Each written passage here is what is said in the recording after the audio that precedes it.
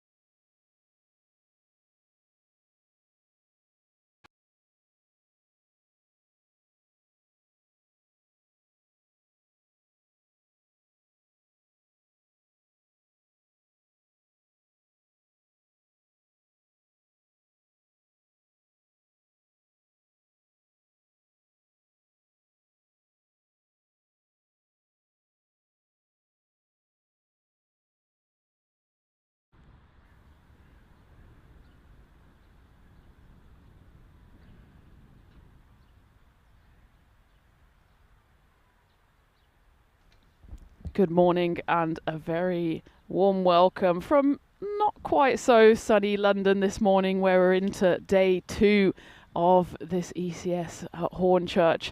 What a day we had yesterday. 5 action-packed games brought to you on the first day of, well, it's about 13 days that we're going to spend here in London. And it was rounded off with the hosts, Hornchurch, winning their first ever game on the network in ECS's, and it was in front of a bumper crowd here. The barbecue was on, the sun was shining, and the fans were loving what they were seeing all day. But unfortunately, the clouds have drifted in. There's a few drizzle raindrops around, but certainly not enough to keep us out of the action.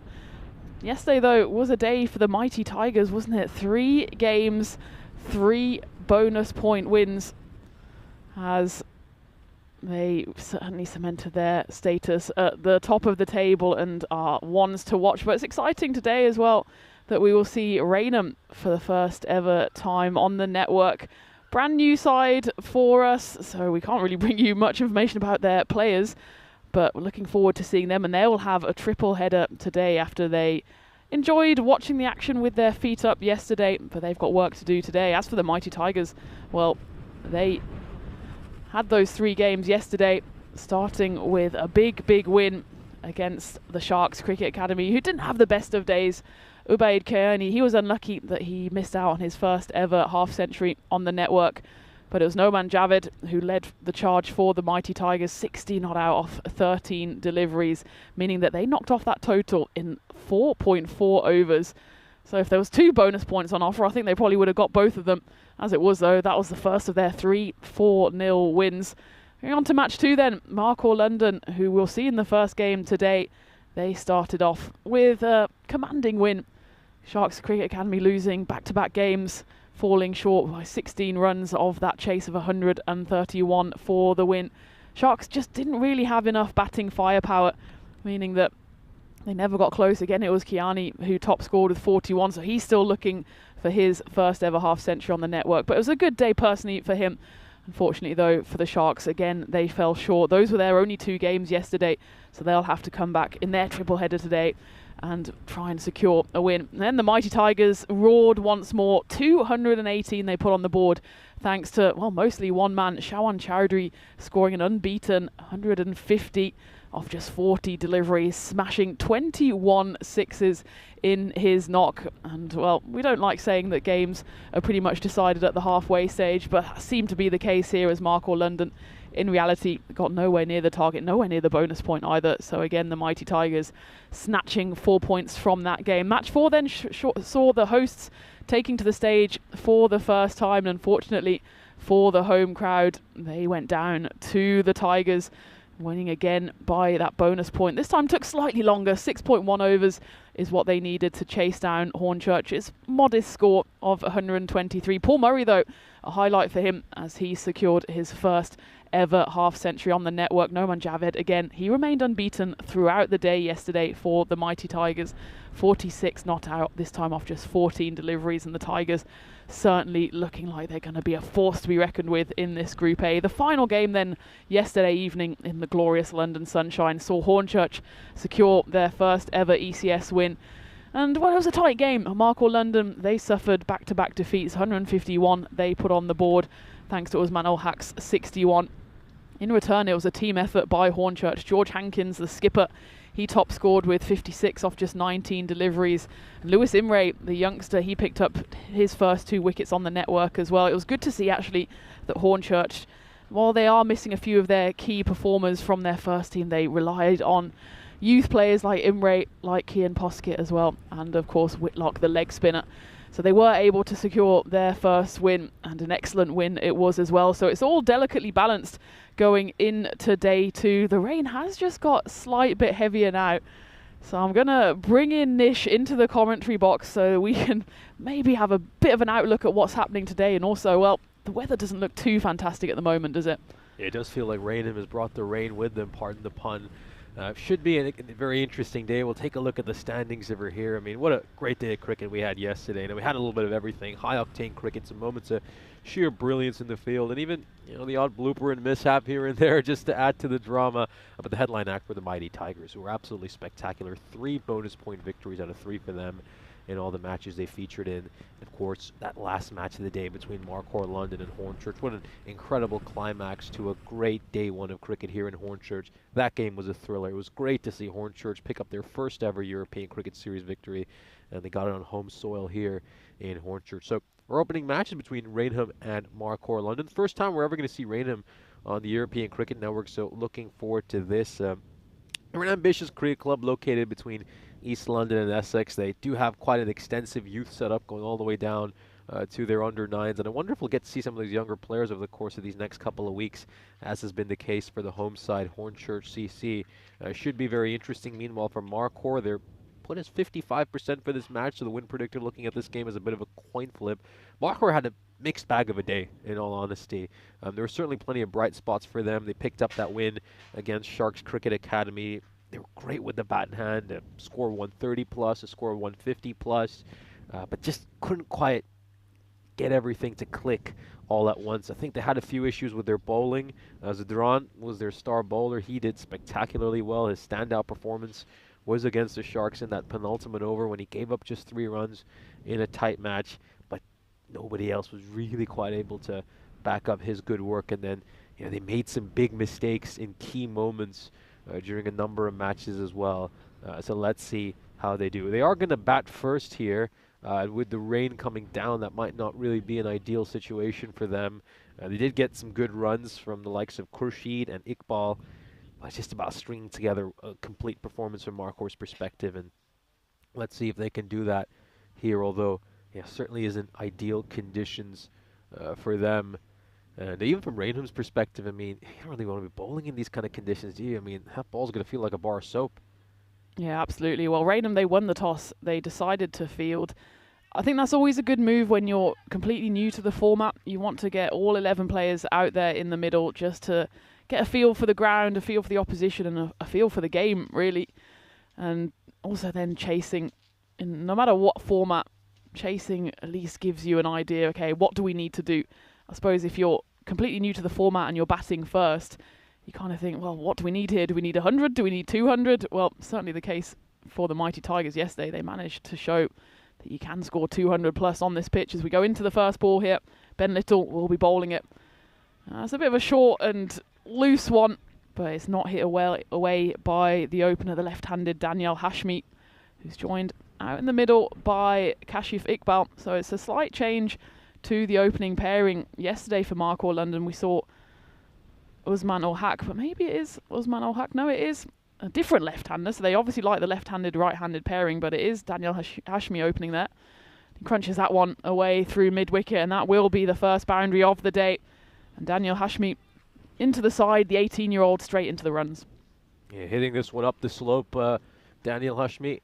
Nicely played, leans back, gets that one into the gap. 4 runs and a nice way for Marquardt to open their account on day 2. Yeah, and they certainly want to avoid a hat-trick of defeats. They started off so solidly against the Sharks in that 16-run win in game 2, but since then back-to-back defeats and heavy ones as well. Means that they've got some work to do, as again it's hooked away through mid-wicket. It'll be back-to-back boundaries, just a little too short here from Ben Little. Just probably getting to grips again with the surface. A lot of these players will be used to bowling on turf. It's difficult for a pace bowler to go onto AstroTurf, of course, different footwear, and it's pretty slippy out there with the slight rain falling. Just a few readjustments needed here for Little as he goes back-to-back boundaries from Hashmi. Should have been taken that time. It bursts through the hands of Murad Khan, who looks like he's done himself a bit of a mischief. I don't know if that's physical pain or emotional pain, as it was almost back 3 boundaries in a row. This time, though, doesn't get the elevation on it, does Hashmi. Should really be taken there at mid-wicket, but Murad puts down a big chance. Hashmi gets himself off strike to the safety of the non-strikers end, and that allows Kashif Iqbal, the familiar opener, to face his first delivery of the day.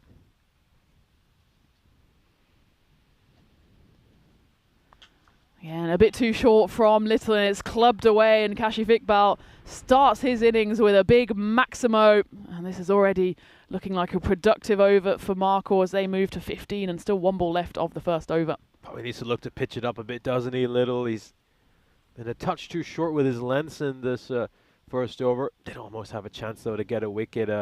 Hashmi got away with one a couple of balls ago. Of course, Hashmi is another player who did feature in Spain. He was a member of that Fonseca Sultan squad, but didn't actually get to play in any games.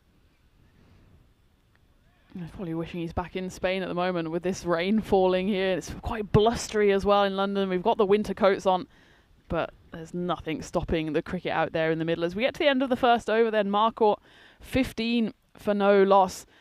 And yeah, as we were saying then, game 3 and 5, they lost out, especially to the mighty Tigers, who were roaring into the tournament yesterday. As we take a look, 50 wickets on the nose yesterday, so 10 wickets per game. Quite a high wicket ratio, actually. But look at that, 121 Maximos, just over 100 fours as well. And we were looking at what we thought a par score would be, runs per over 15.1, so 151 is the average. I think that's quite high. It might be skewed a little by the mighty Tigers, who were able to really smash the ball around yesterday. I think if you're looking at 130, 140, that's probably a competitive total. As we go into the second over here, it'll be bowled by Murad Khan, who just dropped that chance as it's flicked away into mid-wicket. And again, it's a half chance. This time Sid Patel on the boundary, not quite with his heels on the rope, and spills that one. And not only does he spill it, it goes over the rope, but actually it's going to be a 1 bounce 4. But 2 early opportunities that Raynham have missed out on here. Yeah, it's not the start they would have hoped for. Need to be clinical in the field, especially when you're a new side in the tournament. But they're pretty tough conditions to field in, aren't they? I mean, rain coming down, ball feels so slippery right now.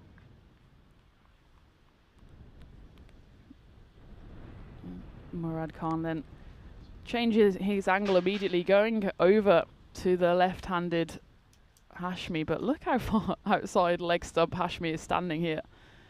It'll be interesting to see if he shuffles across as the ball is delivered. And he does shuffle a little. Half-hearted appeal, nothing doing, especially with that angle across to the left-hander.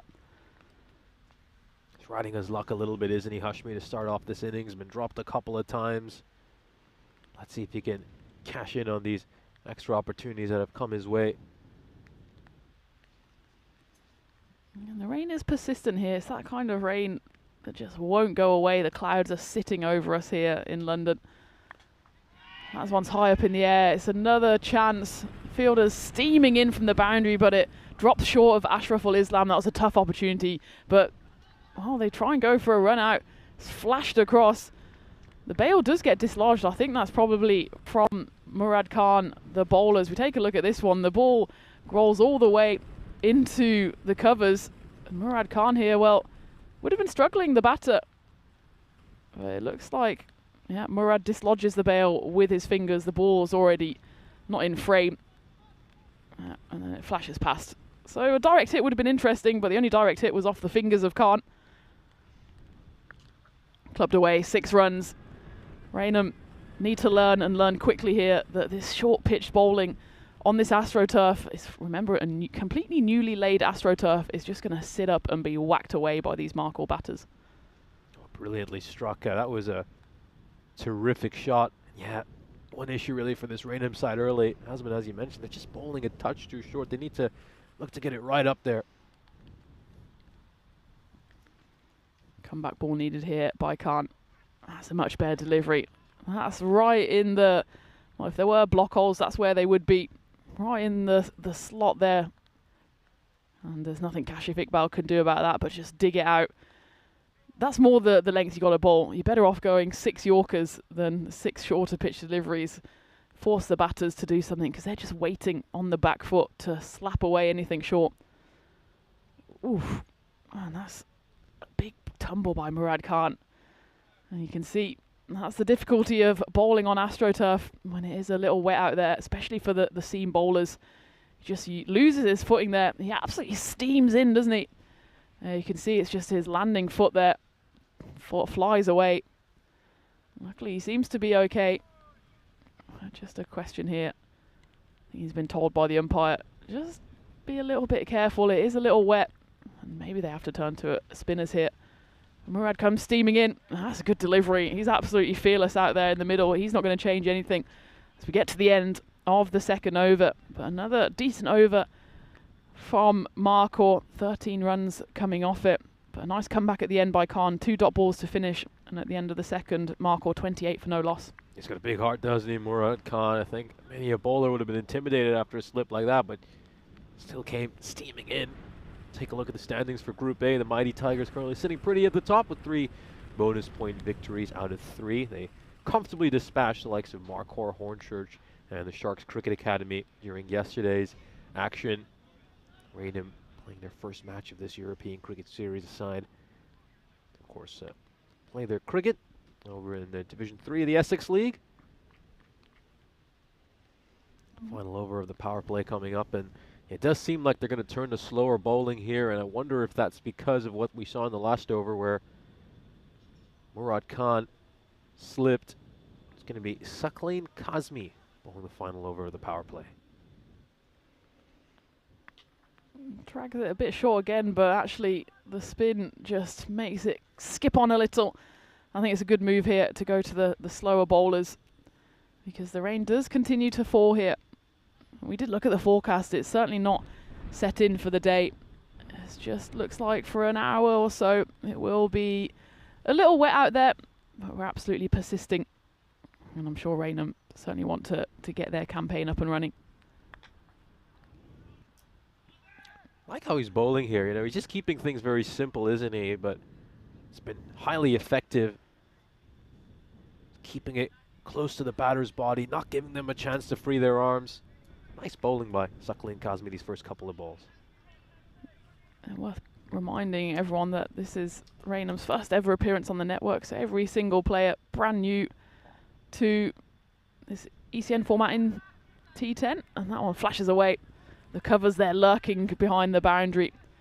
Kashif Iqbal gets a thick edge on that. Nothing really the wicketkeeper, Nazir Mirza, Raj Hothi could have done about that one, despite the leap. 4 runs to Kashif Iqbal. And a warm welcome to everyone joining in the chat. I hope it's at least dry wherever you are. I see Golam and Ian, Ivan, Tim Harmer's in there as well, Viking Bay, Paul Kempin. Good morning to all of you. And thank you for joining us on this Tuesday morning. Of course, we're bringing you action all week until Saturday included. Sunday, day of ECN rest here in London, but of course, cricket is continuing on the network. On Sunday, the Hornchurch third team are playing at home. So we'll be having a day off here. On Saturday, we have the ECSW starting. That's a round robin between 3 sides, Upminster, Hutton and Gunnersbury. They'll have one day of games on Saturday, and then the following Saturday, the second round. And there's the first wicket for Rhineham. Daniel Hashmi, who struggled. He hit those two great pulls through mid-wicket, but otherwise was just scratching around. Probably should have been caught out earlier in the piece. Now he does depart. Saqlain Kazmi is rewarded for a probing first over as he just plays on, does Daniel here, goes for the big hit. Manages to only get a slight edge on it and absolutely scampers off the pitch as Raynham pick up their first ever wicket on the network. Markle London 34 for 1. Gotta say, Hashmi, he had plenty of opportunities, and in the end, you have to say he hasn't capitalized. Dropped on 8, dropped on 9, just gets a little edge of it there onto his stumps. And he's deserved a wicket, Saqlain Kazmi. I mean, I know he's been hit for the one boundary, but otherwise, it's just been very tight bowling by him. And it just goes to prove that pace isn't everything in T10 cricket. It's all about accuracy, line, and length. Yeah, and he just bowls slightly back of a length, does Kazmi, but it works for him because he's quite a tall bowler as well. So he just gets it to zip through.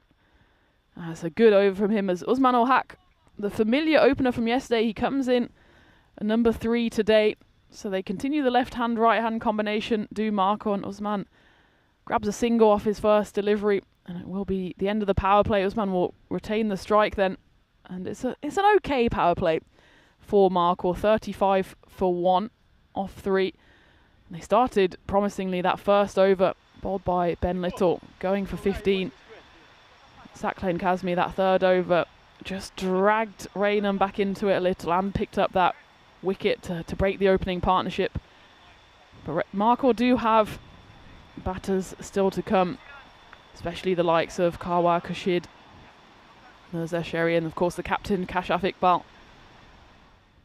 And they have the benefit of having played those 3 games yesterday, and of course some of the players having played over in Spain in the ECS Madrid earlier in the year and back in Barcelona over the last few years. So they do have some experience on the network. As for Raynham, they're just going to have to learn and learn quickly. They've thrown the ball here to the emergency services, 999 on the back of his shirt. It's Ash Rahman who will bowl the 4th over, and he's going to go around the wicket to the left-handed Usman ul Haq.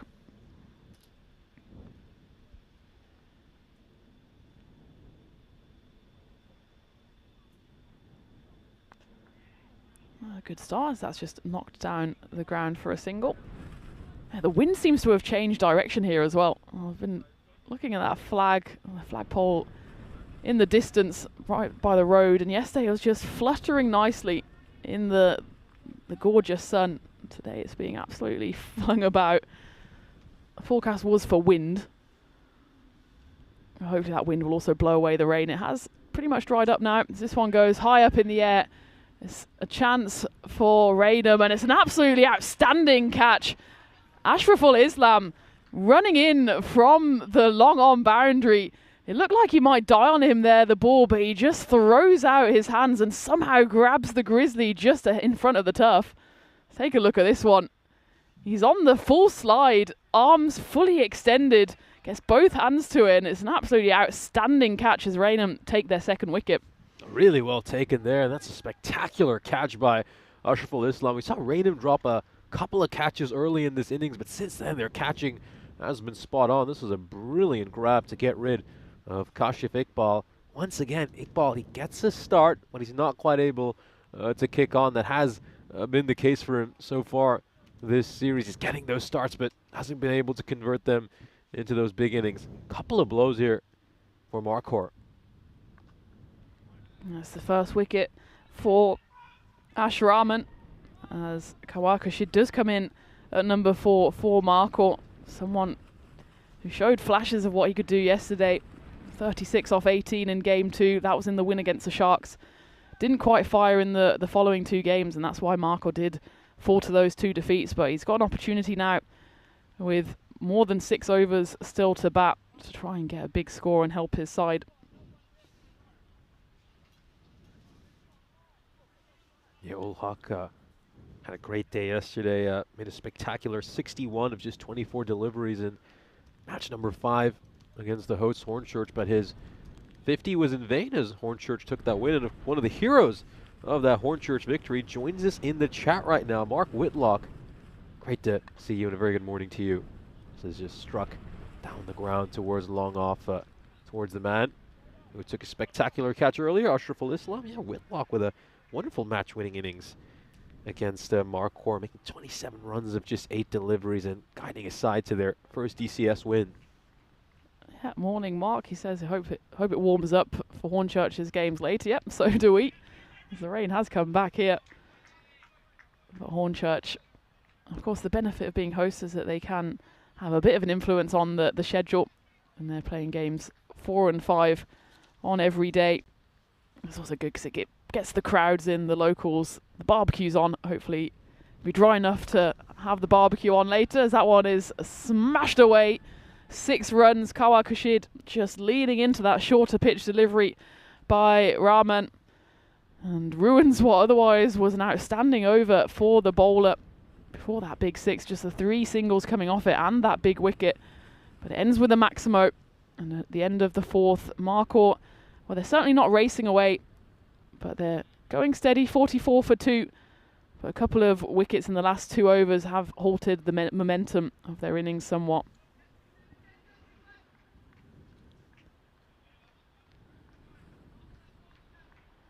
It's been a great fight back by Raynham these last couple of overs, as you can see from that worm. Just the 16 runs of the last 2 overs, a couple of wickets fell as well.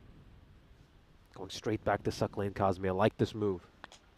He tosses that one up and goes for a attempted foot fielding, misses out on it, but luckily for him, Ashraful Islam, who's already showed himself to be an outstanding fielder with that brilliant catch in the previous over, does the fielding. He tries to stamp on the ball there.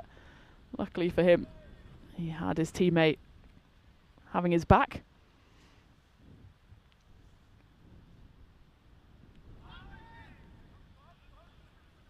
We're just probably missing leg stick. It was a very half-hearted appeal. Yeah, boundaries certainly have dried up. Just the couple of boundaries these last 15 or 16 or so deliveries.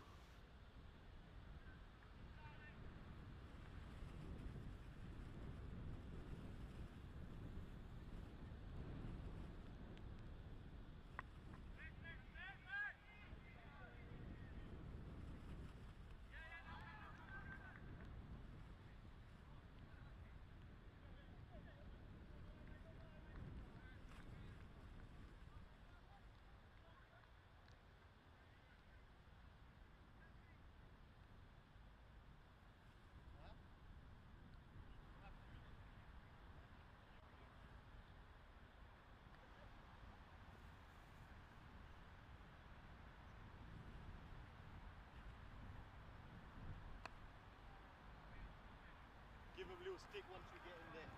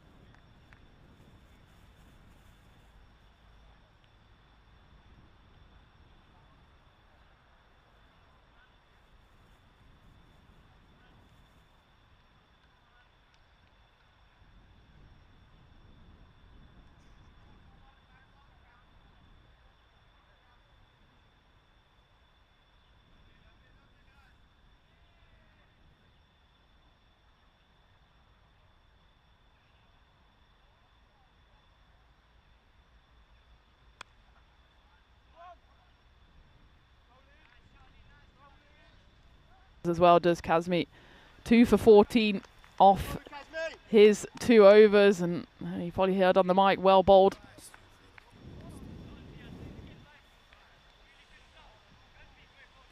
So at the halfway mark then, Marcourt 52 for 3.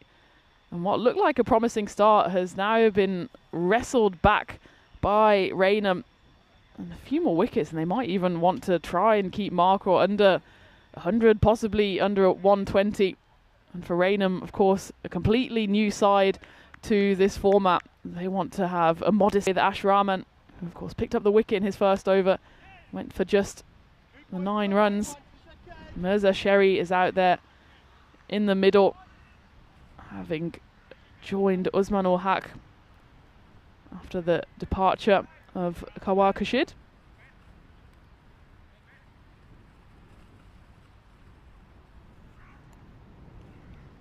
Got a lot of big responsibility here. Ul Haq sign of lost some early wickets, and not just any old early wickets, some of their most important batters have departed in Hashmi, Iqbal and Khurshid. A lot of pressure on him. That one's hit away into the mid-wicket area, and actually it was Sid Patel out there trying to charge in. He probably should have stayed right on the rope. In any case, probably would have gone over his head, as it's a stylish one-handed flamingo shot, but actually looking at that on the replay, if Sid Patel stayed on the rope, he might have had a chance of the catch there. In the end though, it flies for 6, and a much needed Maximo for Marcourt. Flashes away again, half chance for the fielder at backward point, but Junaid Hussain isn't able to stop in. It's back-to-back boundaries for Usman ul Haq, 6 and 4. He's certainly hungry for more, especially after he finally came out in that game 5 and converted into a big score, 61 off 24 on that occasion. Needs something similar here if he wants to boost his side up to a competitive score. It's interesting that he was moved down from opening to that number 3 spot on the back of scoring 61 in the opening position.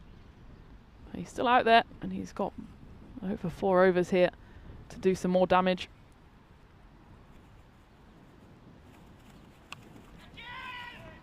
Up in the air, 2 fielders converging underneath it, and it's comfortably taken in the end. It's a nice grab by Saqlain Kazmi, the tall bowler.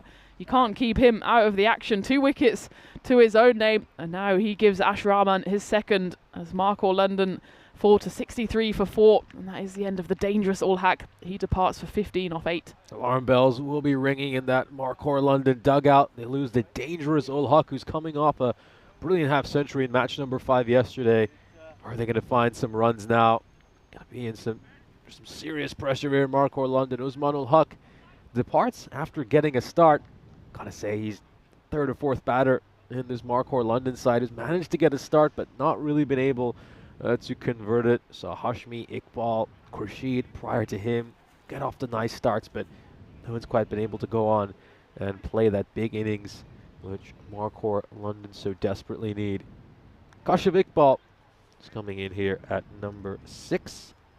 Seen Kashif make a few runs. Let's see if the captain Kashaf can get in on the run scoring. Flashed up in the air, shouts of catching. It might be 2 and 2, and it absolutely will be, as it's taken comfortably by a backward point who say, guys, we haven't got too much time. That's something Raynham will have to learn pretty quickly as well. As Ash Rahman digs that one in short, Kashif Iqbal, the captain, goes after it. It's a nice catch taken up high, as it's Ben Little who takes the catch. Iqbal has to depart. 3rd time we're going to see a bowler on a hat-trick so far this series. Oh, well, we're not going to see a bowler on a hat-trick because a no ball has been called. Try and find out what that one was for. It must have been either a foot fall or maybe too many fielders outside the ring. So it's a lucky escape there for the captain, who then doubles down by hitting the next one for 4. In fact, it was Mirza Sherry who hits that one. So they run for a single on what should have been a catch. And the next ball goes for 4. So a bit of a misstep there from Raynham. What should have been wicket ends up being 4 runs, and the captain Iqbal still out there at the non-striker's end. Yeah, but I assume it was probably just one of the fielders that stepped outside the ring. Sure, we'll get some more information about that. But yeah, a couple of lucky breaks here for Marquardt. Oh, this is sweet. Absolutely wonderful timing. That is launched into the trees. Enormous shot there by Sherry. Got lucky with the French cut on the previous ball, little inside edge that trickled down towards fine leg, but not the case here. This is right out of the middle of the bat, and well, look at all the red cherries on that cricket bat. Off it goes into the woods. Massive, massive strike, and well, that Ash Rahman over could have brought his side a couple of wickets. It ends up going magical. 23 runs off that over, and that just might be that little swing that Marquardt London need in their favor. Misra Sherry now on 12 of 4. As you can see, a number of batters for this Marquardt London side have managed to get starts, but no one's really been able to convert it into a big knock, get that 30-plus score for their side. And I'll be hoping Sherry does. Yeah, absolutely. Top 4 all going for between 11 and 19. Frustration for Ash Rahman. He thought he was on a hat-trick. Ends up being a no ball. That one goes for an extra single as well. And then the next 2 balls go for 10. How things can change so quickly in this format. Frustration for Raynham. But Marquardt, they have to make the most of this opportunity. None more so than Kashaf Iqbal, who's facing up now. The start of the 7th over. It'll be Charlie Sutton to bowl, the 19-year-old. A few readjustments in the field here. Raynham probably now double and triple checking that they have the regulation amount of fielders outside of the ring. Sutton starts with a big shorter delivery. It's called a wide as it flies over the top of Kashaf Iqbal. I think that's fair enough, given that it almost didn't make it onto the frame of the shot there. Again, most of the bowlers for Raynham here have come in and defaulted to shorter pitch deliveries. Sutton's got to get that one up there. That's a better delivery. Still quite short, but Kashaf Iqbal goes chasing after it and it zips through to the wicketkeeper. Nice ball, back of a length delivery, and Iqbal just not quite able to get that one away. Just kind of swinging for the fences, just had absolutely no shape whatsoever. His head was all over the place. Batting with a very, very open stance. It's quite clear where he wants to hit it. Well, he doesn't manage to hit that one too far at all, and it was a 10-pin bowling style run-out attempt. But Iqbal does manage to get home safely to the other end.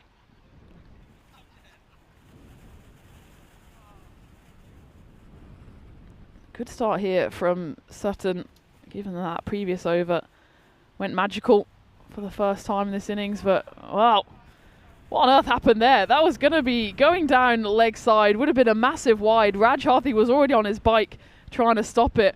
And somehow, I think this might hit the back of the bat, Nish.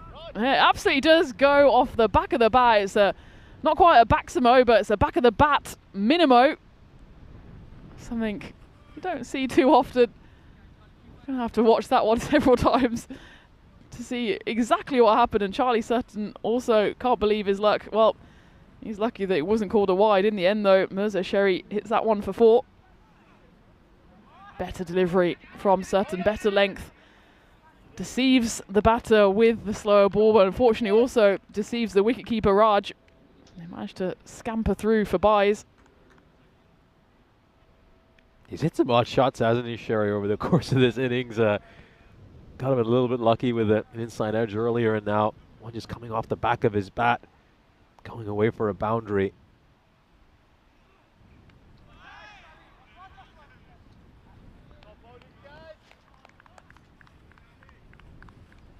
Huge few overs coming up here.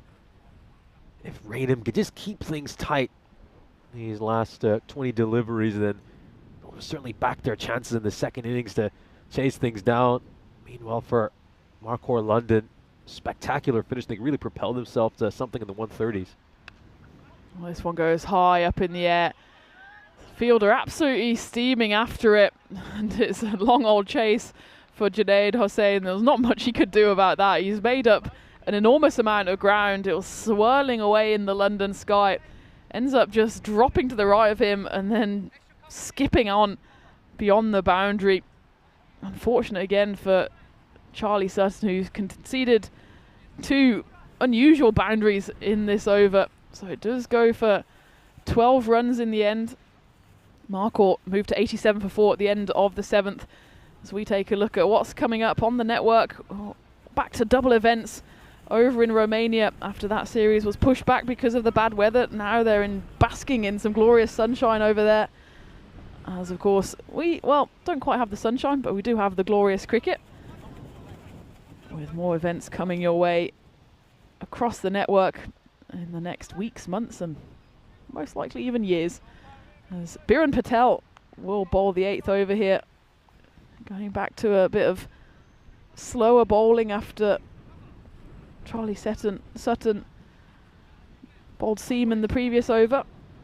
The spinners generally worked well for Raynham, especially Saklan Kazmi picking up 2 wickets and Ash Rahman as well, also chipping in with a brace.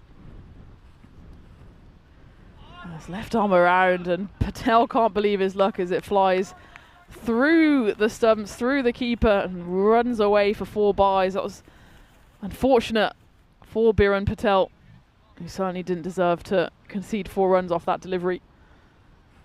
He's quite lucky that hasn't struck his leg stump. He's been wildly swinging at everything, hasn't he, Iqbal? Just all muscle, no shape, no balance on any of his strokes. I think they just got to keep it on the stumps to Iqbal here. He's one of those batters where if he misses, you know, as a bowler, you're going to hit.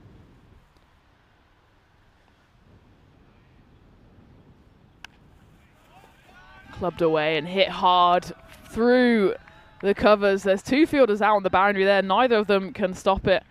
And that's the boundary that Kashaf Iqbal has been looking for in his first 5 deliveries. In reality, he should have been out on the very first ball, but he was given a second life by Raynham on that no ball and trying to cash in now. Gets him bat on ball at last there, the captain of this Marcourt London side, and drills that away for 4 runs.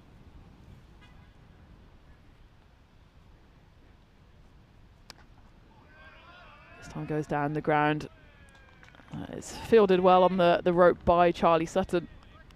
It's always a difficult fielding position when you're standing right in front of the opposition dugout. I'm sure it's all friendly words being given to young Charlie, but he does well to stop that one.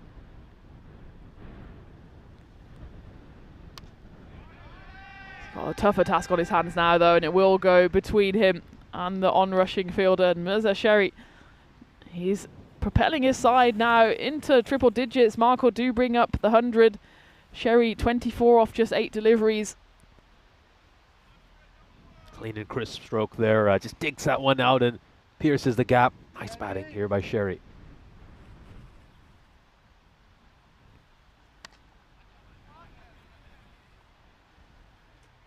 That's a lot better there by Patel. Nice comeback ball. Keep going, B, come on, boy. We're on traffic watch here because look at that. London buses. They say when one comes, the rest come. There's 1, 2, 3, 4. Is that 5 London buses in frame? Well, 5 London buses and 1 wicket for Biren Patel as he gets into the action. Kashaf Iqbal dancing down the pitch. Doesn't manage to get anything on it. And the work is done by Raj Hothi behind the stumps, who had all the time in the world to whip off the bails. And it is the 5th wicket to fall for Marcourt. It's the end of the 8th over as well. 101 is on the board and the captain departs for 7 off 8. Well, he could get on one of those buses and go back home, but he does have to play in the second innings as well. Kashaf Iqbal, he struggled a bit, didn't he, during the course of that innings. A lot of swings and misses by Kashaf. End up 7 runs of 8 deliveries.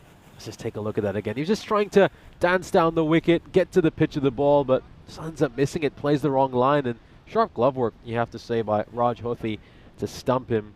And there's a look at the tail of this inning so far. The worm, it's kind of been hovering around that sort of 11 to 12 runs per over mark. This one's skied. It's high up in the air. Is this going to land? Is there a fielder underneath it? Oh, he's going to take a second attempt, and he manages to grab that. It was hard hands when he went to first take that catch, but he manages to grab it on the second attempt. That's Murad Khan, who can smile about it now, but his heart would have been in his mouth when that ball popped out of his hands. Goes for, well, what is that, a reverse cup or a little bit of crocodile? It's hard to describe, but he does manage to take it in the end. Not quite textbook, but the desired result for Rainham. Call it the crocodile cup. And, well, doesn't always have to be conventional as long as the ball ends up in the hands, and it's a big wicket as well, as Mirza Sherry departs for a well-constructed 25 off 10. But now we have two freshly baked batters at the crease. As you could see the life flash before Murad Khan's eyes there as he takes it on the second attempt. It did go very high up. It's a smart catch in the end. As Charlie Sutton picks up his first wicket at the start of his second over. Easy, just one, boys, it's okay. It's 2 wickets and 2 balls then for Rainham either side of those overs. And suddenly, from looking like they should be posting 130 plus, the momentum again has been wrestled back by Rainham. They'll be looking surely to keep Marco under 120 here. Well bowled again by Sutton. The slower ball executed to perfection that time. A nice variation there by Sutton, very subtle, and Zafar just unable to get any bat on ball. He's a good finisher, Zafar. Saw him make a quick fire 14 of just 4 deliveries against Hornchurch yesterday evening. They're going to need something similar from him here. Again, it's gone up in the air. Kausev catch it once more, and it's a lovely catch on the move by Saklan Kazmi, who picks up his 4th wicket involvement of the day. 2 wickets to his name, and now 2 catches to add to the collection. And Charlie Sutton again showing all the skill to execute that back of the hand slower ball. And Kazmi buckets for hands, takes that one comfortably. And Marco, their innings just falling away here. They lose their 3rd wicket in just 5 deliveries as Waqar Zafar goes for a second ball derrick.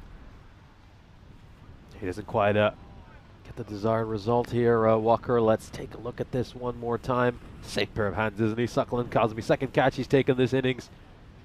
Hard to keep him out of the action, and well, if you've got him on your fantasy team, you're certainly doing very well with his 2 wickets and 2 catches. Step pushes this one down the leg side here. Sutton. Yunus has come in at number 9. He's certainly going to play a big part in the second innings. Ayaz Yunus, we saw some of his bowling yesterday. He's got a bit of a slinging action, doesn't he? And he's also got those trademark shoes. I think I mentioned yesterday, they remind me of those 2014 FIFA World Cup Pumas that were so popular. And I think we had Jay from the office chime in on the chat yesterday, say that they released some pretty similar cricket shoes a few years ago. He said they were the FHs, I believe. Okay. Yes, the multicolored shoes, isn't it? I can't say I'm a fan. I need the same color shoes. Maybe that's just me. It's a brilliant over so far by Charlie Sutton. Well, commentators cursing full swing early on this Saturday. Saturday? It's not quite Saturday yet. Tuesday morning. That one is clubbed away by Ayaz Yunus. And all these runs here could be like gold dust for Marco, as Rainham certainly will be comfortable chasing something around 100, 110. They don't want to be really in their first ever run chase on the network trying to go more than 12s or 13s and over. It's the end of the 9th, 107 on the board for Marco. Interesting to see who Rainham turn to bowl the final over. They've got Little, Khan and Patel, all options. Gotta say, Sutton's put in a good shift, hasn't he? Very, very good figures for him. 2 for 16 in the 2 overs he's bowled. Kazmi bowled superbly as well. I think it's a bowling effort that this Rainham side can be pretty pleased with at this stage. Let's see if they can close out strong in this final over.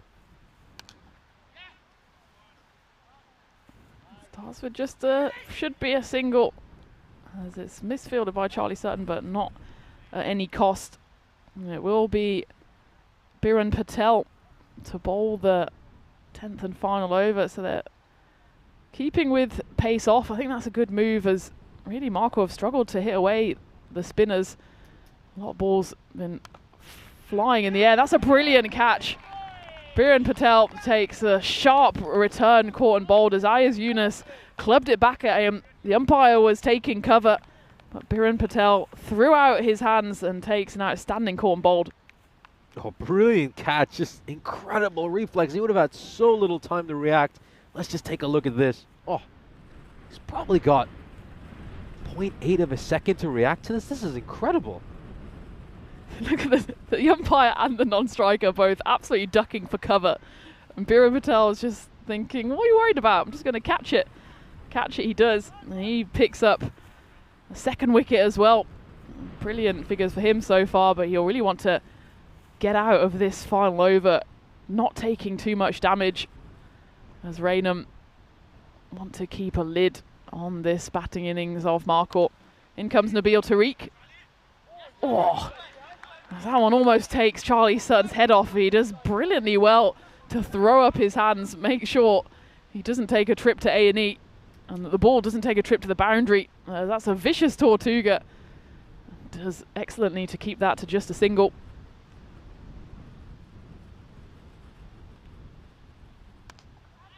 Club down the ground, and this will be 6 runs. It's a valuable 6 for Marcourt. It's off the bat of Nazir Mirza. Any runs now could be valuable. This time just lofted by Biren Patel, but it was pretty much in the slot for Mirza, and he cashes in.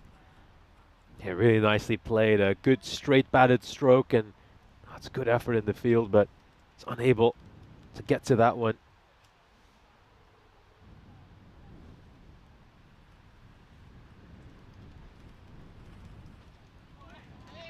Oh, that wasn't too far away from the off stump at all.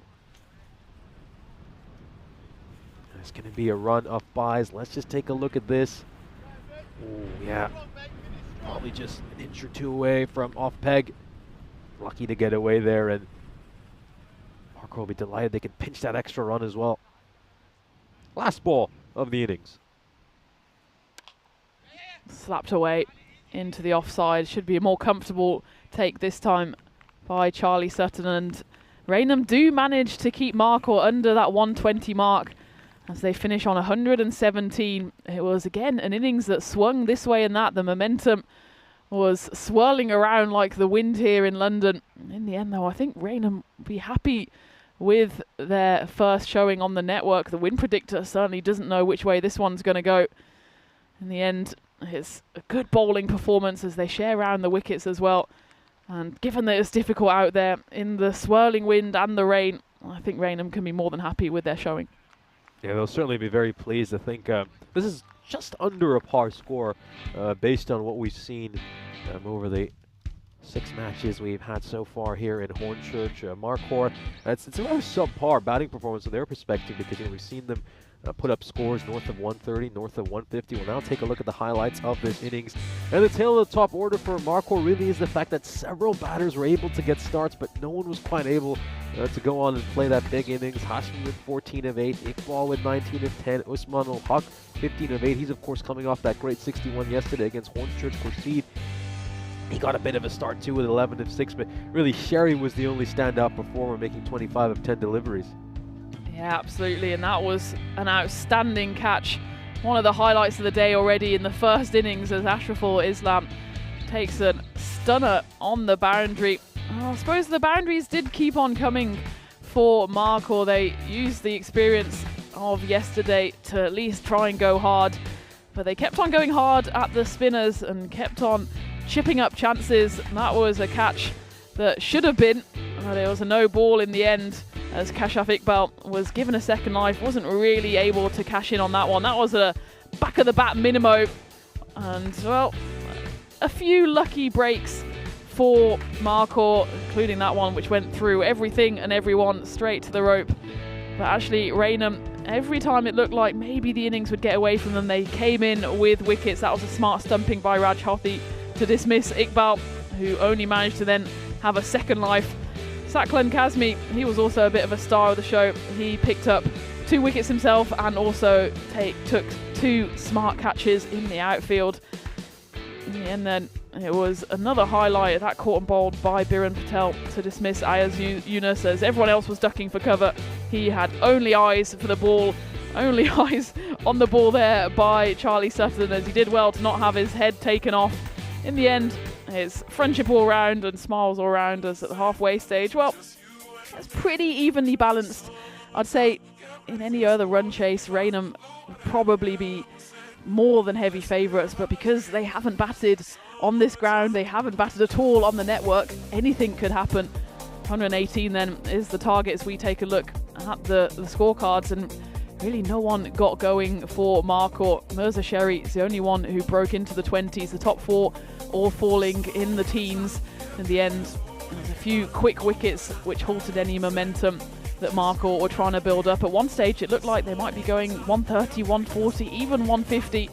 So Raynham will be happy to have kept them to 117, and the 8 wickets to fall is really the key there, as the partnerships kept on getting broken. 6 bowlers used in all. Ben Little, he started off well enough, but struggling a bit with the rain that was falling early in the innings. Mentioned to Charlie Sutton, he did excellently, 2 wickets in his 2 overs, and Biren Patel picked up 2 as well, including that outstanding caught and bowled. Saklan Kazmi, already mentioned him, couldn't keep him out of the action, 2 wickets and also 2 catches to his name. If you just take a look at the fall of the wickets there, you can see why the momentum just never really got into the Marcourt innings. So at the halfway stage then, Marcourt have 117 runs on the board. Raynham needing 1 more than that to take home their first ever win on the network. I think it's going to be an interesting chase. It's certainly not a done deal, as Raynham have to go out in tricky conditions and try to secure their first win in this series. Quick turnaround, just 5 or 10 minutes, and we'll be back as we take you through the first run chase of the day here in ECS England on the European Cricket Network.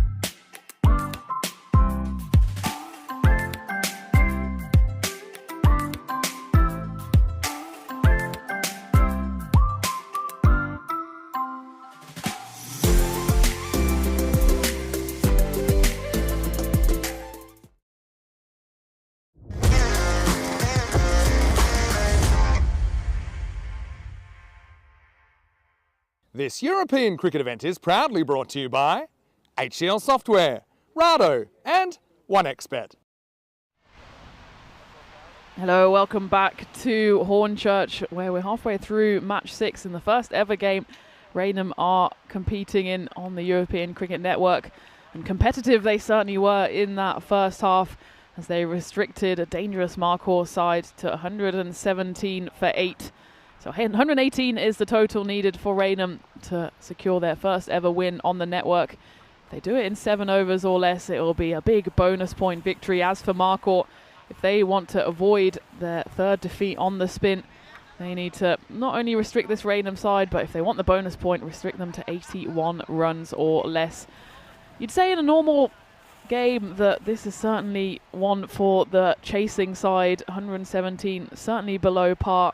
But of course, Raynham are an absolute unknown quantity on the network. So we'll be learning, along with you, the viewers, about how their batting lineup is shaping up. Certainly, they will have to learn quickly in this format, as they only have those 60 balls to chase down the total. It looks like they'll be opening up with Raj Hothi, the wicketkeeper. He'll be facing up the first ball, and he's joined out there in the middle by Ashraful Islam, who already showed the talent he possesses with that outstanding tumbling diving catch in the first innings to dismiss dangerous opener Kashif Iqbal. He himself now will be opening for Raynham, as the rain does persist here in London. But certainly not the type of rain that will force the sides off the pitch. As we go into the first ball, it'll be bowled by Raj Kumar. It's clubbed down the ground, and it's going to come straight to us. Watch out! Nish was absolutely oblivious to that, going about 2 centimetres over his head. As that's the first time it's gone into the commentary box, and Nish is only just realising that he was about 30 centimetres from getting bludgeoned. The commentary headsets are so noise cancelling that it doesn't hear a grizzly flying over. Well, that one's flown into the hands of the fielder, and it's a comfortable catch right on the boundary by Mirza Sherry. It's the first wicket to fall, as Raj Hothi goes 4 and out, comes dancing down the pitch, and the catch is taken. I think they're just double checking that he's comfortably in the rope. It was a smart catch, nowhere near that boundary in the end. Does well under pressure. It will be the first wicket to fall for Raynham. Tough there for Raj, as he was 30 centimetres from picking up his first Maximo. In the end, though, he has to make the long walk off the pitch. It was a nice catch from Sherry in the end, as Raj Kumar picks up his first wicket. Ben Little then joining Ashraful Islam out there in the middle. And joining me in the commentary box, still in one piece, is Nish. You're right. I mean, I suppose the best thing is to just not realise what's happening. Yeah, that was seemed like that was a pretty close call from the way you described it. Yeah, I was completely oblivious to that. I was just busy on my laptop, and then I thought that I heard a cricket ball, but I assumed it was somewhere to my left, and then I think you mentioned that it went over my head. Yeah, that was seemed like I got away with one there. Absolutely. That was... Well, I suppose if you don't know you're in danger, then it doesn't really matter. Ignorance is bliss, as they say, as Ben Little misses out on the first 2 deliveries here. Until the ignorance eventually costs you with a cricket ball right to your forehead. A great start here, though, for Markhor. Just what they needed. Raj Kumar picking up a wicket in this over.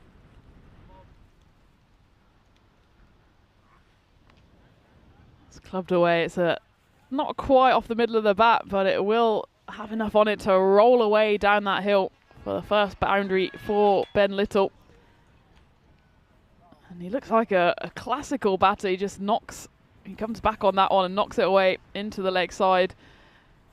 You can see even when you don't quite get the middle on these shorter boundaries, it's going to run away for 4. Well, you might not be able to pick up on the camera just how windy it is, but that shows you a bit of an insight there, as that one looks like it's going to be taking off. I think it's a futile effort trying to put that tent back up, but good job by those guys over there. As we're safely tucked away in the tent. Well, unless the Grizzlies come to say hello. Half chance here, and it's another outstanding catch. Mirza Sherry, like a runaway train, takes another one on the run, and this time it's Ben Little who goes the same way as Raj Hothi as he goes 4 and out. Just doesn't quite get the middle of the bat there, but still an enormous amount of ground to cover by Sherry, who not only does that, but manages to stay on the right side of the rope, and it's the second wicket to fall in the first over. And we get to the end of the first over, and Raynham in trouble here, 8 for 2. A bit of a disaster to start off for Raynham, in all honesty. They lost 2 wickets in this first over. They would have been hoping for a lot better than this. Managed to restrict Marquardt to something reasonable, but it is still a very respectable target that Marquardt have set for Raynham. They lose 2 important wickets in this very first over. A few alarm bells will be ringing now in that Raynham dugout. They desperately need a partnership here. It's Ashraful Islam then, who's watched the carnage from the non-strikers end. He'll face up the second over, and he's joined out there in the middle by Sid Patel. Too many matches since the golden ball. And, well, yesterday, Nish, we didn't really have a close finish, did we? So I think we're due one sooner rather than later. Yeah, the closest finish we had was that thrilling chase for Hornchurch in our last game of the day, but even that ended with 5 balls to spare, just the 1 run needed of the final over. So, yeah, will we get a last ball thriller, a golden ball thriller? That's the slingy action of Ayaz Yunus, one of the most recognizable actions, I think, on the network, who comes to bowl this second over. And, well, he does on the first ball what he didn't seem to manage too much in that day one, which is land the ball on the pitch. He was bowling an enormous amount of full tosses yesterday. Maybe he's a reformed character. Oh, doesn't manage to bowl that one at all. He did start to get his length right a little bit in that last match of the day against Hornchurch, when he had figures of 1 for 20 in the 2 overs he bowled.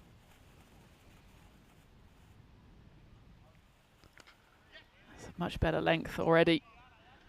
Just knocked into the offside by Sid Patel.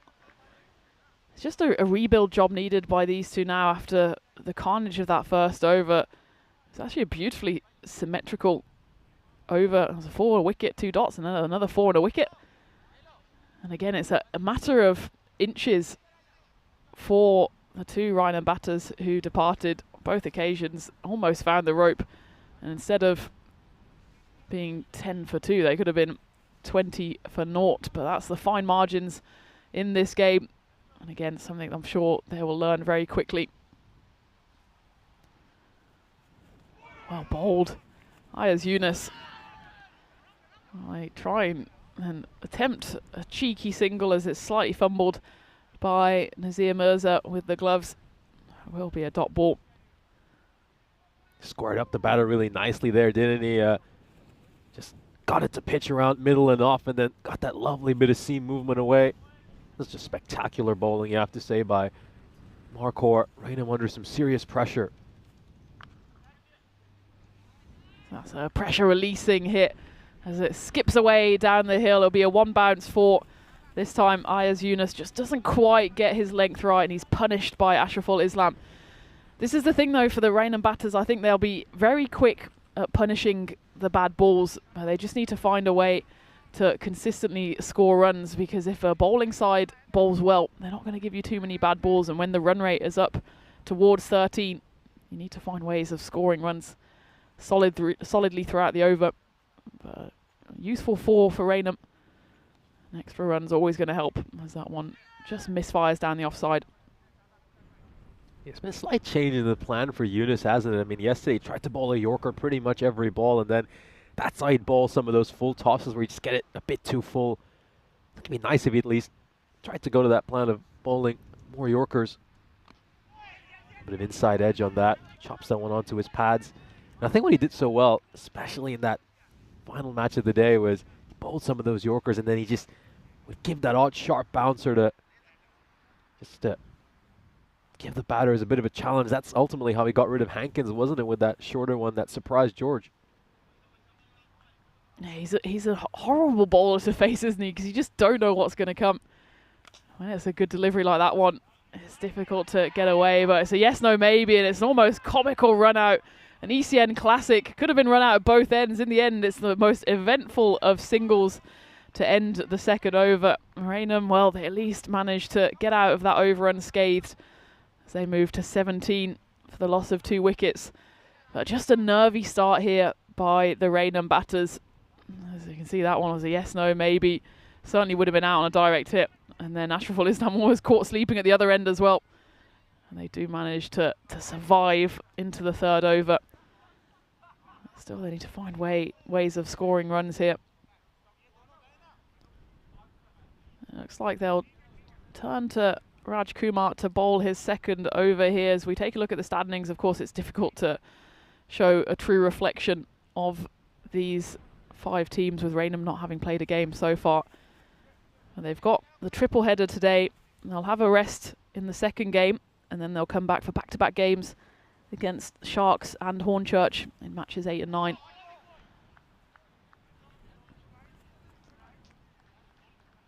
Kumar continuing. I like this move to just stick with Kumar, bowl him out in the power play, see if he can get another wicket or 2 here. If he's able to do that, then Raynham will be in dire straits. Club down the ground.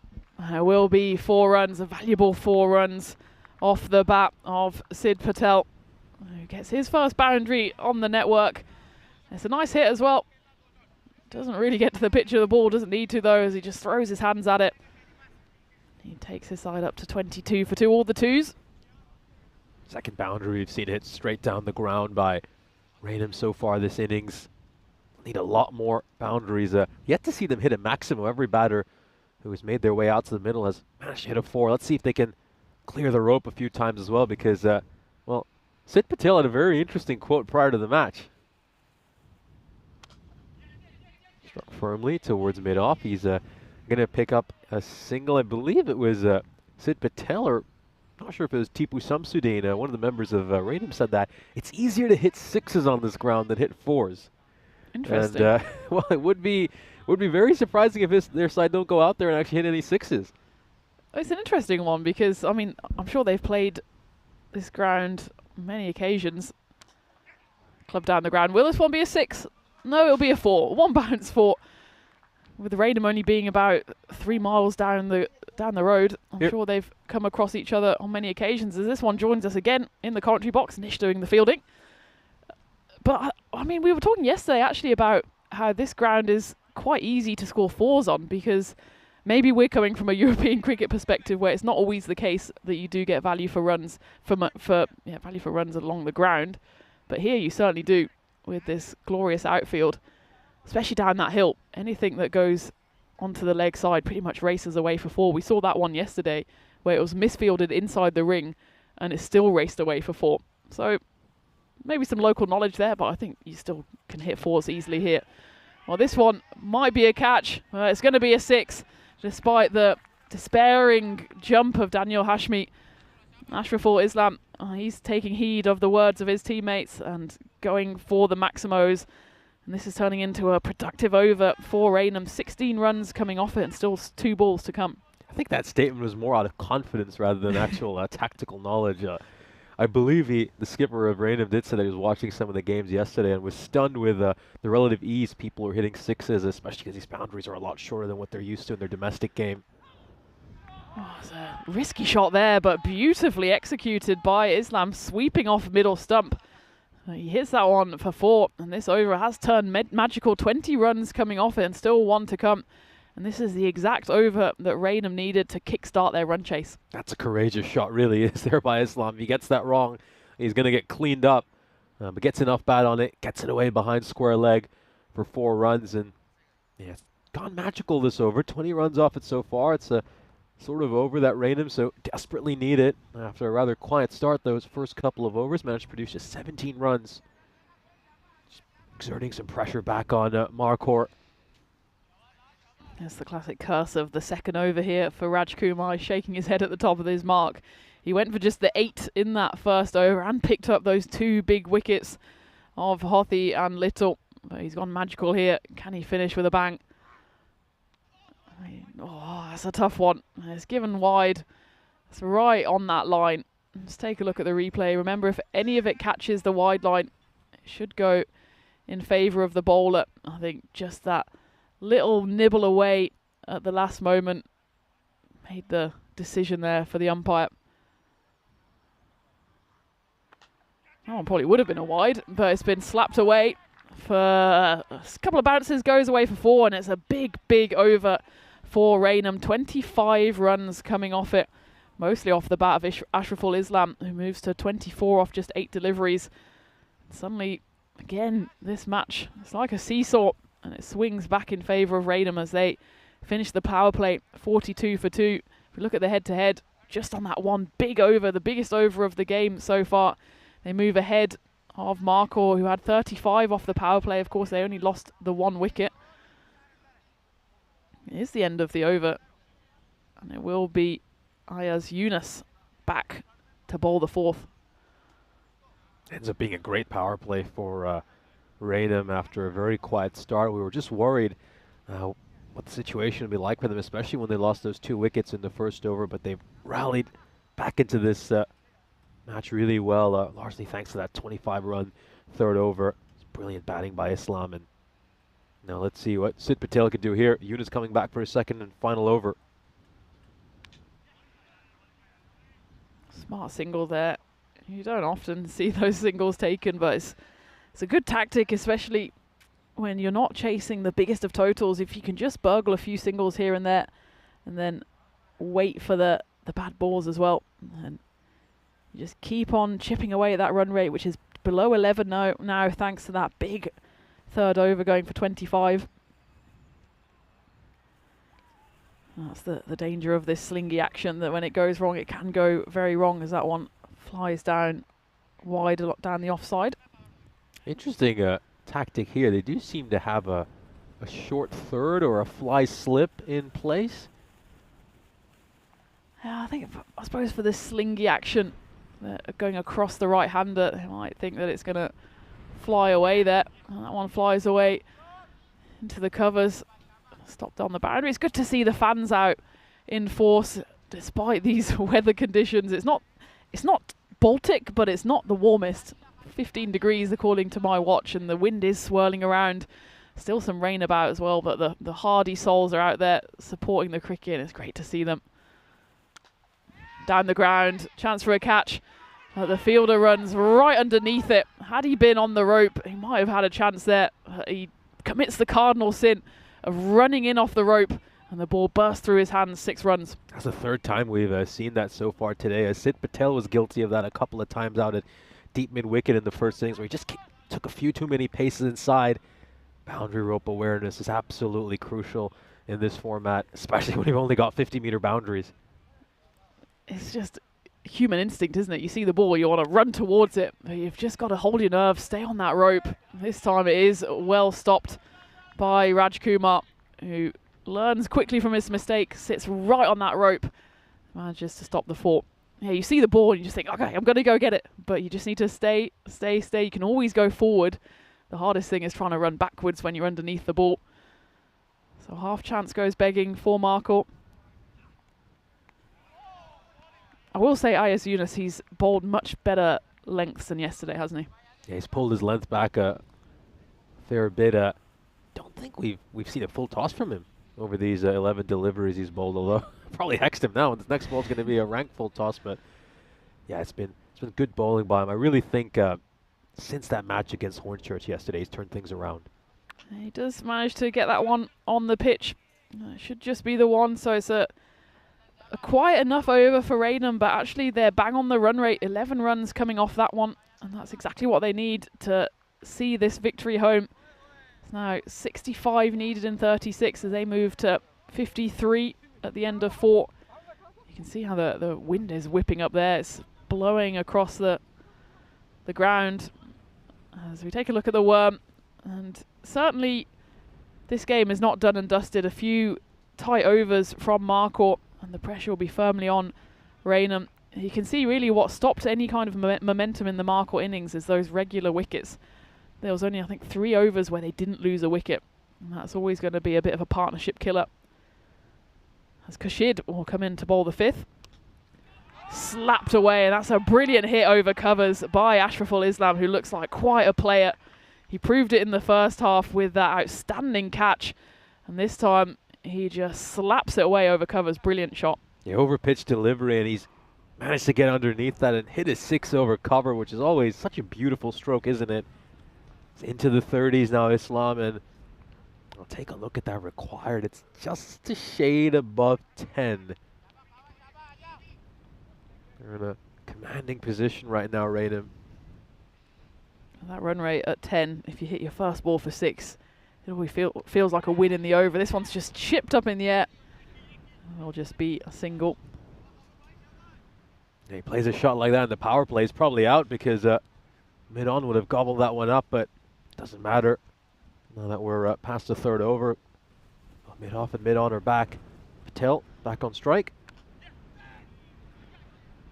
I love the way Patel is playing. I mean, it's really smart cricket by him. He's just keeping dot balls to a minimum. He knows Ashraful Islam is the hot hand right now, and he just wants him to face as many deliveries as possible.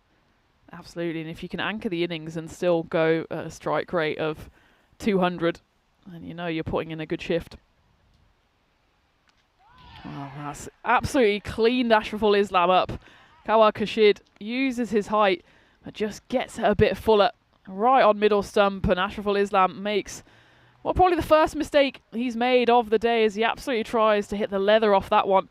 Only sees his middle stump knocked back, and it's a big, big wicket for Marcourt as the dangerous Islam departs for still a good hand, 33 off 14. But Raynham lose their 3rd wicket, and they are now 61 for 3. Yeah, you miss, I hit. Kawar Khurshid hits the stumps. We'll take a look at this one more time. He's probably just looking to overhit it a little bit there. I think he's guilty of that, Islam, but it's a fine knock by him. 33 runs of just 14 deliveries. Strike rate at 236. Extremely impressive. It is worth keeping in mind, though, the required rate is 10, so if you hit a boundary and an over, you run hard between the wickets, pretty much going to get the amount of runs you need. So, you know, Raynham, they can't afford to pace their innings a little bit from here. They don't need to just try to whack everything. This one's going to get a little top edge and go away for 6 runs. It looks like it's gone the distance. We'll take a look at this one more time. It's probably going to be a wide ball anyway, but they'll certainly take the 6. Let's just have a look at where it lands. Yep, just beyond the rope. Maximo to start off the innings. How did that go for 6? It just came, it was just a genuine edge. It probably would have been a wide ball, to be honest. But Tipu Samsudin, the new batter, decides, well, if I get some bat on it, maybe I could get lucky. And the cleanest edge you ever will see as it flies away for 6 runs. Perfect start for him. And now Raynham needing just over 50. And it has again been an over that's a tick in the box for them. Anything over 10 is a win. And this one's gone for 14. There's still 1 ball left in it. They certainly need a wicket here to Marcourt.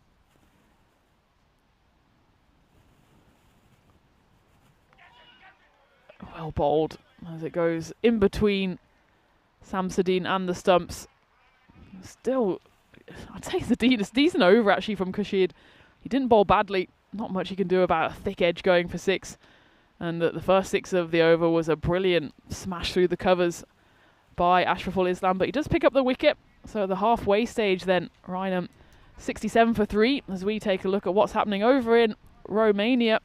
Just the 4 games brought to you today as the Bucharest Gladiators, they go into a double header with Phoenix and then against the Royal Eagles. And Phoenix have a big old day. They play 3 of the 4 games, including then back-to-back games against the Royal Eagles, who also have 3 games in a row. So it's a big old shift over there in Romania. But just the 4 games brought to you. Of course, we're bringing you all 5 games here from London, including the hosts Hornchurch. Again, featuring in games 4 and 5 in the day. Smashed. 6 runs. It's starting the 6th over in absolute style as Sid Patel gets a hearty clap on the back by Tipu Samsudeen. And why not? Because Kashif Iqbal has come into the attack and he's been absolutely deposited over the rope. Great transition here by Sid Patel. I mean, he played the role of an anchor when Islam was out there, but now that Islam has departed, he's taking on the role of the aggressor. Interesting stat for this inning so far. We've seen 39 runs on the offside, 30 runs on the onside. That's a rare occasion where we've seen more runs scored on the offside than the leg side. It's usually the other way around. Pretty lopsided with a 1-to-3 ratio in most games. Proper English cricket, isn't it? Well, this one's in the offside as well. And, well, he doesn't know where he's gone, nor do we. It's Raj Kumar who does well to stop it, and it's a lesser spotted genuine run 2 there, which... Did we see a single run 2 yesterday, Nish? We did. We saw 1 or 2, but that one was certainly well scampered through by Patel and Samsudeen as they cashed in on the slight misfield by Raj Kumar, who did actually well to stop the boundary as that was hit firmly again into the offside.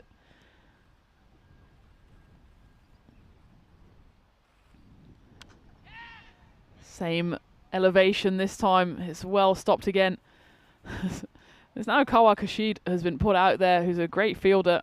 I think they've recognised that that's an absolute hotspot for the Raynham batters. They do like going into the offside, as Nish mentioned. Playing on the posh side. Goes again. This one will be stopped on the cover boundary. So they've got their fielders in good positions here. As this time it's Usman Ul Haq doing the fielding out there. But again, with that 6 coming off the very first ball, 10 runs have come off this over already. Seems to be a tactic actually of Raynham going hard on that first delivery. If they manage to get it to the boundary, then that's also already basically the over 1. As that one is half dropped there by Kawa Kashid.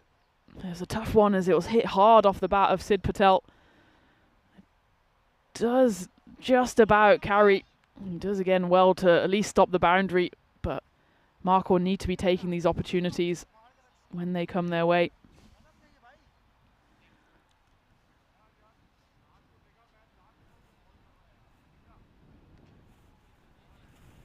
Well balled on that occasion by Kashif Iqbal, but still an over that goes the way of Raynham. With 11 runs coming off it, that's more than what they need. Now they need exactly 10 and over. 4 overs left, 40 required. And Mark will need a few wickets here just to halt the momentum, especially of Sid Patel, who's going well, 26 off 12. And I'll take a look at the scorecard here. Ashraful Islam got Raynham off to a good start, making 33 runs of 14 delivered. Just helped them rally after they lost those 2 wickets in the first over, and Sid Patel with 26 of 12. Interesting that you call the offside the posh side. It also happens to be the west side. Okay. Yeah, and we obviously know a little bit about some of the history in London with the West End and the East End. So the East End is down to the forest, the not posh side. The posh side is the west side. Okay, noted. It looks like they're turning to Nabil Tariq. A bit of left arm spin. See if they can force Patel into a full shot here.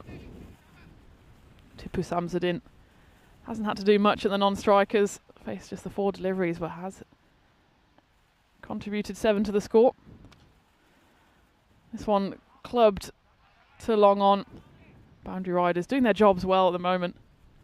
What do you make of a left arm spinner bowling, well, pretty much leg breaks? I feel like if you like Kuldeep Yadav for India, isn't he? Or, yeah, I feel like if you have the advantage of being a left armer, why would you negate that by bowling leg spin? I don't know. That one's clubbed into the offside. Cause of catch it, but it's neither caught nor stopped by the tumbling Kawa Kashid, and it's a valuable boundary this time off the bat of Tipu Samsudeen. So it was a tough one for Kashid. On hindsight, he was probably better just trying to stop the boundary. He's had a tough time, hasn't he, Khurshid? There was a half chance that he put down earlier, and now he's involved in that. Yeah, I just feel if you're left-handed, right-hand batters hate the ball spinning away from them. And you come around the wicket with the angle as well. Yeah. It's an interesting one, unless you can bowl a ton of googlies, or maybe just bowl rest spin to left-handers alone if you've got that ability. Maybe I just like using the path of least resistance as they run through again for a run 2, which, well, he would have been in trouble there if Sid Patel had the throw come in a bit more cleanly. But it's just got a bit scrappy from Marcourt. A few boundaries been let through that probably shouldn't be let through, a few dropped opportunities, and as it is, it means Raynham just happy to knock the ball around here, 32 off 20.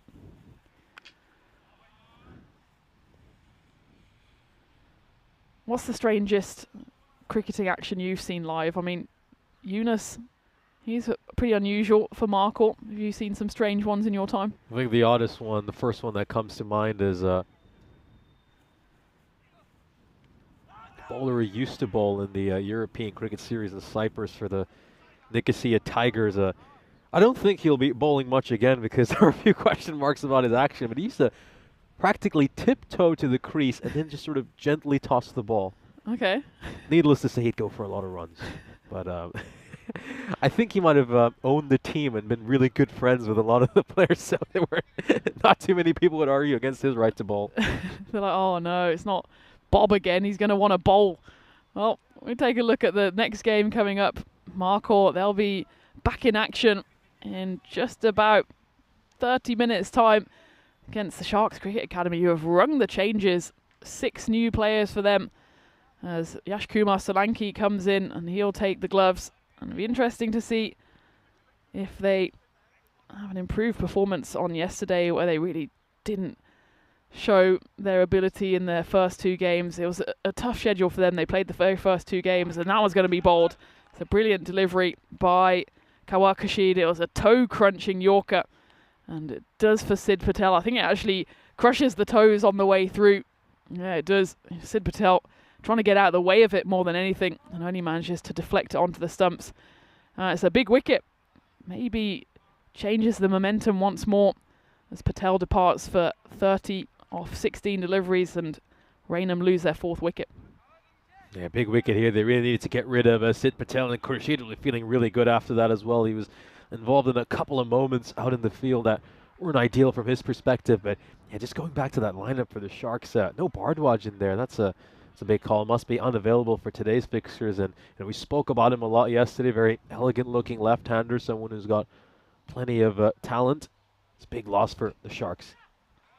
Junaid Hussain coming in at 6 for Raynham. It's still tough for the batters coming in here. We say, well, on the network, anything under 11 or 12 should be easy. But if they're completely new to this format and they basically have to fire from the start, it's not something that a lot of these players playing in England will be used to, especially off the bowling of Kawar Kashid, who's not giving any width away at all, as that one again flies past the batter and the stumps.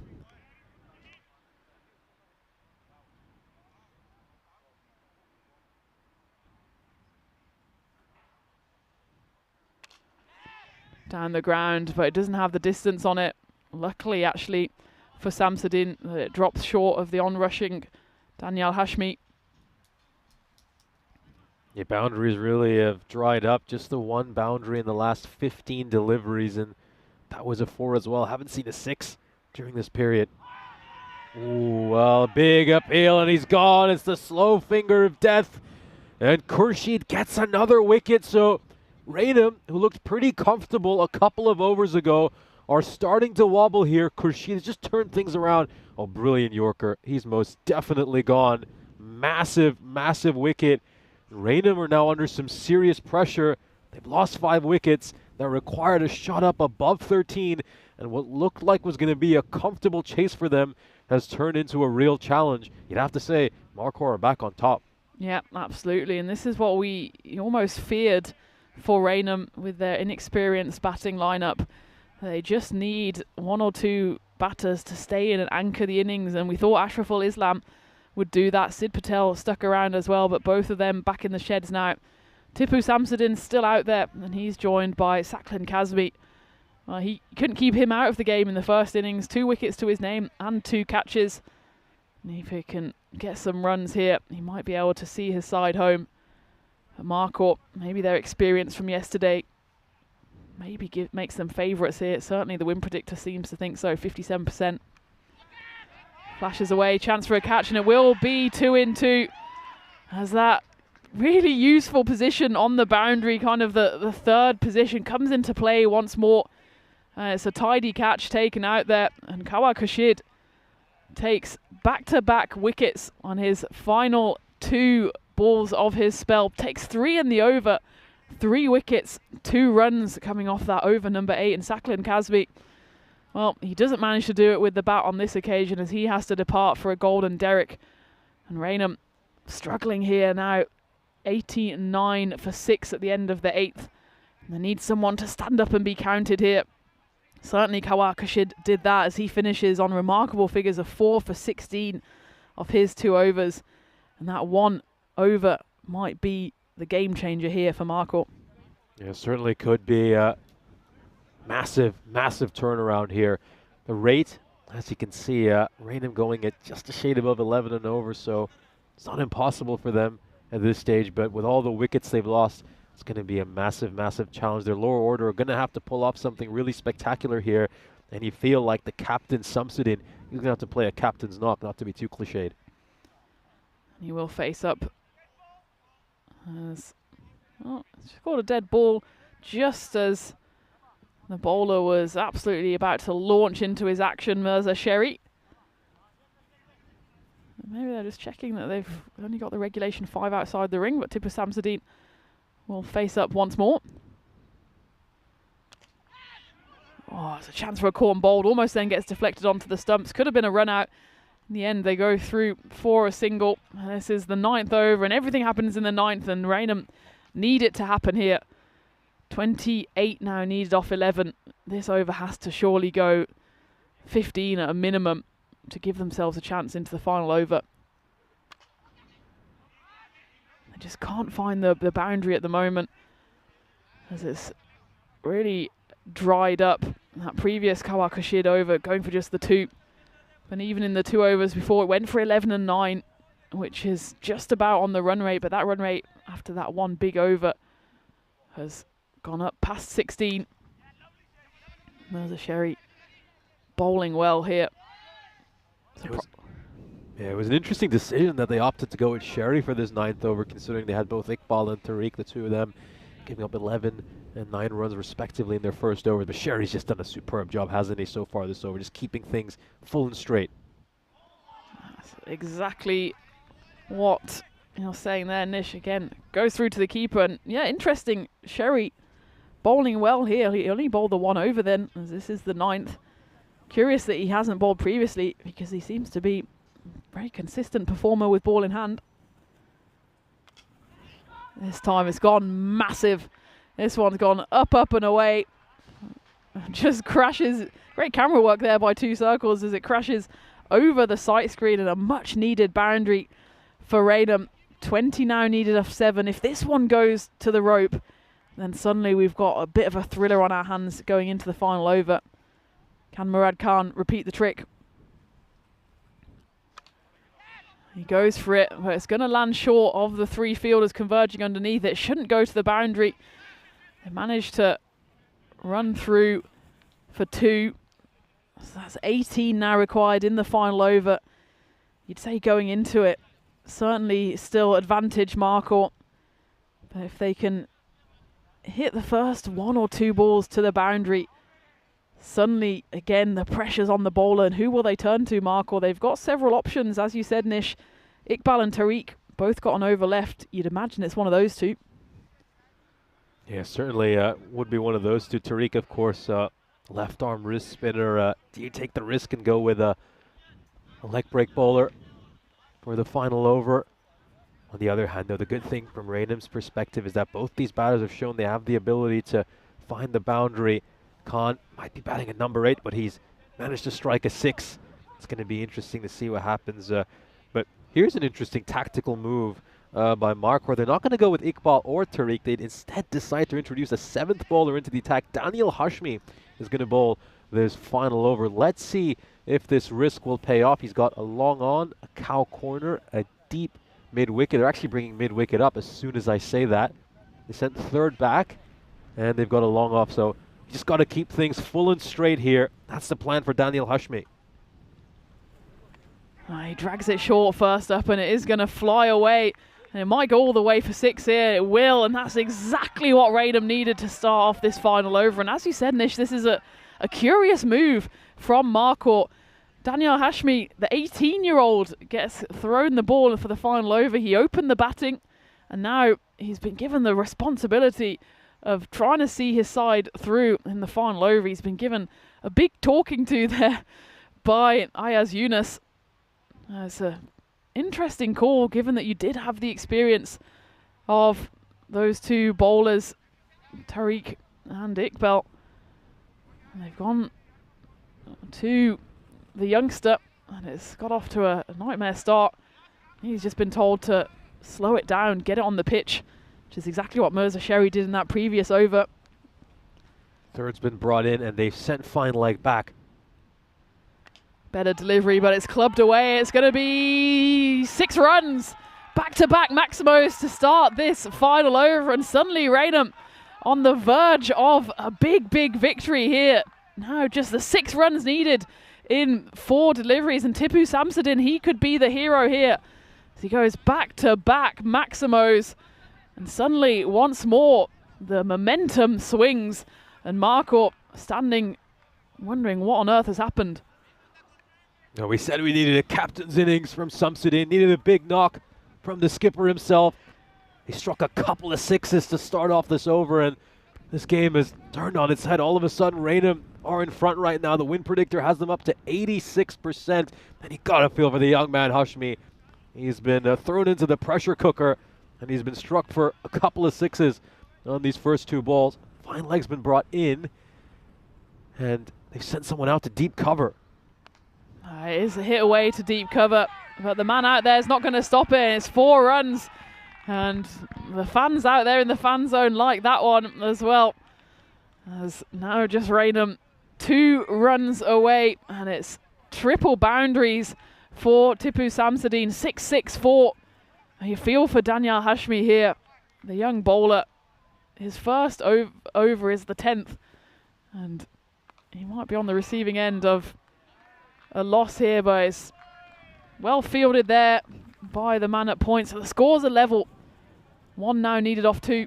They need to bring everyone up here, and well, I was surprised they gave up that last single as easily as they did. Oh, is this just too little too late? They should have been a little tighter and been on the 1 during that previous ball. Now just 1 run needed of 2 balls. Can Khan win it? Oh, could there be a stumping here? It's going to be some late drama. Well, well, well. Could we get a golden ball here? If this is a wicket, the new batter's going to have to come out and get 1 run to win it off the last ball. Let's just take a look at this. Does he lift that back foot? He certainly does. Has he managed to get something back? Oh, that's a tight one. That's a really tight one. I think he's just about in. It's one of those frame-by-frame ones. He's out there, but then the bails are off there, but his bat is down. And I think he's just about saved himself. It was just a moment of sheer panic, wasn't it, by the batter. He just wanted to get a run, wanted to do anything. There was a half appeal. All the batters closing in. I think there was a call for a caught behind. It might have been a wide. As it was a dot ball. And now we go into the final ball. It's 1 needed off 1. Any score will win it for Raynham. If it's a dot ball, we go to a golden ball. Here we go. 18-year-old Daniel Hashmi is bowling. And it's hit firmly. Chance for run out, but it's misfielded. And Raynham will win it, much to the absolute horror of Marcourt, who thought they were in it again. And poor Daniel Hashmi, he was the one that wasn't able to catch it cleanly. The run out would have taken it to a golden ball. As it is, though, Raynham, in their first ever appearance on the European Cricket Network, take it to a final ball thriller. And despite wringing his hands there, the batter, he will go off the hero, as Raynham managed to beat Marcourt by 4 wickets on the very final ball. What a spectacular finish. We were so close to our first golden ball of this European Cricket Series, and snapping that golden ball streak, which has gone up to 105. Really, really entertaining finish, I think. You got to credit Hashmi. He managed to pull things back really well after getting hit for 3 consecutive boundaries to start the over. But we just have to go back to that 4th ball of this over where they gave up a single far too easily. The captain didn't bring up the field. There's 2 runs needed of the last ball. It could have been going to a golden ball. Instead, they were too late to react. And it's just little moments like that that can have such a huge impact in these games. I think they'll look back at some of the tactical decisions. Here's a look at the fixture that's coming up. Marquardt don't have too much time to lick their wounds as they'll be right back out to take on the Sharks Cricket Academy, who are yet to win a game so far this series. As you can see, plenty of changes for them. 6 new players.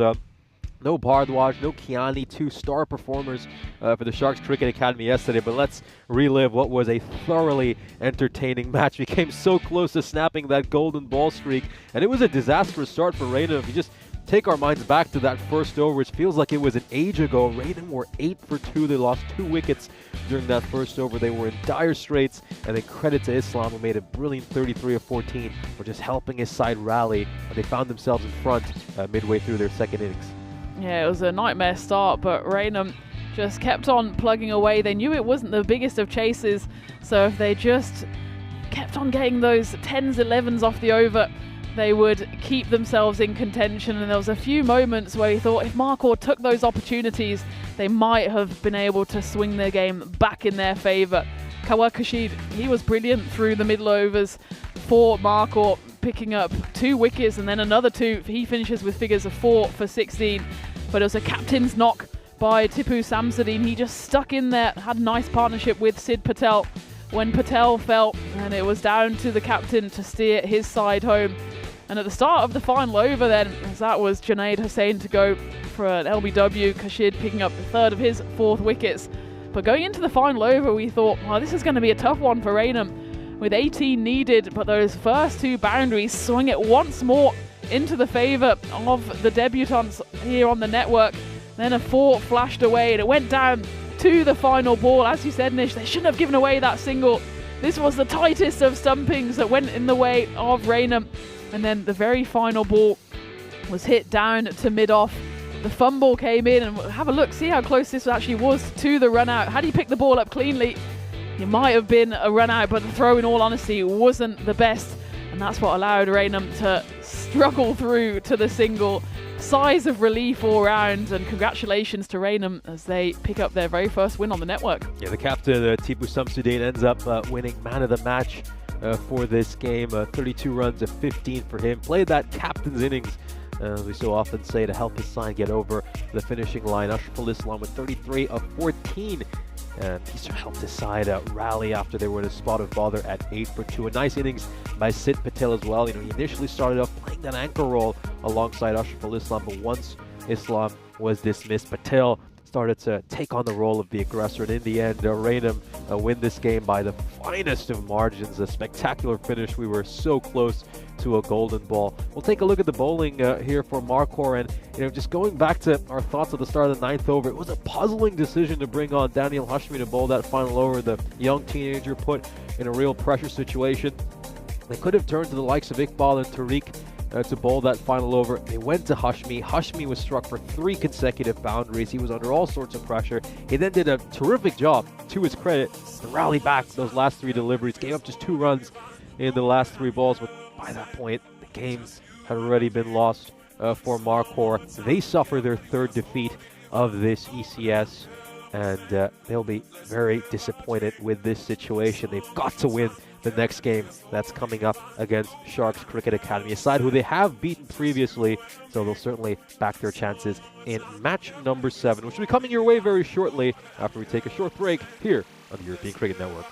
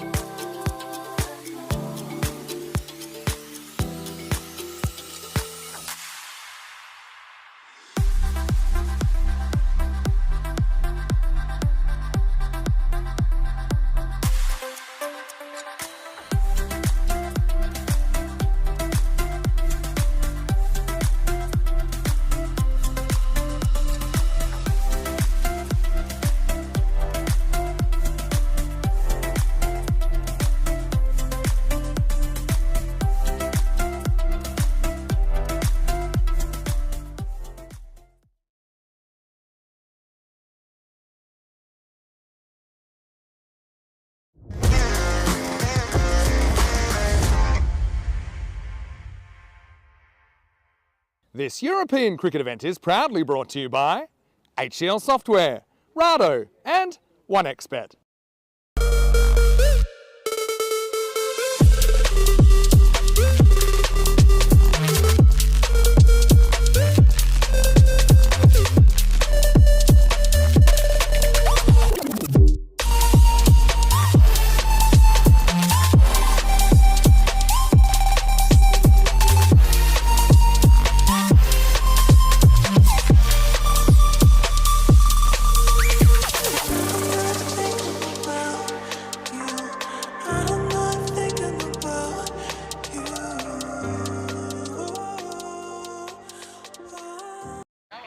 We're set for the start of match number 2 on day number 2 here in Hornchurch. The Sharks Cricket Academy are about to take on Markhor London. Let's head over to the coin toss where you'll be joined by match referee Ian Ramage.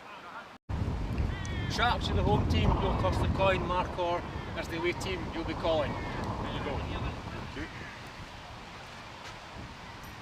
Tails. It's been called tails. It's come down heads, so you won the toss. We're gonna bowl.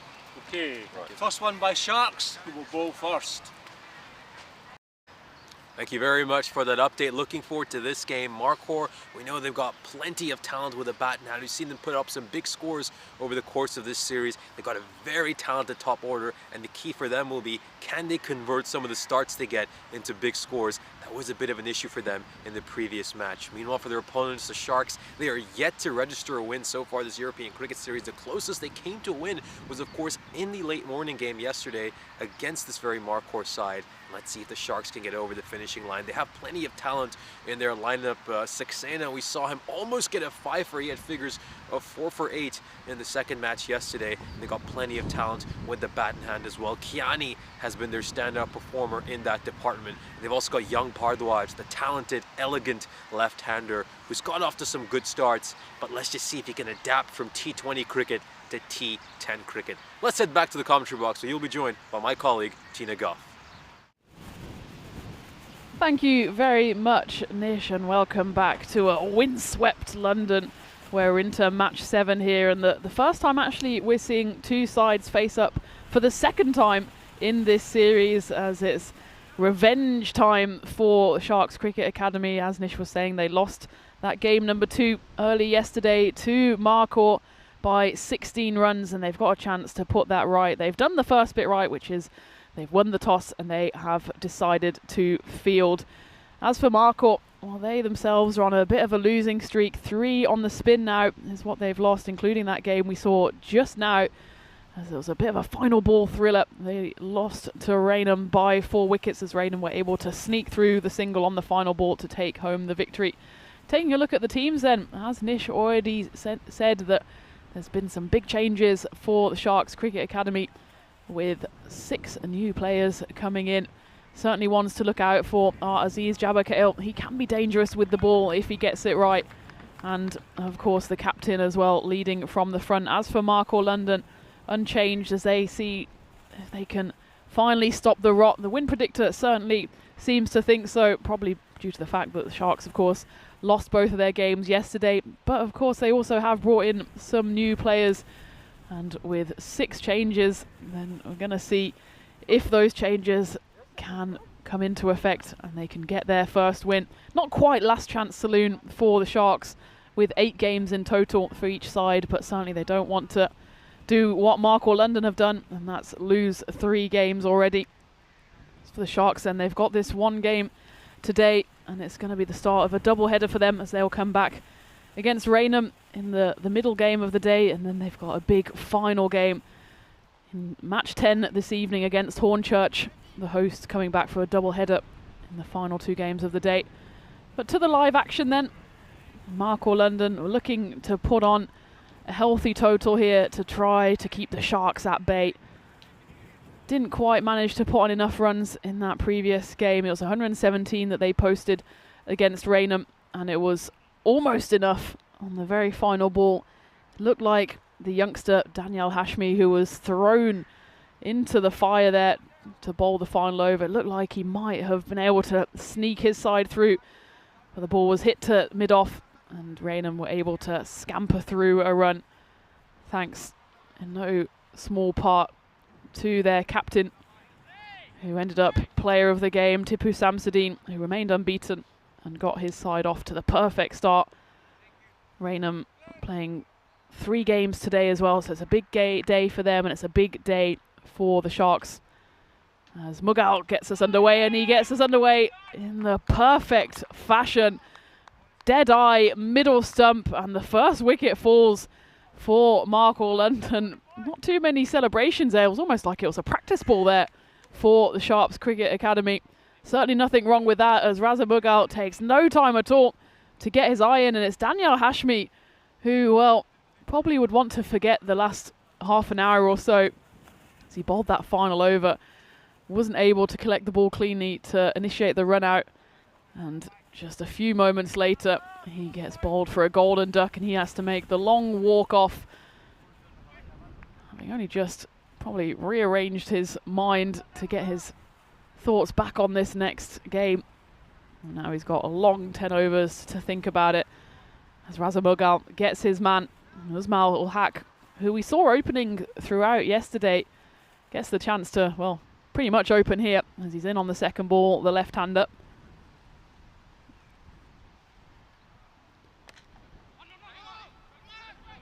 Just knocked away for a single. Ul Haq joined out there by Kashif Iqbal, someone who was in hot form on the network before this series, played for the Sonseca Sultans over in Madrid, scored 268 runs in that series, averaging over 50.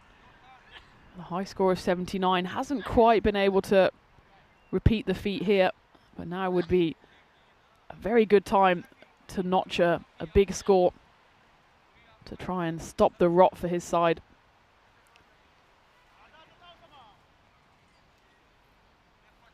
And the left-hand, right-hand combination means that the Sharks just making a few adjustments to the field. Of course, it's a 3-over power play, and in that power play, just the 2 fielders allowed outside of the inner ring. That one's lifted away, up and over, and it's going to be a 1 bounce for into the fan zone. The fans have cleared for now, probably seeking a bit of a hot coffee and some warmth, because it's not the warmest here in Hornchurch today. Certainly a bit of heat on that shot, as Kashif Iqbal knocks it away for 4 runs.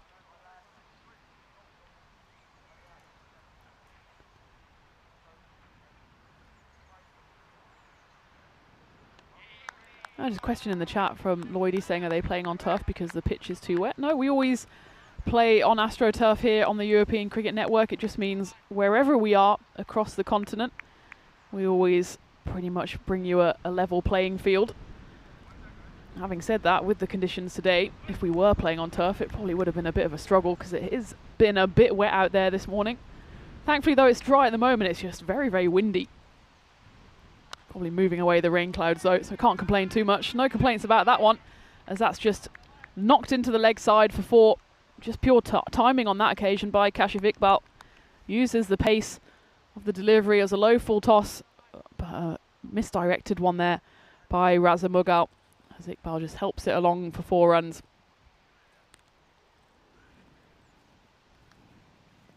Hornchurch do have a lovely square here.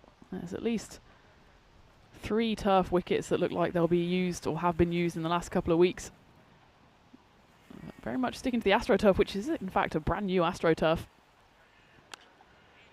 It was only laid just a week or so ago, so we're able to christen it in this series, and it will get an awful lot of use. We're here for the next almost 2 weeks.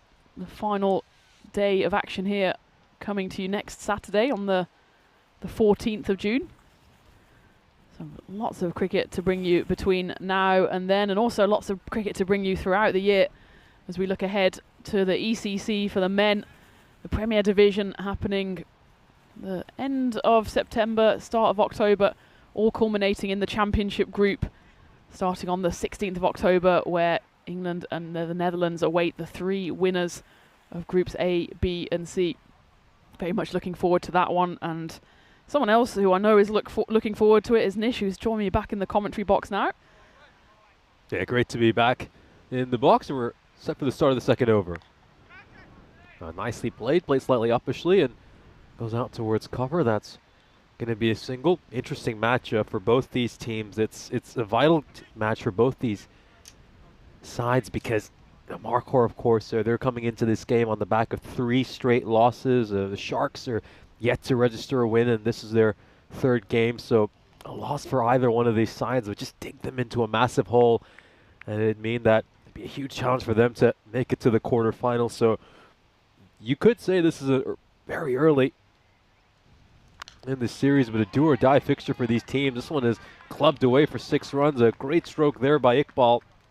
Iqbal is just one of many players for this Marquardt side who managed to get a start in that first match but wasn't able to convert it into a big 30-plus total. That was really the tale for Marquardt in the first innings of our opening match of the day.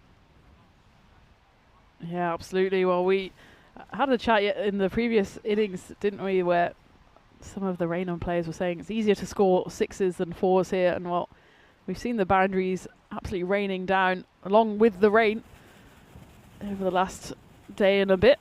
I'm looking forward to some more big scores throughout today. This has launched a massive 6, much needed Maximo here for Marquardt. It was a rather quiet first over where, to the Sharks' credit, they kept things pretty tight. Raza Mughal bowled nicely. This one is just clubbed away over the leg side boundary. Iqbal, we know he's a very destructive hitter. He's capable of making some big runs. He's made 78 runs in the 4 innings. He's batted 2 prior to this match. He's done it with a strike rate of 211, so he's a powerful hitter. They're going to need some of that power here during the power play in particular. But a man out now at a deep square leg, just in front of square leg, and a long on as well. Just gets that one through to the keeper, a dot ball. There's a decent enough length there. You can afford to bowl it just back of a length if you just tuck the batter up. If you bowl that down leg side or too wide, it's just going to be slapped away. But that one gave Iqbal absolutely no room.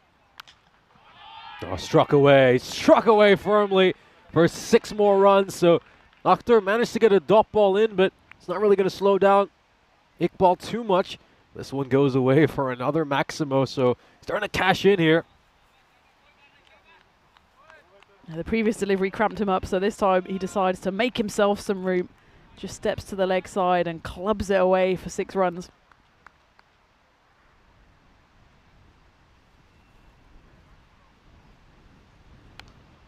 This time he's going to help it away behind point. 4 more runs, and it's gone all the way, beg your pardon. It's a Maximo. Just looking at that shot, you wouldn't have thought it would go all the way for 6. He just opens the face of the bat, uses the pace of the ball, guides it over the rope out a deep third.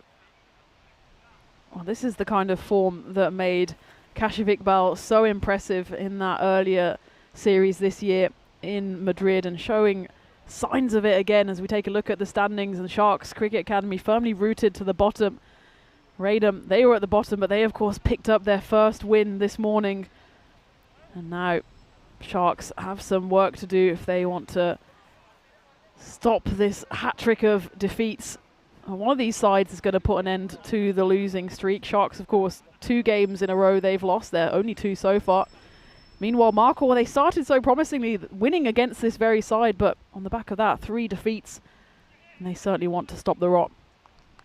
Really good batting here by Ulhaq. Just gets the single, puts Iqbal back on strike, and let's see if Iqbal can continue this show. It's Batson who's going to bowl this over. He's one of many players who's been inserted into this lineup for the Sharks Cricket Academy. There's plenty of changes for them. And we do know the Sharks struggled yesterday, and a lot of their star performers from yesterday's fixtures aren't appearing today. Just gets the line slightly wrong there. I think Batson might be a bit of a mystery bowler. You can see him just trying to hide the ball. Doesn't want the batter to see. It's clubbed away, and was there a bounce just in front of the rope? Seems like there was. It's going to be 4 more runs for Iqbal, who's singing like a football right now. Gets that away behind square leg and just going to slow that down in front of the rope. Yep, brilliant work over there by our friends over at Two Circles. Got our crew of Kristaps, Igers, and Oleg covering this spectacular day of cricket.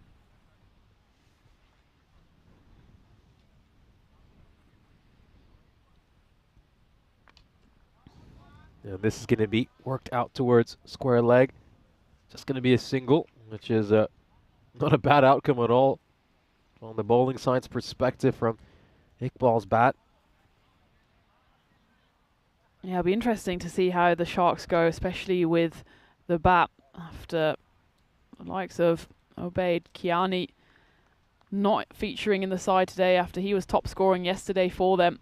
It's the question there, where do the runs come from after they already struggled yesterday?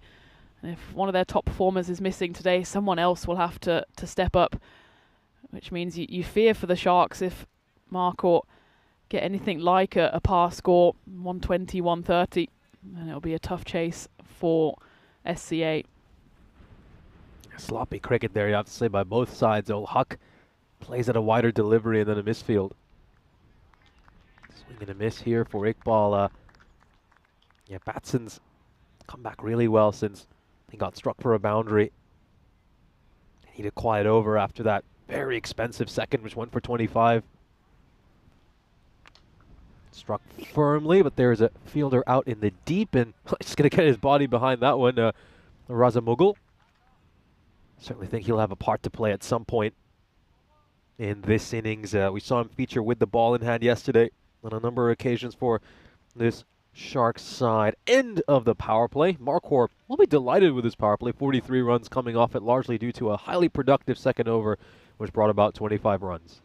Yeah, they lost that wicket on the very first ball of the innings, but didn't let that halt their momentum one bit. And 2 nines sandwiched in between, a magical 25.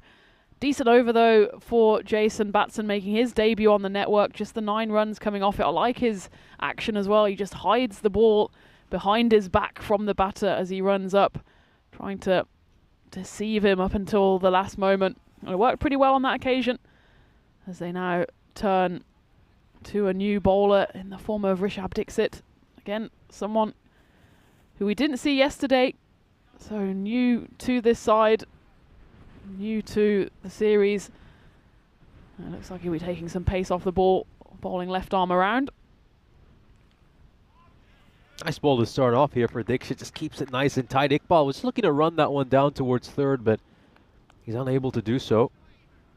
He's got a long on, a deep cow corner, and a fielder out a deep square leg.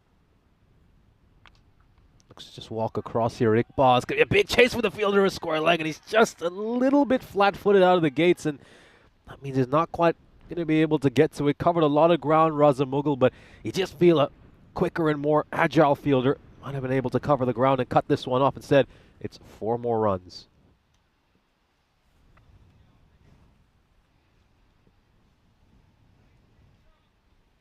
Just making a few adjustments to the field here. The left-hand, right-hand combination is working well for Marquardt London. Of course, the departed Daniel Hashmi on the very first delivery, he's left-handed, but he was replaced by the equally left-handed Usman Ul-Haq. Massive, absolutely massive, and there's nothing the fielders can do about this. Lands beyond the European cricket banner, goes away for another 6. It's just been a flurry of boundaries for Iqbal.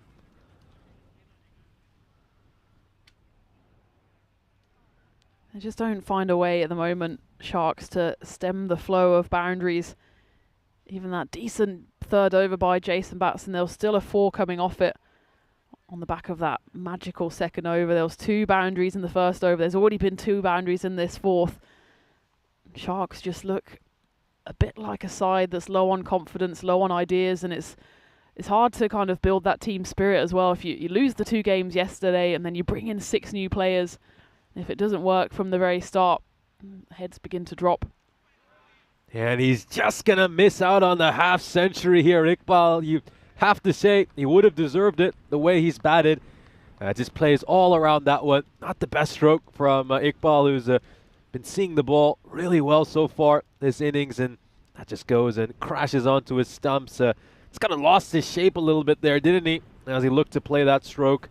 That'll bring his innings to an end, and a wicket which, gotta say, the Sharks Cricket Academy side desperately needed. Spectacular performance by Kashif Iqbal. 48 runs of just 17 deliveries. Dixit picks up his first ever ECS wicket.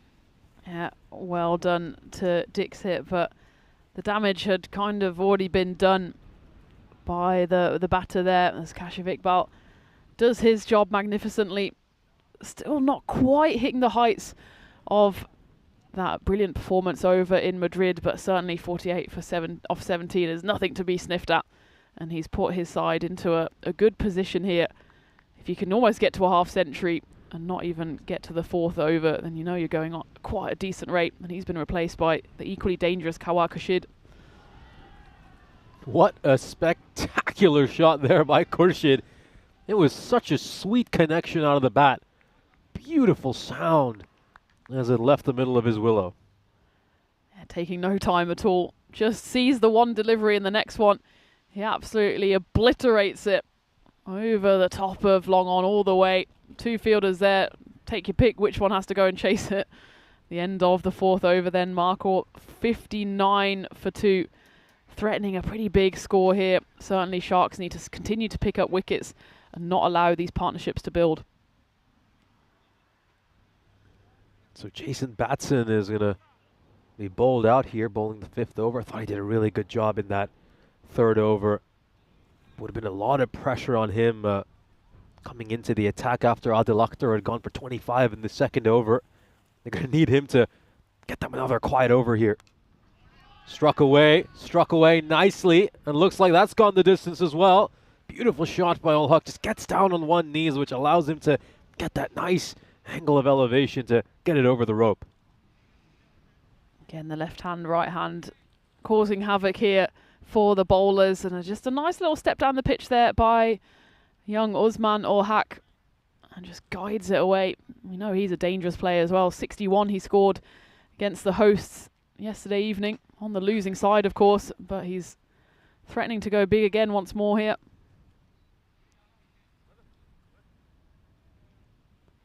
I'll pick up a single and brings a dangerous Khurshid on strike. This Markor London top order is just blessed with so many very powerful hitters, and if just one of them clicks, then they can really motor along and post a massive total on the board. We've seen them go north of 150 already once in this series. Struck towards point, and oh, that was a tight single, but I wonder if there would have been any chance of a run out if there was a direct hit. Let's just take a look at this. Would he have made it on time if there were a direct hit? Oh, would have been in a bit of trouble.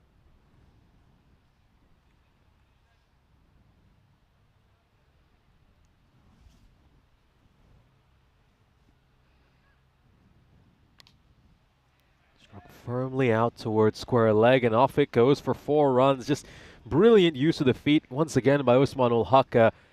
We know how eager he is to come down the wicket and play some of his trademark strokes. He's struck it towards that square leg boundary for the 2nd time this over.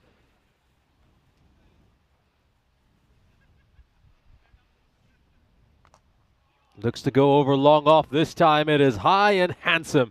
Goes the distance. Back-to-back boundaries for Ul Haq. That's a beautiful shot. That's one of the best shots of the day. He doesn't try to overhit this one. He just lifts it over long off. It's all about the balance here and the beautiful swing of the bat. And that's an early contender for shot of the day. No, it certainly is. Just a beautiful stroke. So aesthetically pleasing. And well, Batson, this over's been a little bit expensive for him. 18 runs off it so far. Still got a ball to come.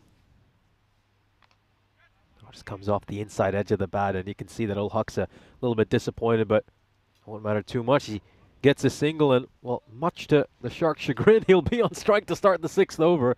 Good start here from Markor, motoring along at just over 15.5 and over.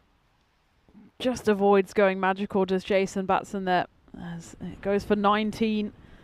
But actually, that single probably is what the Sharks would have wanted to avoid, as Usman Ul Haq retains the strike. He's 22 off 9. But Kawar Khurshid, he's equally dangerous, the tall right-hander. He's more than capable of clearing the rope, as he's already shown on the one occasion so far. So these two slowly building up a nice partnership. It's worth 25. They'll certainly want to double down on that, get to the 100 mark as quickly as possible, and then see how much further they can push it after that. This one is worked away behind square leg and somehow goes away for 4 runs as well. And that was up the slope.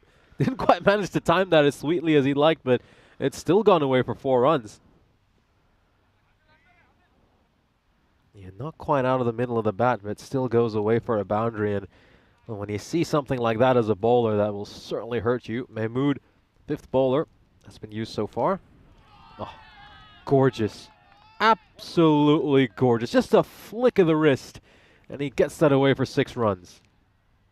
He's a batter in form, isn't he? He misfires the previous delivery, still goes for 4, and that one he brings out the old Flamingo Maximo on one leg into the fan zone. The fan there just turns his back and hopes that's enough protection. And we're going to have to go on a grizzly hunt for that one as that one flies away. Usman ul Haq looking in imperious form here.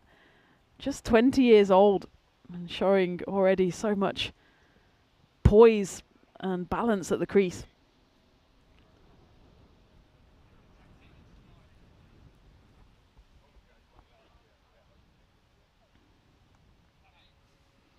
Just batting beautifully here, isn't he, ul Haq? He's already scored a 50 in this series, saw him get a half century against Hornchurch in the 5th match of the day yesterday. Made a brilliant 61 of just 24 deliveries. Had a number of very handy knocks over the course of this ECS, and he's done it with a spectacular strike rate as well. Just around the 220 mark. What you just love about ul Haq, he just plays so many classy shots. Just threw off the bowler there a little bit, didn't he? Shuffled across and then shuffled back. Take a look at this. Just threw off the bowler a little bit. Just exposed his stumps for a bit, and bowler had his eye on leg stick. Worked away behind square leg once again. He's just been so productive through that region. And, well, looking at this field setting, there's a deep point in place right now, but with the kind of lines the Sharks are bowling, I don't think he's going to be too busy. Yeah, it's interesting that they just haven't found the right spot to bowl to the left-handed ul Haq, but he is a bit of a 360 player. Could be a catching chance, and Batson makes no mistake whatsoever. Takes that catch.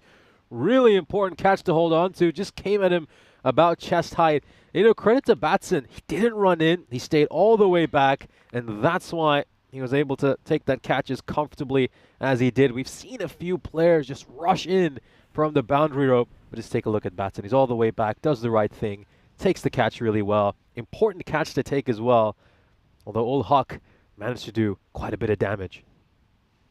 Yeah, 36 off 13, a decent strike rate as well. And playing some lovely shots as well. He's an elegant batter. He's been knocked down from opening to number 3. He stood and delivered on that occasion. He's fuming with himself because he knew another metre on that one, and he would have had another 6 to his name. As it is, though, he's back in the shed. Still a good innings from him. And Markor inching towards that 100 target. Just to go big here. He wasn't quite in control of the shot. It's also going to go away for 4 runs. So this is going to really hurt if you're the Sharks. Even the miscues are finding their way towards the boundary rope. Well, we saw a massive edge go for 6 in the previous game, didn't we? That one doesn't quite go all the way. Still more than enough on it. The danger man Sherry, though, we saw him bat superbly. Made 25 of 10 against Raynham. He's another player we know has the propensity to do some real damage to the opposition. 19 runs come off that over. But a wicket falls as well for Markor. Will find themselves in a very strong position here at 97 for 3 with 4 overs to go. Kashyap Iqbal felt agonizingly close to a 50. It was just a couple of runs away from it and played a rather poor shot in all honesty to get dismissed. And Usman ul Haq, well, that was a real clinic by him, wasn't it? Some very classy and elegant looking strokes. Hit some very nice shots out towards square leg as well. In the end, he succumbed to the bowling of Bourbon Mahmood. Good catch by Jason Batson out on the deep but long off. Mughal will come back then for his second over. Bowled a good first over. It was the first over of the game, of course. He picked up a wicket on the very first delivery, coming back now in the 7th. Oh, this could be close. This could be really close. It's just a question of whether it's missing leg stick or not. You certainly think it was missing. Yeah, I think it was going down leg side. You can see the angle. You can see both off and middle stump there. It's a tough one to give, given that, yeah, there's probably an element of doubt there. And a good call for the umpire on that occasion, despite the big appeals from the Sharks.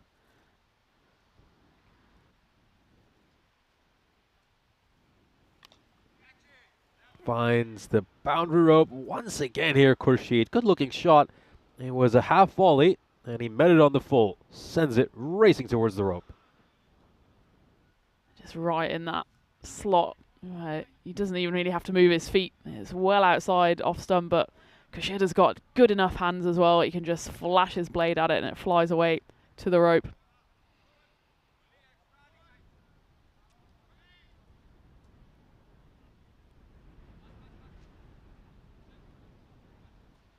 Bit of chat in the YouTube chat about London and Hornchurch and airports. Oh, I suppose London Stansted. I feel like Stansted's a bit cheeky given that it's actually not even in London. And you've got London Luton, which is even worse. There's a few, I think it's the Ryanair airports, isn't it? I know there's one in Hamburg, which is Hamburg-Lübeck, and Lübeck is a whole other city in itself. Have you ever been to any strange out-of-town airports and thought, oh, I'm in Paris now, but actually you're about 100 miles outside of Paris? I think most airports are like that, aren't they? I think. Yeah. Can't really think of too many airports that are in cities. I think Gatwick as well. I mean, it's technically in Sussex, isn't it? It's nowhere near London. So I think other than London City Airport or any of the airports in London, within London itself. Yeah, I think Not so sure. The poor tourists step out of the plane and they think, okay, where's Big Ben? And you're like, well, it's probably about 100 miles that way. But it's the way you market. It's all about marketing in today's world. Heathrow as well. It's in Berkshire. What's your favourite London airport? Or least worst? I'd say Heathrow. Yeah. Heathrow's kind of decent, isn't it? It's always nice to have a Heathrow flight. That probably means you're flying with a decent airlines as well if you're flying That's out true. of there. London Luton, you know you're going EasyJet. That's the problem. Or Wizz Air. Oh, yeah. The back of a left delivery here. This is launched over the rope. That's going to go all the way for 6 runs. Nice shot there by Khurshid. He's an elegant batter when he gets going. He's tall as well. He just does the 360 spin on that one. And the boundaries just keep flowing here. The previous over, bowled by Burhan Mahmood, went for 19. This one's already gone for 14. Still 1 to go. Raza Mughal, after bowling such a good first over, coming in for a bit of punishment here.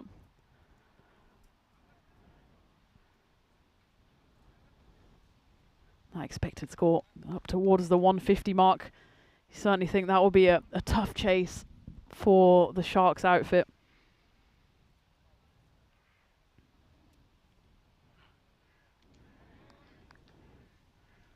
Oh, well, that's been given a wide, and I think that's the right call there. Mughal was rather surprised by that. You can just see the batter is well outside his crease, and it's a good idea there by Raza Mughal, just looking to push it a bit wider. However, he pushes it a touch too wide.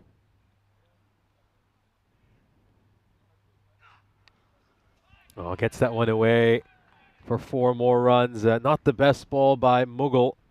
That's going to go away for a boundary. He was going for that leg stump Yorker, but he ends up giving a full toss. And all the batter's got to do there is just get a little bit of bat on it, and it's going to race away for a boundary. As Marquardt find themselves in a really commanding position here at 116 for 3. Here's a look at the fixtures coming up this Saturday. So on both the Saturdays, we will have the ECSW, and take a look at some of the sides that will be involved in that. Upminster, Hutton, and Gunnersbury will be taking on each other in a triple round robin that will take place over a couple of days, so that should be very exciting. Looking forward to that. Nice little break from the men's action as well. Yeah, going back to airport talk, I think Might be Gatwick Airport. Or there is one airport, I know in London, that gives out free newspapers. Oh, that's very old school. Yeah, it's very old school. I think I was the only person under 50 who actually picked one up. Says a lot about the youth these days, not reading newspapers. They still kind of do that in a lot of the German airports. I think Germany's still about 20, 30 years behind when it comes to the lack of adoption of modern technology. So they still like reading their big broadsheets there in Germany, and you can get them free, as well as magazines in the airport. Get towards cover, and he just found the gap there. That's gone away for a 4. The interesting thing about them was they weren't giving out like Metro or one of those free newspapers. They were giving out stuff like the Financial Times and New York Times, which are rather pricey broadsheets for free. And yeah, I mean, look, I'm not going to pretend like I sit around reading newspapers most of the time. I mean, I get most of my news from Twitter. Well, they know their audience, don't they? If you're looking for free newspapers, you're not looking for, the Sun or the Daily Mail. You want the Financial Times. Bang for your buck. Yeah, we used to get a free sub for that back when we were in uni, so that was certainly handy. They're good. They're wide enough as well, so you can pretend to read the Financial Times and have some kind of trash magazine inside what you're actually reading. Well, that's going to go away for 4 as well. I mean, Mughals had a tough time out of deep square leg. There's been a couple that he's just let slip past him. He's maybe just been a little too flat-footed out of the blocks, and I think there's been about 2 or 3 boundaries where he probably should have been able to get there, but just didn't. Yeah, bisected the fielders brilliantly there. Didn't quite launch for takeoff there, Sherry, but managed to get enough of it to get it through the gap.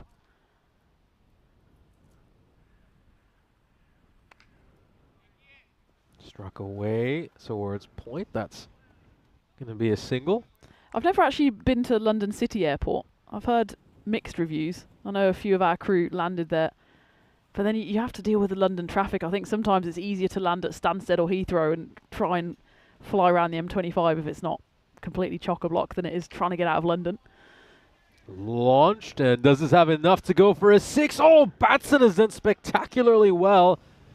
He made sure they didn't step on the rope, but yeah, seems like he has, and Batson's honest enough to admit it. Oh yeah, just that right foot steps beyond the rope, but a top effort there by Batson. Yeah, unlucky. He was kind of caught in two minds whether to go for the catch or throw the ball back. In the end, he did throw it back, but it was too little too late as his foot. Oh, he almost rolled his ankle on the rope. We'll go for 6, as signalled there by umpire Keith. Yeah, does London City Airport not have a tube connection? Or oh, I don't know. I've never been. Like that. Yeah, me neither. So let us know in the chat. What's your favourite London airport? Struck firmly, and this is going to race away towards the rope as well. That's another boundary, and well, we've already seen Markhor make a score north of 150 against Hornchurch during our final match of the day yesterday. As the expected score stands, it's at 161. I'd be rather surprised if Markhor don't get to the 160s. Could even get into the 170s here, Markhor, the way they're batting. Yeah, and you think that will be a tough chase for Sharks. Low on confidence, low on batting firepower.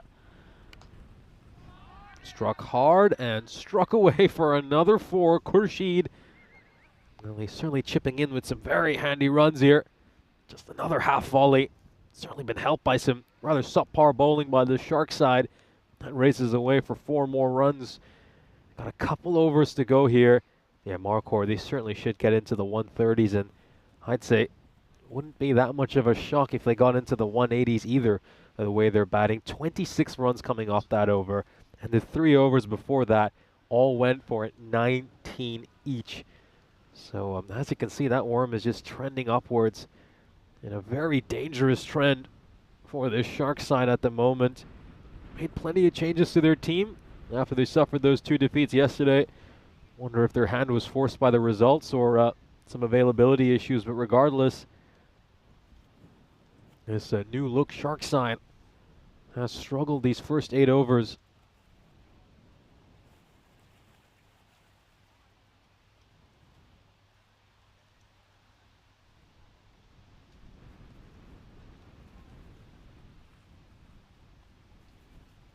What's the best airport you've been to in the whole world? There's some really good international ones, isn't there? I think We don't have the best in London. Heathrow, of course, is not too bad, but there's some good ones around the world.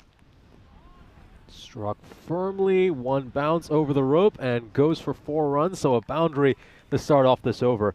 I'd probably say Qatar, Doha. That's probably the best one I've seen. The New Delhi airport is really, really good as well, IGI. But I think, yeah, I would say Doha, probably the best one I've been to. What about you? Yeah, the Middle East know how to do airports, don't they? Dubai's quite a nice one. Leave it with me. I always base them on lounges if I can get into a lounge. That's going to go away for a 4 as well, into the same gap, off towards extra cover. Sherry adds another boundary to his name. Istanbul Airport is actually, basically a brand new one. It's massive. So it's not great if you've got a connecting flight and you're absolutely tearing it through the airport. But as, you know, facilities go, that's a good one. I quite like Munich as well. Yeah, Munich is very good as well. It's not the coziest, but it's ruthlessly, efficiently German in its setup.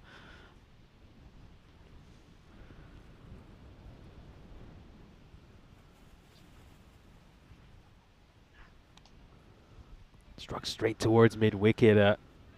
Well stopped over there by Burhan Mahmood. They will pinch a single, though. Not much respite, though, if you're Sharks Cricket Academy, because that just means a danger man. Khurshid, who's on 35 of 12, will be on strike. Now, this really is a pretty terrible sight. If you're the bowling side, you've got 2 batters at both ends who are in form and really clicking.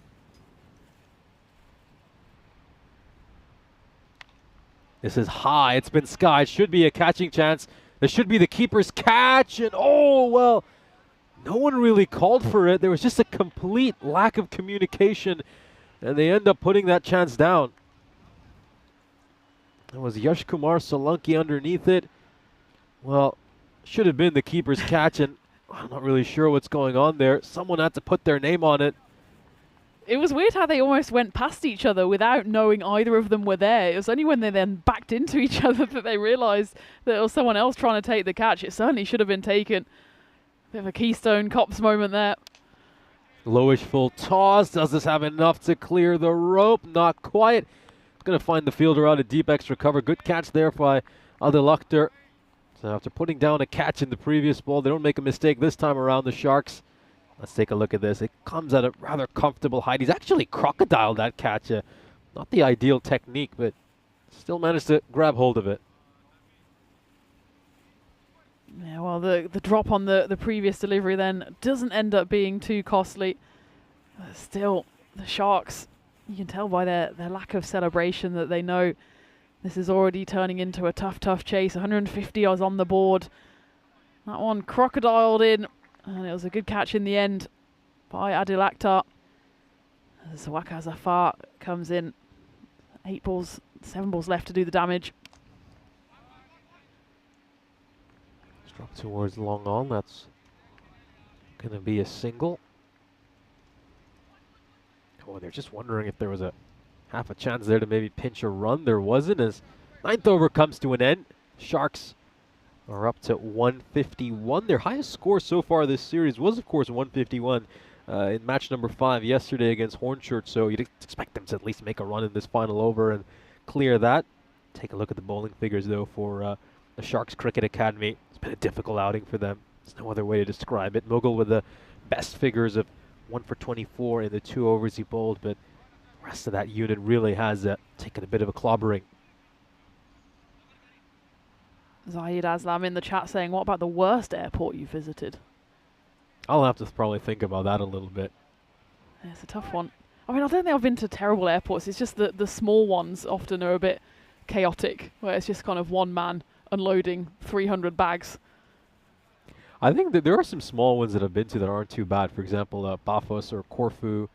But I think in terms of worst organization, Bucharest is probably coming to mind. I'm sorry to say that to anyone who's watching in Romania. I know we've got a series going on over there. Maybe I just went at a really bad time, but no, yeah, that was back when we had the Continental Cup in 2023. This one just hung up in the air for an age, and it's a well-taken catch, but grabs hold of that, and a wicket will fall here. Let's just take a look at this. There was no real timing on that shot. It was just skied, and yeah, good work there by but covers a lot of ground and takes a good catch off his own bowling. Well, Johnny says JFK. I'm not sure if that's in response to the best or the worst, but JFK wasn't great when I went to New York. We got in late. It was about 10 p.m. and then we were stuck in immigration in the queue for about 2.5 hours. And the queue was just not moving. It wasn't even like, you know, there was a bottleneck or anything. There was just not enough people on the gates. And that was not what you wanted after a long haul flight. In the end, though, you go to New York, so it's not all bad. Just gets that one inside the tram line over there.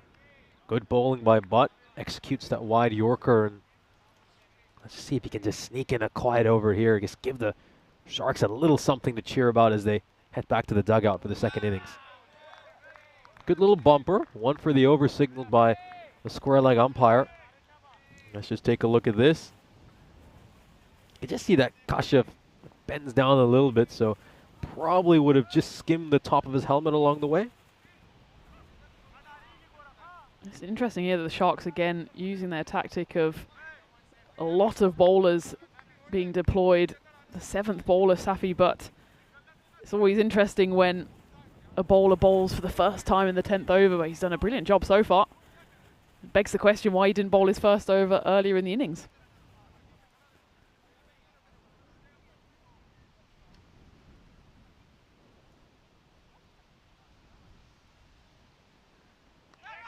That's another swing and a miss, and that's going to be a dot ball. You saw Khurshid just go have a word with Iqbal during that previous ball, and he must be getting very frustrated with his own captain here, Kashev Iqbal. I mean, you can't get too rowdy with your own skipper, but well, you want to get Khurshid on strike. He's batting on 36 of 13. Oh, he's able to get something on that, and it's just going to be a single, so Khurshid will at least get to face one ball. It's a terrific outcome from the Sharks' perspective. They've given up just 1 run so far this over. Even if this goes for a 6, a 7-run over, you'll certainly take that. Absolutely. Safi Butt must be wondering what he's got to do to get a second over, having given away just this 1 run in the 10th. Still, 150 plus is a good score for Marco. An interesting bit of trivia here by Vinny Sunday. Mr. Maximo is chiming in with an interesting fact. Waqar Zafar was, of course, the last wicket played in the first ever golden ball in that work back in March 2020. So it does end up going for a 6. You could just see what Khurshid's telling Iqbal. Why didn't you get a single earlier? I could have hit a couple more of these to end this innings. But Marquardt will end up with 158, their highest score of this ECS. Khurshid will probably also be disappointed that he doesn't get a chance to go on and make a half century. He'll fall 8 runs short as we've just run out of balls. A good score nonetheless here for Marquardt London. They'll be very pleased with this, and they'll be looking to make it their second win of this ECS when they come back out for the second inning. Let's take a look at the highlights of the first innings of match number 2 this terrific Tuesday. Yeah, Marquardt London put on an opposing total then 158, and it started off in the perfect fashion for the Sharks. First ball, first wicket is Daniel Hashmi. Well, his bad hour or so continued as he went for a golden duck, but then Kashif Iqbal and Usman Ul Haq came together at the crease, put on a partnership worth 53. Usman Ul Haq in particular looked really stylish, the left-hander. In the end though, it was Kashif Iqbal to fall just shy of his half century, 48, coming off just 17 deliveries before he was clean bowled by Rishabh Dixit. But the partnerships kept on coming. Kawar Khurshid came to the crease and he stayed there until the very end, finishing not out 42. In the end, Ul Haq was out, much to his own disgust, picking out Jason Batson on the boundary. He departed for 36. But the key for Marquardt was that they were able to keep putting nice little partnerships together, and Sharks just gave them a few too many freebies, and that one, well, it was unfortunate. It was a good effort by Jason, went for 6 runs, and the boundaries just kept on flowing. Certainly did. Saw some very good shot making by this Marquardt London side. Some spectacular innings. Iqbal chipping in with 48, Usman Ul Haq with 36, Khurshid with 22, beg your pardon, 42. Sherry chipped in with 22 of 9 deliveries. That top order really came to play. I think the one criticism we had of them in the last match was that not enough batters were able to convert those starts into big innings. That certainly was the case here with 3 30-plus scores for Marcor London. A complete batting performance for them. You can tell that Khurshid was a little bit frustrated with his skipper in that last innings. Iqbal played out 3 dot balls, just swinging from the hip. And in the end, he would have just wanted to face a few more balls during that final over. Here's a look at the scorecard of our first innings. Yeah, Kawar Khurshid doing well there, anchoring. Well, I suppose you can still be an anchor even if you face 14 balls, but he hit them for 42 runs. Kashif Iqbal agonisingly short of his half century, but showing the kind of form that he demonstrated early in the year over in Spain. It wasn't the worst bowling performance from the Sharks, pretty tight on the extras, but they were just bowling a few too many freebies that were smacked away to the boundary. Again, they employ their tactic of using a lot of bowlers, 7 in all, and Safi Butt, well, he is actually the pick of the bowlers, despite only bowling the 10th and final over, picked up a wicket and only went for 7. Surely he's got to be in contention for bowling 2 overs in the next game. But as it is then at the halfway stage, Marcor London, they've put on 158 runs. It's certainly going to be a tough chase for the Sharks, who are short on confidence, were short on batting firepower. Of course, they've got 6 new players into the side, and one of those surely will have to stand up and be counted if they want to notch their first win of this series. Quick turnaround then. Join us back in just over 5 minutes time as we take you through the run chase. Can the Sharks pick up their first win of the series, or can Marcor stop the rot and pick up their second win and avoid the 4th defeat on the spin? Join me, Tina and Nish, back in the commentary box for the run chase in 5 minutes time.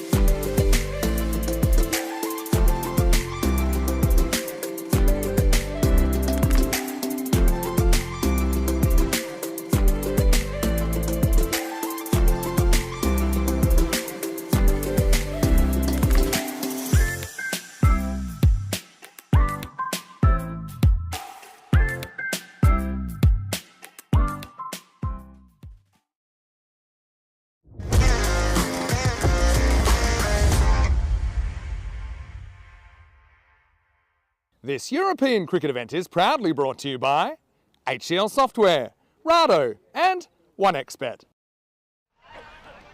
Welcome back to London, where we're halfway through match 7 and Marcourt have put on an imposing total for the Sharks Cricket Academy to chase. 158 is on the board. Sharks have the tough task of chasing that down, given that they haven't won a game so far at 2 attempts. If they do it in 7 overs or less, they will take a unlikely bonus point. As for Marcourt, if they restrict the Sharks to 110 or less, it will be them that stops the rot, wins their first game since back in game 2 yesterday, and takes home all 4 points. For Marcourt London then, it was Kashif Iqbal who starred with the bat. He finished 48 off 17, and Kawa Kashid as well was starved a little of the strike, especially going into that final over, but still managed to plunder 42 runs, remaining not out of his 14 deliveries. It looks like Kashid will actually be the one to open the bowling as well for his side, as he's just marshalling his troops from the top of his run-up. As for the Sharks Cricket Academy, they need to find some runs from somewhere, especially with their top scorer from yesterday, Ubaid Kiani, not featuring in the side this morning. And it looks like it will be down to Salman Khan, the left-handed opener, to get the run chase up and running alongside Burhan Mahmood, who joins him at the non-strikers end. So another left-hand, right-hand combination. It worked well for Marcourt at the top of their order, of course. A wicket falling on the very first delivery as Daniel Hashmi went for a golden duck, a royal duck indeed. But then the left-handed Usman ul Haq came in and put on a good partnership with Kashif Iqbal. That was worth 53. That set the good foundation for Marcourt. It's the left-handed Salman Butt then who will face up the first delivery, and the man with 100 on his back will start for Marcourt with ball in hand. And joining me for the run chase is Nish back in the commentary box. It's a bit of a false start there. We'll get set for the start of the first ball once again. Yeah, Khan, a very important figure in this Sharks side. Gonna need a big innings from him. He's got a huge responsibility on his shoulders here, Salman Khan.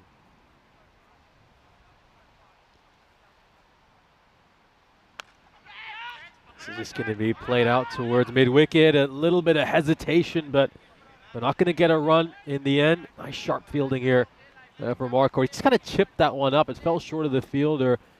There's a bit of a yes-no, but net result of all that is just a dot ball.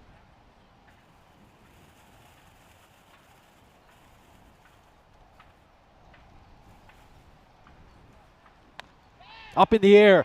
Is this a catching chance? There's a fielder underneath it. Oh, it's going to pop right out of his hands. Big opportunity there for Mr. Sherry, who has to crawl all the way to the ball on his knees to try to get to it. And they'll manage to pick up. Well, did they manage to run 3 of it there? I think they might have. Yes, they managed to pick up 3 runs. Let's just take a look at this. Hard hands just pops right out of his hands, and then watch him crawl, try to find a way to somehow get to that little cricket ball. And the Sharks are able to pick up 3 runs.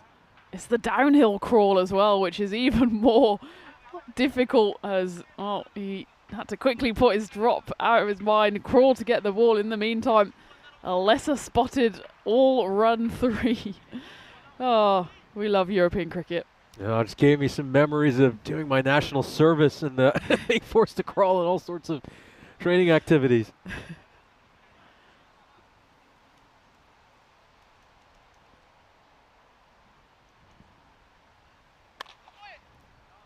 Struck towards extra cover. Nice work there by Daniel Hashmi.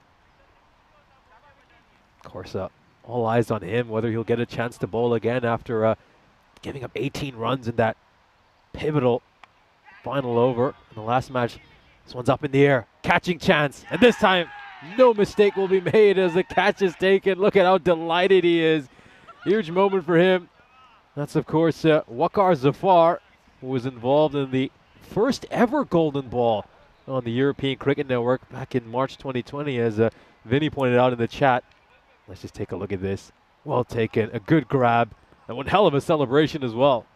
Yeah, the high knees, that must have been taking you back to the military service as well. The crawling and the high knees.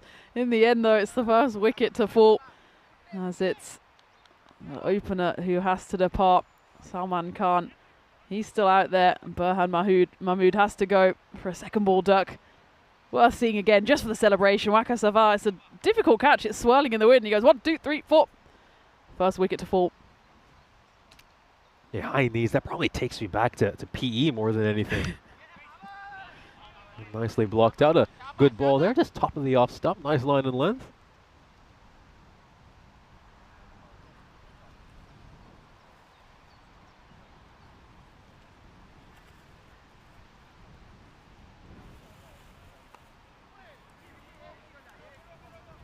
That is worked away towards square leg and gonna pick up a single here. End of the first over, a really good one for Markor. They'll get 4 runs off this over. They also get rid of Mahmood. Nice start for Markor, and well, let's just take a look at that figure. 106 matches since we last had a golden ball. We were agonizingly close to snapping that streak in our opening match of the day today. It, of course, came down to the final ball. And, well, not for a tactical mishap by Markor, we might have had that golden ball. And let's see if this match lives up to be as entertaining as the previous one. Let's see Ayaz Yunus come into ball the second over. Of course, got that iconic slinging action and those multicolored shoes inspired from the 2014 FIFA World Cup edition Pumas.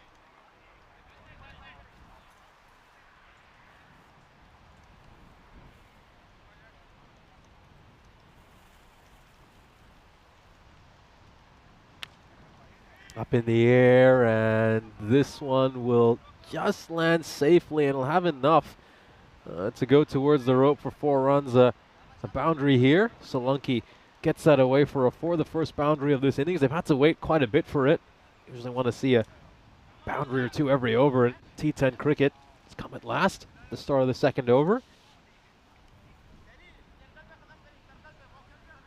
Of course, going back to that World Cup, that was a great one for Germany. That was the one which Germany won back in 2014. Yeah. They beat Argentina in the final. Remember it well. Mario Götze scoring not far from the end of the game. Remember watching it, celebrating around the living room. I was in England at the time, but proudly wearing my Germany shirt.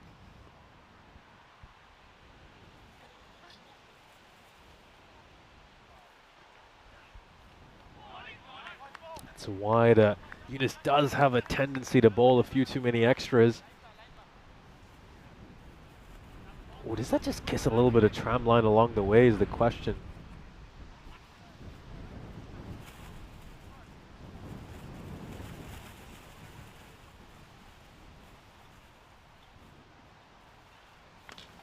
High up in the air, and that's going to go a long, long way for an enormous 6. Solanki clubs that for a Maximo, the first one of this innings. The Sharks just starting to gather a little bit of momentum. Yeah, clubbed that one nicely down the ground, goes right back in his crease and lifts the ball up and away. Hey, some breaking news from Tim Hammer in the chat. We've been talking about London traffic because, again, the traffic is queuing up outside the Hornchurch cricket ground, but the toss has been delayed between England and the West Indies in the third ODI because the West Indies are stuck in traffic. And that's, of course, at the Oval. London traffic can be an absolute beast. As Tim rightly says, it's a very ECN move, isn't it? So always something happens. Usually you don't expect it at the highest level. The team gets stuck in traffic. They probably should have jumped on the tube.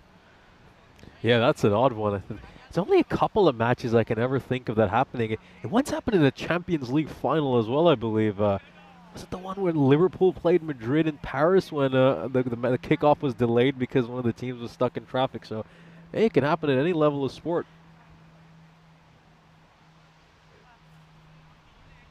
I think there is a bit of rain swirling around the Oval as well, so not ideal when you're trying to get the game in and you're stuck in traffic. Maybe they're in this traffic jam at Hornchurch because it's been piling up all day, stuck at the roadworks. Clipped away towards mid-wicket. It's probably moving more than it ever has, though, over these last couple of days. I can't actually believe that I'm looking in front. I'm not just seeing 2 or 3 of the iconic London red buses just piled up one behind another. Cars are actually moving right now. And There aren't any buses for once either. Well, apparently some of the England players arrived on Lime bikes. Clubbed away for a 6. What a incredible sound as that came out of the bat. That goes all the way. I have in my head now an image of the whole England team arriving on the Lime bikes with their, their big cricket bags in the baskets at the front. That would be a sight for sore eyes. And they got there on time, the West Indies didn't. If it was ECN, the West Indies would have forfeited the toss. Reduced overs game. Let's play 48 overs.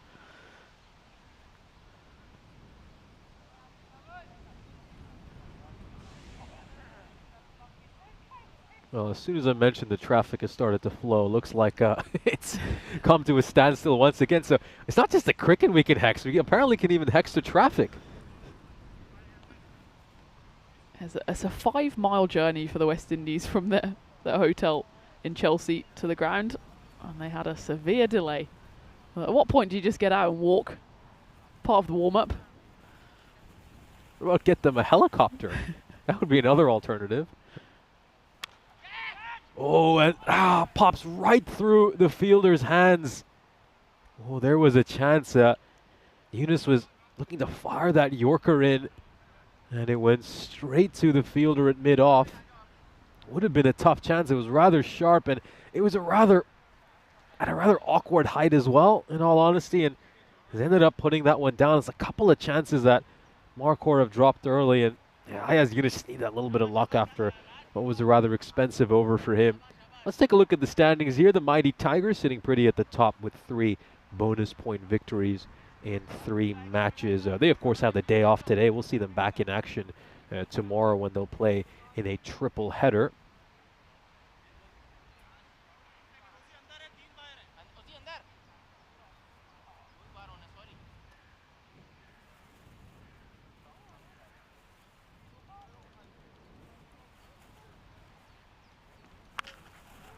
High up in the air, and that goes over cow corner all the way for 6 runs. A shorter delivery there, and beautifully struck by Solanke, who's played some magnificent strokes during the brief time he's been out there. Yeah, that was an absolute crack off the bat. The spectator there going full Usain Bolt to stop that one. Good work, that man.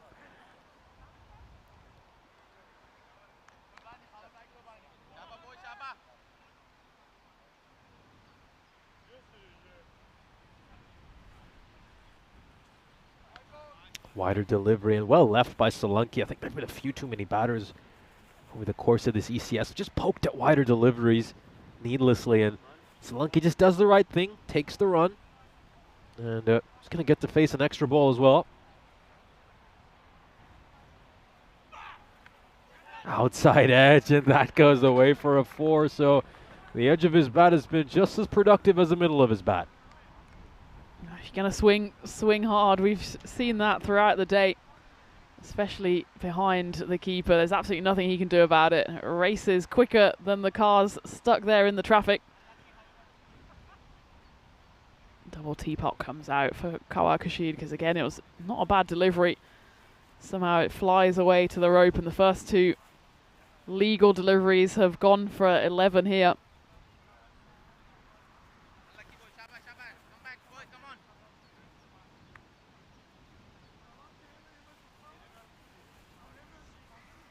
Full toss. Might be worth checking the height on this ball. All eyes on the square leg umpire. So this is going to be a very tight one. Let's just take a look at this. Goes nice and deep in the crease. I think the bowler's in trouble there. That could be a no ball. Yeah, absolutely. You've got to take it from where he is in his normal stance. And he does go back. I think had he been half a metre forward, it would have been even more of a no ball, and it has now been called on field. So it's 5 up plus the free hit. Exactly what the Sharks would have wanted. As there's a rare misfire by Kashid, who's otherwise been a consistent performer with the ball for Markor. Yeah, their one expensive second over is just to turn things around a little bit. Has it? Khurshid, who bowled so well in the first over, seems a different bowler right now. He's not quite able to get it right. Had a little bit of bad luck as well with that edge, which went away for 4 runs. High and mighty. That's going to go all the way for a 6. He certainly cashed in on the free hit here, Solanke.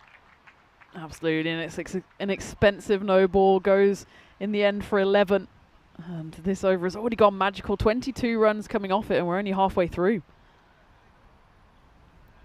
Beautifully played stroke. Nice straight batted shot.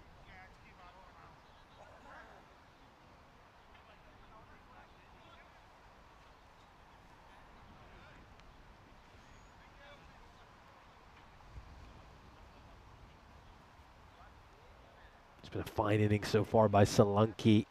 Win predictor, though, still has the Sharks down at just 29% because they do have to go at 15 and over. It's a question of how long can the Sharks sustain this for. Struck away out towards mid-wicket. It'll take a hop and go over the rope for 4 runs as they bring up their 50 inside the power play. Perfect start for the Sharks as Yash Kumar Solanke new into the side. Certainly a good addition. We were wondering before the start of the run chase who might stand up and be counted for the Sharks 11, given that they've rung the changes. 6 new players into the side, and Yash Kumar Solanke certainly looks like he's a positive addition. 43 off just 12 deliveries now, eyeing up that maiden half century on the network.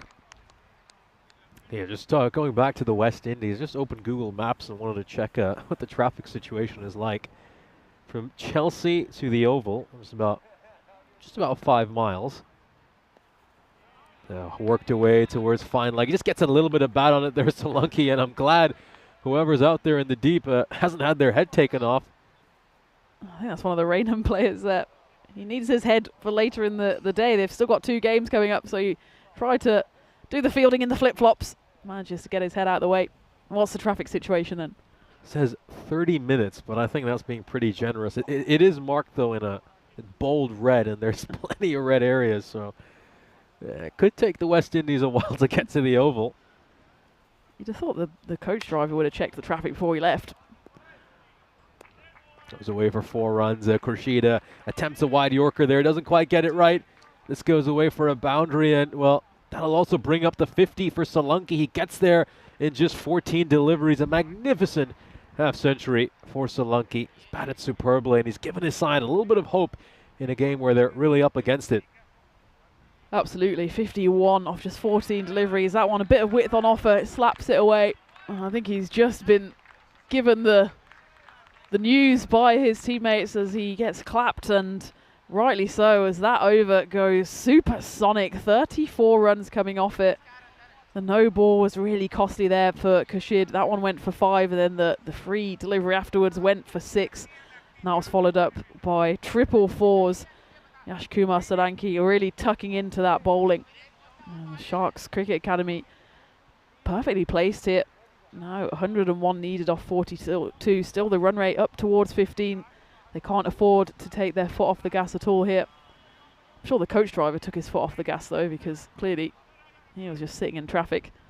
I do sometimes, it gets frustrating if I drive from up north and it takes me just as long. I mean, when I'm in England, we live in similar parts of the country. It takes just as long to get from there to the edge of London than it does to then drive the 10 miles or the 12 miles through London. It's not good for the soul. No. That's good for the soul though.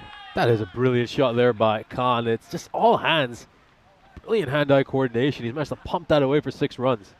Good work by the spectator there as well. He was just going along on his usual Tuesday lunchtime stroll. Suddenly a grizzly comes herring towards him, and he does good work, turns around, gets a little jog on as well. Well done, that man.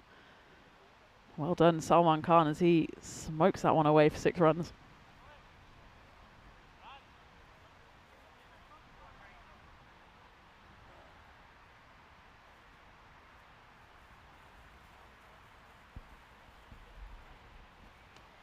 A nice comeback delivery there by Kumar. Khan just looking to drill that one behind point, but is unable to get any bat on ball. That finally ends the run of legal deliveries that went to the boundary. There was 7 of them. Finally the dot ball gets through. It won't last for long. It just gets a little bit too far onto his pads there, just straying down the leg side a little bit. It's going to be helped away for another boundary, goes all the way for 6 runs, and this has been a brilliant onslaught here from the Sharks' perspective.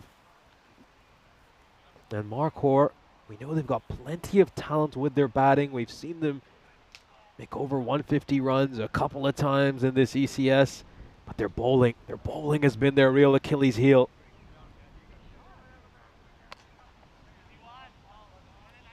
Struck out towards long on, that's going to be a single. Partnership now worth 68 in just 19 deliveries. Most of the damage dealt out by Yashkumar Solanki. He's back on strike now. He's looking imperious out there in the middle. But as you say, Nish, really, he's been given a lot of freebies here by the Marquardt bowlers. Just haven't been tight at all with their lines, giving him width, especially outside that off stump. He just leans into those cover drives, gets real value for his shots. And he's just decided to walk across here and play a rather awkward shot, Solanki.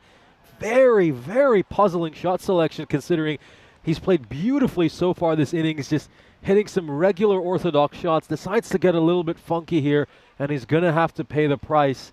I mean, if he just stood normally there, he probably would have just clipped that one away towards square leg. Yeah, we were just giving him the old talk up, saying how well he's played through both sides. You can see there's wagon wheel, not shy of hitting it down leg either. This time though, he went a bit too funky. He looks a bit disappointed with himself, and well, probably should be, given that he was so well set. You can see how much that means to Raj Kumar. He's fired up as he clips the top of leg stump. A big old fist pump as Solanki has to drag himself off the pitch. Had he just played a bit more conventionally there, I think he could have been on for a big score. A nice ball there, first up to the new batter by Kumar Batson, batting for the first time in this ECS.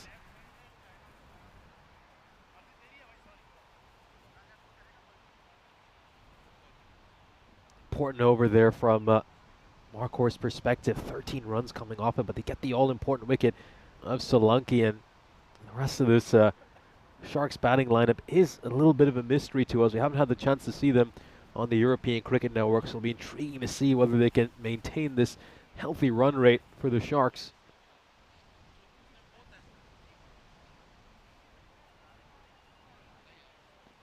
.71 for 2 at the end of the 4th.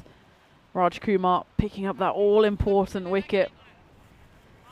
But in all honesty, Yashkumar Solanki just gave it away a little bit. He was playing so well, just conventionally, both sides of the wicket. Tries to go a bit funky, saw that the fine leg region was vacant, but only manages to get his stumps rearranged.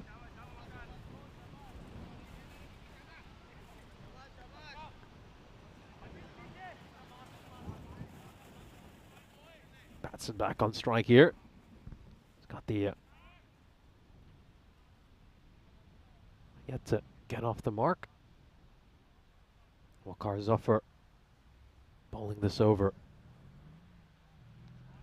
A nice sharp ball there by Zafar. Looks to dig that one in. Gets plenty of bounce. Has been given the one for the over. You can see Batson just looking towards that deep third region. He's just wondering if he can just wrap that shot. Looks to go big. Is there enough on this? It's gone straight into the fielder's hands, and Batson's going to have to walk back. Fails to trouble the scorers. A well taken catch out in the deep, and they managed to go bang bang here. Marquardt picking up a couple of wickets over the course of the last 5 deliveries. After I had in my head the image of the England team arriving on line bikes, if you go on the England cricket Twitter account, you do see live not live, but video footage of, looks about 5 of them turning up on line bikes. They don't quite have their cricket bags on them. Would have been better, you know. Always you see people with their cricket bags on. They look like snails. They've got their little rucksacks on. I see Joss Butler's there. I think it's Zach Crawley and Mahmood. Yeah, well, they're looking a bit out of place in London, but it's one way to get to the ground. Certainly don't go in the coach, as that one is hit away. It's Shafi into the attack. and straight into the runs. That one would have been a wide ball. He decides to convert it into a 6. Yes, goes all the way from Maximo. Lovely start from Usman Shafi. And just throws the kitchen sink of that one, Shafi, and gets it to clear the rope. Wonders, was their hotel closer to the oval? Because I'm not sure I'd want to cycle 5 miles before an ODI. Yeah, maybe they got off the coach and cycled. They've probably already got their Lime account set up, unlike the West Indian cricketers. Back-to-back 6s for Shafi. That one smoked over long off. Really two stylish shots. Too much width on offer from Zafar. And Shafi takes no time at all to get into his work here. A good use of the feet, gets to the pitch of the ball and strikes it over cover. Hits it all the way for Maximo.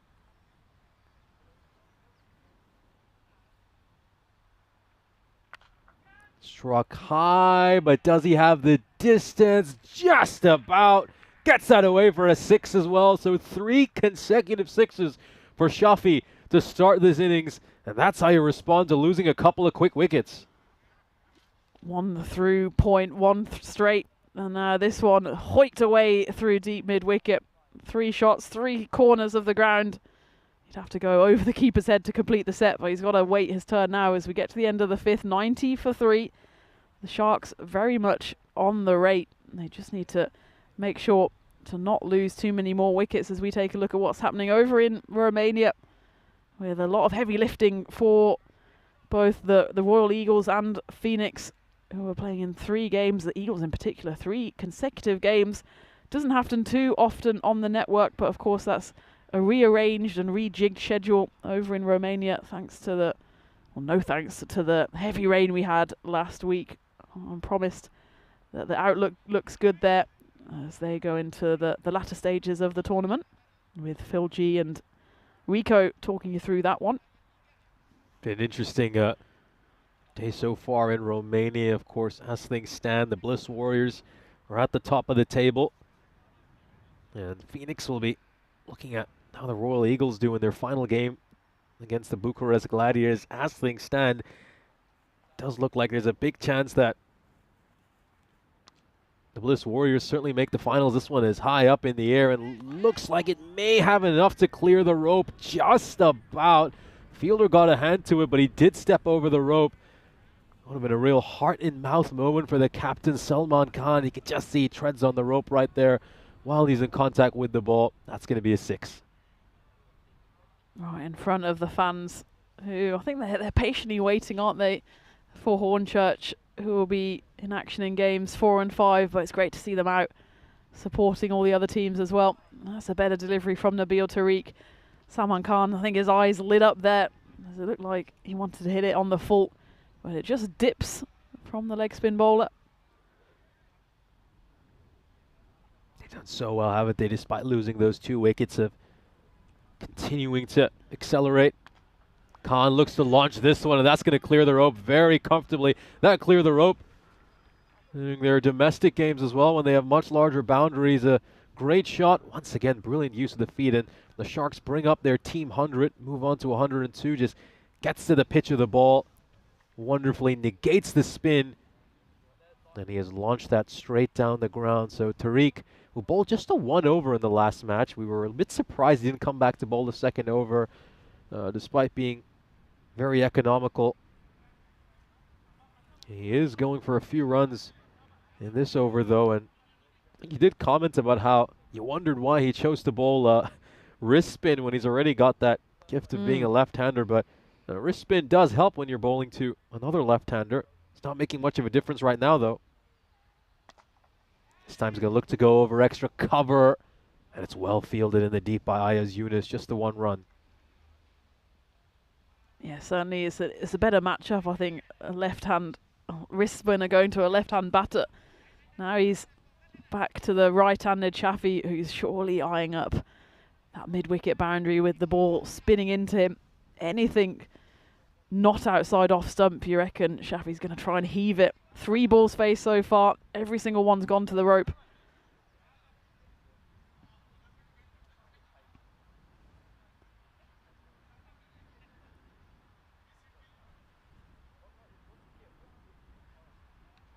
That's a good delivery though, isn't it? Keep it outside off stump. Make sure that it's not in that hitting arc, despite Shafi's protestations. Certainly not a wide ball.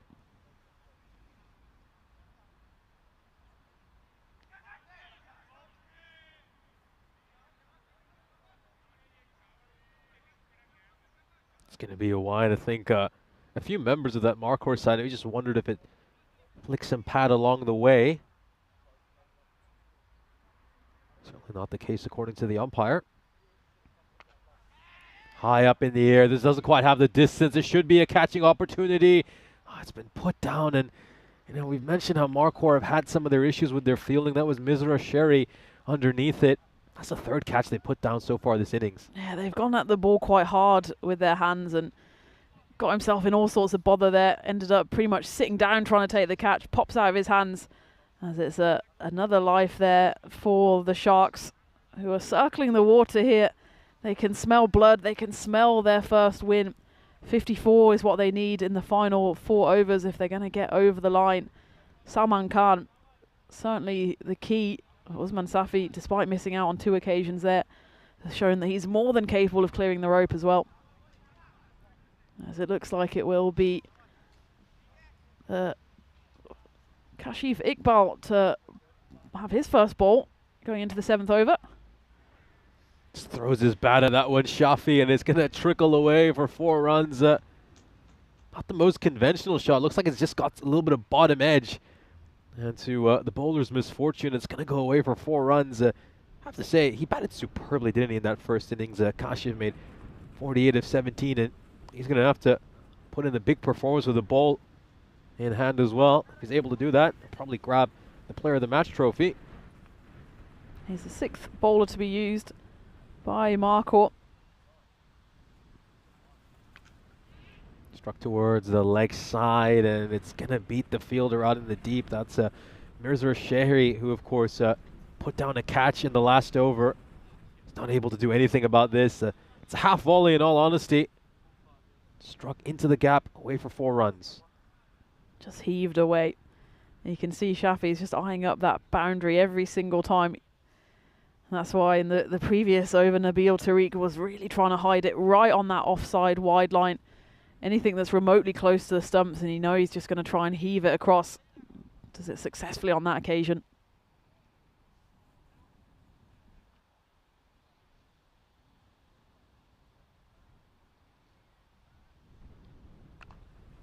Better, much better length. He just gets that one right up there. Yorker length. Comes off the toe end of the bat.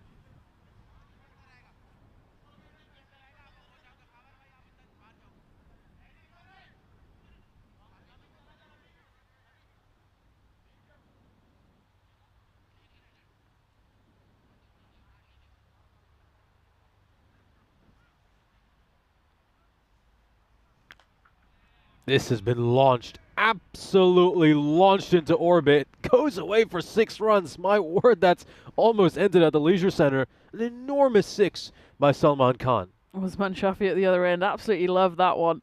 He was just standing and admiring from the non-strikers as Salman Khan just marmalizes that one. He's looking dangerous here. Both of these actually putting on a good partnership. It's worth almost 50 now, 48 between the two of them. Struck towards mid-wicket. It's well fielded out in the deep by Nabil Tariq.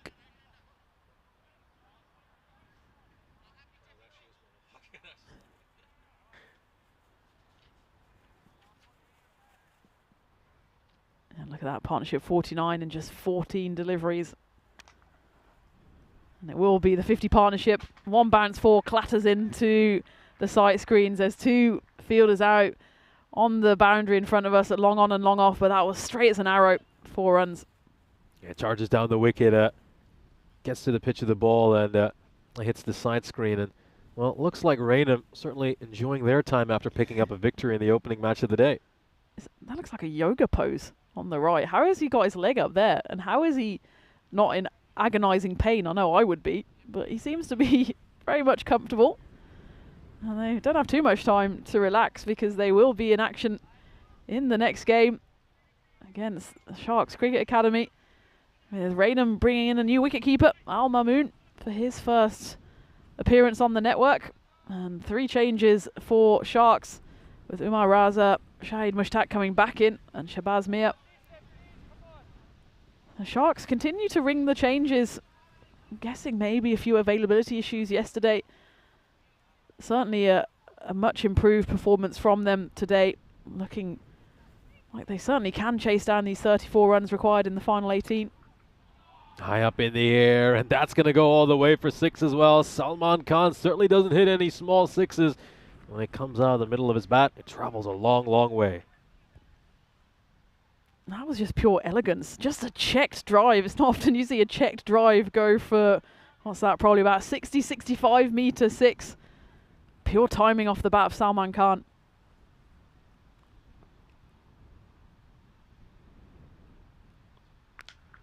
This time he just drops deep into his crease and launches it away for a 6. And what a stylish way to bring up his half century, a captain's innings, gets to 50 in just 16 deliveries, and he's put his side in prime position to pick up their first victory of this European Cricket Series. Just take a look at that wagon wheel. Look how strong he is through that mid-wicket region. He's hit a couple of 6s over long off as well. He certainly doesn't need the cut shot in his armoury when he hits it so well straight down the ground. Has he got distance on this? He absolutely has, but that's a brilliant piece of fielding out on the boundary by Ayaz Yunus. We're going to have to take a look at this one, but I reckon he's okay here. He's just volleyballed it back in. Has he touched the rope? Oh no, he's set off outside of the rope, so it will be a 6, but nonetheless a great effort. Yeah, it was beyond the rope there. Might have been okay when they play their domestic games, but not with the short ECS boundaries. It's another 6 for Salman Khan. The Sharks are just nearing their first victory of this ECS, but there's going to be plenty of question marks about this Markhor side.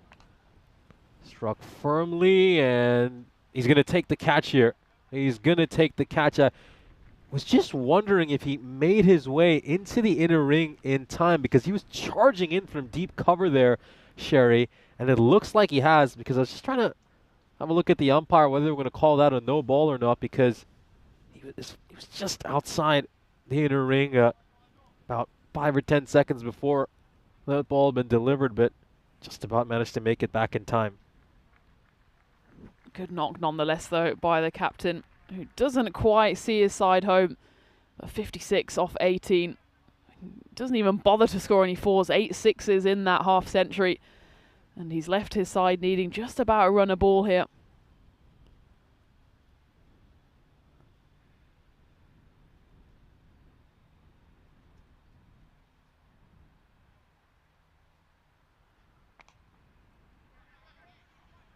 Towards mid-wicket, they'll pick up the single. Singles will do it for the Sharks from here.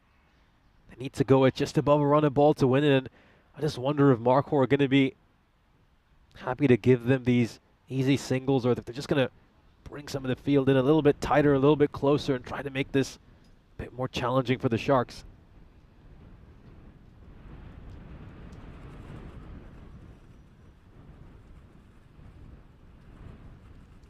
Steps across, and this is launched well over the rope for 6 runs, and they're just 9 runs away from victory now, the Sharks. It's a familiar tale for Markhor. Looks like they're heading for their 4th consecutive loss of this European Cricket Series. Their only win came against the Sharks all the way back at the start of day 1, when the Sharks were able to beat, I should say, the Sharks were handed a defeat by Markhor. It's just been a difficult time for Markhor as of late. They've really struggled with their bowling. They're often able to get runs, but then they just can't defend the total in the second innings, no matter how big a target they set. And then their fielding at times has been a little bit ordinary as well.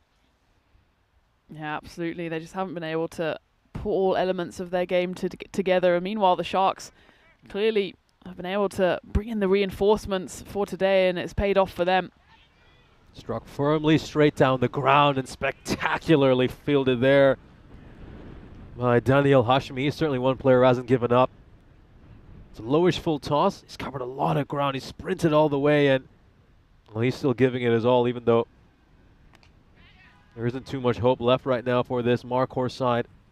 Just as well he did as well, because otherwise I think our shins would have been in trouble. I was flying into the commentary box.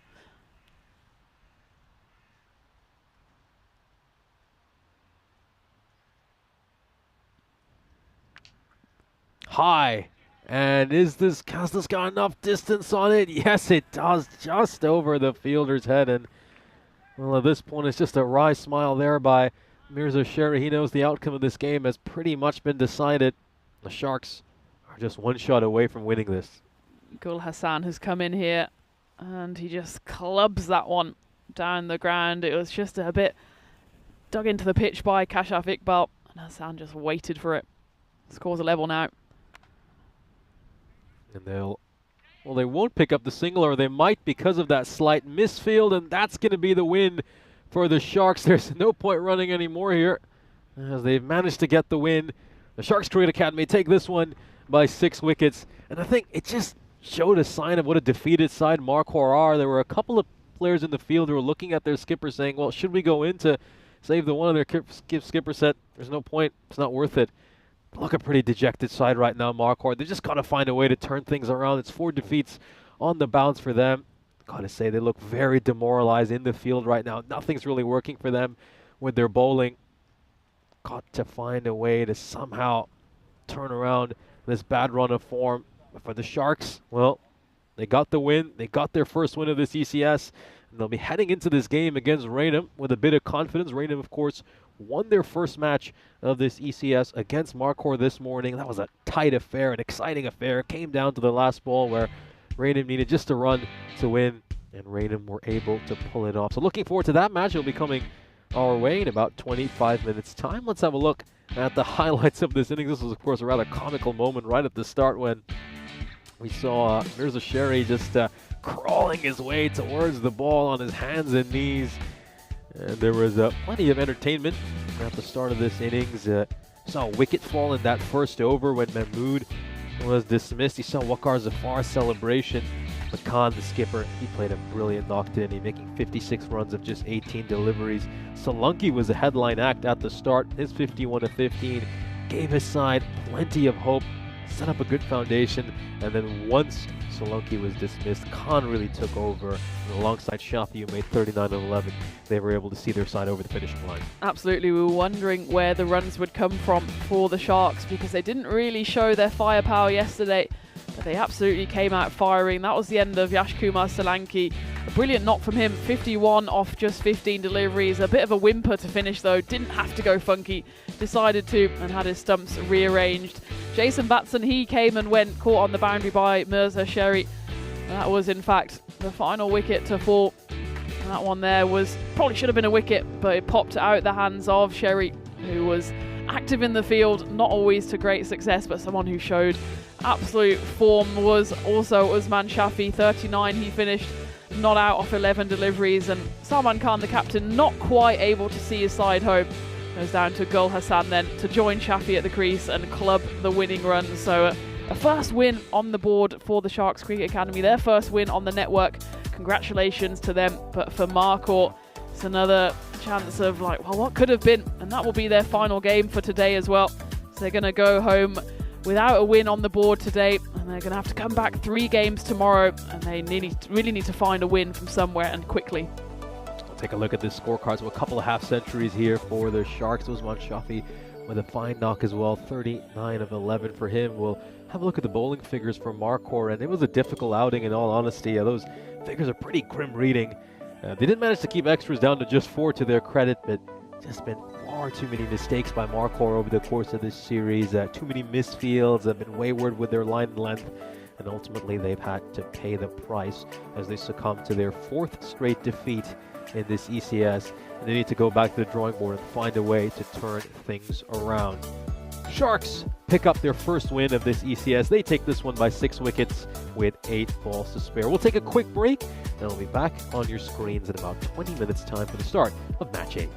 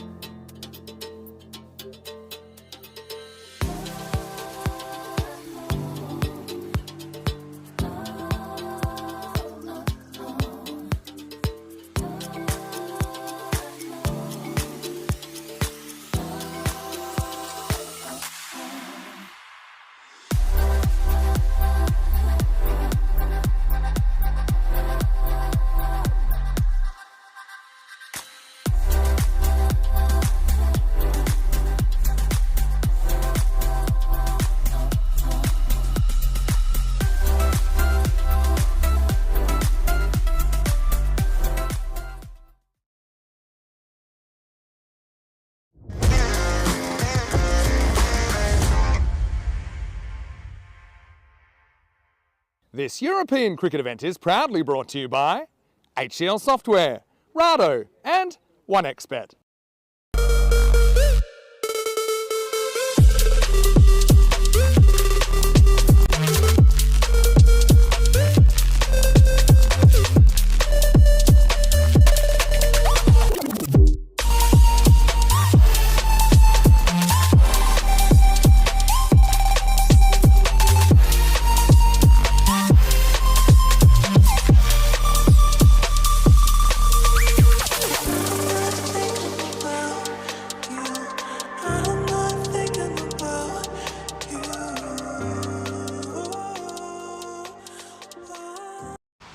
We're set for the start of match number 3. The Sharks Cricket Academy are about to take on Rainham. Let's head out to the coin toss where you'll be joined by match referee Ian Ramage. Okay, Rainham, you're the home team, you'll toss the coin. Sharks, as the away team, you'll call. Here you go. Yeah. Heads. It's been called heads. It's come down heads, you won the toss. Okay, toss one by Sharks, who will bowl first.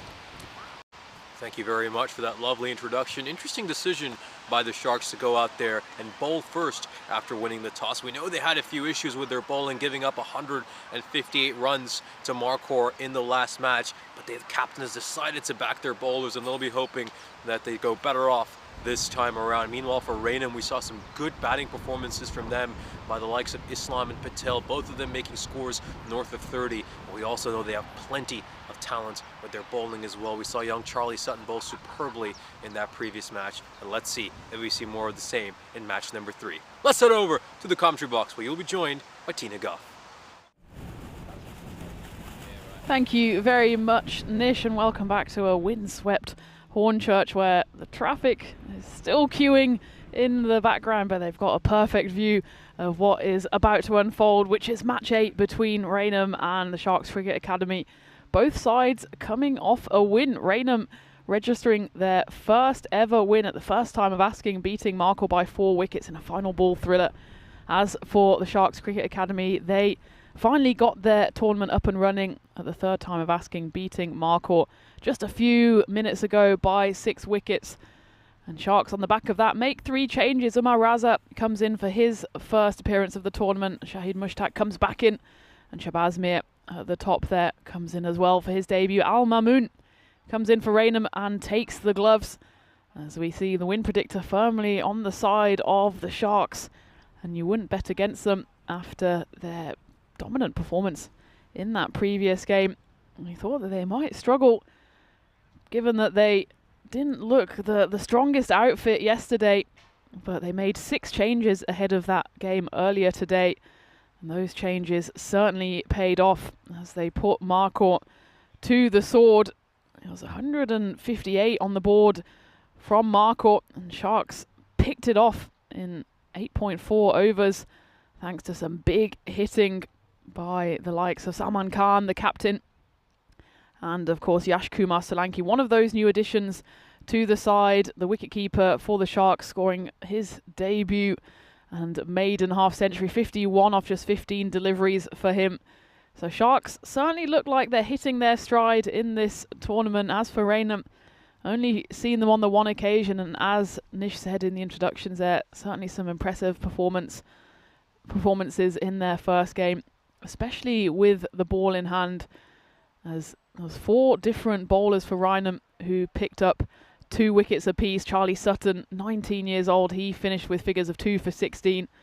Saqlain Kazmi, not quite 19 years old, but certainly still in the wickets, 2 for 14 he finished on, and he picked up 2 valuable catches in the field, and it was a captain's knock by Tipu Samsudin, who finished 32 not out to see his side home.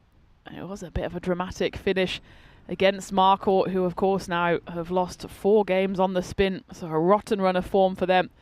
It could have been oh so different though on the final ball of that game against Rainham. It was a single required. It was hit down the ground to mid-off, who was probably a bit too deep on that ring, and the Rainham batters managed to scramble through for a single. A slight misfield by the young bowler as well meant that they were able to get through unscathed and claim their first ever win. And they don't join then the illustrious group of sides who face a golden ball on their very first appearance in the T10 format on the ECN. Of course, the international sides of Portugal and Norway, the women's teams, they notched that feat on their very first game in Santarém just a few weeks ago. Their first game went to the golden ball. Indeed, it was Portugal's first ever appearance as a national side, and it's finished with a golden ball. Raynham, I'm sure they'll be more than happy though to have notched that first win in regular time rather than going through the trauma and the drama of the golden ball. Of course, us viewers want to see a golden ball sooner rather than later, as that tally has notched over 100 games since the last GB. Maybe this is the time. It's match 8 here in Hornchurch. The traffic has come to a standstill, such is the excitement here at the ground for the start of match number 8. The Sharks Free Academy, of course, winning the toss, as you saw in the clip, and they have elected to field, and why not, because they chased so prolifically in that final game just a few moments ago, looking to repeat the trick here, and they've sent in Raynham, who of course also chased in that previous game. Now they have the task of setting their first ever target on the European Cricket Network. With the ball in hand, here's Raza Mughal, who will get us off into game 8, and he's right on the money once more. Doesn't give the opening batter Raj Hothi an inch of room. He's joined out in the middle by Ashraful Islam.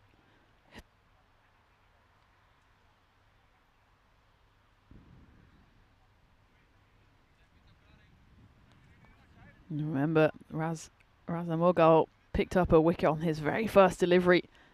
Clean bowling young Daniel Hashmi in the previous game. Doesn't quite repeat the trick, but he still went for that same booming Yorker.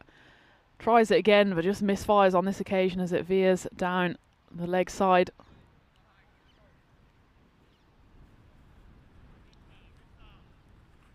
Just an update on the weather here in East London. It's dry-ish. It's certainly not raining at the moment, but the wind is swirling around. Certainly not what you'd call a classic British summer's day, or maybe it is exactly a British summer's day. As yesterday, we were bathed in sunshine. The barbecue was on.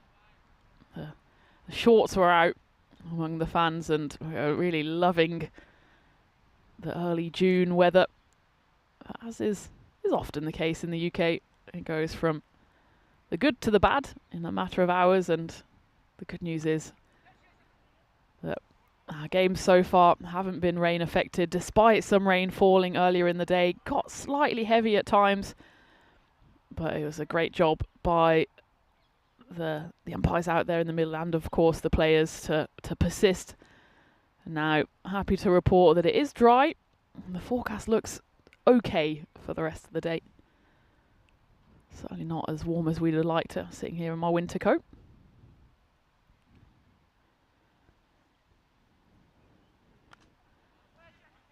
Walk down the pitch by Raj Hothi. You might be in trouble with a direct hit, but it's flashed in.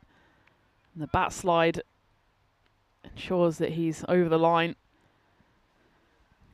It was 4 and out for Raj in the previous game. His very first delivery in European cricket to the rope. But the next ball, chip one in the air, and it was a good catch on the boundary by Mirza Sherry.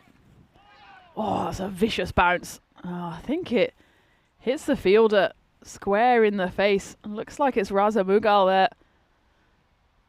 No, in fact, it's Burhan Mahmood who takes it right in the kisser. So firmly hit that it knocks his cap off. He looks to be all right though. Throws up the hand saying, yep, well, my eyes and my nose and my teeth are all still in the right place. That could have been a dangerous one though. I think he's just getting double checked here by the umpire. Doing the right thing, the men in black, because that was coming at quiet speed. It's always a bit of a shock when that grizzly roars up to say hello. So I think he is just being sent off the pitch here. You can see maybe over that left eye. Looks like the shadow of what could be a cricket ball. He's trying to protest that it hit his cap.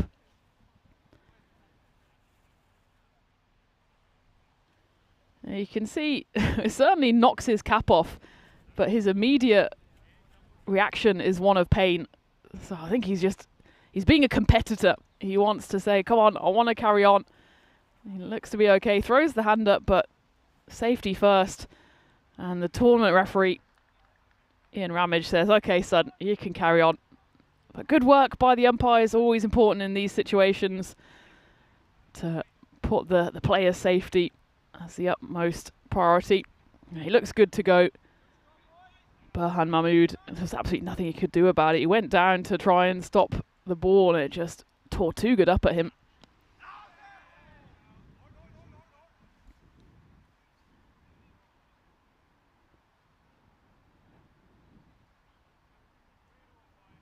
And we've had some questions in the chat throughout the day about where this game is played, if you can come and watch. We're in East London, Hornchurch Cricket Club. And you can absolutely come and watch. No need to buy tickets.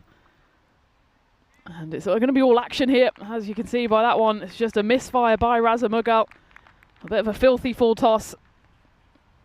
And Ashraful Islam just works that one away. I think he just about escapes the no ball. So it was on its way down. But it will be a boundary to finish the first over. We just double check this one for height. But I think he's just about okay. It is on the way down, and actually the contact with the bat is quite ahead of the crease. So it will be the end of the first. Yeah, we're in East London, Hornchurch. Come along. I know there's people been popping up in the chat saying that they live nearby. Well, come on down, say hello. We don't bite mostly. And if you're anywhere in Romania as well, near the ground, then go say hello to them, as they're into the second half of the delayed ECS there due to the rain last week. But full action there with 4 games coming your way. The Eagles finishing off the day with a triple header over there.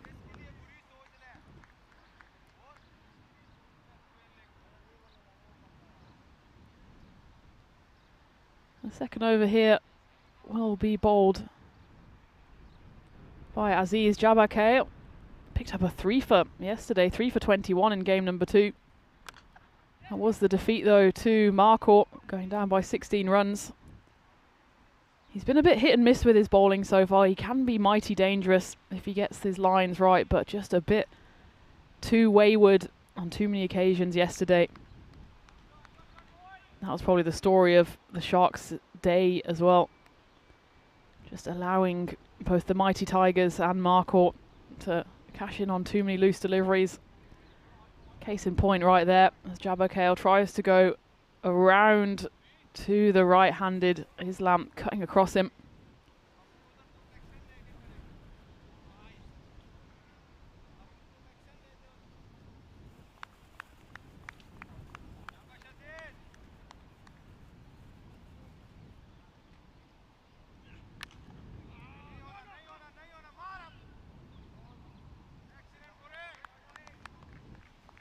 And Nish will be joining again for the second half of the innings, as we always take in turns in game number 3 just to give our voices a rest and give you, the viewers, a rest from us as well. And we were just tucking into some beautiful homemade lasagna. Thanks again to our friends at Hornchurch for their wonderful hospitality, looking after us superbly here. Hope to see the barbecue on later again, despite the not quite so summery weather. And of course, I'm sure the fans will be out in full force again, as Hornchurch, the local lads, will be in action again in games 4 and 5 to round off the day. That's a beautiful shot. Raj Hothi wasn't able to fire in the first game, but he's found his boundary rhythm here. It's worth taking another look at this one. He goes left and right, and in fact he has to readjust at the final moment. Looks like he wanted to go leg side. In the end has to scoop it to the offside. That's a brilliant piece of invention. It's worth taking just another look. He goes left, right, and well, he somehow puts off Jabakale, gets bat on ball and scoops it away to the boundary for a well executed scoop shot. This is exactly what I was talking about with Jabakale. When he's good, he's good. When he's bad, he's even worse, as that's a Bit of a rank full toss down leg side.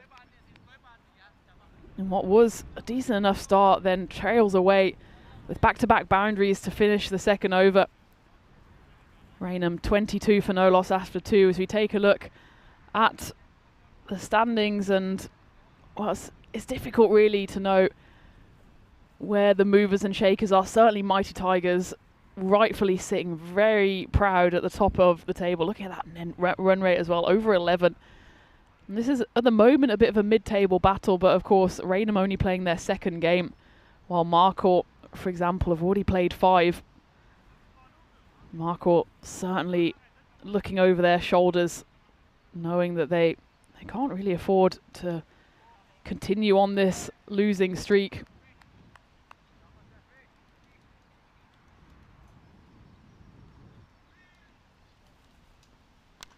Into the third over we go, and it's clubbed down the ground as it's Salman Butt who's come on to bowl this third over. Ashraful Islam deposits him over the long off boundary.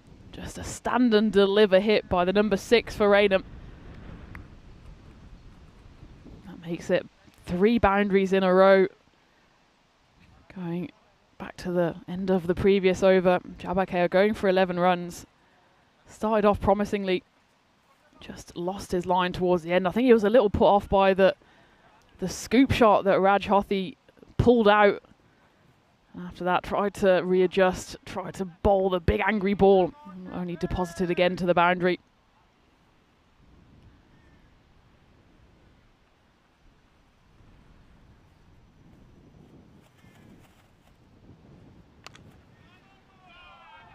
Flashed through the covers, and it's 4th boundary in a row, half stopped by spectator, and the second spectator does the fielding.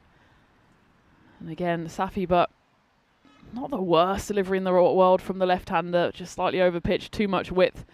And Ashraful Islam was able to just slash through that one. This has been the story of the Sharks Cricket Academy all week. I'll say all week, just today and yesterday. Their bowling has really let them down. That one again, they run through for a risky single, and he gets it right in the midriff, running through to the danger end as Raj Hothi. As he wears that one, it was thrown in. It was a risky single. Let's take a look at this one. He was struggling, gets thrown in. Where did it hit him? Whoa. You can see immediate pain, immediately down on his haunches. In mainland Europe, usually someone would come to his rescue now and throw his legs up in the air, but he looks like he's okay to continue. Everything's still in the right place. He's still got enough steam in him to absolutely launch that one beyond the deep square leg boundary, and the 2 walkers there, they're going to have to shuffle a bit quicker if they want to get out of the firing line here, as Raj Hothi down but not out after that previous body blow.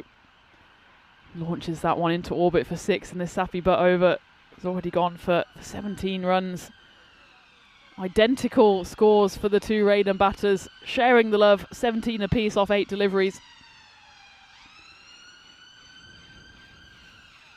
The ambulance has come too late for Raj Hothi. I think he's okay. Certainly showing no signs of damage on that 6, and he goes again, this time through mid-wicket.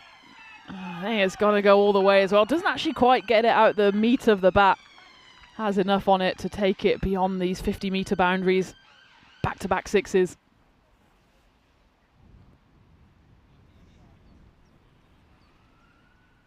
And a nice time as well to welcome back everyone joining on the chat.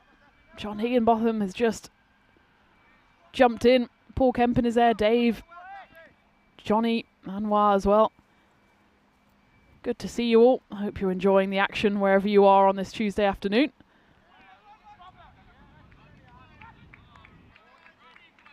Thomas Martinez as well, of course. This over has gone magical then, 24 runs coming off it, just a single off the final delivery. But Raynham sitting pretty here. Not quite getting the 50 up in the power play, but a pair of 11s followed by a magical 24 off the bowling of Butt takes them to 46 after 3. Both of these batters looking set, looking like they're in the mood for a big score. Ashraful Islam, clearly a danger man as well. He top scored in the first game for Raynham, 33 on that occasion off 14 deliveries. Clubbed away. Does it have the distance on it? It just about does, despite the despairing effort of Jason Batson, who looks like he's done himself a bit of a mischief here as well. Always difficult when you're standing right on that rope. Take a look at this on the replay. An absolute Herculean effort there, almost horizontal. Here's Jason as he flies towards it. Lands inside the rope, so it will be 4 runs. Again, it's a case of, well, if the fielder was right on the boundary, he might actually have been able to take that grab. In the end, goes for 4, and it'll be back-to-back 4s. That one comes off the Q end of Raj's bat. He won't mind where it comes from, though. As Umar Raza is into the attack here, and he starts with 2 4s off his bowling. I'm only just noticing as well, Sharks Cricket Academy, they must have the highest average number on the back of their shirts. They've only got 4 players in double digits. High up in the air, this is a chance for a catch. It'd be an enormous catch if it's taken, and it is taken comfortably by Rishabh Dixit. It was in the air for a long, long time, and that will be the first wicket to fall as this partnership is broken. After 54 runs have been accumulated between Raj Hothi and Ashraful Islam, it's Raj who has to depart. Nice catch in the end by Dixit. Doesn't quite do it justice how high that one went up in the air. Not easy catching a white ball against these fluffy clouds, but he manages to hold on, and Umar Raza, good comeback from him, having gone for back-to-back boundaries. Third delivery, he gets his man. Rishabh Dixit, 207 on his shirt. Not the highest though. Shabazz Mir has 213. Ben Little is the new batter for Raynham. They've got no one in single digits. And they've got a 30, a 39, a 40 and an 80. And everyone else is at 145 or above.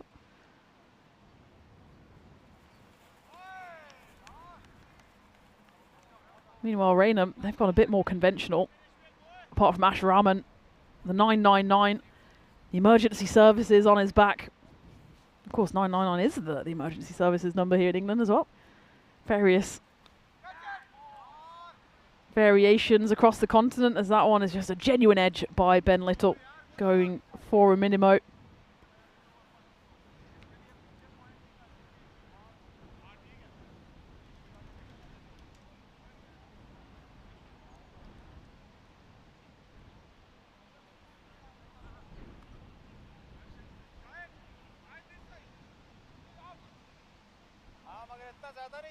That is the end of the over then. 58 on the board after 4.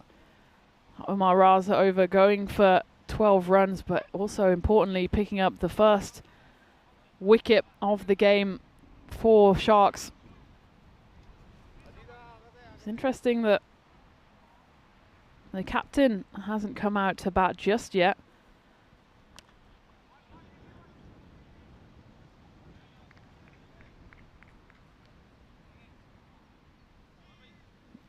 Also interesting to note that because of that change to the lineup for Raynham as well, we won't see Yash Kumar Solanki, who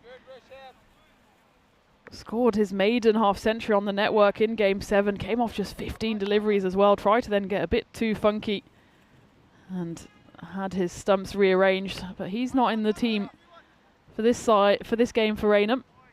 Interesting to see if he returns in that big game number 4 against Hornchurch, the local rivalry. Of course, Raynham only 3 miles down the road from here. Hornchurch again rounding out the day with a double header. Flashed away, cause of catch it, but it's going to land in between the two fielders. Almost overrun by the man on the rope. It will just be a single.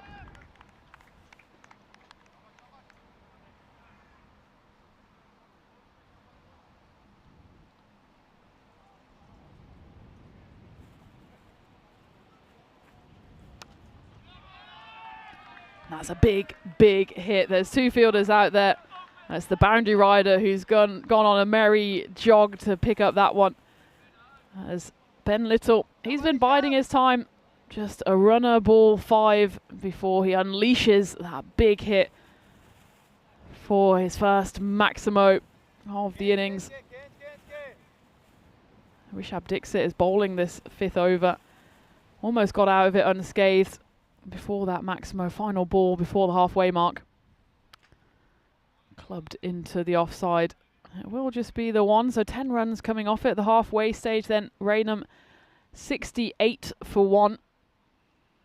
And just a little reminder of the format of this series as well. Slightly different to maybe what you've been used to in some of the more recent series. So it's 2 groups of 5, groups A and B. And Group A will be playing from yesterday through until Thursday. So 4 days of Group A action. And the top 4 of the group of 5 go through.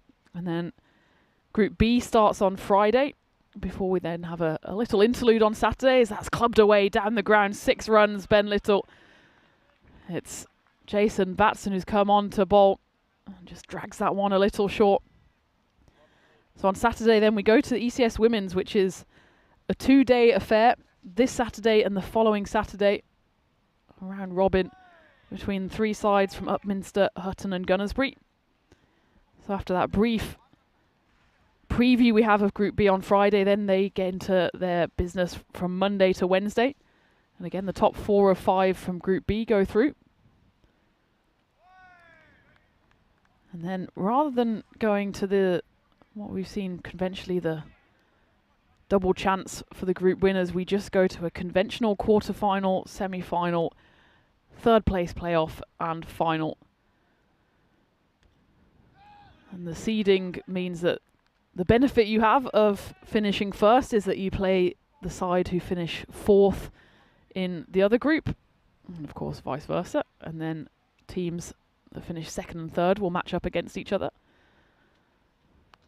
But there's no kind of double chance or eliminator. I suppose every single game then on quarterfinals day on Thursday and semi-finals plus finals day on Friday will be a straight elimination. So not quite as much jeopardy during the group stages, but then double jeopardy during the 2 finals day we have on Thursday and Friday next week. And then we round off our tour of Hornchurch with the second half of the ECSW, which will just be a table format, as that one's clubbed away 4 runs for Ashraful Islam, with the 3 women's sides just playing a round robin against one another. And the winners will be those that finish top of the table. So that's a brief rundown of our tour of Hornchurch as we get to the end of the 6th over. Raynham 80 for 1. A decent enough over from Jason Batson, the 12 runs coming off it. The 6 to start and the 4 to finish, with just a handful of runs in the middle. These two are well set now, Ashraful Islam, Ben Little. As we enter the latter stages of this innings, and over number 7 will be bowled by Umar Raza. Chance for a catch, and it just bursts through the sprawling jump of Burhan Mahmood. It would have been a classic catch if he managed to hold on to this one with the big right hand. Goes for the Statue of Liberty catch, only manages to tip it over the bar.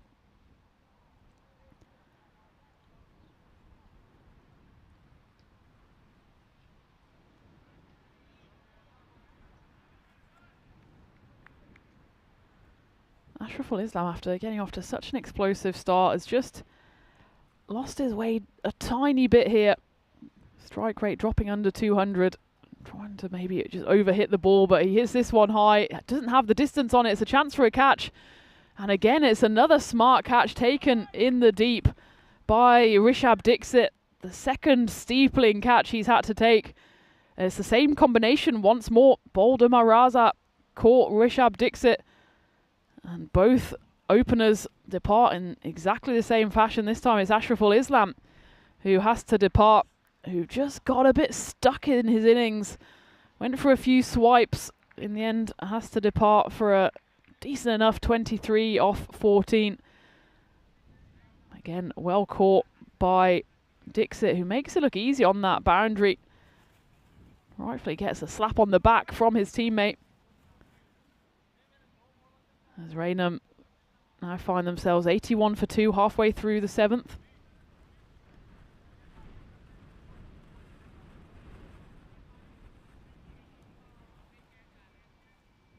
You can see just how much the wind is swirling in the background there. The trees going side to side on the east end of the ground.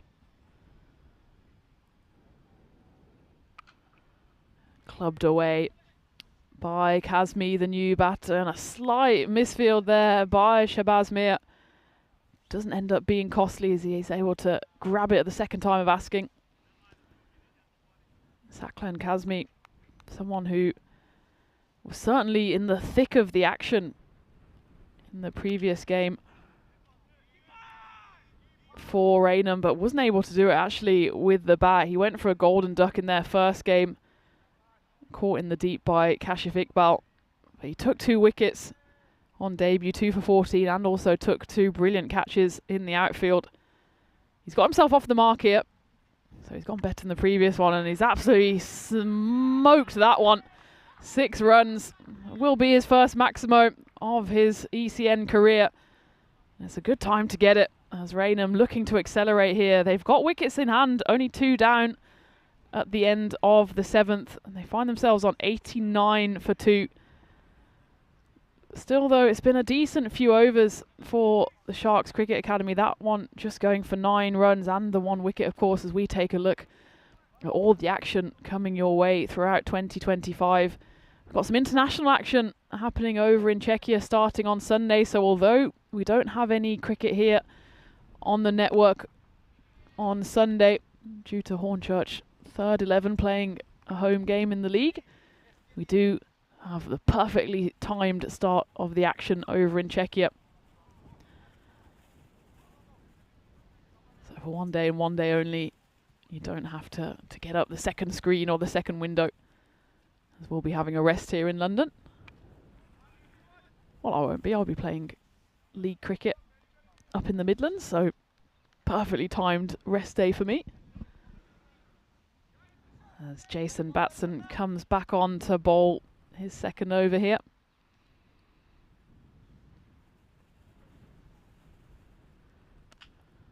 Just rolls his fingers along that one. It's a bit of fancy footwork there by Gul Hassan, and the assist is provided by Shahid Mushtaq. It's the old 1-2 foot field into the hands. Can't say he knew too much about it. Stick his left boot out, nutmegs himself, and good reactions there to stop the ball going over the rope. Evasive action taken there by the umpire. It's a good pivot and spin away from the ball, and it flies into the sight screen, which has taken an absolute hammering in the first 2 days of action here at Hornchurch. Lovely little spin, Strictly Come Dancing style. 4 runs to Saklan Kazmi.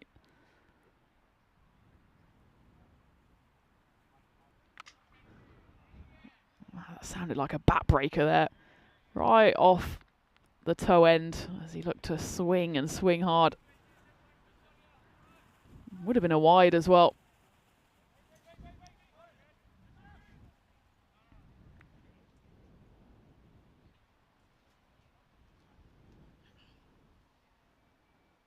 Continues to hide the ball behind him, does Jason Batson in his run-up. The fielding's done on the rope, Shabazz Mir on this occasion. Sharks have done quite well to put the boundary riders in key positions, as They haven't quite stopped the boundaries from Raynham, but certainly ensured that that run rate hasn't got away from them. Just a single boundary coming in each of the last 4 overs. It's a good comeback from Sharks, given that at the halfway stage, it looked like maybe Raynham would target 130, 140. They've still potentially got a chance to get near 130 if they finish strong here. It's 98 for 2 after 8. And Rishabh Dixit, who's been doing the catching on the boundary, has the chance now with ball in hand. Again, it'll be another case of the fielding side using multiple bowlers. 6 of them used so far. Dixit's coming back for his second over here. Interesting who they go to for the final one. Raza Mughal, opening bowler. He's often thrown the ball for the 10th and final.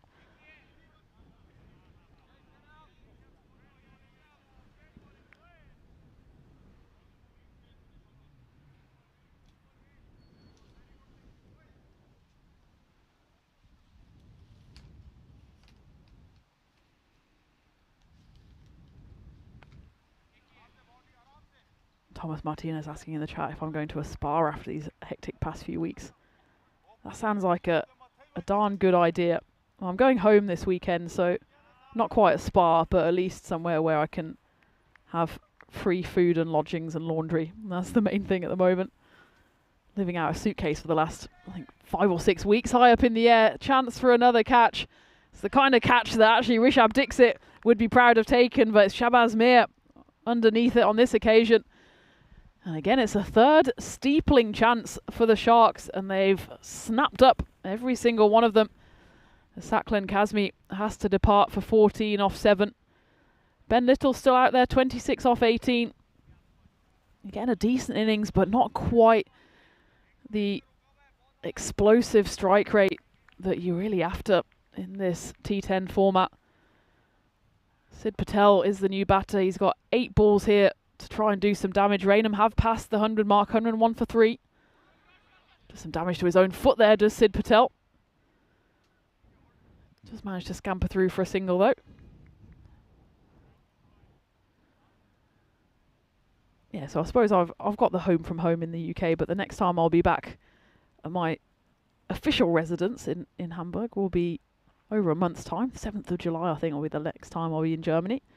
And that's, of course, for the ECS in Krefeld, which starts the week after. So I'll have a week at home and then a week enjoying the delights of Krefeld in the ECS, which will have both men's and women's competitions and internationals as well. I think we start with ECIs and then go into an ECS and round off the week with a weekend of ECSW. So looking forward to that one, back on my home turf, especially after the disappointment of missing out on the ECS in Kiel, which would be the closest ECN has ever come to my front door. But of course the reason I'm missing out on that one is because Germany qualified for Division 1 of the ICC Europe World Cup qualifiers, so it's a good enough reason to miss out on commentary duties, because I'll hopefully be taken to the field instead.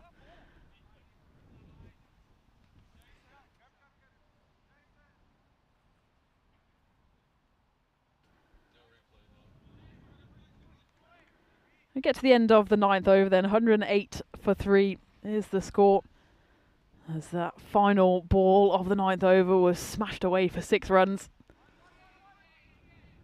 How high can Raynham go here? Certainly want to get to 120. First ball though is just clubbed for a single into the leg side.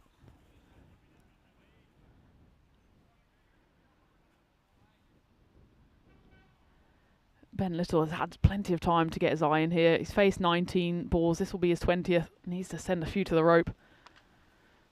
He tries. Does he get enough on it? He doesn't, as it's comfortably taken by Jason Batson. We usually see him on the long on boundary. This time he's prowling, patrolling deep mid-wicket and takes that one nicely. And you've got to say, hats off to Sharks Cricket Academy. There hasn't been too many opportunities, but they've taken every single one of their catches out in the deep. This time it is Ben Little who has to depart. 32 he scores off 20. A decent knock, but just not quite the strike rate that you have to go at in this shorter format. I suppose the same could be said for Ashraful Islam. He struck at just under 165, 14 ball 23. Raj Hothi at the top, he was impressive with 32 off 13. It's now the new batter has to come in and hit from the start, and he absolutely does that one as he just skips down the pitch and crunches that one over wide, long on for 6 runs. That's the captain, Tipu Samsudin. Surprised to see him this deep, to be honest, given his match-winning 32 not out in the previous game. Doesn't have much time to make an impact. He pummels that first one for 6 runs, 115 then on the board. Raynham certainly want to get into the 120s, nudge their way as close as possible to the 130 mark.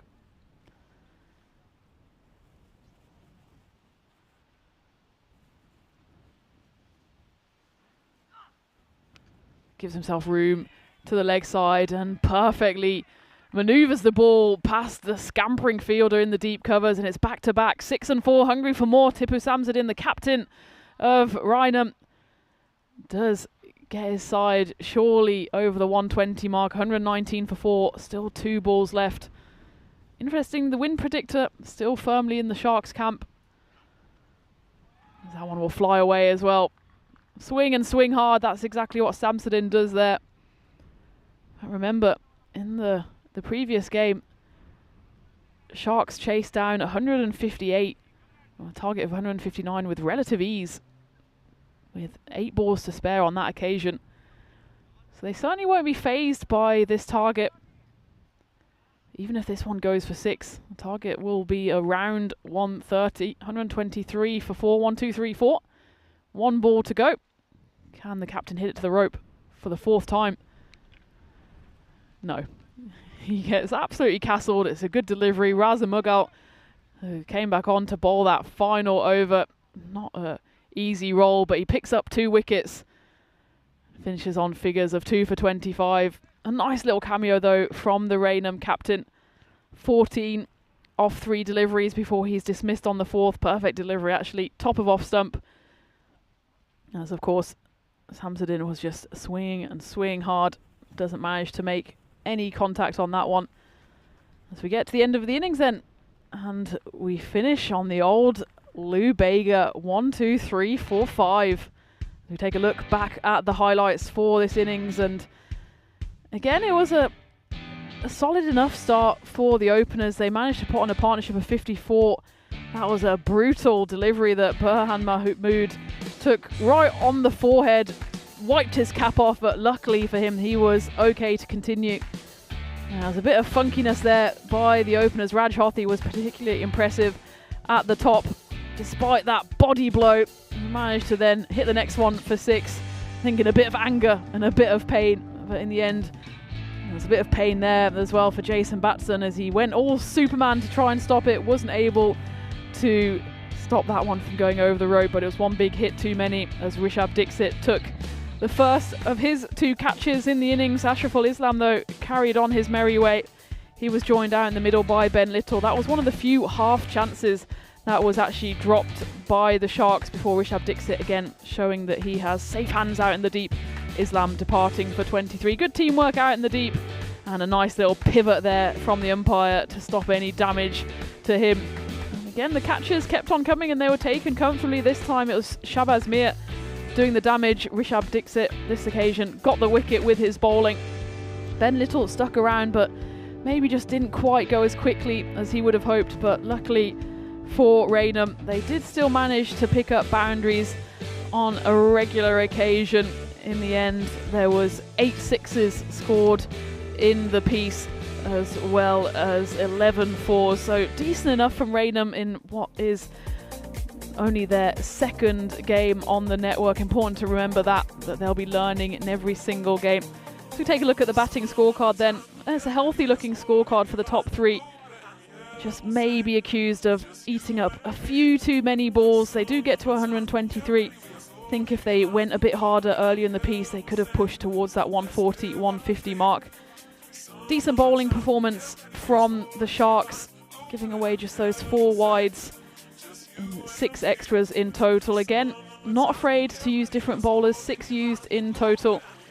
The pick of the bowlers there. Raza Mugawa, he picked up 2 wickets late in the piece, and Umar Raza, again, fairly economical on picking up 2 wickets.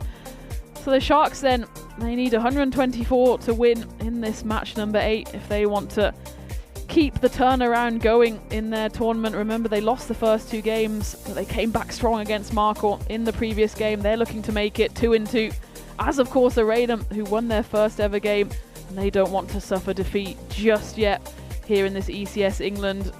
I'll be taking a quick break here, but Nish will be joining you again for the run chase in this match number 8. Can Sharks Cricket Academy hunt down Raynham and the 124 runs needed for victory?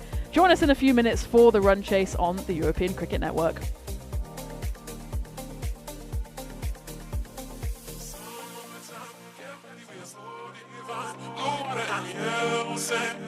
Just you and me. Summertime, get ready, we are so divine. Blue water and yellow sand. Let's live our dream. Summertime, get ready, we are so divine. Blue water and yellow sand. Just you and me. Summertime, get ready, we are so divine. Blue water and yellow sand. Let's live our dream. Summertime. Summertime.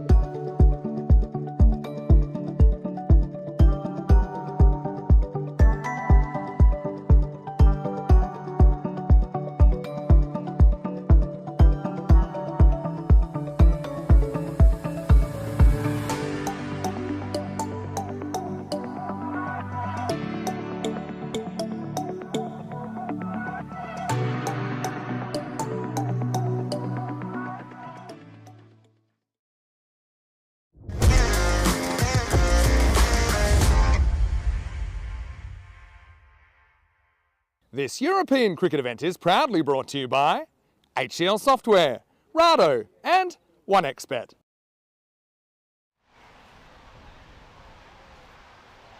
Welcome back. We're set for the start of the second innings. Raynham have set a target of 124 for the Sharks Cricket Academy. Sharks picked up their first win of this ECS, and match number 2 of the day was an exciting matchup where the Sharks went on to defeat Marquardt.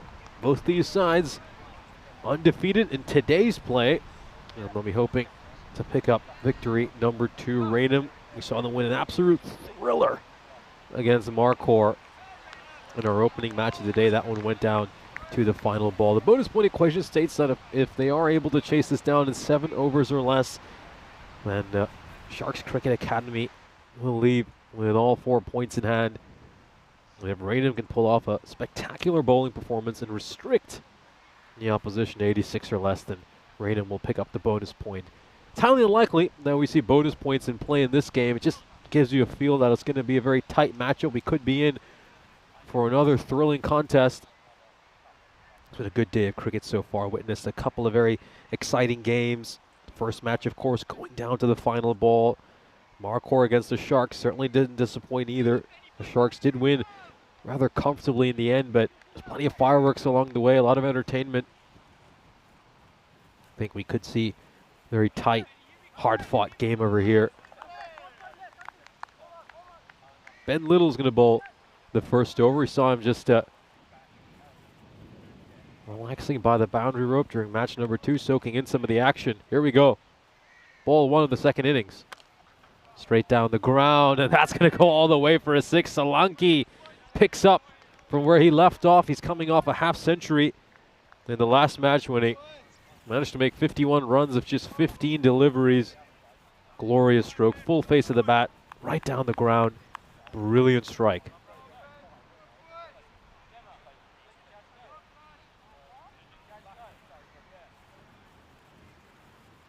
But it is worth reminding our viewers that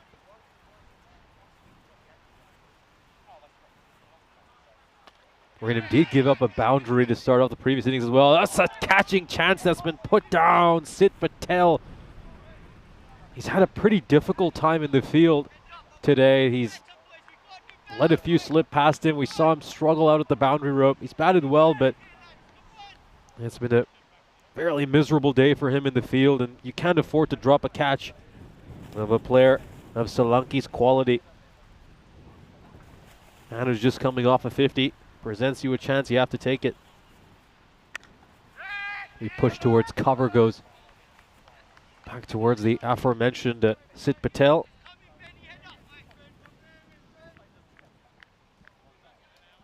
Massive, massive drop. Felt like it was coming at a nice height for him as well, and you could just tell he's disgusted with himself. He's still thinking about that, but he just got to put it out of his mind, as does this entire Raynham team. That one's just, I think it's going to come off the pads. That's going to be leg buys. So Mahmood leaves that one alone. And he does technically play a shot at that, so it is going to be 4 runs up, leg by.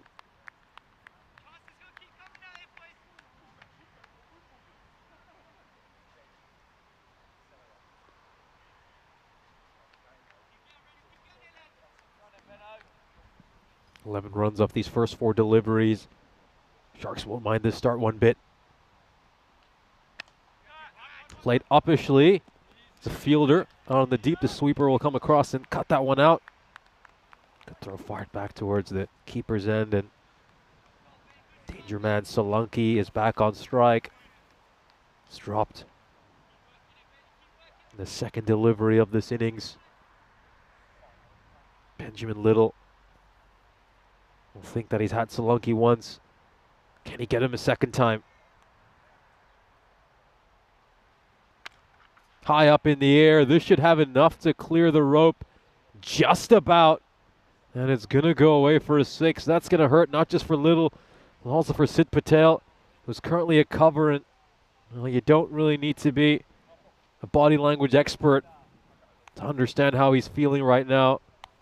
doesn't even want to look at Benjamin Little. He's still talking to the fielder at deep cover about the chance he had.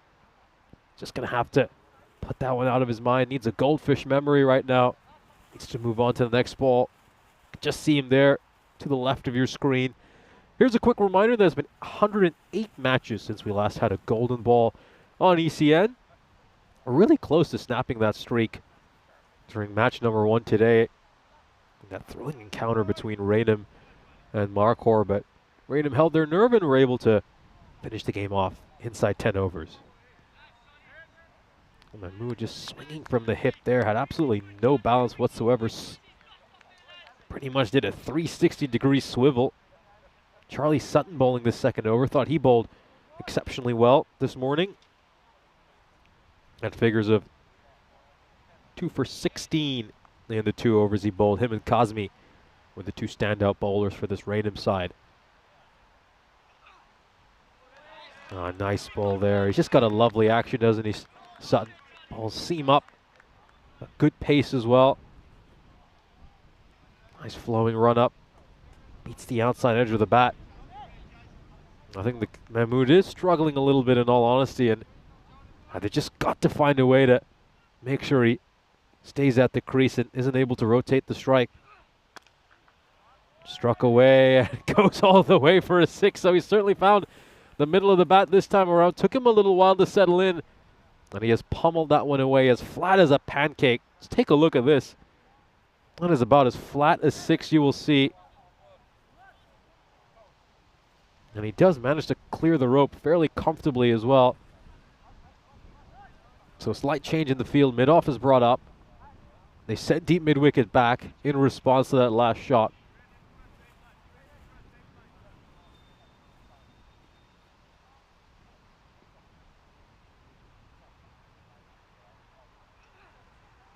Oh, nice little bit of variation there by Sutton. And let's just have a look at that one more time. Umpire signaled this a wide.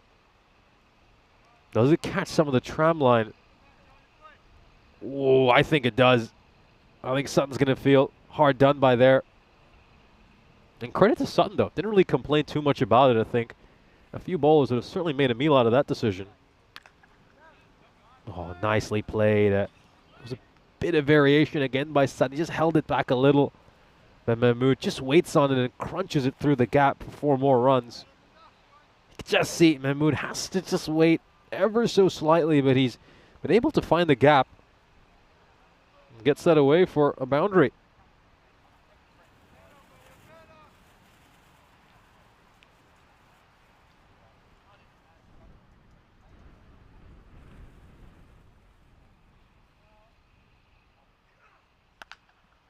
Oh, just a little bit too much width once again. He's getting these lines wrong. Needs to bowl closer to the stumps.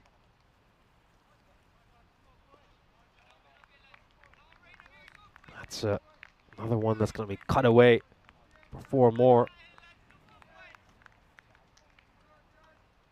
Yeah, Sutton will just want to try to get it right on top of the off stump. It's been an expensive over for him so far. This time the batter will go over square leg. Sutton got a little bit straighter, but Mahmoud had the response. Gets that away for a 6. Great bit of batting here by Mahmoud. Lovely swivel as he gets underneath it and sends it all the way for 6 more runs. Great start here for the Sharks. As we take a look at the standings, the Sharks have managed to pick up 4 points in the 3 games they've played in so far. Suffered a defeat at the hands of Marquardt in match number 2 yesterday and were defeated pretty handily by the Mighty Tigers, a bonus point defeat in their opening match. Of course, they rebounded with a convincing win against Marquardt in match number 2 today. And now they're hoping to pick up their 2nd victory of this ECS.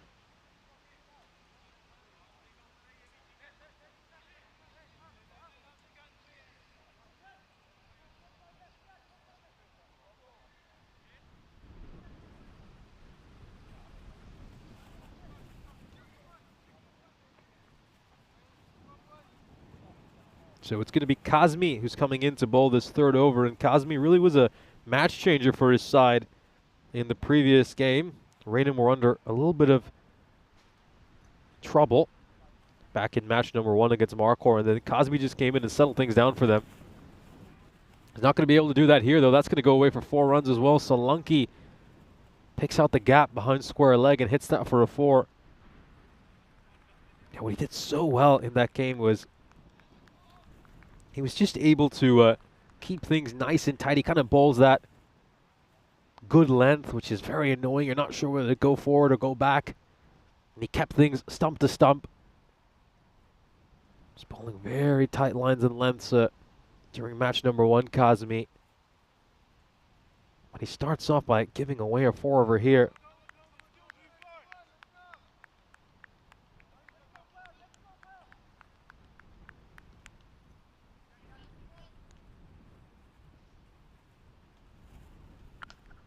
Struck away, and it's going to take a hop before going over the rope. A big chase there by Murad Khan, another bowler we might see at some point during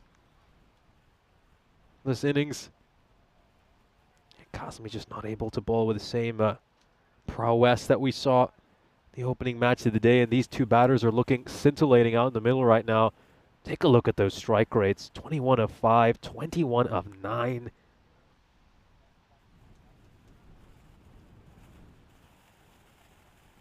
Down the leg side, that's going to be a wide, and Cosmi just tried to rush that one through. Doesn't quite get the line right, though.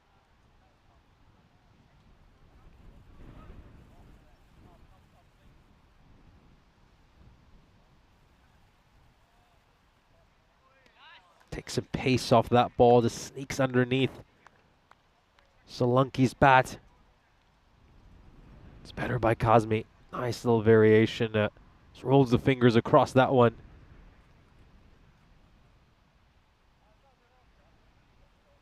A full toss. This is going to be punished. Murad Khan is a little bit interested out in the deep, but it's beyond him. It wasn't the cleanest of strikes, but with these 50-meter boundaries, that's more than enough to clear the rope. It's nice and deep in the crease and just enough elevation on it.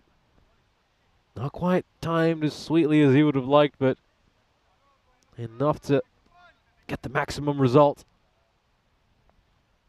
It's been a real onslaught here for the Sharks to start things off, and even though we're still inside the 3rd over, the required has dipped to 9.5. Sharks are certainly in a commanding position right now.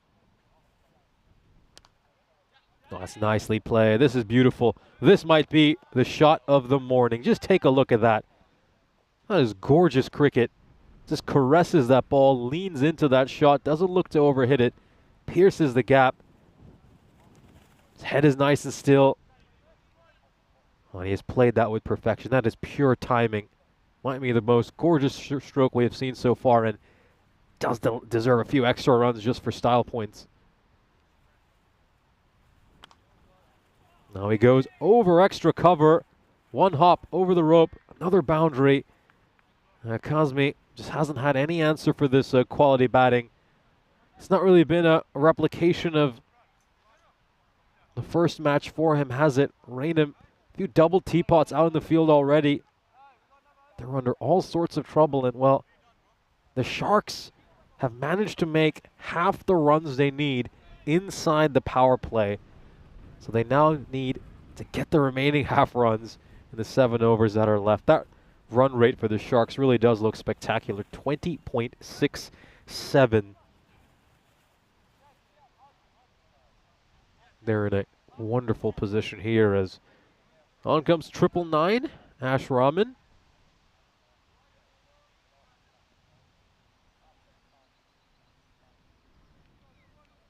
There's a few people out today doing some dog walking. It's been a typically English day, hasn't it? They got some clouds hanging overhead.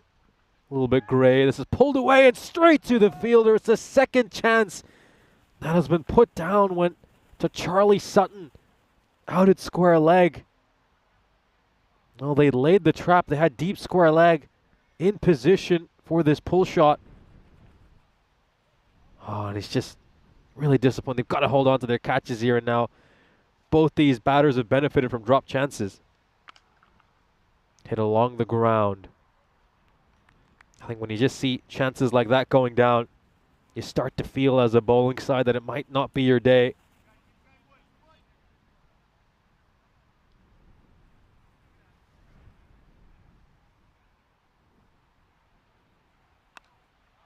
Play towards point, and the fielder just isn't able to get down in time. That was Tipu Shamsuddin, the captain himself. Looks to strike this towards point, and it just takes a horrible bobble along the way as well. He's unable to cut that one out. Off it goes for 4 runs. Take a look at that partnership. 68 runs of just 21 deliveries. They've laid the platform for a Sharks victory. Gotta find a way here to stem the bleeding. They've got to take a wicket. Desperately need one here, Rainham. Fortunately for this bowling side, when they are producing those odd chances, they're just not being taken. Both these batters have been dropped. Solanki was dropped when he was on 7. Burhan when he was on 21. Outside edge, and that's going to go away for 4. When it rains, it pours for Rainham. And look at the wry smile there by the wicketkeeper, Al Mamoon. He just knows that it hasn't really been their innings. Thick outside edge. On another day, that might just go straight to Suckling Kazmi, who's out at short third. But instead, it goes well to his left and away for 4 runs. And fortune just not looking down too kindly on this Rainham side right now. Plenty of very dejected faces, but they've just got to find a way to pick up the energy in the field. Maybe one spectacular moment of fielding, something to just gee up the side, bring some energy and confidence into their play. Got him! That's the moment they needed. Rahman produces the wicket. His side so desperately needed, and he says, well, if you're not going to take any catches, I'm just going to have to clean bowl these batters. Rahman saw a catch put down off his bowling earlier this over. This time around, he says, I don't need any fielders. Just a subtle variation there by him. Gets a little off break in. Crashes onto the off stump. And Yash Kumar Solanki with another fine knock follows up the 51 we saw from him earlier with a brilliant 40 of just 12 deliveries. 73 for 1.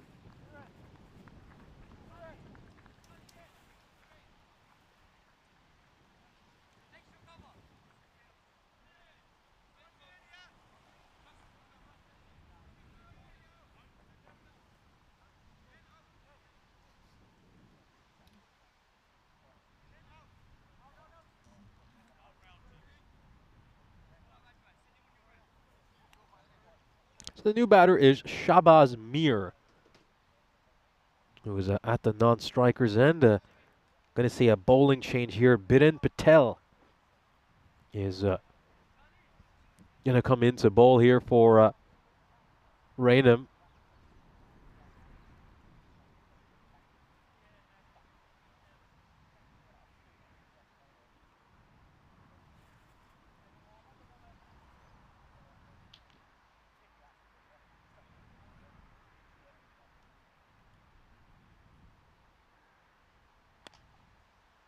Playing out towards cover. Cover some good ground, and we'll restrict that to just the single. Of course, Rainham have one more match after this. They'll be right back out to play against the hosts, Hornchurch CC.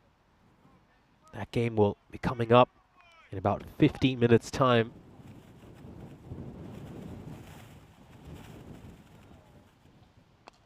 No, looks to go big. Does he have enough on it? You bet he does. That's going to clear the rope comfortably. Shahbaz Mir, well, that's a way to introduce yourself. Comes out to the middle, faces his first ball, and launches it away for his 6th. The required has now fallen under 8.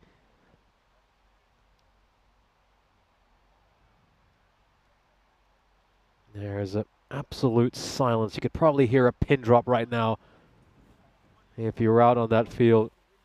Absolutely no chatter. Plenty of crossed arms as well out on the field. Rainham just looked like a demoralized and defeated side right now.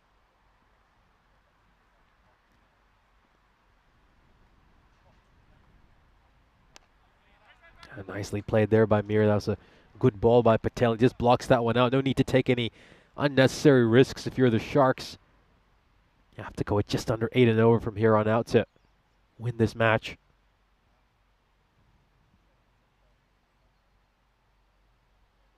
Full toss, and Biren Patel will get away with that. It was a fairly poor delivery. The batter just not able to get the middle. Biren Patel, of course, playing in his first ever ECS match. How about a way to introduce yourself on ECN by smacking the first ball you face for a 6? Oh, played away magnificently by Mahmood. That's going to clear the rope and go all the way for 6 runs. Glorious stroke. And the Sharks need just 37 runs from 31 deliveries. Let's have a look at this. Just been helped along over the rope for a 6. Beautiful, beautiful stroke play.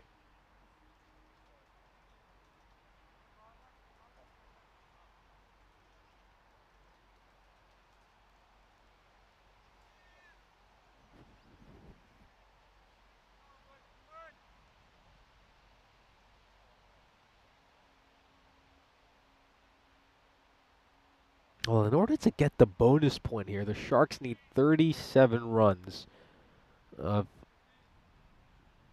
Another 13 deliveries, which is certainly on. So, you know, I said at the start of the broadcast, bonus points will probably not play a factor in this match.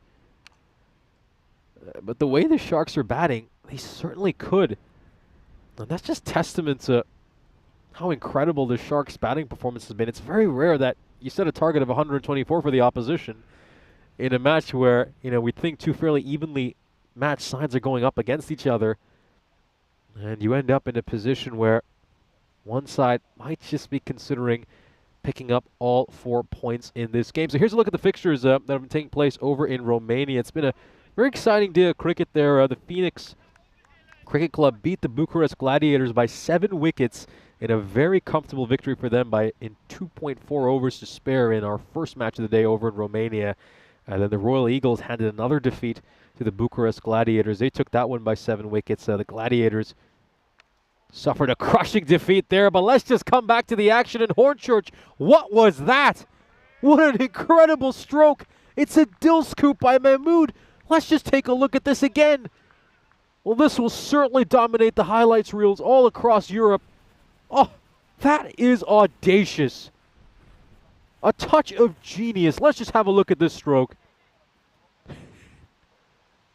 What a magnificent shot.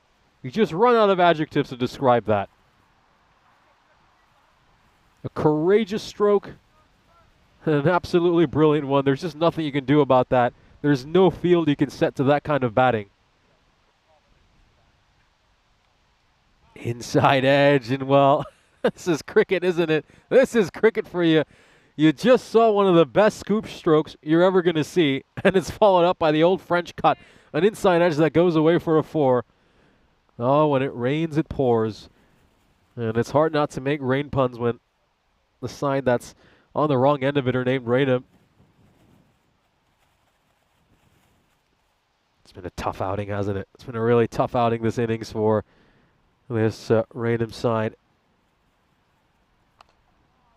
You can just see that bonus point graphic come up. So the Sharks need 26 of 9 deliveries to pick up all 4 points in this game. Got to go for it. I wonder if they're aware of that as well. I think somebody does need to get that message out to the middle. Struck away, and that's going to go for a 6. A chance for a crowd catch, but it's actually cleared one of the spectators out in the deep as well. He was hoping to maybe have a chance to grab that. It's a little too short, too much width. And he's able to get plenty of bat on that and smack it away for 6 more runs. We got Dave in the chat calling that a Baximo. That certainly was an incredible Baximo. Burhan Mahmood bringing up his half century as well in just 19 deliveries. Superb batting. I was going to go for it again, but it's not going to work this time around. He just falls over. Oh, I think he's going to play another one. You know, he could have just played an orthodox cricketing shot and probably just smoked that one through the gap and cover. Now this is more orthodox. This is what we're used to seeing in T10 cricket. Has just about enough to clear the rope. That 6 is probably about 52 or 53 meters. Just enough to get it over the rope for 6. And now they need 14 runs off this 7th over to pick up a bonus point. Yeah, I hope the Sharks are aware of the fact that they've got a chance to get all 4 points here because they have to go for it. I mean, there's no way they're going to lose this match from here, so I don't think they'll have too many problems making 14 runs because the quietest over we've seen so far was worth 11 runs. That was a 4th over. And then you look at the rest of the overs and just looking down the list, 18, 21, 23, 15, 22. I certainly think they have enough to get all 4 points. It's going to be interesting to see who they go with. They go with Biren Patel here, 1 for 15 in the sole over he bowled. Yeah, Raynham as well. They'll want to make sure they see the 8th over. That was a wider delivery, but Mir will get a big chunk of that and send it flying over the rope for 6 more runs. Just 8 needed of 5 now for the bonus point.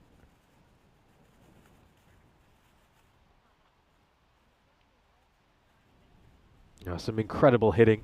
Some absolutely incredible hitting over the course of this innings. We've seen 77 runs come on the onside, and about 60 of them have come through that square leg and mid-wicket region for this Shark side, so we certainly know which part of the field they favor. They're going to very casually walk this single. Just 7 needed of 4 now for the Sharks.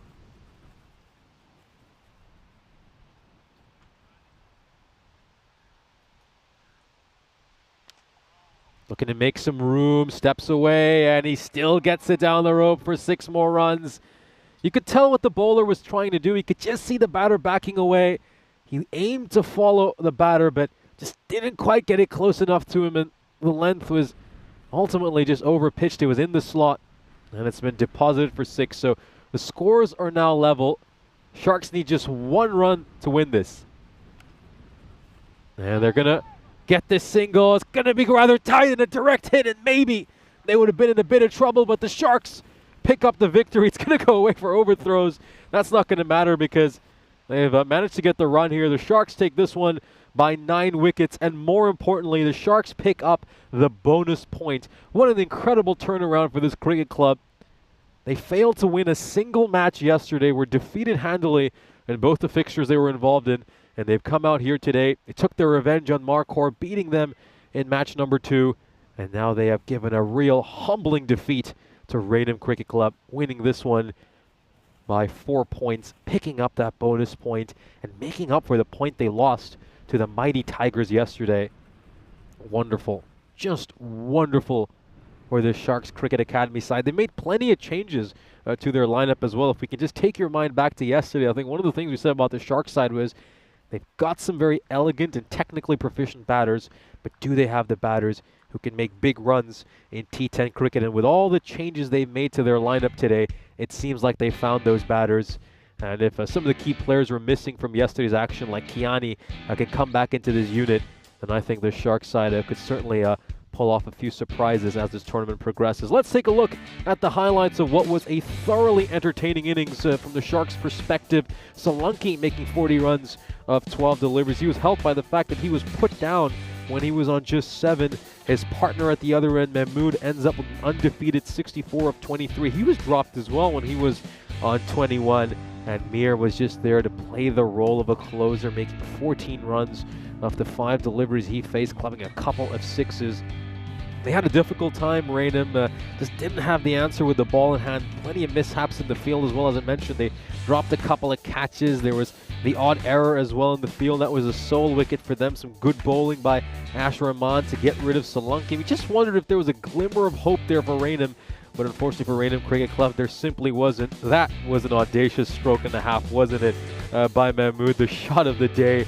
absolutely wonderful. Then he followed that up by just getting a little inside edge tickle out towards fine leg. That's cricket for you. You see the old scoop, and then you see the French cut on the very next shot. There was some brilliant power hitting on display. They hit 12 sixes over the course of this innings, and Mahmood attempted that audacious shot once again. This time around, he wasn't quite able to execute. And then just look at how they closed out this game. Some brilliant strokes.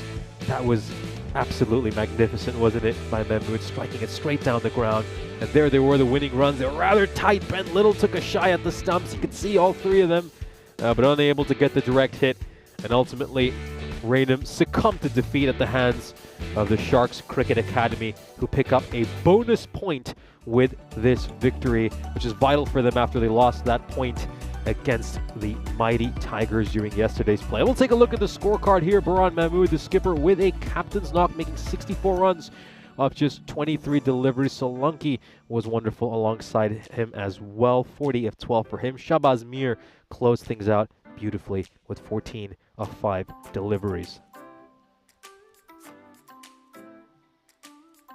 We'll now move on to have a look at the bowling figures for Raynham Cricket Club, and well, those figures do look rather dismal in all honesty. Ben Little bowled one over and gave up 14 runs, but when you see economy rates up in the 20s, you know it's been a pretty difficult outing for you, and Raynham will want to forget this game real fast because they've got a fixture coming up against Hornchurch in just about 40 minutes time. They're going to have a short memory and put in a better performance when they face the hosts, Hornchurch. Here's a look at the match summary. Sharks Cricket Academy pick up their second win of this European Cricket Series. They take this one by 9 wickets with 3.2 overs to spare. We'll take a quick break and we'll be back in 40 minutes time for match number 9.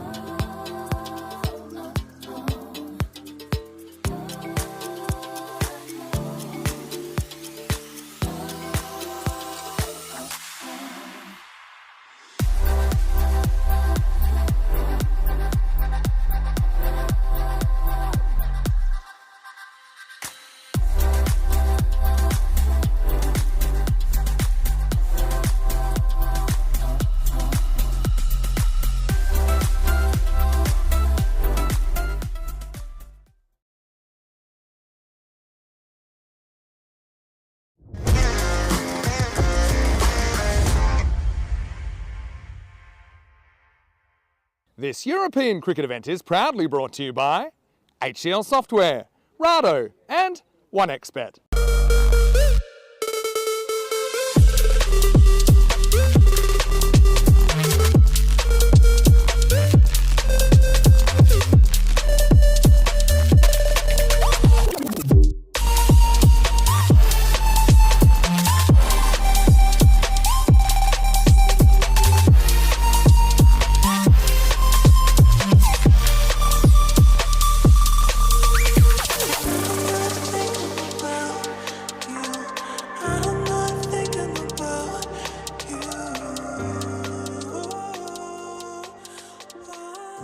It's a rather overcast day here in Hornchurch, and we're set for the start of match number 4 as the hosts, Hornchurch CC, are about to take on Raynham. Let's head over to the coin toss where you'll be joined by match referee Ian Ramage.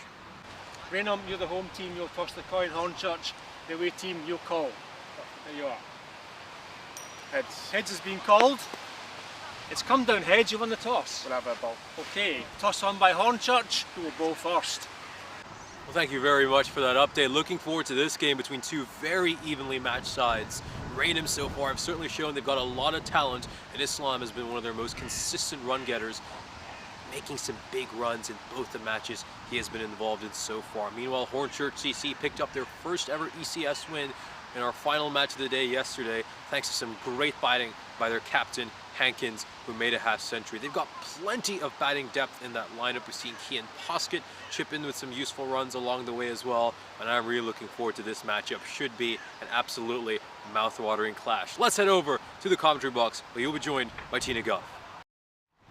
Thanks very much, Nish, and welcome back to what is certainly an overcast London here at Hornchurch Cricket Ground. The good news is we're looking to start on time. The rain has been falling for the last half an hour or so, but actually thanks to that early finish in the previous game, the longer break, most of the rain has been falling in the break, and hopefully it looks like the skies are just about starting to clear at the beginning of this match number 9. And Raynham, they've certainly brought the rain with them today, and it was raining down on them during game 8 as they lost to the Sharks by a hefty 9 wickets. It was a 4-0 drubbing in the end. That's what led to that early finish, but they're coming back here hoping to get back to winning ways after they started their campaign so promisingly this morning. Abdul Rahman comes in for his first appearance for Raynham. As for the hosts, 3 changes with Ed Warren, Tommy Fletcher coming in for them, and looking like they want to chase down here. Of course, they won the toss, decided to field. The win predictor has their noses ahead for Hornchurch, but as Nish was saying in the opening introductions there, it's certainly evenly balanced between these two sides. They've both got a win and a loss apiece, and actually both of their losses were 4-0 heavy defeats. Hornchurch, that was at the hands of the mighty Tigers in their first game yesterday around this time, losing by 7 wickets. They came back strongly though in the final game yesterday evening in the glorious sunshine, which seems like an age away now, beating Marcourt by 7 wickets, notching their first ever win in a European cricket series. Of course, they're no strangers to the network. We've seen them with great success in the European Cricket League, lifting the trophy in 2024. What a glorious trophy it is, and it adorns the clubhouse here, taking pride of place centre stage. Centre stage here for Hornchurch is Joe Ross with the ball, tumbles over. It is a little slippy. Well, not the first time we've seen a Hornchurch bowler fall over in his follow through. This time it gets clubbed away by Raj Hothi, the opening batter for Raynham. That was a genuine slip there. Joe Ross's front foot just slipping away from him. Ashraful Islam, the non-striker, just watching on as Joe Ross tumbles to the floor in front of Islam. Yep, the cloth is certainly going to be working overtime here for the Hornchurch bowlers. That one's clubbed away. Maximo to start the innings. The rain is still falling here. A few looks between the umpires and the match officials. It's not really any heavier than it has been in the last half an hour or so. It's seemingly just a case of, well, if we're out here, let's carry on. Joe Rosso needs to make sure that he can land safely.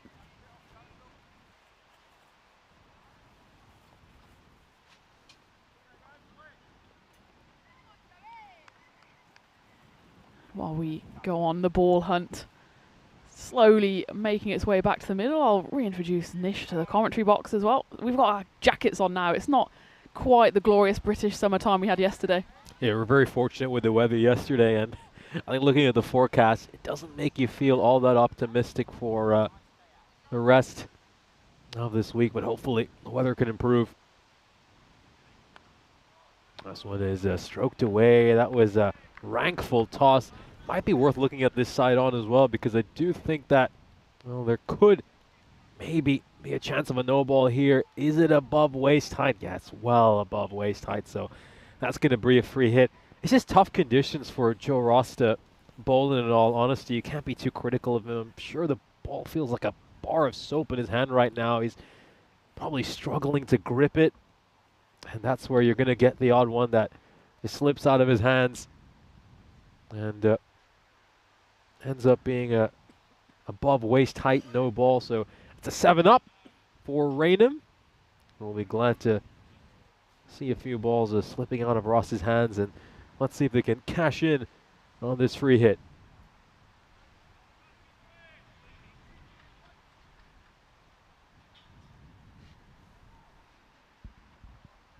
Full toss, and that's going to get punished as well. Away it goes for a 6.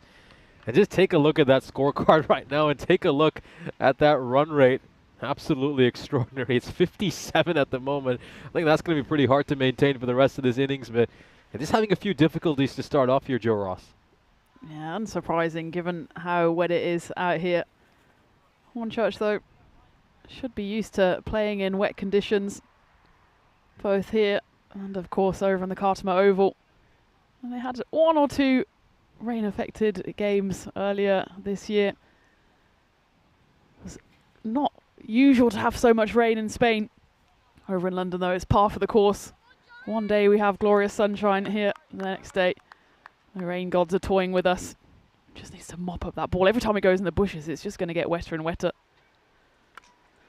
Struck away over point, and that's going to have enough to go away for 4 more runs. So it's been a real onslaught to start off here for Raynham. Just struggling a little bit, Ross, at the moment. He's obviously slipped over, so it's probably put a few doubts in his mind as well. You got a feel for him. Hard to be too critical of him.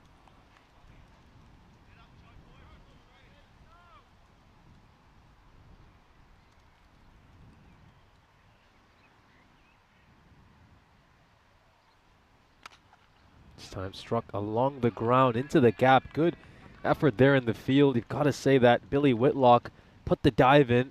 Wasn't too much he could have done about that, though. Some nice stroke play. Just meets the ball on the half volley into the gap. Away it goes for 4 runs. It's a tough one so far for Hornchurch, and I think at this point Hornchurch just be hoping this rain picks up a little bit more, so they're forced off the field. Umpires, the men in black, very much unmoved. It's got lighter again. Joe Ross just adjusting his run up. Just kind of tiptoeing in now, but it does the trick on that occasion. Rare dot ball.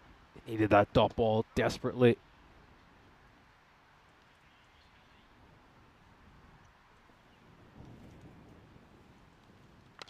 Oh, what a shot. What an incredible stroke. That is one hell of a connection there by Hothi. Get this over. Ends up going supersonic. 33 runs off it. Let's just take another moment to admire this brilliant stroke play. What a sound it made as it came off the willow. Up, up, and away. Over mid-wicket. It's gone for 6 runs. Massive strike. 33 off the first over. And Raynham couldn't have asked for a better start after getting defeated by the Sharks in match number 3 of the day. Here's a look at the fixture list, or I should say the schedule, for the ECC Men's Tournament. Premier Division will start off on the 25th of September, and it'll continue until the 6th of October, followed by the Challenge Division, which will take place between the 7th to the 15th, and the Signs, which of course advance to the championship group, will come back for a 3-day fiesta where we will decide who will win the Premier Division of the ECC Men's Tournament. Yeah, excited for that one in September. Of course, the ECCW coming your way in December as well. But plenty of action between now and then. Certainly looking forward to going back to the Cartama Oval, a place that Hornchurch know very well. Fond memories from there, I'm sure. You can just see Imre struggling a little bit with his footing as well when he came in to bowl that. And it's just opens the face of his bat here, Islam. He's had a great day with the bat so far. A couple of good scores for him. Caresses that away behind point for 4 runs. Imre was spectacular in match number 5 yesterday against Marquardt. Very respectable figures of 2 for 18 in the 2 overs he bowled. That's a better ball, much better. Just comes off the leading edge of the bat. And Raynham will scamper across for a quick single. And yeah, it has been a slight improvement in the weather. It just does seem like the rain has lightened a little bit, and we're even seeing a little bit of the sun for the first time in a while. Let's not get ahead of ourselves. It's just a lighter cloud-ish, but I like your optimism. Kroom says he's a couple of miles down the road and it's raining there, but maybe we've just sent that your way, Kroom.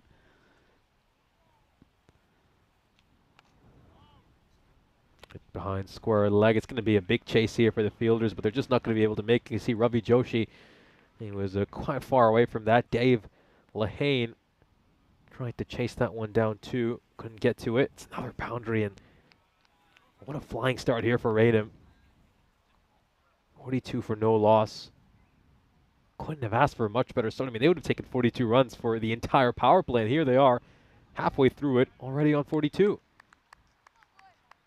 Yeah, it's been a tough start for the 2 youngsters, hasn't it? Joe Ross, 16 years old.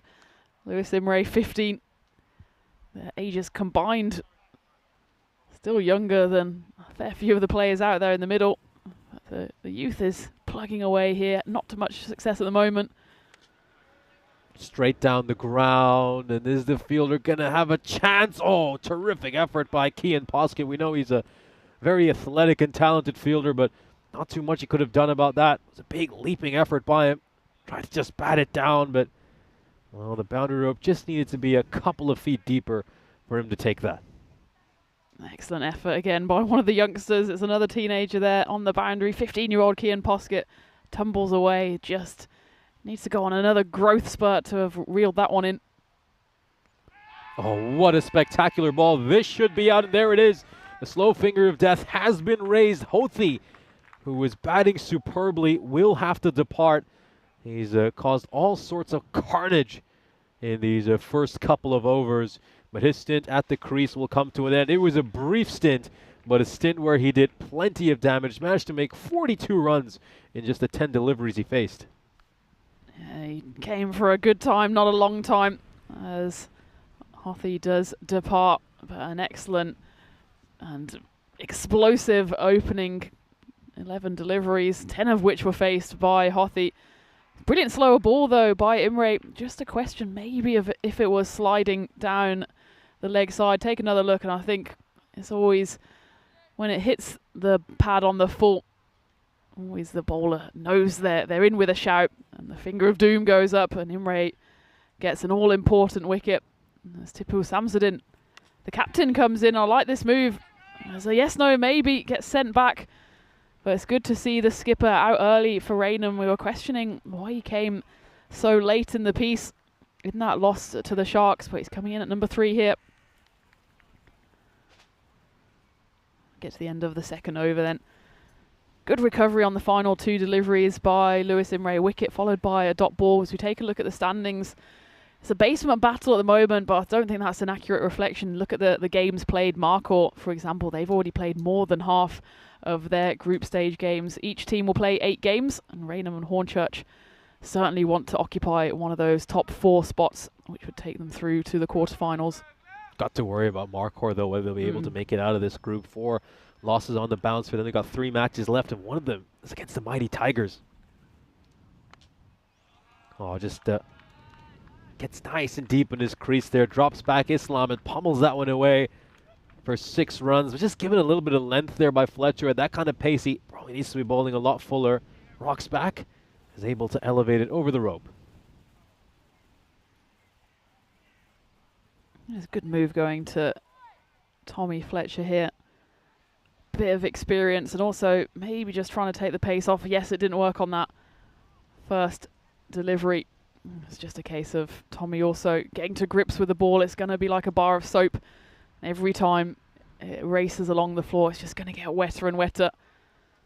But it certainly makes sense to go for some slower bowlers here. That's better. That's where he needs to be bowling at Fletcher. Took a lot of pace off that ball as well.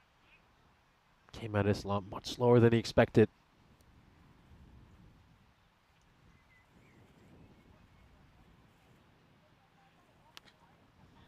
Oh, it gives a bit too much width there. Islam could easily have just left that one alone and let it go for a while. Instead, decides to throw his bat at it and get himself 4 runs.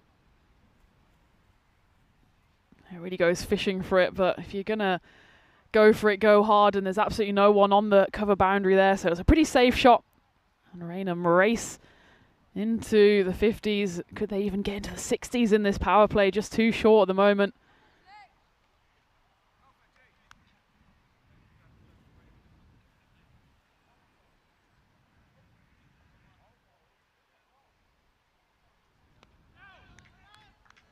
Probably need a second set of stumps for that to have a chance of being an LBW. Islam, because he was just trying to work this one away towards mid-wicket. Strikes him firmly on the pads.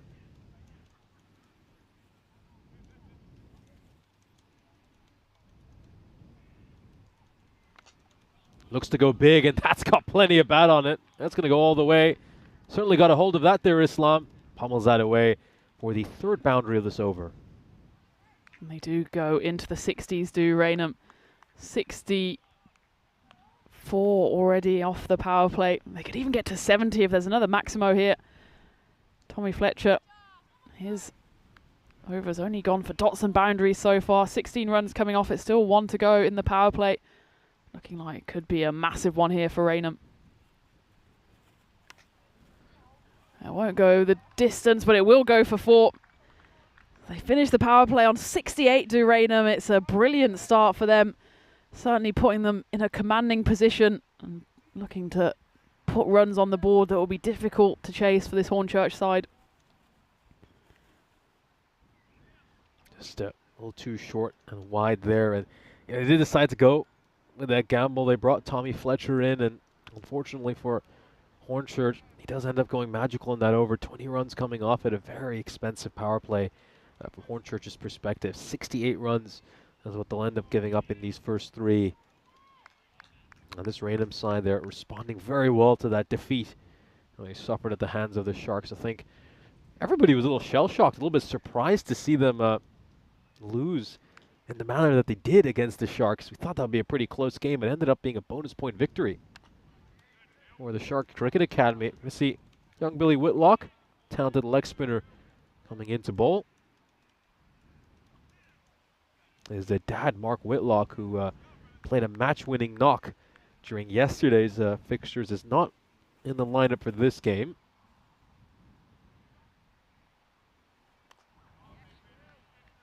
Out towards cow corner, and that's going to be another single. So nice start here for Billy Whitlock.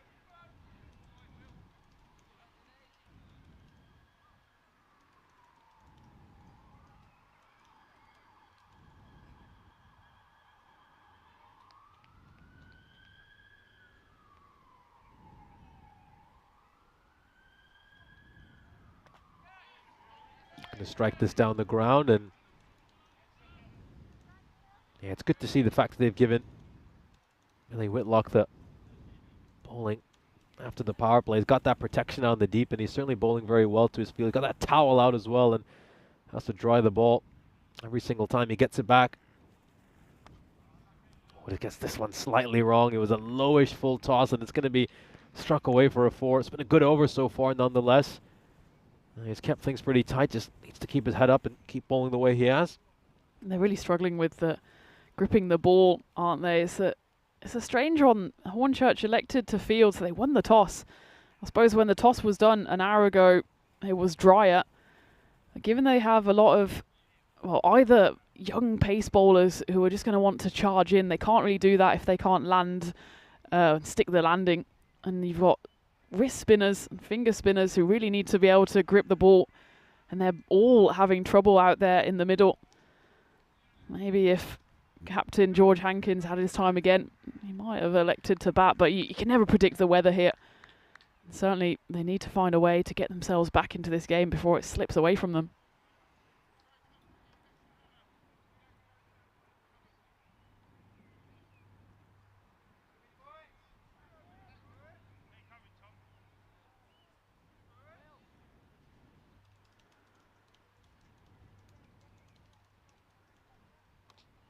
Oh, it's a great comeback delivery there by Whitlock.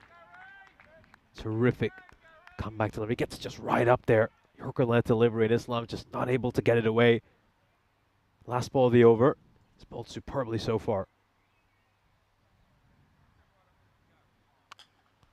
Struck firmly. It's into the gap. That will slightly spoil his over, but 11 runs in a T10 game aren't too bad at all.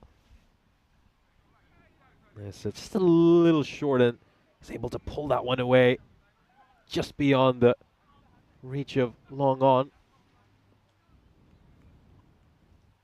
Take a look at the worm here for Raynham. They're racing along at just under 20 and over.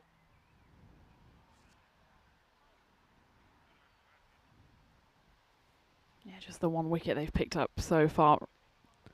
Hornchurch, they're going to persist with spin. I don't know if that's for kind of safety reasons, also just realising that the seam bowlers have been smashed around as well. And it looks like they're turning to Ed Warren here.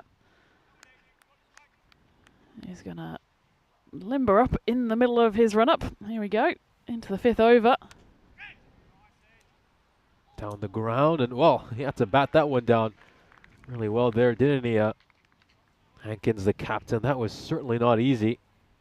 It's a good thing he's a big, tall man, and just look at how that one just kind of leaps up off the turf, almost as if there's a trampoline there.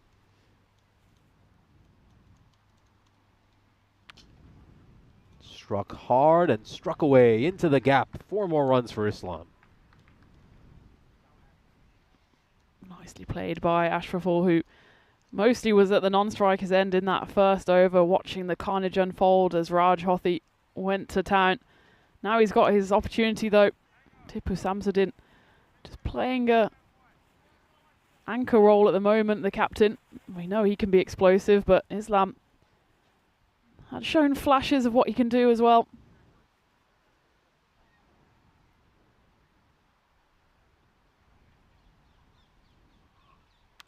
Short, wide, and punished. That goes away for another 6 as Islam moves into the 40s. Nicely played, but again, just a bit of a hit-me ball there by Ed Warren. This time, Islam goes bigger and better. 4 followed by 6. Raynham racing away. They might even get to the 100 mark before the halfway stage. 3 balls left in the 5th. 90 is the score, this partnership. Worth 42 off just 16. I think the ball's got lost as well. Belatedly signalled there by umpire Keith. There's no doubt about that being a Maximo. It's just a terrible scenario, isn't it, for Hornchurch? You know, they came in those first couple of overs. It was so difficult for Joe Ross to grip the ball, and he was struggling with his footing as well. Couldn't quite know where to land, and all of a sudden now the weather started to clear up, and they could be in a position where conditions are a lot better for the bowling side in the second innings.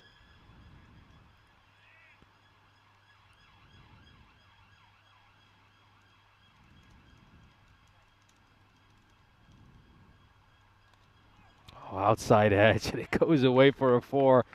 Fortune's certainly not favoring Hornchurch right now. But Islam, who is showing a bit of courage, Fortune certainly is favoring the Brave. How many times have we seen that flashing off the edge, either the inside edge or the outside edge, away for 4 runs? It's almost impossible for a side to defend that. The ball's going to all 4 corners, and you just hope that if the batter goes for a 4 or 6, he at least kind of earns it. On that occasion, though, he'll take it, I'm sure, Ishraful Islam, as he's now only 2 short of a half century, what would be his first one on the network.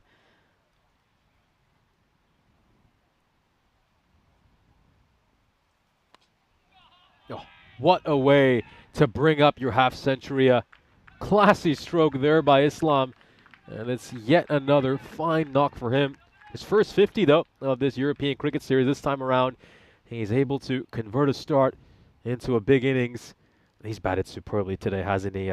33 of 14 in our opening match of the day. A quick fire 28 in the last match. And now he gets that half century. Let's just take a look at this stroke once again. Just gets down on one knee and pummels that over mid-wicket for a 6. Goes big again. Similar region, a little straighter this time.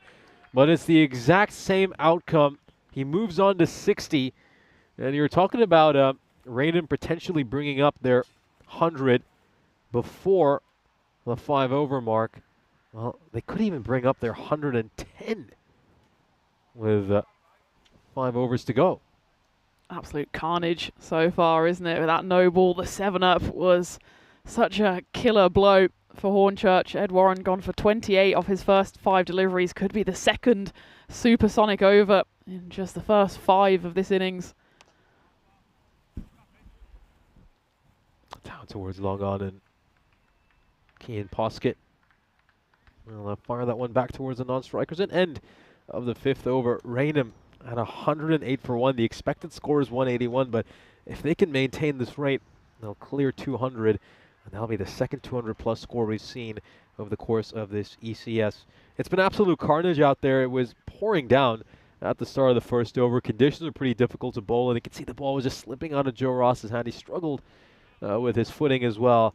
But then the skies just cleared up a little bit for a few overs, and it just hasn't really made much of a difference at all. They're going at an incredible rate here. Raynham over 20 and over. That's a pretty poor delivery there by Fletcher, but Islam's eyes lit up. He wanted to smack that one away towards fine leg. He doesn't get any bat on it, so it ends up being a wide.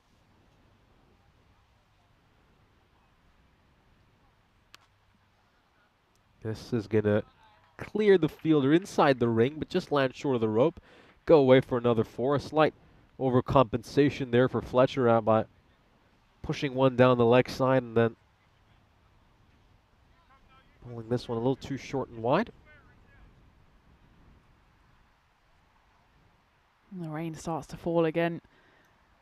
We do have just a sliver of blue sky, at least over to the north. It's just this misty rain that's really not helping the cause for Hornchurch in the slightest. Doesn't seem like Raynham are too bothered about it. Raynham by name, raining down 6s by nature. And that one again will have to be re-bowled. Tommy Fletcher's coming back for his second over here.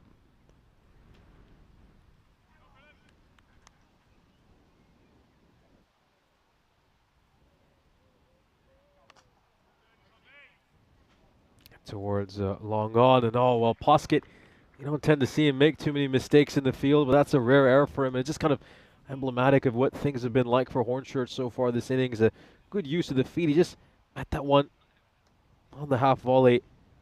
And yeah, Poskett just unable to prevent that from going away for a 4.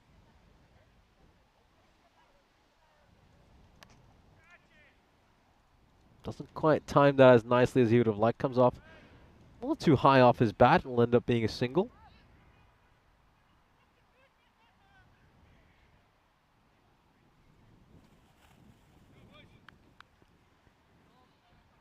The rag there working overtime for Tommy Fletcher. The problem is the rag will just get so wet after a while as well. I don't think he'll make the ball any drier. Get towards mid-wicket and pick up another single here. They move on to 120, and they're going at breakneck speed, aren't they? That run rate's 21.2 right now.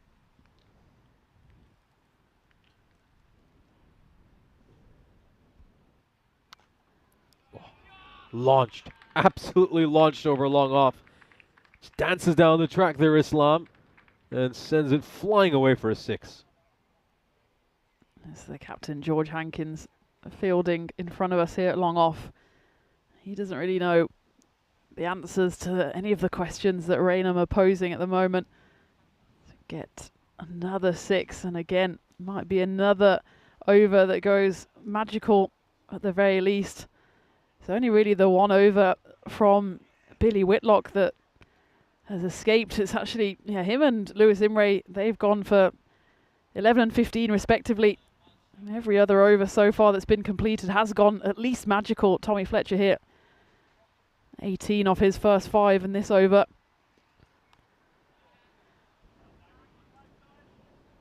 Does this have enough to go to the rope? It's going to be a big chase here, and Dave Lehane with a terrific effort stops that from going away for a 4.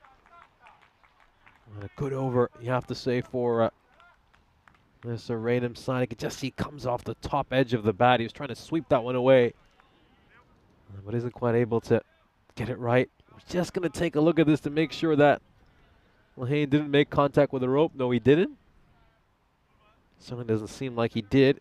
There's when he makes contact with the ball, and yeah, there's absolutely no suggestion that his leg was in contact with the rope, so that should be just fine. And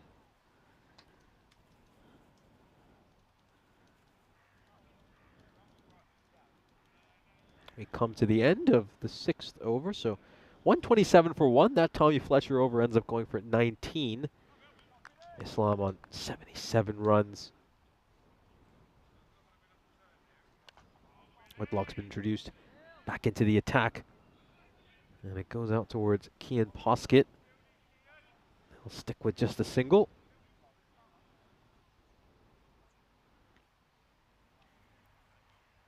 That's a good move to go back to Billy. He's been the most economical of the bowlers so far. Showing great control, not only for someone so young, but for a leg spinner having to bowl in these conditions. It's never easy. Trying the ball every single delivery. But still landing it in the right areas. First 2 balls going to be knocked away for 2 singles.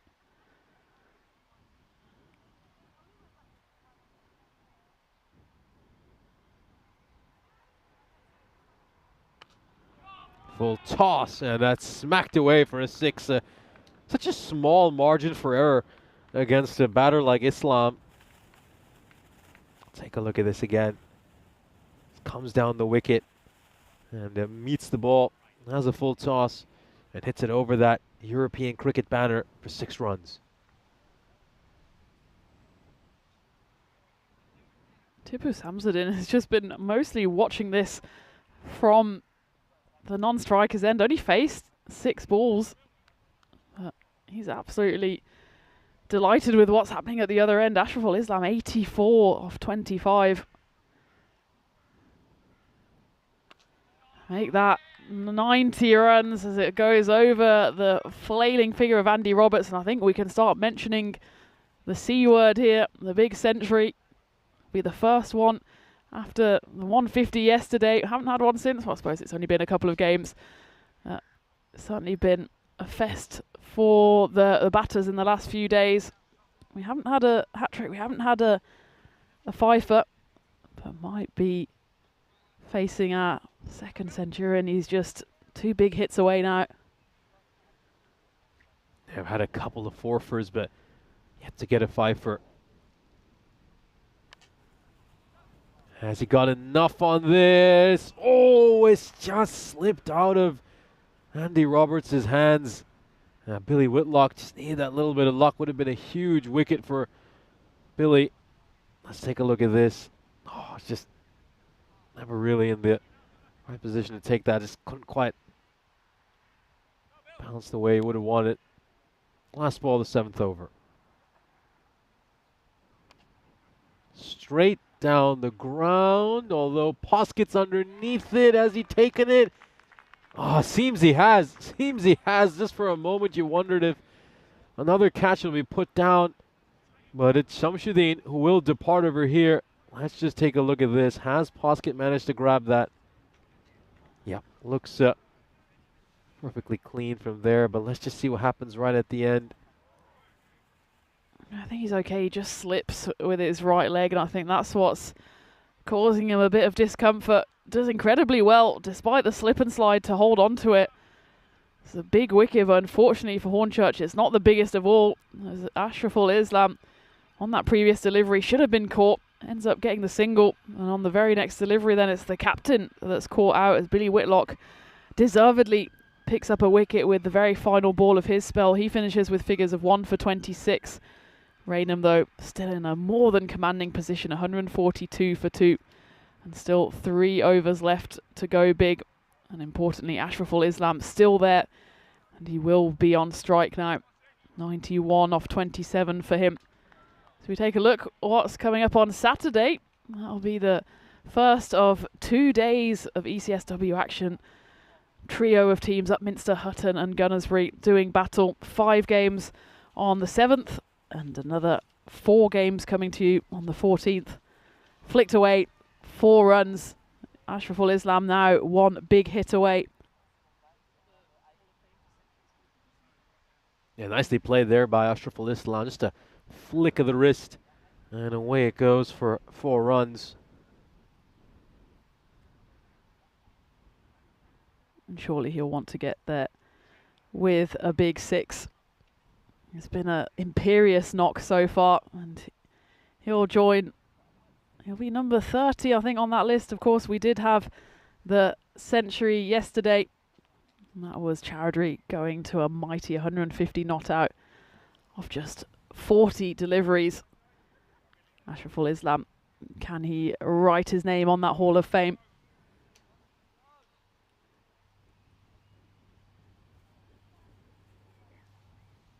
It'll be Centurion number 30. Can he do it on this delivery? He might. He just might. Oh, what an effort there by Poskett, but it's not quite enough to deny Islam his century. That was a wonderful, leaping, one-handed effort. He would have had his heart in his mouth for a moment, but he does get the century. A well-deserved 100 for Islam. The 2nd century we have seen this European cricket series, and what a magnificent knock it has been by him. 10 fours, 9 sixes, a strike rate just under 350. This time he's just going to work one away behind point. That's going to go away for 4 runs. It's just been an incredible display of brutality, of power hitting, and ferociousness by Ashraful Islam. Again, it shows how it's a game of such fine margins. It was a brilliant effort from Kian Poskett. You could actually see the captain, George Hankins, at long off telling him, oh, you should have tapped it back rather than going for the audacious catch, but you knew there was only one thing in the teenager's mind. He wanted to deny the 100 and do it in some fashion. Doesn't manage it though. The next ball hit away to the boundary as well. This one goes high. It's another chance for a catch. Will this be the end of the Centurion? No, it won't. And it just gets from bad to worse for Hornchurch. This time it's Ravi Joshi. He settled himself under the ball, but it just bursts through him. The wet ball can't be the easiest to catch. He gets there, gets in the right position, but I don't think he lays a finger on that ball as it bursts through. I think it goes all the way for 6.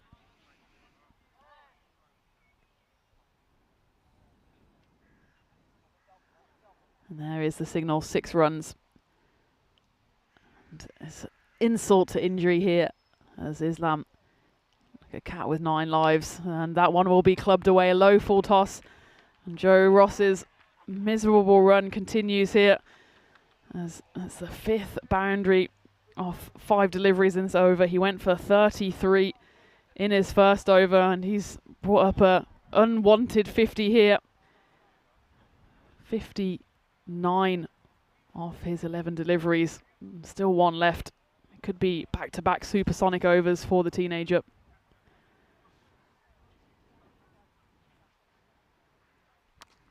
Islam goes big again. Another 6. That's going to be a supersonic over once more for Ross. It's been difficult for him to bowl in these conditions, and you got to feel for him. He's just been a victim of some incredible batting by Ashraful Islam. Many a bowler would have struggled against Islam the way he is batting right now. We'll take a look at the worm for this Raynham side. As you can see, going at just under 22 and over. It's been a magnificent effort so far.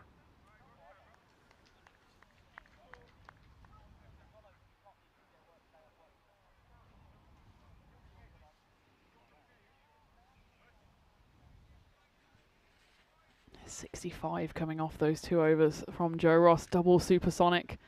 Not a record that he'll really want to have next to his name, but as you said, Nish, There's tough conditions out there for the bowlers. Has dried up now though.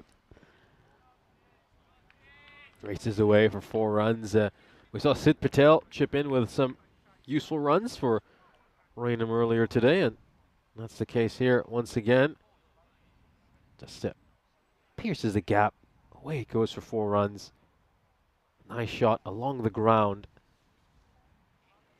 Hi to Charlie Hunt in the chat, sneaking in. I know we were hoping to have him on the mic in the next couple of weeks, but he's a busy chap now in his big boy full-time job. I hope it's all going well for you, Charlie.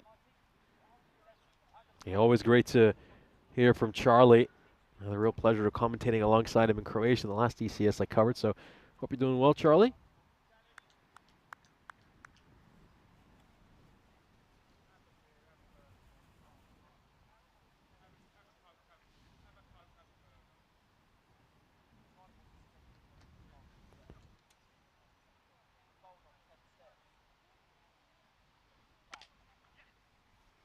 And out towards Cow Corner, and that goes away for 4 runs as well. Into the gap, another boundary. Back-to-back boundaries here.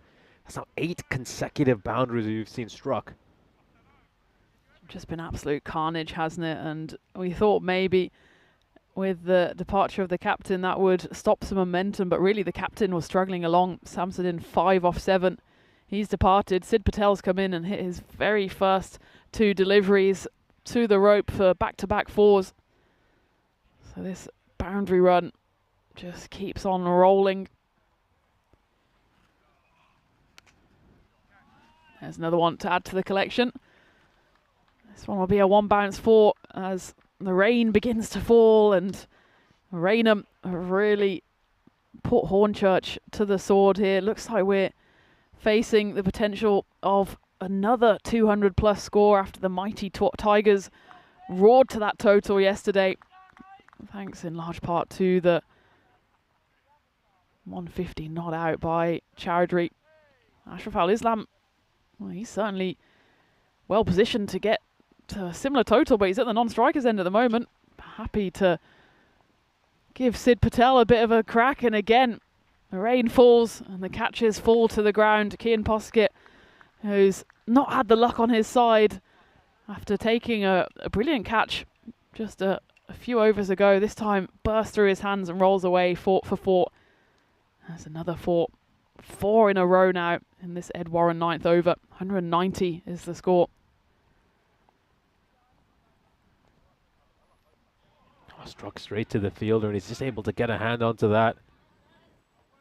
He's probably saved his side 3 runs.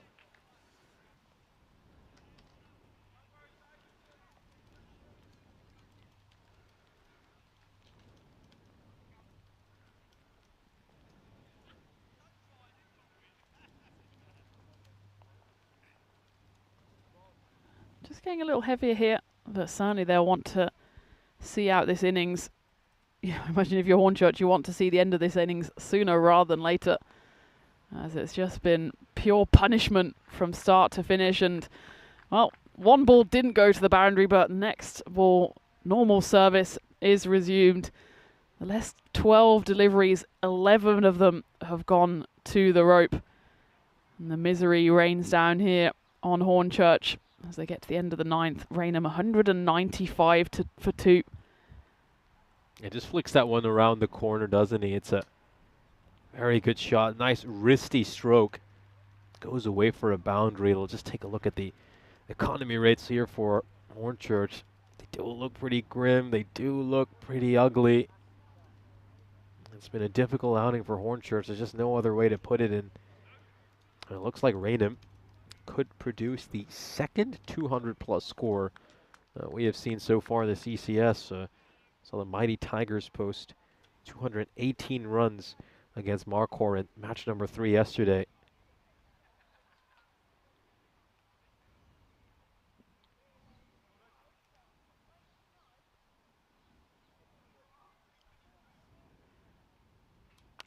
Full toss, punished, goes over the rope for 6 runs. That was a nice effort by Andy Roberts, but was just never going to be able to get to that. And there it is, Raynham crossed the 200 mark. They've still got 5 balls left here to do the damage. It's Lewis Imre who's come back to bowl the 10th over. They've only actually used the 5 bowlers, have Hornchurch.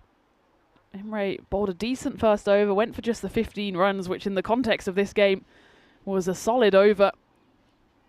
But with Sid Patel 23 off 6, and of course the Centurion at the other end, you fear that he could still come in for some punishment in the final 5 balls. Hit towards long on and pick up a single here. 4 balls left in this innings. Said the biggest score so far this ECS was 218 for the mighty Tigers.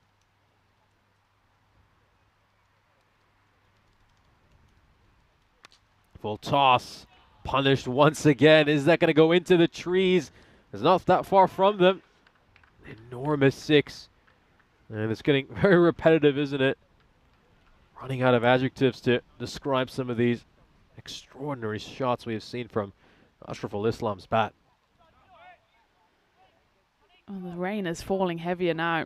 And you know what? If you're Hornchurch, you want the rain to just keep on falling, because I wouldn't like to be in their shoes at the moment, facing the prospect of chasing down 200 plus. At least there's smiles still on the faces of the youngsters. And oh, you've got to feel for Joe Ross as well. His 68 off the 2 overs. Not quite the worst figures we did, thanks to Encyclopedia Vinny. The worst was Mohammed Waris. He went for 73 off 2 overs.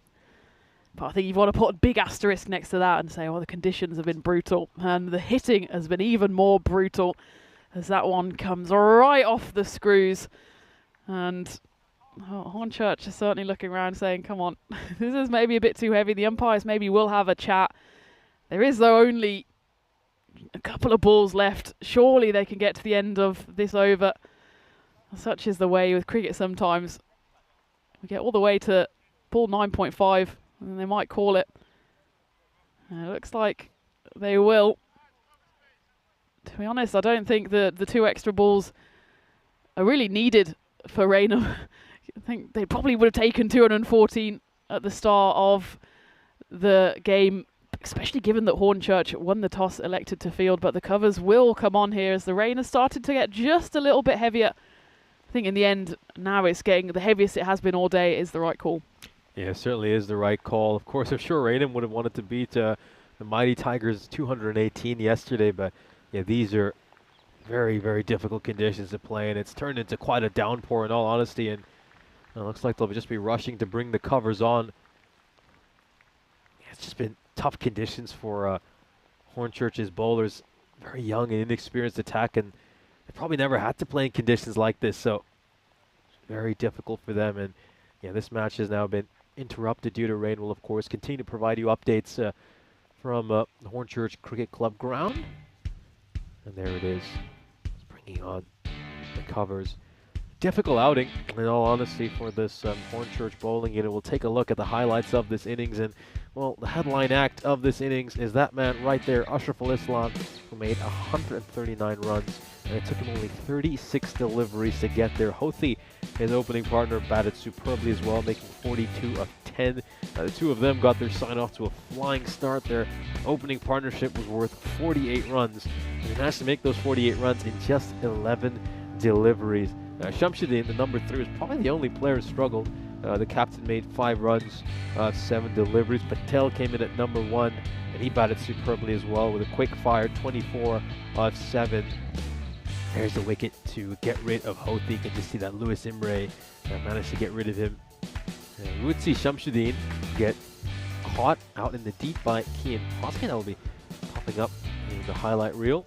Fletcher, he went for a few runs. He was one of many Hornchurch bowlers who was taken to the cleaners.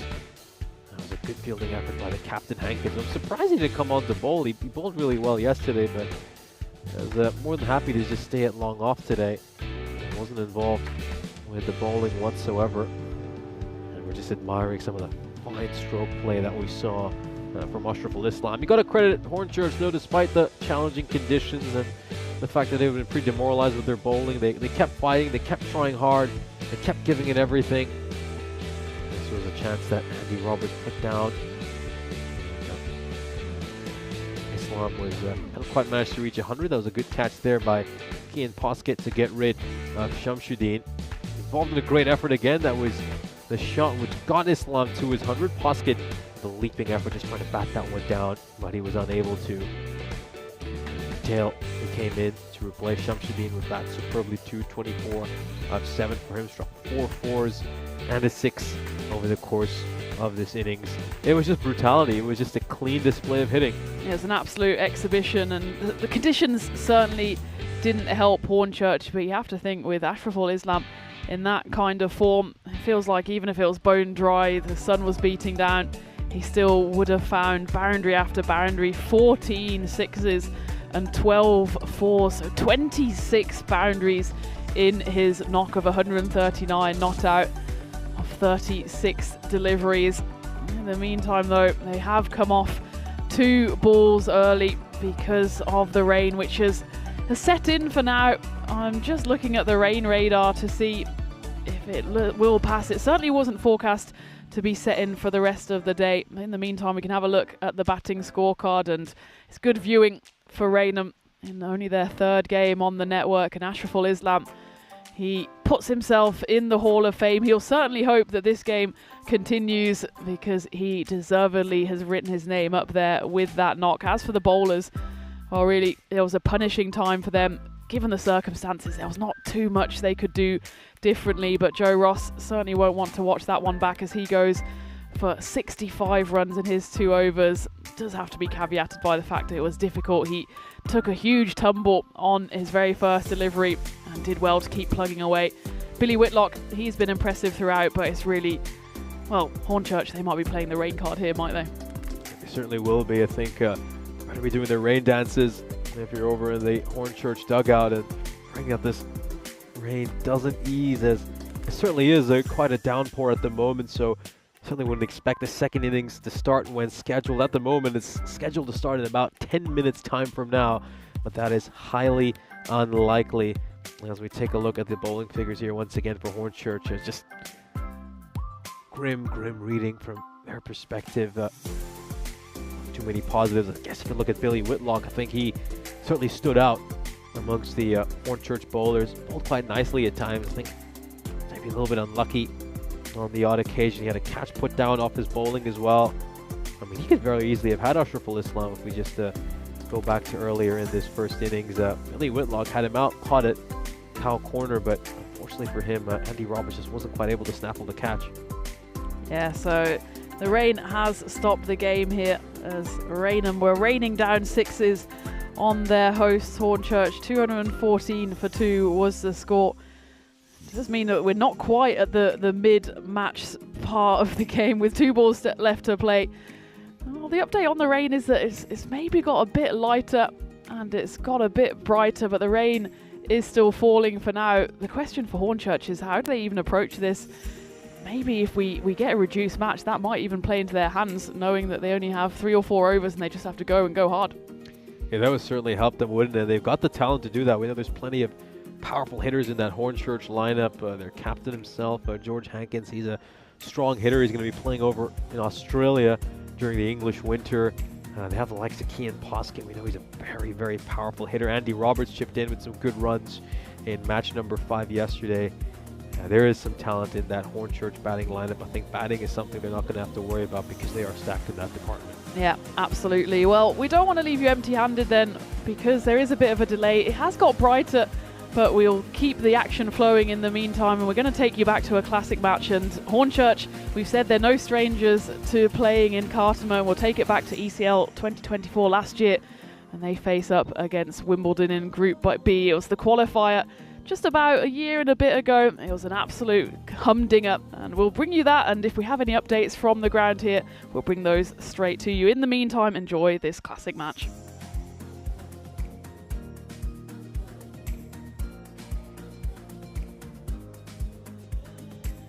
Last night, we'll do it all over again. Last night, we know how it went. Wimbledon batted Thursday, so put 183 on the board. Tim Lloyd scored 86 of 27. Also a very good contribution from the captain of Wimbledon, Jonathan Webb, who made 58 of 23. Mark Whitlock was the bowler that took 2 for 31. But as Vinny touched on there was several players that didn't play or really get a game in that one for Hornchurch. Billy Gordon was one of them, as mentioned.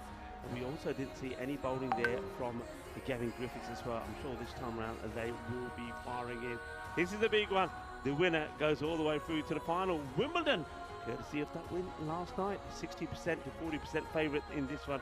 But I think you know what I'm going to say. It could go either way. In that match yesterday, 183, Hornchurch made 156 in reply. And we saw good knocks there from the likes of Jaipal Vijay. First time really I've seen him at his best. He was just amazing to watch. Desmond Edwards has been good with the bat as well. And Adil Malik is a classy all-rounder for them as well. 28 he made of 10 deliveries. So a little bit of stretching being done there in the middle by the batters as we get ready to go. Ready for the battle of bat versus ball here on the European Cricket Network. You're watching the Euros of cricket. Cup champions coming together, 35 of them, representing 33 nations. Only one champion though. We know Ginebrescia qualified as the winners of Group A. Who will be the winners of Group B? Well, one of these two teams will be contesting for that right later on tonight. Who will it be? Here's the first ball. And it's nicely played away, but there is a fielder in that spot. And a number of balls flew in this area last night from Wimbledon, so they've got that plugged pretty well straight away. Nice stop there from Lesbourne Edwards. Billy Gordon with the ball. Same openers as last night. Lloyd getting off the mark, handing this strike over to his captain.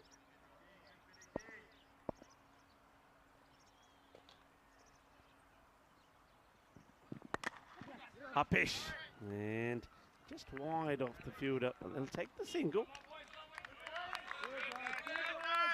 Jonathan Webb, like his partner, getting off the mark with just a single.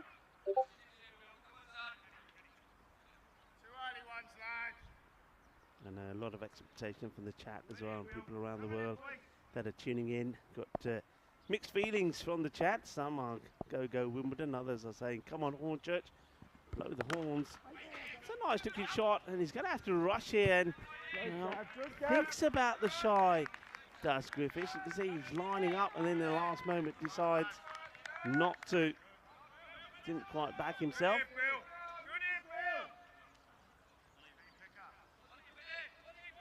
Gordon back to his mark. I'm wondering with this extra cloud cover, that wind just starting to pick up, whether this ball will start to seam about in this fixture. That's a nice shot. He holds his pose beautifully. That really is a good shot. This is all about keeping your shape. And Jonathan Webb, the captain of Wimbledon, does that beautifully. Just watch this, gets that little shuffle across, puts himself in the right area, and then executes the shot beautifully. Lovely strike. The first boundary. It'll be 6 carreras for Webb. 9 off the over so far. Still a couple of balls to come.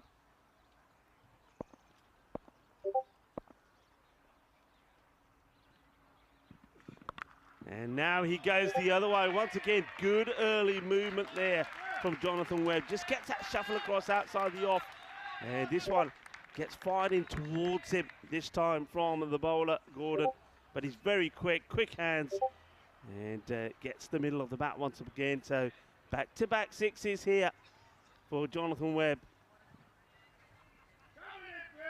So, see the Hornchurch boys trying to get behind the bowler here. Come on, Billy, they're saying. A little bit full this, a bit high. Let the umpires have a look at each other and say, yeah, we're happy with that one. So we'll finish with a dot. 15. Come off the first. There again. So well, it is pretty high, but the umpires don't go for a review there. I think that's one that Billy may have got away with. But anyway, I think they're there or thereabout, but normally we see those called. This is how the schedule today looks. As I said, this is the first qualifier. One of these two giant teams from England, Wimbledon or Hornchurch, will make their way through to the final. The winner of this match will be in that final later tonight. The loser has a difficult match up against Hoodinge, who is, well, a team that's starting to find their form. This one will be called a wide. Harry Hankins comes into the attack. You can see what he's trying to do, just keeping that ball outside that off-stump corridor. Trying to get Tim Lloyd maybe chasing at the wide one. Hasn't Harry been in fantastic form? He's bowling well. Hasn't quite hit it off with the bat yet, but I'm sure it will come. But with the ball and in the field, he's been exceptional. It goes down the ground. It's a miscue, and there's the wicket.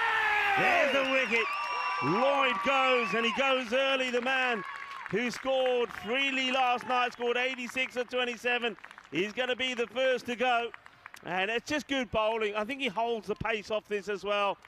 And Lloyd goes through with the shot. He's looking to go over the man who's there in the long on position. Doesn't get it right. The catch has been taken. It's 16 for 1. Just watch this again. Just doesn't quite get it right, and it's a neat catch taken. And they know that's an important one. And the two Hankins in the action. It's a catch taken there by George. So the breakthrough. And Hankins is the man that does it again. So Harry Hankins the bowler.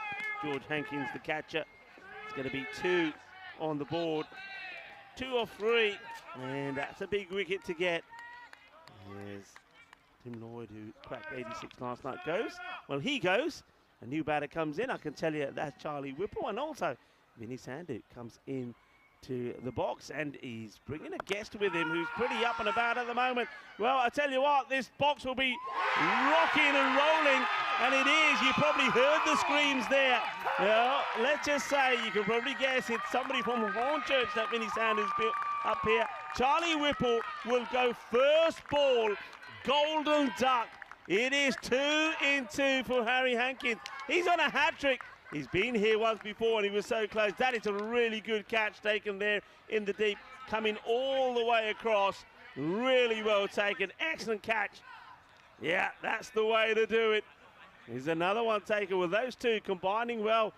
Both the Hankins. You got to go, you got to go. He does a little bit of the biz away celebration. Wow, what a turnaround in this over. So Charlie Whipple will go, caught George Hankins, and he's going to go for a... It's going to be a golden duck. Well, I was trying to introduce him, and I will now properly. Vinny Sandu. Well, we might be introducing a hat-trick here. Hankins didn't bowl last night, Harry Hankins, and now he's got a crack at a hat-trick in qualifier 1. It's played out, no run, straight to the fielder. He doesn't want to take on Adil Malik. What a bit of bowling this is, though. Harry Hankins, the bowler. George Hankins, the catcher. New man who comes in is another guy who has impressed with the bat. Is Hamish Merriman. Yeah, well, pressure. Pressure's a funny thing. There's plenty of it floating around on finals day. Oh, good delivery. Change of angle, change of line, gets this through. Well, Merriman, certainly there's no way you can say he's not feeling any pressure here. Of course you are. He's seen off the hat-trick ball, but yet to get off the mark. A good delivery there once again. Well, Rico, I do have a special guest. Probably bring him in at the end of the over, just for a quick one, because he's pretty invested in this. I'll tell you who that is in a second. Right now, Merriman yet to score in 2 attempts. A bit too wide this time when he gets called. He just has a check back at the umpire, does Harry, but I think he does just catch some of this line as he gets that movement away. Good call. Yeah, but again, he draws the shot out of the batter. Might get a little nick on that. Umpires have been outstanding, I've got to say. Oh, tough job to do. There's a lot happening. Right now, Cockney Corner, they are cock-a-hoop with this start from Hornchurch. Hankins 2 for 2 in the second, still with 2 to go. Yeah, the Hankins combination. I think this might be it. Well, I thought he might have been a little bluff here. He was bringing the man on the boundary behind square up, and I thought maybe he's going to bluff and then bang the short one in. He still may. And he does, but he's going to catch that wide line once again. This is pretty high as well. Might also be perhaps one for the over. Yeah, I think it's a wide, straight over the tram line. For me, it was probably about chest high as it went past. Let's have a look. Yeah, more or less. But Hankins getting the ball to fly here. Oh, he's right back towards the edge of that 30-metre circle that we've got here in ECN cricket. Well, ball just gets the Yorker and it gets it past the infielder in the 30-yard circle. That's Arthur George, but he's got protection there from Lesbourne Edwards. It's just a single. Now, we had Tom in from Wimbledon CC last night, and he was a very good guest, follows his ECN cricket, and we've got another guest here, but this one is going to be pretty animated. I know that you're pretty animated, Rico, and that's why you get paid the big bucks. Just wait till you see who I've got here at the end of this over. Well, ball, what a cracking over it's been as well from Harry Hankins. 2 wickets, just 5 runs. Remember, the first one went for 15. This one, only 5. 2 wickets go down, and Wimbledon at the end of 2 are 20 for 2. Yeah, what an over that was by Hankins. And now you imagine he'd come back. Remember, Hankins didn't bowl last night. Also didn't bowl. Gavin Griffiths, Billy Gordon didn't play. Bowler Dil Malik. And what a difference it can be. Lloyd 86 last night and goes for just 2 here, qualifier number 1. That's how these teams finish, not too far between them. Wimbledon with the 1 loss to Prague CC. Hornchurch with the 1 loss to Wimbledon. And it looks like they're going to go back to Billy Gordon in over number 3. Vinny Sander here, Mr. Maximo, a special guest commentator and a fantastic human being coming in. It's the Hornchurch president and the man I affectionately call the chairman of the board, Jeremy West. Welcome, Jeremy. Well, thank you very much, Vinny. What an honour it is to have a few words in the famous commentary box.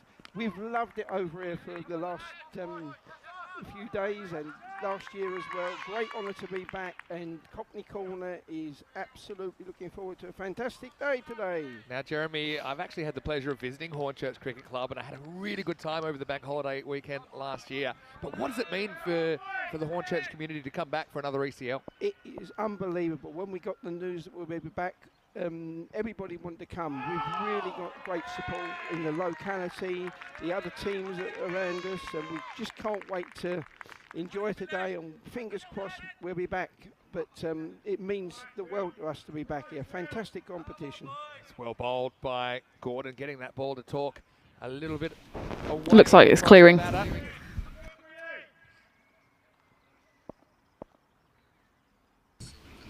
it's another Yep, sounds good. He just said 6:55.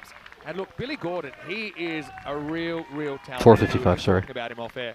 Yeah, Billy is, funny enough, I was very much in Hornchurch when he played his first game for us as a 13-year-old.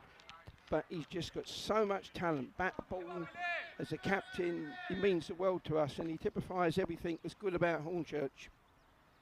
And his parents are here supporting him as well today. Now he goes full, turns into a full toss with the batter on the charge, just a single. So, yeah, obviously, it's a great community there, and I know that there's a lot of good causes that that the club supports as well. No, Oddballs is something that we're seeing supported all the time. Yeah, we're a family club. We really are a bit of an unusual club. I don't think probably a few years ago we were taking that seriously, but we've just got better and better, and everybody that comes to us loves to be part of it. We support charities. We do anything that's probably a little bit unusual in cricket these days, club cricket, but we're there in the community. We've got a fantastic social media. People love us, you know, in Hornchurch, and we're just on a high at the moment. Yeah, well, finally, Billy gets knocked away for a boundary here. Nice little shot. I mean, there's friendly rivalry, I suppose, natural rivalry with the Wimbledon club. What's that been like this week? Yeah, it is. And, you know, good luck to them. One of us is going to go through, and we wish them all the best if they do. And it is friendly rivalry. Yeah. And we were there last year. We won our 2020, and we know what it is to experience it. They do. It's their first time over here. Yeah, so it's just a different game. It's a different atmosphere. Everything about it is beyond what we could ever think it was between. That's true. I mean, you've got a lot in common, and you're right. You say one of you will go through, well, maximum one of you will go through. Because don't worry, you still got the Swedes hanging around. They're hitting their straps as well. Yeah, that's true. This morning. Last ball of the over, another full toss. This is dropped. Well, that ball never hits the ground from the moment Gordon releases it. It's a tough one for Malik, a real stinger on the edge of the circle, but Merriman dropped on 5. Hasn't hurt him yet, into the power play, but Hornchurch do have the better of the first 3 overs of this one. It's 26 for 2. And well, the chairman, one thing I love about you, I call you the chairman of the board, you ride every high and every low with this team, don't you? You really admit.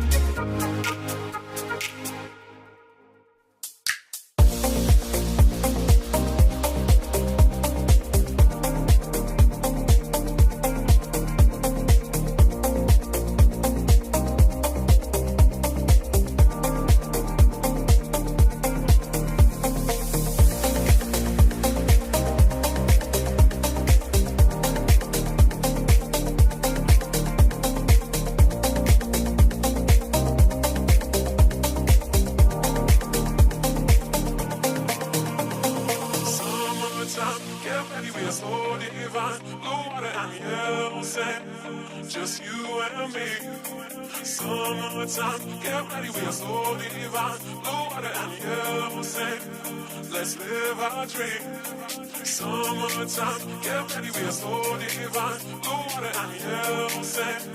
Just you and me. Summertime, get ready, we are so divine. Blue water and yellow sand. Let's live our dream. Summertime.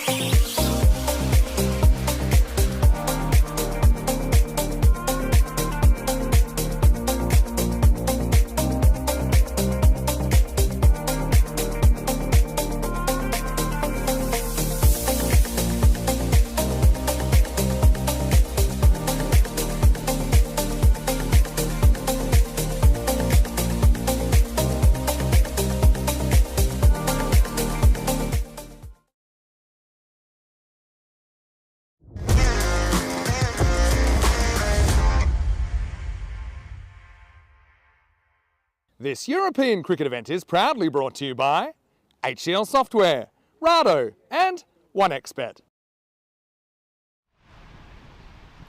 Welcome back, and we're ready for the start of the second innings. Rain came down with 2 balls to go in the first innings. We saw Raynham post a score of 214. And we've got a revised target of 180 here. It's going to be an 8-over match in the second innings, so haven't lost too many overs, just a couple of balls of the first innings, a couple of overs in the second, and we are now ready to get underway here in Hornchurch. The weather has improved considerably from where it was about 20 minutes ago. Here we go then, it's the captain himself, George Hankins, getting ready to face this ball. Kean Poskett at the other end. Strikes this one down the ground, flat bats it towards long on, so we've got a 2-over power play. And then it's been reduced to 8 overs. 3 bowlers can bowl 2 overs, and a couple of bowlers will only bowl 1 over.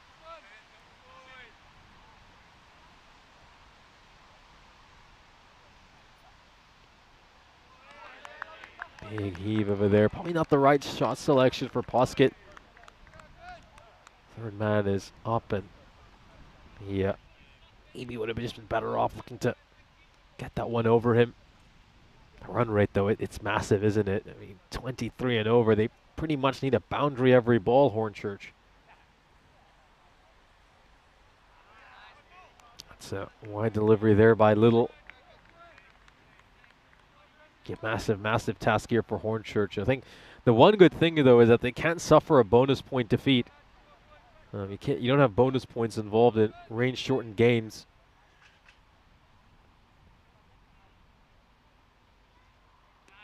That's another wide there by Little, just losing his shape a little bit.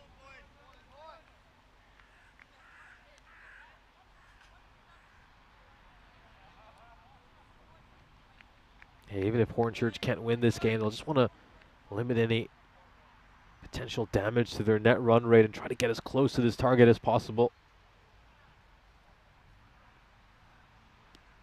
180 is pretty difficult to chase down in 10 overs. Having to do it in 8 is going to be a very, very tough task.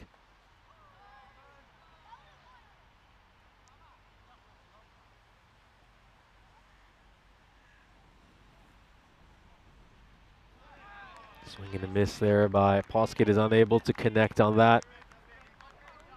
Swinging from the hip here.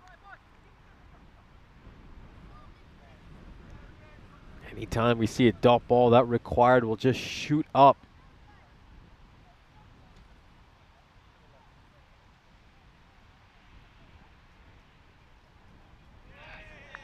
Big swing and a miss again. It's just the scoreboard pressure that's playing on Poskett's mind.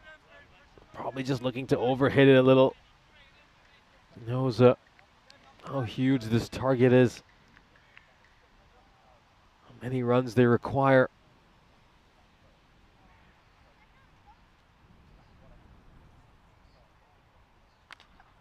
High up in the air, and that's got enough to go all the way for a 6. So there's a boundary, just comes off the camera tower. Really nicely hit, flat bats it straight down the ground. Almost like a tennis forehand the way he struck that. Off it goes for 6 runs. We know Poskett's a very talented batter. He's someone who's more than capable of making some really big runs. Oh, goes big once more. This is massive. It's gonna go into the trees. Take a look at that. Look how far that 6 has landed. It's one of the bigger 6s we have seen so far this series. 16 runs off that over. You'd normally call a 16-run over excellent, but with the nature of this required, that's actually a very, very good over for Raynham. And it's been 109 matches since we last had a golden ball on the European Cricket Network, and well, if we get a golden ball in this match, I think we'd all be extremely thrilled. And I would just like to see Hornchurch give this a good go and try to get as close to this target as possible. It's going to be Ash Raymond coming in to bowl the second over. Also a good time to welcome back Tina Goff into the commentary box. Yeah, thanks, Nish. Slight rain delay. The heavens did open, but it's cleared nicely now. Still not the glorious sunshine we were basking in yesterday, but certainly good enough to play in. And really, well, sometimes the rain actually benefits the batting side, just notching down that target. In reality, though, the equation is the same for Hornchurch. They've got to swing and swing hard from the outset, whether it's for 8 overs or 10. Or maybe they do have the slight advantage of having to just swing for a shorter duration, but that run rate up towards 24 is a tough task. That wasn't too far from the off stump, was it? Good ball here to start off for Raymond. Just a touch slower than Hankins expected. He was just threw that shot a little bit early. Just needs to make sure to keep his shape here, Hankins. It's easy to fall into the trap of just trying to swing at everything, but he can play good shots and still get value for his runs.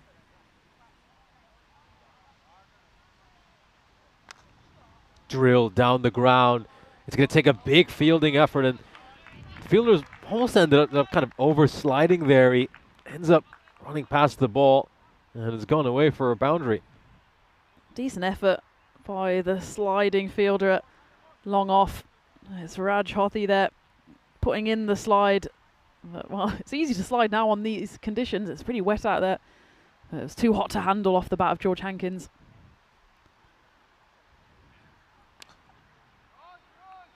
Hit towards cow corner, and that's going to go away for 4 runs into the gap.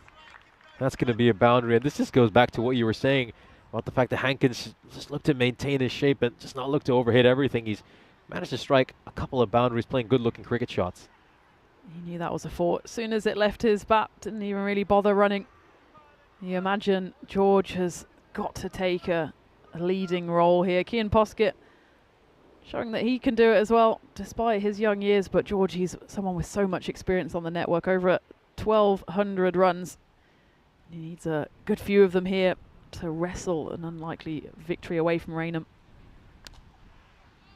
Into the gap, that extra cover, and off it goes for another 4 runs. This is just brilliant cricket by Hankins. Yeah, interesting, Thomas in the chat saying he thinks it's harder to get 180 in 8 than 200 in 10. Oh, the run rate is pretty much similar. It's tough whichever way you cut it. Maybe just gives them the freedom to go for it though. Lowish full toss, and oh, bowler gets away with that. He certainly does. Wasn't the best delivery. Raj Hothi's fielded that quite well in the end. Out it long on. We'll get a couple of runs. Oh, he does a superb job, doesn't he? It really does.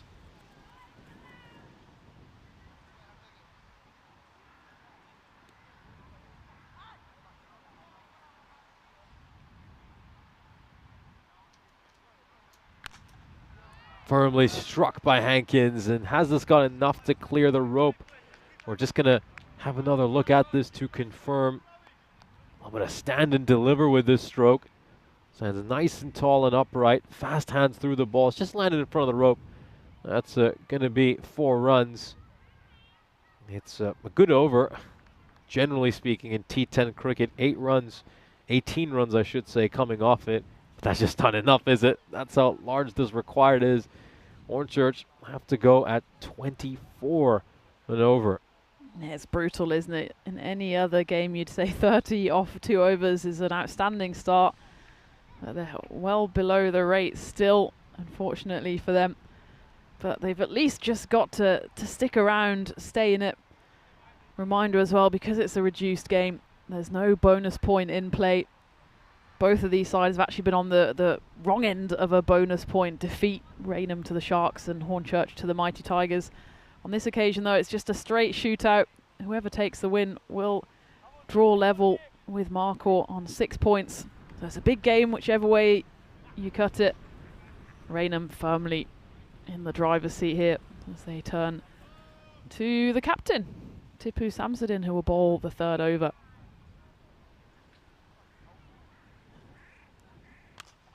Oh dear, that struck at him really hard, and he's a brave man to put a hand out at that.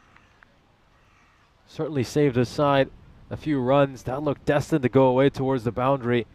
Let's have a look at this. Firm strike by Poskett. He just gets his hand in the way over there.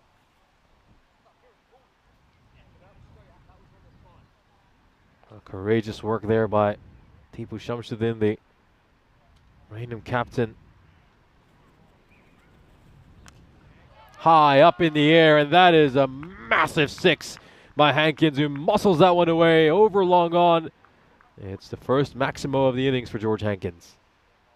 Just leans into it, uses all of his height to get underneath it, muscles it over the boundary. Just need to keep plugging away, Hornchurch, and then hope from somewhere that they can get 1 or 2 massive overs. I mean, Raynham, they had 2 supersonic overs, both coming off the bowling of Joe Ross, and that's exactly what Hornchurch just have to do. Keep in contention somehow and hope that they put the pressure back on the bowlers. Hit hard into the extra cover gap, goes away for 4 runs.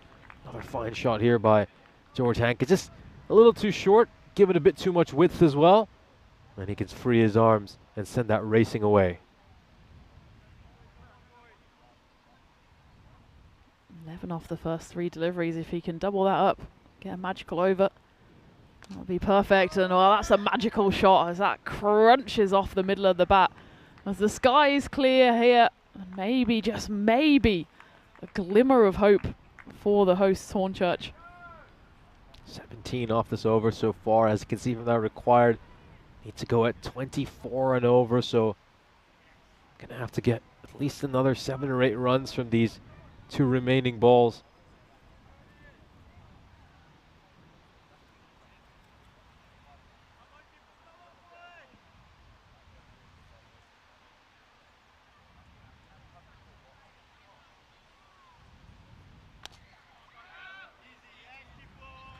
There's going to be a dot ball there. They ought not to run. It was struck fairly firmly towards the fielder at cover.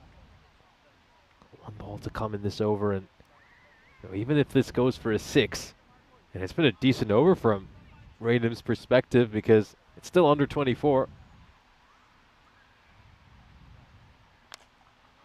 And this will be launched for a 6, so it's a good over, 23 off it.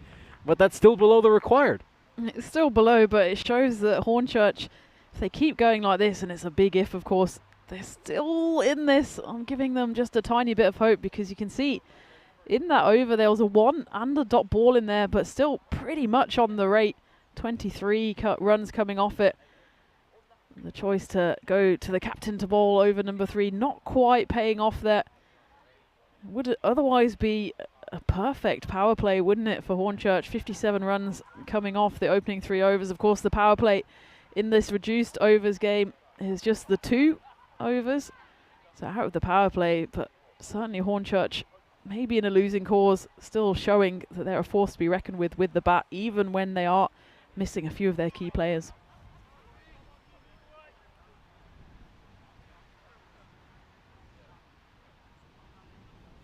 Interesting, they're going to keep going with the spin here. Biren Patel, number 7, will be bowling the 4th. After this over, we'll be at the halfway stage. We'll have a see then how it's shaping up. Probably struck by Poskett out towards Ben Little at long off, and George Hankins is going to come back on strike, and it's just a case of how long can Hankins hang around. As long as he's there, they feel like this Hornchurch side have a glimmer of hope.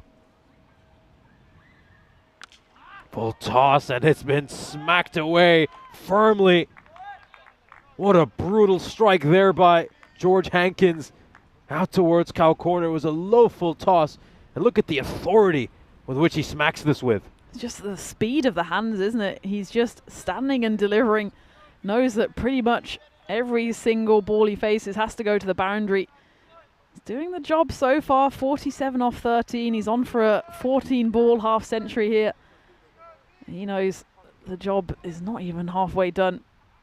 You imagine he's the key here. If he goes big, and again, we're talking an ifs here, Nish, then maybe Hornchurch can spring a surprise. Fuming with himself on that occasion, though. Missing out, he feels. Again, it was another low full toss. This time a bit wider outside the off stump. And wasn't able to crunch it over the rope. That gives the strike back to young Kian Poskett.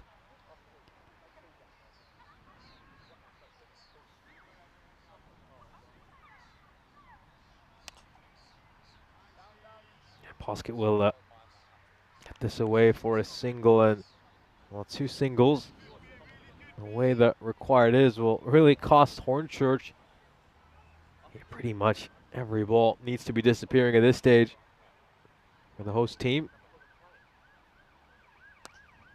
Oh, he just reaches out of that one. It was probably going wide anyway, but he'll take the boundary there, Hankins. It's an interesting one, isn't it? You probably should have left it, because any extra run you can get could be precious. Is a great hit, goes for 4. But really, if he left it, got the wide, and then hit it for 4, that would have, by my terrible maths, been 1 more. As it was, though, still a brilliant hit by Hankins. Does get him to the half century as well. 52 of just 15 deliveries. He needs to double up and then some, though.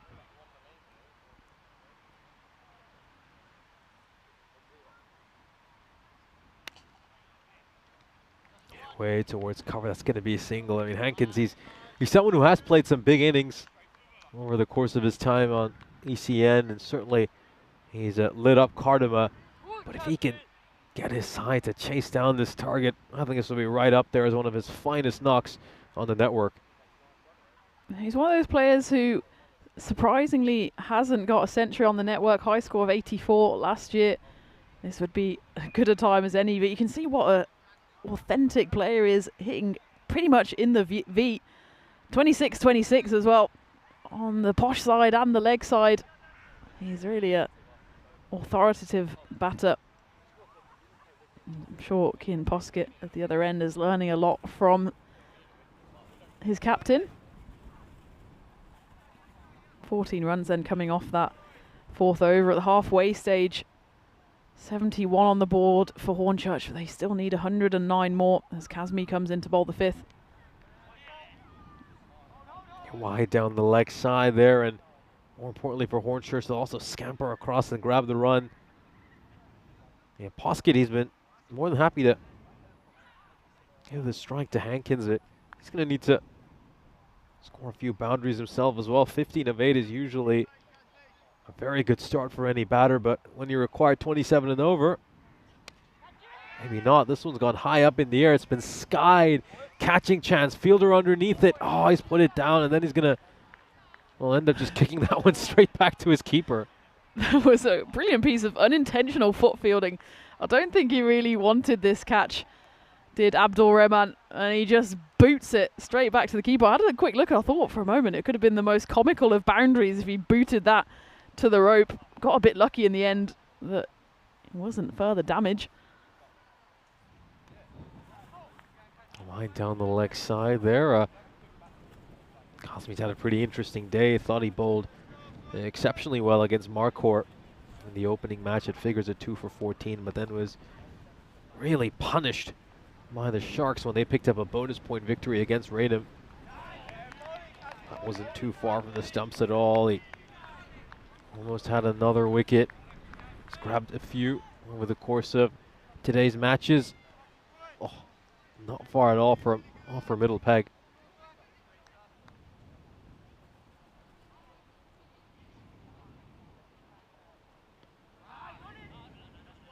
Down the leg side there. They're turning down the singles here. George sent back Kian at the non-strikers. Clearly feeling like he needs to take on the senior role here, but can they really afford to turn down any runs? As that one just clattered into his pads, they would have been able to scamper through for a single.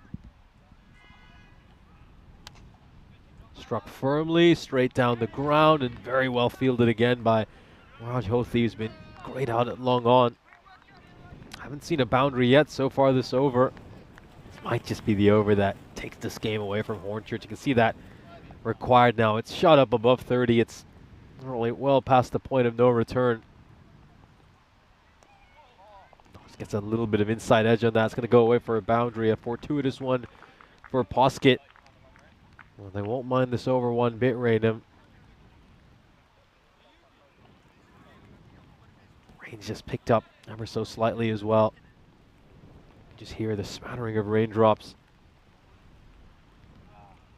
100 runs needed of 19 deliveries now. They pretty much need a 6 of every ball. Yeah, that was a real killer, wasn't it, this over? There's still one ball left in it, but the most it can go for if this is a legal delivery is 15. It will go for 15. Again, with that run rate required over 30, they just couldn't afford those 2 dot balls, those 2 singles. Yes, it was a flourish at the end with a 4 and a 6, but not enough here for Hornchurch. Any other game, 86 for no loss at the halfway stage would be brilliant going. As it is though, with just the reduced overs, 3 overs left, and still 94 runs needed. As we take a look at what's coming up tomorrow in Romania, it's the final day of action in the slightly amended and shortened series over there because of the rain that they suffered last week. It will just be the round robin, followed at the end of the day by first versus second place in the final. I'm looking forward to that one. And you've got the 5 games coming away from London, and 5 from Bucharest as well. Hit away out towards Cow Corner, and It's just going to be a single. Yeah, looking at the standings right now in Romania, does look like the Bliss Warriors and Phoenix are set to play each other in the final, unless the Royal Eagles can really put up something spectacular in the final day to drag themselves into one of those final spots. That second match in Romania tomorrow could potentially be a finals preview, so it'll be interesting to follow that. Yeah, looking forward to that one. And again, hats off to all the crew and the local organisers and the teams for belatedly getting that series on. And it looked pretty bleak when the rain was falling last week. It's looking pretty bleak for Hornchurch here. Just the single coming off the first 3 deliveries of this Charlie Sutton 6th over. And it's just last chance saloon and then some, with more than a 6 every ball required here. And it looks like Hornchurch will suffer their second defeat. Gotta say, it's been a great response by Raynham after succumbing to that massive defeat against the Sharks. We're all taken by surprise when they ended up suffering that bonus point defeat. And if not for the rain, they would have had a chance to maybe even get a bonus point themselves out of this game and just take back that point they lost to the Sharks. I guess in the end, Hornchurch will just be delighted that because of the rain delay, they'll at least be able to get a point out of this match. Won't have too long to lick their wounds, though, as they're going to have to come out in about half an hour's time for a big matchup against Sharks Cricket Academy.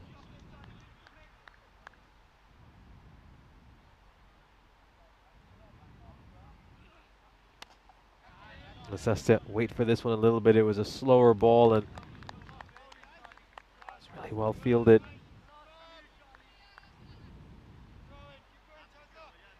Charlie Sutton has bowled really well today, hasn't he? Had a lovely bowling performance this morning as Marquardt. Figures are 2 for 16. Went for a few runs against the Sharks, as did the entire bowling unit. But he's bowled really well here with 2 settled batters. Really has bowled superbly. Just 4 runs coming off this over. And Hornchurch's chance of victory are pretty much disappeared, as even if they hit a 6 of every ball, they won't be able to get over the finishing line. Fair play to Hornchurch for continuing to plug away here. Certainly gives the 2 batters out there a bit of confidence. They will be on the losing side. In any other game, though, this would be a really promising scorecard. And speaking of promising, the sun is trying to come out now, Nish. We're on sun watch, and you can see the shadows being cast across the pitch. Just in time for the fans coming in after work as well, who will be watching their side go down to a defeat here. But of course, there's a final game of the day coming up where Hornchurch, I'm sure, will want to come back and come out fighting against a resurgent Sharks Cricket Academy.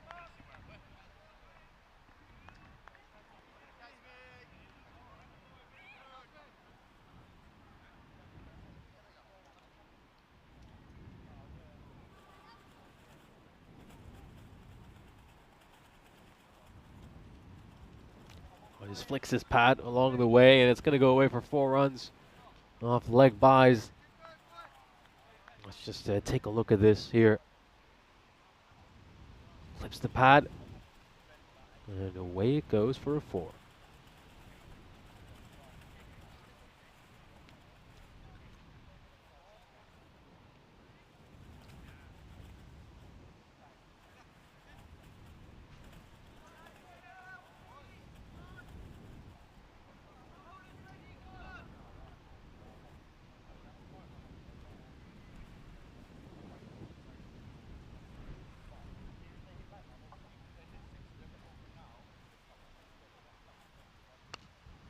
Poskett will deposit that one, clear of the rope. He's into the 30s now. Very good shot there by him.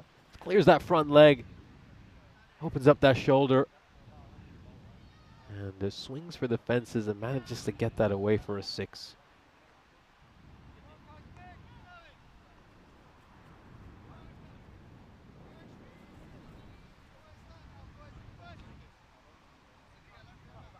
be happy for Poskett if he does manage to get a half century here. Of course, it will be on the losing side, but it'll be a great little milestone for the teenager. He's got 9 balls left to get there. 17 is what he requires.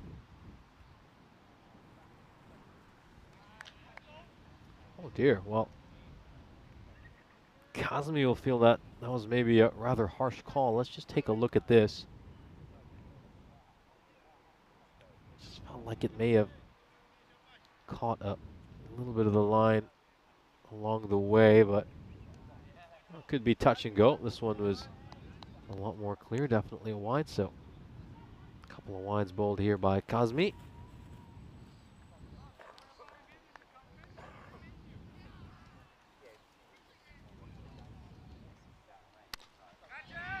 Hit firmly. That's a words long off. There's been little to field that one, so we're coming to the close of this game. It is pretty clear that Raynham are going to win it, so it's been an interesting day, you have to say, for Raynham. Won their first fixture against Marquardt London. Match that was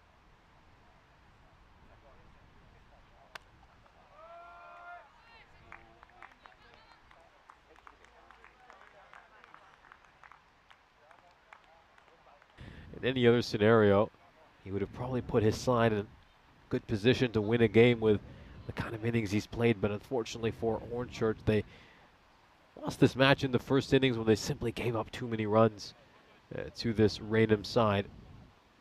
Yeah, just going back to that point. An interesting day for Raynham, really, hasn't it? Because, you know, they didn't manage to beat Marquardt in a tightly fought contest. They then got humiliated, in all honesty, by the Sharks. I don't think any of us thought that game was going to end up in a bonus point victory for the Sharks. And then they've come out here and emphatically crushed Hornchurch. And if not for the rain delay, they may even have picked up 4 points in this game. Yeah, absolutely. It's been a roller coaster day so far for everyone. The rain has always kind of been looming in the background, hasn't it? Certainly, though, the skies look like they're clearing, and there's actually more blue sky than cloudy skies at the moment as we look ahead to the final game of the day. It's match 10. Hornchurch ringing the changes. Mark Whitlock, Richard Bird, Jack Filtness, and William Bushnell come in for them. The latter two for their debuts in this series. Looking forward to that. And that, well, we'll keep you updated if there will be a bit of a delay. It's supposed to start in just about 20 minutes' time. And, well, maybe you'll still keep to that schedule with just the 5 balls left here.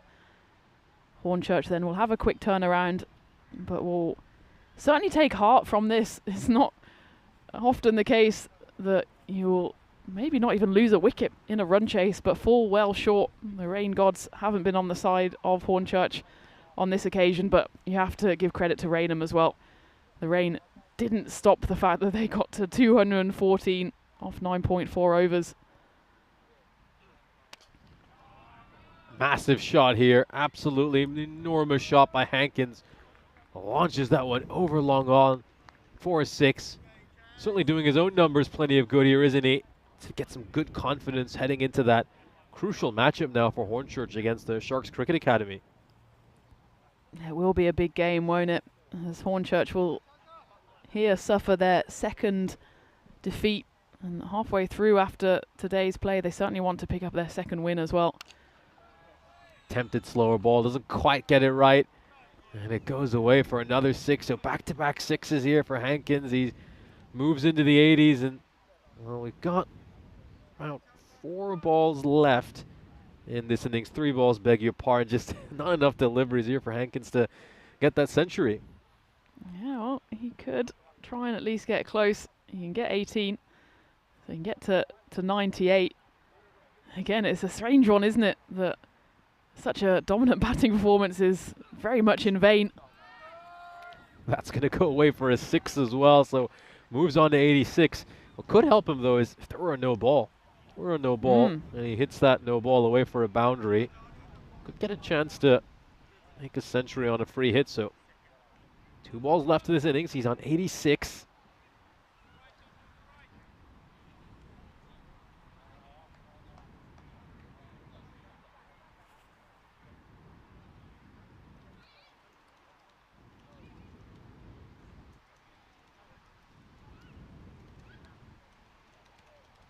think Hornchurch, they've certainly proven that they have plenty of batting prowess. We've seen them make some good runs throughout this series. They made 123 against a very strong Mighty Tigers side in match 4 yesterday. Made some good runs against Marquardt when they chased out that target of 152. Just going to get a little bit of an edge, but goes straight to the fielder at fine leg. And they've batted superbly here as well. I mean, they're going to end up with something north of 130. Still got 1 ball to come. Well, interestingly as well, they will have the chance to basically just continue to bat, as they've been put into bat in that final game. So they can basically just carry on. Stay out there in the middle, lads. And George Hankins, he'll certainly be going into that final game with a bit of confidence as he finishes on a career best on the network of 92 not out off 30 deliveries. Cian Poskett, he contributes with 34 off 18. That's not quite his highest. He, of course, managed a 40 in the game last night. And in a pretty strange scorecard in the end, Hornchurch finish 139 for the loss of no wickets. But in the end, on DLS, they lose by 40 runs. A comprehensive win for Raynham. Hornchurch, though, can certainly take heart from that batting performance and take that into the upcoming game, which is, well, in less than 20 minutes' time, if it does continue as per the regular scheduling. As for Raynham, though, they are resurgent. As we take a look then, and as you see at the bottom of your screens there, the Sharks won the toss, decided to bowl. Maybe they're regretting that decision a little, having seen the form that George Hankins has just battered himself into. Could be in for a very exciting game. The Sharks' batting lineup looks spectacular. We saw them make 159 runs with 8 balls to spare in the second innings against Marquardt. They chased down a target of 124 in a bonus point victory against Raynham. And now we've seen Hornchurch's batting click as well. So we could be in for an absolute run feast in match number 10 here in Hornchurch. Time for the highlights to roll, as we'll take a look at what was a very entertaining innings. George Hankins and Poskett certainly gave it a good go, but ultimately you have to feel that Hornchurch lost this game in the first innings. They gave up 214 runs. There's still a couple of balls to spare in that innings. And this was, of course, a rain-affected match, so there was a revised target of 180 in 8 overs for Hornchurch. Hankins was the star act, making 92 of 30. It's a real shame for him they didn't get a chance to go on and make a century, because he certainly deserved it for the way he batted. But unfortunately, his side would just run out of balls, as there were only 8 overs in this innings. Yeah, absolutely. It's kind of a little win in a loss, isn't it, for Hornchurch, as George Hankins, the skipper, has battered himself into form, his top score on the network. And Cian Poskett, I'm sure he will get some confidence from that little innings. But let's not take anything away from Raynham. Yes, Hornchurch were bowling in difficult conditions, but they absolutely powered their way to 200 and beyond, thanks to that man Ashraful Islam finishing on 139 not out of 36. He could have even got to that 150, emulated Chowdhury, who got there yesterday, but for the rain that rained on his parade for the final 2 deliveries. So Raynham, they will pick up their 2nd win of the day. They'll be relatively happy with their day's work. Let's not forget that it's their first ever day on the network. They picked up a win in that final ball thriller. They did suffer that big loss to the Sharks, but they've come biting back here and will go home relatively satisfied after their long day, as we take a look at a pretty peculiar scorecard here. Not a single wicket to fall. George Hankins, star of the show, 92 off 30 deliveries, but still Hornchurch fall well short of the revised target. Winning margin in the end, 40 runs. Actually a slightly sloppy performance in all reality for Raynham. It was only the 8 overs, but they still managed to bowl 9 wides and 13 extras in all. Still trying conditions though, and none of the bowlers really, managed to escape with any kind of punishment. Biren Patel, he went for just 14 off his over, and of course went wicketless throughout. So an interesting one. The weather gods certainly played a role, but I think when all is said and done, Raynham were the deserved winners of that game, as they take home the victory by 40 runs on the DLS method, thanks to a powerful, explosive and punishing 139 not out for Ashraful Islam. So Raynham's work is done, but Hornchurch absolutely have to come firing back now. They've just got about 15 minutes before they take on the Sharks, who are obviously going into their final game of the day as well. It's been a long day for them. Do they have one more bite in them? Well, we'll find out in just under 15 minutes as we go into the final game of the day. It's match 10 here in this ECS England on the European Cricket Network. Come back in just over 10 minutes time.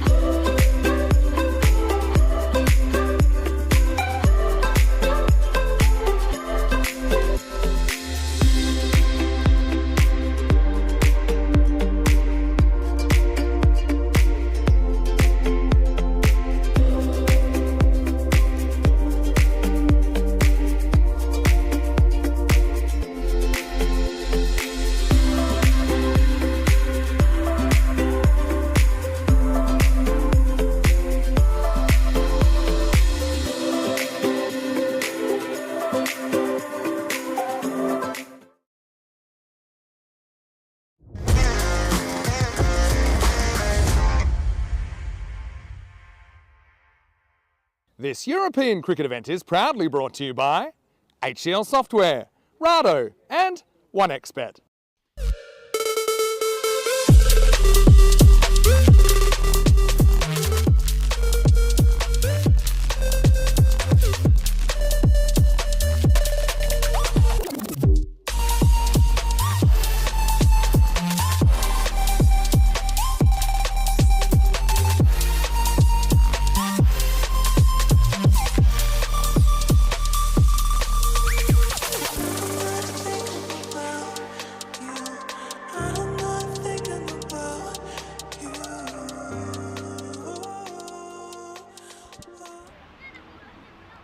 Welcome back for the start of our final match of the day. Hornchurch are about to take on the Sharks Cricket Academy. Hornchurch have fielded a pretty strong side for this, and we'll also see Mark Whitlock featuring in this match. He batted superbly during yesterday's cricket, so he's a handy addition to this Hornchurch side. He was unavailable for the previous game. Richard Bird comes in as well alongside the likes of Jack Filtness and Ravi Joshi. This game is a coin flip, according to the win predictor, 47-53 in favor of the Sharks. The Sharks are coming off a brilliant bonus point victory against Raynham, the same Raynham side that did defeat Hornchurch in the previous match. This should be a really exciting matchup. The Sharks won the toss and they decided to put Hornchurch in.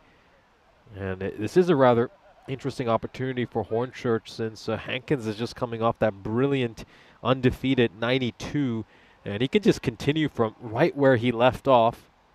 And Poskett at the other end was an undefeated 34 of 18. We witnessed a very exciting match between Hornchurch and Raynham. Raynham did win in pretty dominant fashion as this races away for a 4-run. It's pretty much like we're just watching a continuation of the last innings. Just continuing from where he left off. Let's just have a look at this again. Cuts that away so nicely, doesn't he? And I don't think it's a bad outcome at all for Hornchurch that they get to bat first. Nicely played into the gap. That's going to go away for 4 runs. Jason Batson was at mid-off, but there was no way that he was going to be able to cut that out. Just has to watch that go past him for 4 runs. This is beautifully played. Really is beautifully played. Russell Mughal maybe just needs to go a little fuller. Maybe just a touch too short. That was setting up nicely for a player. Now Hankins' quality. Batson has now been sent back to long off. They've got a deep cover in place as well. So those are the 2 fielders outside the ring during the power play.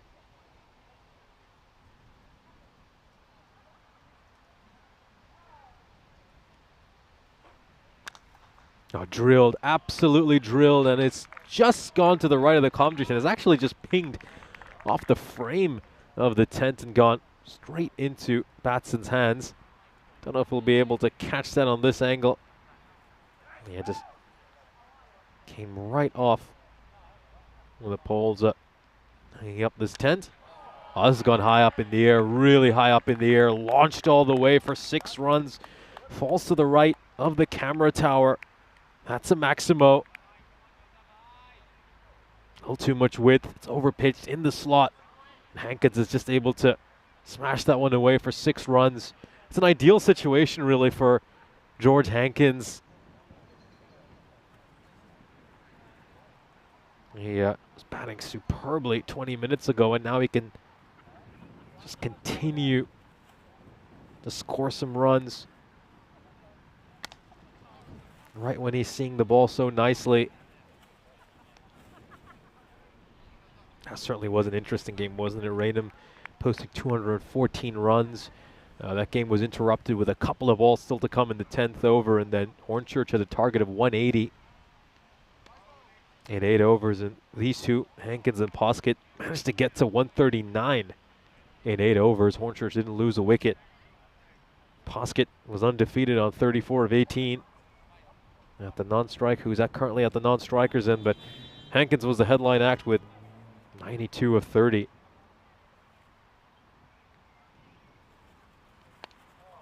Beautifully played away by Hankins. Just helps that one away behind fine leg. for 6 runs. Just nicely gets outside the line of the ball, and he's able to elevate it away for 6. So 25 runs off the opening over of this innings. A dream start for Hornchurch, their captain leading the way.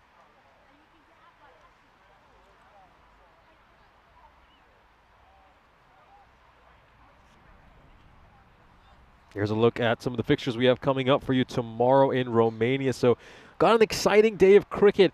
The Bucharest Gladiators will take on the Royal Eagles in the opening match of the day. Then you got the Bliss Warriors against Phoenix. Those two sides, as things stand, are probably the 2 top contenders to grab that spot to make it to finals day.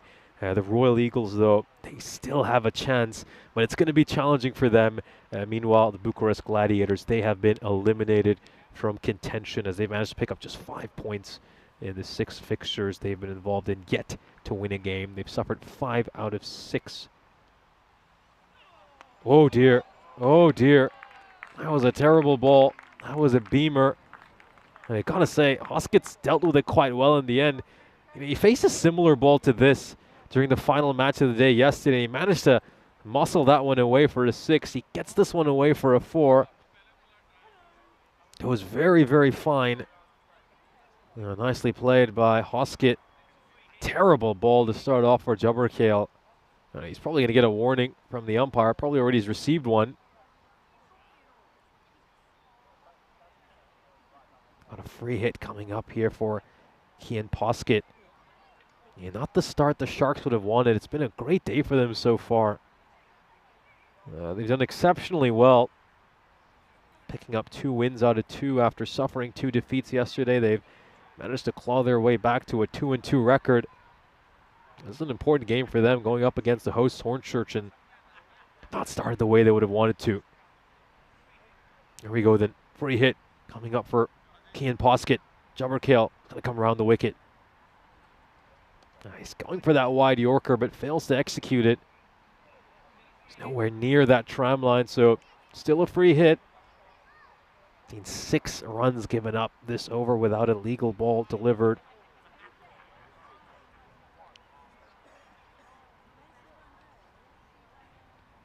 Oh, he nails that. Absolutely nails that. And you can see exactly what Poskett's trying to do. Got a very open stance, shuffles across. He's trying to target that mid-wicket boundary. And full credit to Jubberkale. He's bowled the perfect ball. Looking for that big heave towards cow corner, so he just nails that wide Yorker. Goes for that again. Well, Jubberkale felt that there may have been a little bit of bat involved or something, I'm not sure.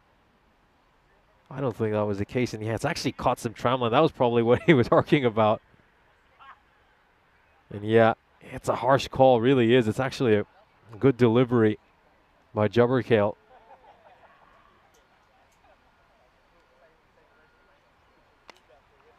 Now full toss, and that's going to go away for 4 runs. He tried to go a little straighter on this occasion. Wasn't quite out of the middle of Poskett's bat. More off a thicker inside edge, but he's still able to get that away for 4 runs. Nice shot behind square leg. Let's just take a look at this once again. Gets that away to the boundary. Very good shot.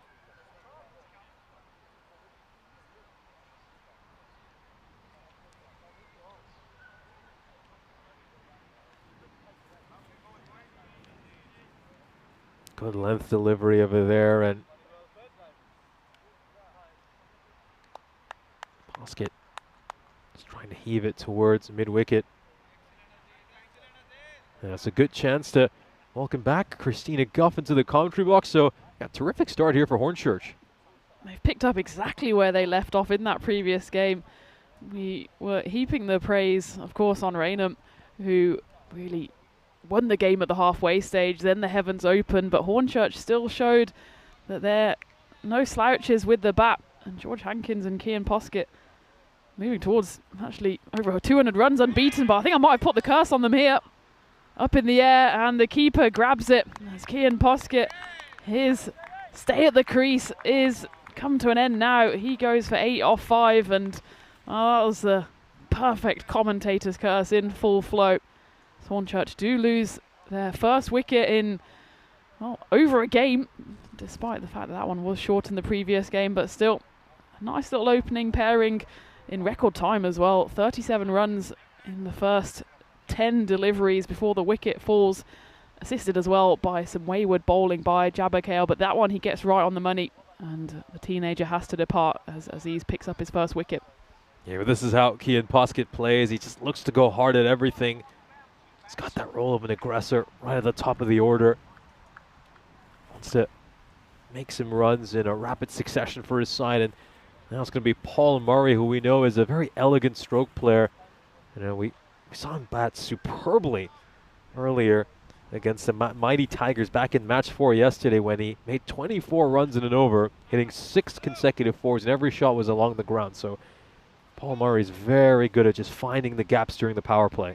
I absolutely love watching him bat. He's just an elegant shot player, and he needs to play a few shots here alongside George Hankins, who's rattling along nicely, and he plays an elegant shot straight away. A bit of an invention there from Paul Murray. We've seen some audacious scoops already today, and that's up there, one of the best, as he sees Jabberkale coming, uses the angle and just lifts it over for 4 runs. What a way to introduce yourself in this final game of the day. Well, we've seen Paul Murray play some exceptional looking drives and orthodox cricketing shots. This time he goes a bit more unorthodox, and it's a very smart shot. Fine leg is up, knows no one is back there, uses the pace of the bowler, gets it away for 4 runs. Final ball of the second over coming up. And this time he goes offside, and what a 1-2 punch that is from Paul Murray. He goes one leg side with the scoop, and then he just does the limbo, leans back on that one and works it away past backward point. Doesn't quite get hold of it, but enough to race away to the boundary, and that over does go magical. 20 runs coming off it, and Paul Murray all class. Very classy stroke. Plays that extremely fine, just gets enough bat on it, plays it nice and late, goes away for a boundary. Terrific start here for Hornchurch. 45 runs off these first couple of overs. It's a huge fixture for them. They do have a couple of games in hand on Marquardt, but they'll want to start climbing their way up that table. Sharks Cricket Academy currently sitting in second place, and the Mighty Tigers, who have a rest day today, well, I'm going to be very surprised if they don't top the table in Group A. They started things off with 3 bonus point victories on the bounce. Yeah, it was a brilliant first day for the Mighty Tigers, and they've rightly put their feet up today. There's no putting feet up for George Hankins, as he still has a job to do on the back of his career high on the network, 92 not out in game 9 just a few moments ago. He's got off to a perfect start here, racing to 30 off just 7 deliveries as he clubs Rishabh Dixit for 6. He's come on to bowl the third over. Hornchurch move into the 50s. It's already a brilliant power play for them. What they really can't afford to do here actually is lose a wicket. They want to keep the good times rolling, especially with the runs already on the board.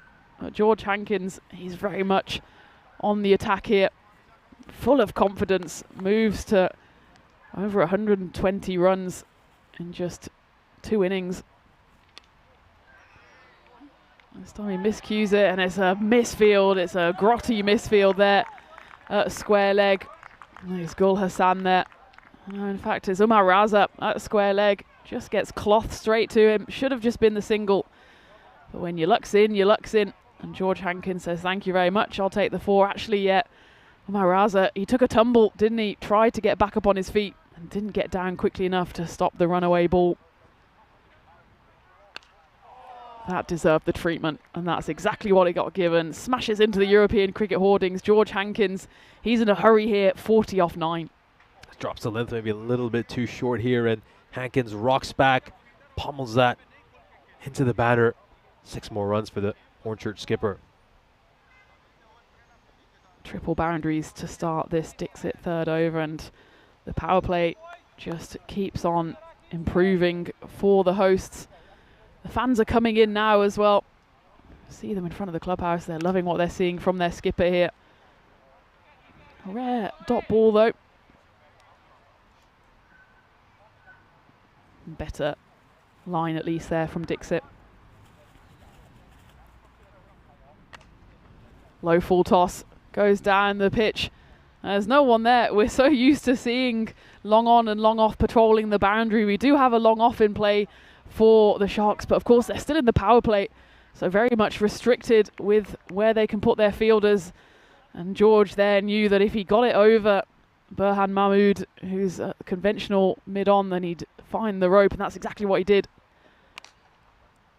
Misses out though on that occasion, but does keep the strike. That's probably not the worst outcome for Hornchurch as Hankins moves to 45, and at the end of a power play that certainly was a productive one for the hosts, Hornchurch find themselves 66 for 1. He's just batted incredibly today, hasn't he, Hankins? If you add up his scores, he's made, I believe, 137 runs so far today, having faced 42 deliveries. It's just been incredible, hasn't it? He's just picking up from where he left off against Raynham. Here's a look at how the power play has gone so far. 3 magical overs to start off for this Hornchurch side. And the Sharks, well, they certainly aren't showing us what they displayed against Raynham earlier today. But here's a man who's had a pretty good day with the ball in hand. Batson to bowl the first over after the power play, and well, he just starts off by straying one a little too far down the leg side. Hankins brings up his half century with a 6. A spectacular shot and back-to-back 50s for the Hornchurch captain. Yeah, he's on a hot streak of form here. Bit of a curse there from Unish as Batson has bowled relatively well. That one though, bit of a loosener as he just drags that one down the leg side, and Hankins just lifts it away to, well, it's essentially it feels like the shorter boundary there behind square. Lovely touch from the big man, and Hankins moves to back-to-back half centuries as the runs keep on flowing here. Sharks have been blowing so hot and cold, haven't they? It's reflected in their results so far. 2 losses on the first day, including a 4-0 loss, and well, recently a 4-0 win against Raynham by 9 wickets. That was an absolute destruction. But it's really been the batting that has been impressive for them. Their bowling has not always been the best, and every time there's a bad delivery, especially when you come up against the batter of the power and skill of George Hankins, then you're going to be punished. And that's exactly what Jason Batson experienced on his first delivery here. Club down the ground. They do have a long on patrolling the boundary now that we're out of the power play, but there's nothing Rishabh Dixit could do about that one, as Hankins hits that one straight as an arrow, baseball bat shot down the ground for another boundary. Yeah, that one just gets past the fielder long on. It did take a mighty hop as it struck the playing field. A rough start here for Batson. Bowled with an economy rate of 12 so far today, which isn't bad at all for T10 cricket, but it's been difficult going from these first couple of balls. Takes pace off the ball and probably should have had a wicket, as that goes straight to the fielder. There's Raza Mughal there on the 45. He gets his hands low down to it, but his hands are almost too low as it flies off his wrists, and Hankins gets given a life, which he uses to its full effect as the next one is pulverised away as the kids go on a wild hunt again. Hits the tree, dings back off it. 6 runs as Jason Batson, ruining his luck here, drops the chance on the previous delivery and gets smashed for a 6 as Hornchurch move up into the 80s, 82 for 1. You just get that terrible feeling that Mughal's going to regret that catch quite a bit. Hankins is not someone you want to give a second opportunity to.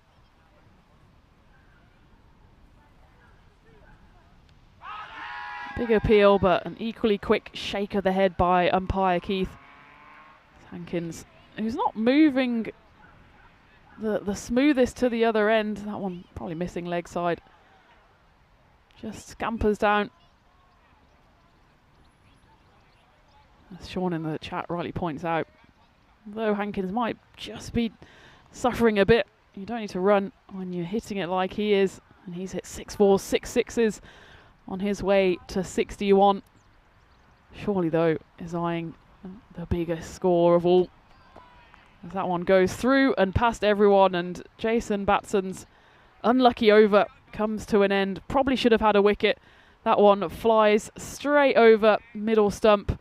The keeper is expecting something to happen. It goes straight through Yashkumar Solanki under the covers and into the, at the moment, not queuing traffic, which is a sight for sore eyes at 6 p.m. There we go. At the end of the fourth then, Hornchurch 87 for 1, and that over goes magical. 21 runs coming off it. Every over so far hasn't actually escaped punishment. 25, 20, 21, 21. So 4 magic overs in a row. And that's a very healthy run rate for Hornchurch. Incredible run rate for Hornchurch. They're batting even more destructively than they did in the previous match against Raynham. Got a feel for the Sharks. We do know that they've got a very solid batting unit, but you know, if they're having to chase down something in the 190s or the 200s, it's not going to be easy, and it's just going to make it even harder for him, won't they? George Hankins, another superb shot. It's just not the best bowling, though, you have to say as well here by the Sharks. Rishabh Dixit just too short, too wide. Can't bowl there to a player of Hankins' quality. Bit of an ugly drag down, in all honesty, to start the fifth over as Dixit comes back to bowl his second. None of the bowlers have escaped punishment. They're persevering with just the 4 so far. They do have a few other options to the Sharks. Umar Raza, he picked up 2 wickets in that win against Raynham. Interesting if we see him at some point. In the meantime, though, Dixit has to find a comeback ball. Better length, but it's just smoked by George Hankins. He's picking up the ball so well at the moment. Doesn't matter where you bowl to him. That's probably one of the biggest hits of the day as it goes flying towards the kids there who are enjoying their Tuesday evening after school. And George Hankins is putting on a show here. It's Hornchurch now just 1 away from the 100, 99 for 1. And we're still not even halfway through the 5th over. Double teapot comes out for Dixit. Back-to-back 6s to start his second over. Will George go for 3 and 3? Better delivery, just clubbed down the ground. Paul Murray's been mostly treated to a front row seat to George Hankins batting. He does get a chance now. Hit that lovely 1-2 punch. First 2 balls, both going for 4. And he faced a single delivery since then. 100 is up then for Hornchurch, 100 for 1.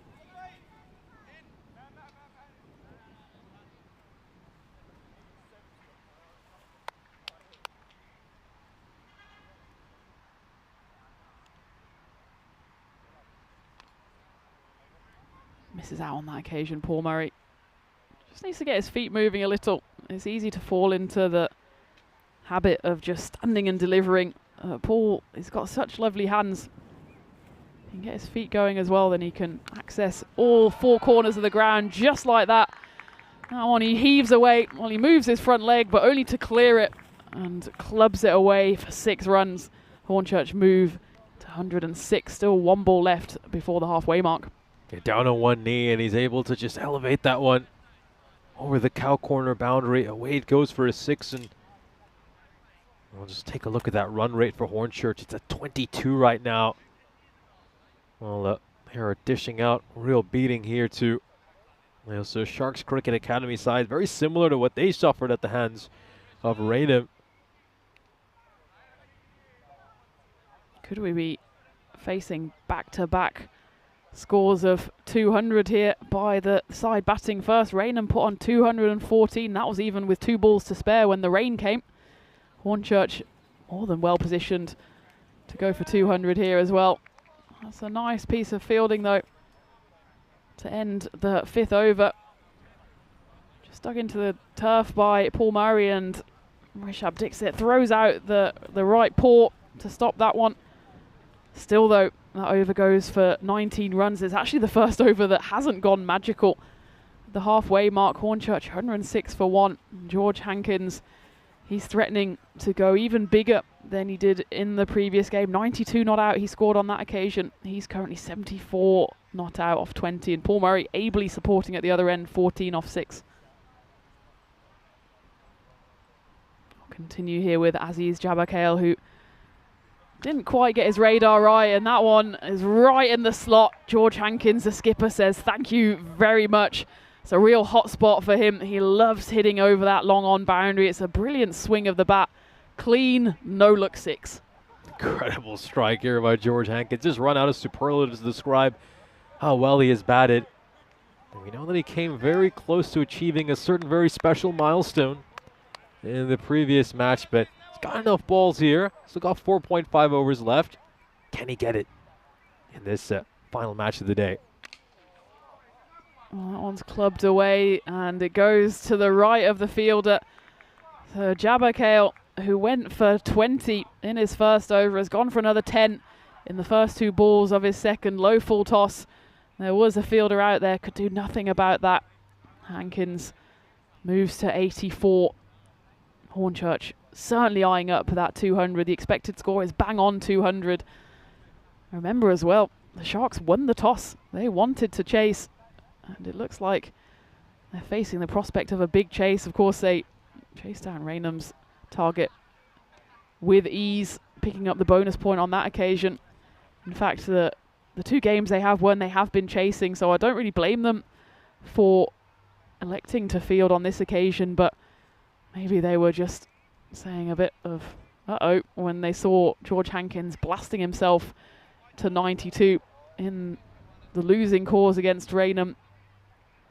Just as they finished that game, Hankins had about 10 minutes to put his feet up, and then he's repeated the trick here. Hornchurch probably feel that's not a bad toss to lose. They kept the momentum of the batting innings going, but it could be all over here for George Hankins as the ball is caught on the second attempt there, out in the deep.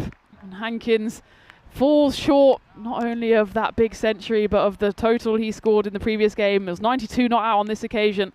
Here he does get out for still a brilliant 84 off just 23 deliveries, and he departs the second bite of the cherry there for Shahid Mushtaq, who takes the catch in the deep, and his celebration suggests that he knows that's a big wicket.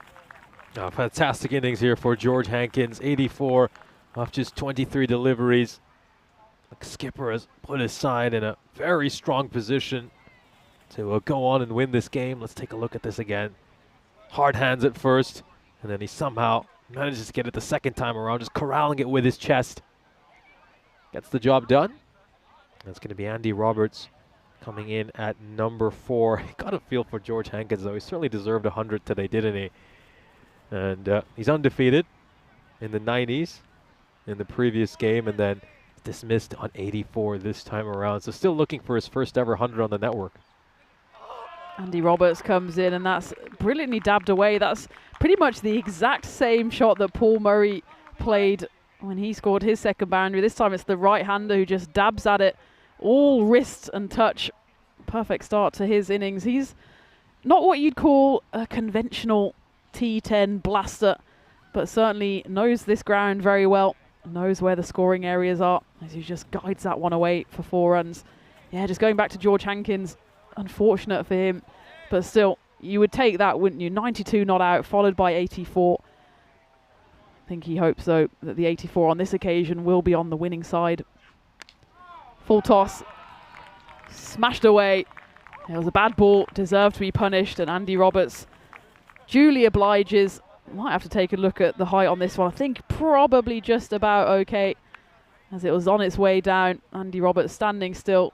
Oh, marginal one, actually. What do you reckon, Nish? Probably just dipping below the waist. Look at where the crease is. It's about waist height where he makes contact with the ball, so you'd imagine that it would just dip down below the waist by the time it goes past the crease. But yeah, Roberts is just such a good finisher, isn't he? We saw him make a quick fire 17 of 9 yesterday to help his side get over the finishing line versus Mark Corso. This is the ideal situation for him. What a grab that is. Andy Roberts gets a feather on that, and it's a stand and deliver catch from Yash Kumar Solanki. He's trying to play it cool. Well, I think he'll be pretty pleased with himself when he sees this one on replay. Came at him quick as a flash, probably would have been a wide ball. Just sticks up his right hand. What a grab. Oh, incredible grab. And yeah, as you mentioned, just prodding at a wider delivery. He's going to end up having to pay for that. Superb catch there by Yash Kumar Solanki. Player's had a brilliant day. He's going to have a huge part to play in the second innings with the bat in hand. He's had a couple of fine knocks. Andy Roberts hits a 4, hits a 6, and then gets dismissed. Certainly would have been a wide ball. It came at Solanki, quick as a flash. Just sticks out the glove. You can see the shadow of a little smile there as he knows he's taken an absolutely spectacular one. Not too much celebration, in fact, by the bowler Aziz Jabakale, because he knows he's still gone in for some punishment. 22 runs coming off that 6th over, but still Jabakale picks up 2 wickets. Ends with figures of 3 for 42, so certainly expensive. Getting 3 wickets in any T10 game is no mean feat. Jabakale finishing with a bit of a flourish thanks to the right hand of Yash Kumar Solanki. As the flying bus comes in for landing on the AstroTurf strip, but he'll be at the non-striker's end as Paul Murray faces up the start of the 7th over, which will be bowled by Salman Khan, the left-hander. Good start from him. That one just came out the back of the hand, I think taking the pace right off it, as he knows Paul Murray is a batter who likes just manipulating the pace of the ball, not giving him too much to work with here.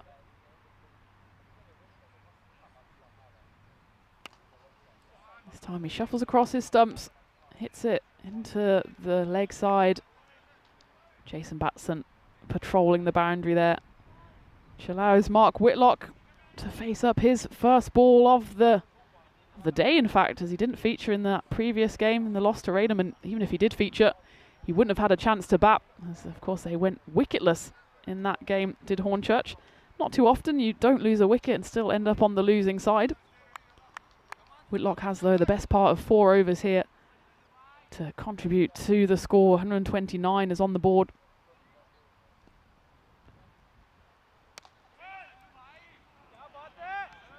Played straight back towards the bowler.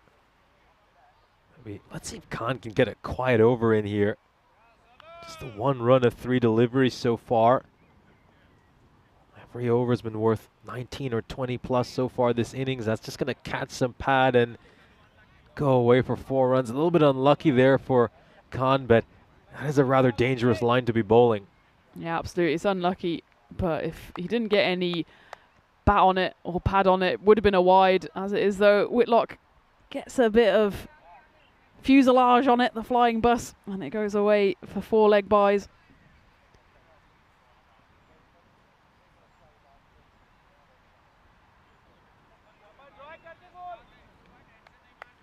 Into the 130s then, Hornchurch, 133 for 3.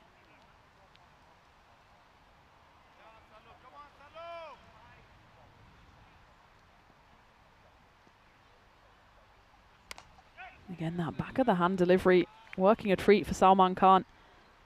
There's just the 1 ball left, and might be able to escape from this over without conceding a boundary. It will be the first time in this innings that it would be a boundaryless over. They've been leaking them in the last 4 overs. Final ball of the 7th. And he doesn't escape without a boundary, as that one is smacked away. Full face of the bat as a textbook hit by Paul Murray there. Gets down on 1 knee. Beautiful sweep shot. I suppose you call it more of a slog sweep as it goes through mid-wicket. Gets all of that, and watch out for the BMW. Oh, saved by the fence there. 140 on the board for Hornchurch.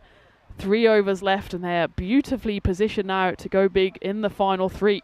As we take a look at what's coming up tomorrow. It's the 3rd day of Group A, and it's in fact the penultimate day.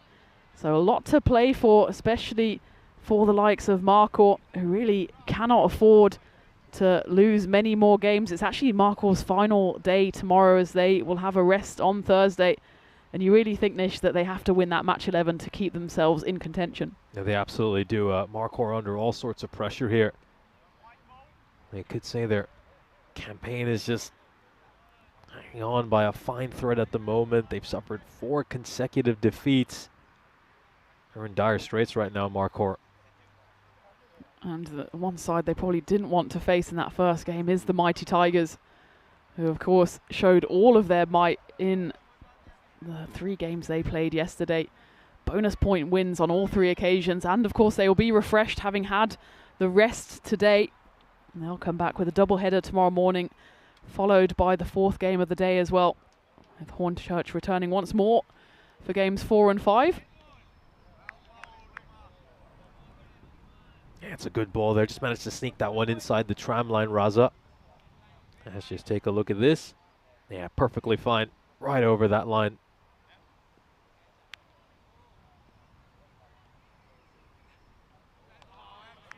Whitlock just struggling a little here. 1 off 5 for him. Just needs to get his feet moving just a little. We know he's got power and placement. That one goes high up in the air. It's probably going to land safe because all of the fielders on the leg side are right on the boundary. And if we were playing one hand, one bounce, Mark Whitlock would be out. But Burhan Mahmood only able to get to it once it lands safely on the deck.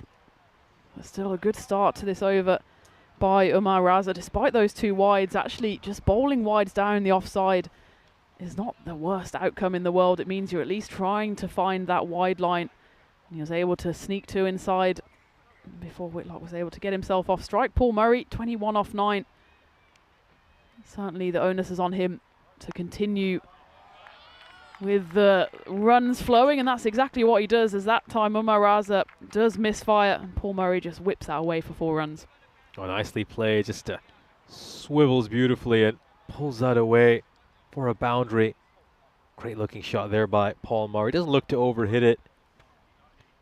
Places that to perfection. The 200 would certainly be a big ask here. While Hankins was in, the expected score had them at one stage on the 200. 180, certainly not beyond the realms of possibility, but they're just chewing up a few too many dot balls at the moment. There's already been 6 dot balls in the previous 2 overs, thanks to some tight bowling by Salman Khan and Umar Raza.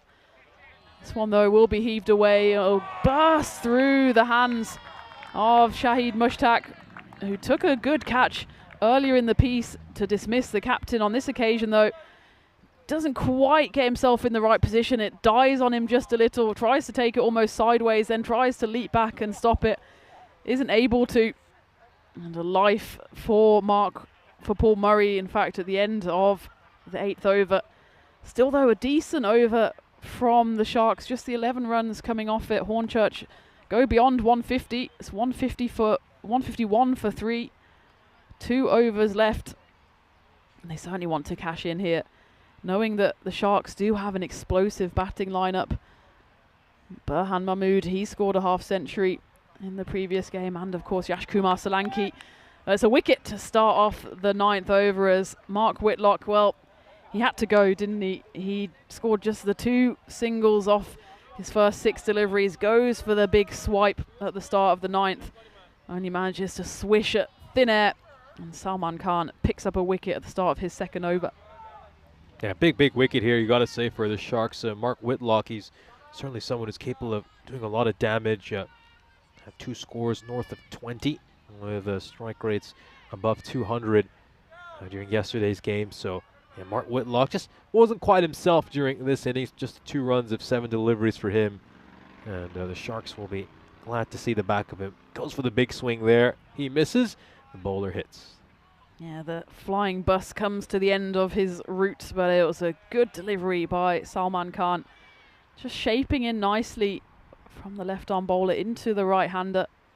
And he's got another right-hander to try to attack here in the form of Birdie. Richard Bird out in the middle. Hits that one away, and this time it is stopped well in the covers by Shahid Mushtaq. It's not an easy roll there. Not only is he on the boundary, but he's got the whole force of Hornchurch breathing down his neck there in the fan zone. Readjusts well, and good hands to stop that one on that occasion. Paul Murray's still there, though. A big left-hander. If he can get going in these final 2 overs, then surely Hornchurch still looking to get somewhere towards 175, 180.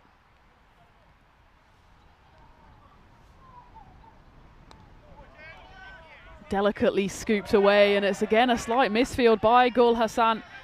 It won't cost them 4 on this occasion. The spin takes it away, and Paul Murray able to scamper through for a 2. Yeah, it's running between the wickets here. Paul Murray looking to get funky once again. He's aided by that slight misfield over there. You can just see he's overrunning a little bit. I think the ball might just have spun a little bit off the field as well. Just made it harder for him. Well left on that occasion by Murray.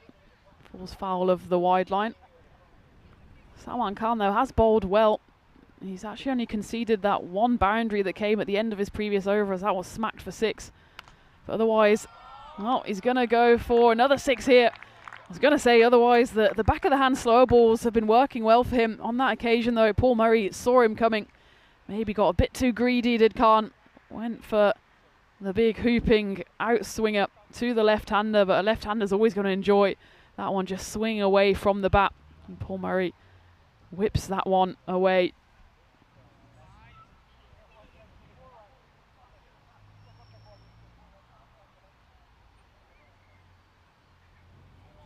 That's through everything and everyone. Salman Khan, head in hands moment. Double teapot as well for good measure. Gets out all the frustration emotes as it goes through him, through Solanki, the wicketkeeper, and for 4 byes. I don't know which one it's gone under. Sorry, he's got to go crawling. He doesn't want to get that lovely tracksuit dirty. He might have to go on all 4s to locate that one. It's like one of those Magic Cup games. You say, is it undercover number 1, undercover number 2, or undercover number 3? There it is. Lovely throw, lovely tracksuit. Thank you very much.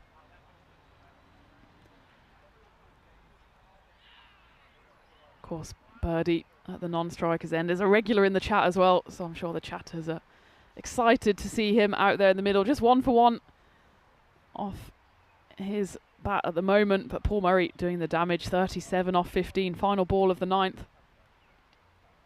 Goes for the reverse. It's called a wide, and birdie will get himself on strike as he tries to knock that one over the fielder at the 45. It'll be an extra 2 runs to the hosts here, and Richard Bird does have pretty much a free hit here. It's the final ball of the 9th. Surely Paul Murray wants to take the strike for the final over. Can birdie launch this one into the sky? Swats it into the leg side. Has he found the gap? He absolutely has.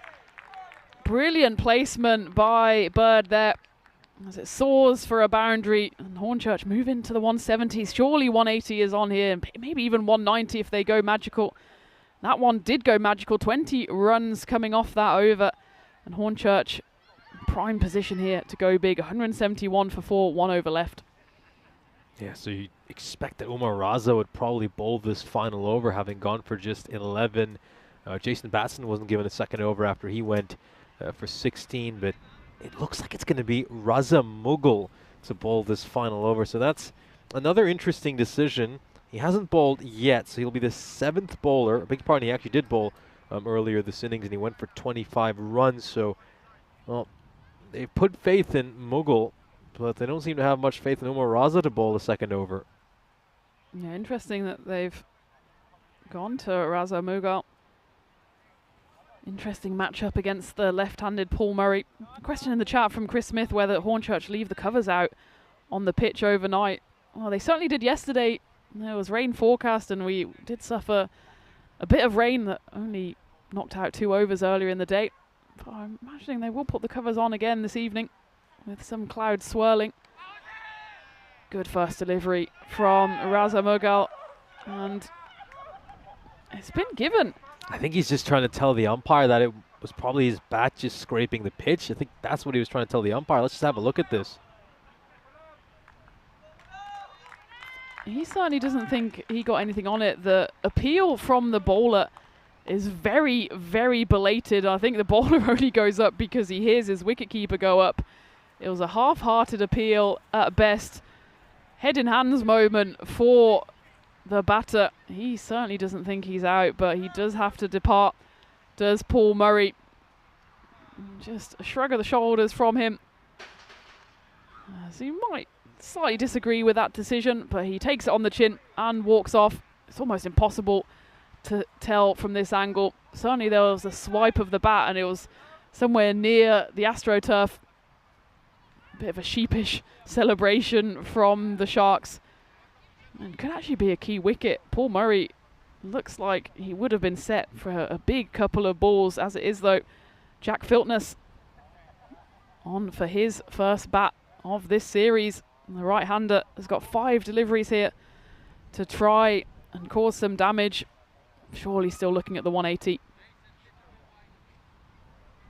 Yeah, Filtness playing for the first time in this European Cricket Series. He hits that one away and it's well fielded by the double act of Burhan Mahmood and Usman Shafi on the boundary. Good slide put in, especially with the moisture on the pitch. No danger of any carpet burns here. That gets Birdie back on strike. He hit a boundary to finish off the previous over. Can he repeat the trick here?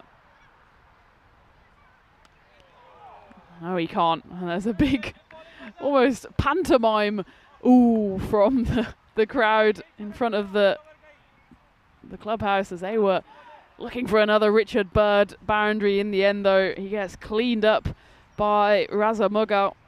And again, this kind of shows how key that decision was at the start of the over. The call from the umpire to dismiss Paul Murray, caught behind. He could have done some damage. As it is, he departed. And Richard Bird is not far behind, as he also has to go. Brilliant bowling, though, from Mughal. Just full and straight. Forces the batter into a mistake. 3 balls to go, though. 172 on the board. William Bushnell also new into the side, into the attack now for Hornchurch. Precious dot ball. And this could end up being a momentum swinging final over for the Sharks. They were staring down certainly 180 plus, even maybe towards 190. Had the batters got hold of the last few deliveries. As it is, though, just 2 balls left and they might not even reach that 180 now.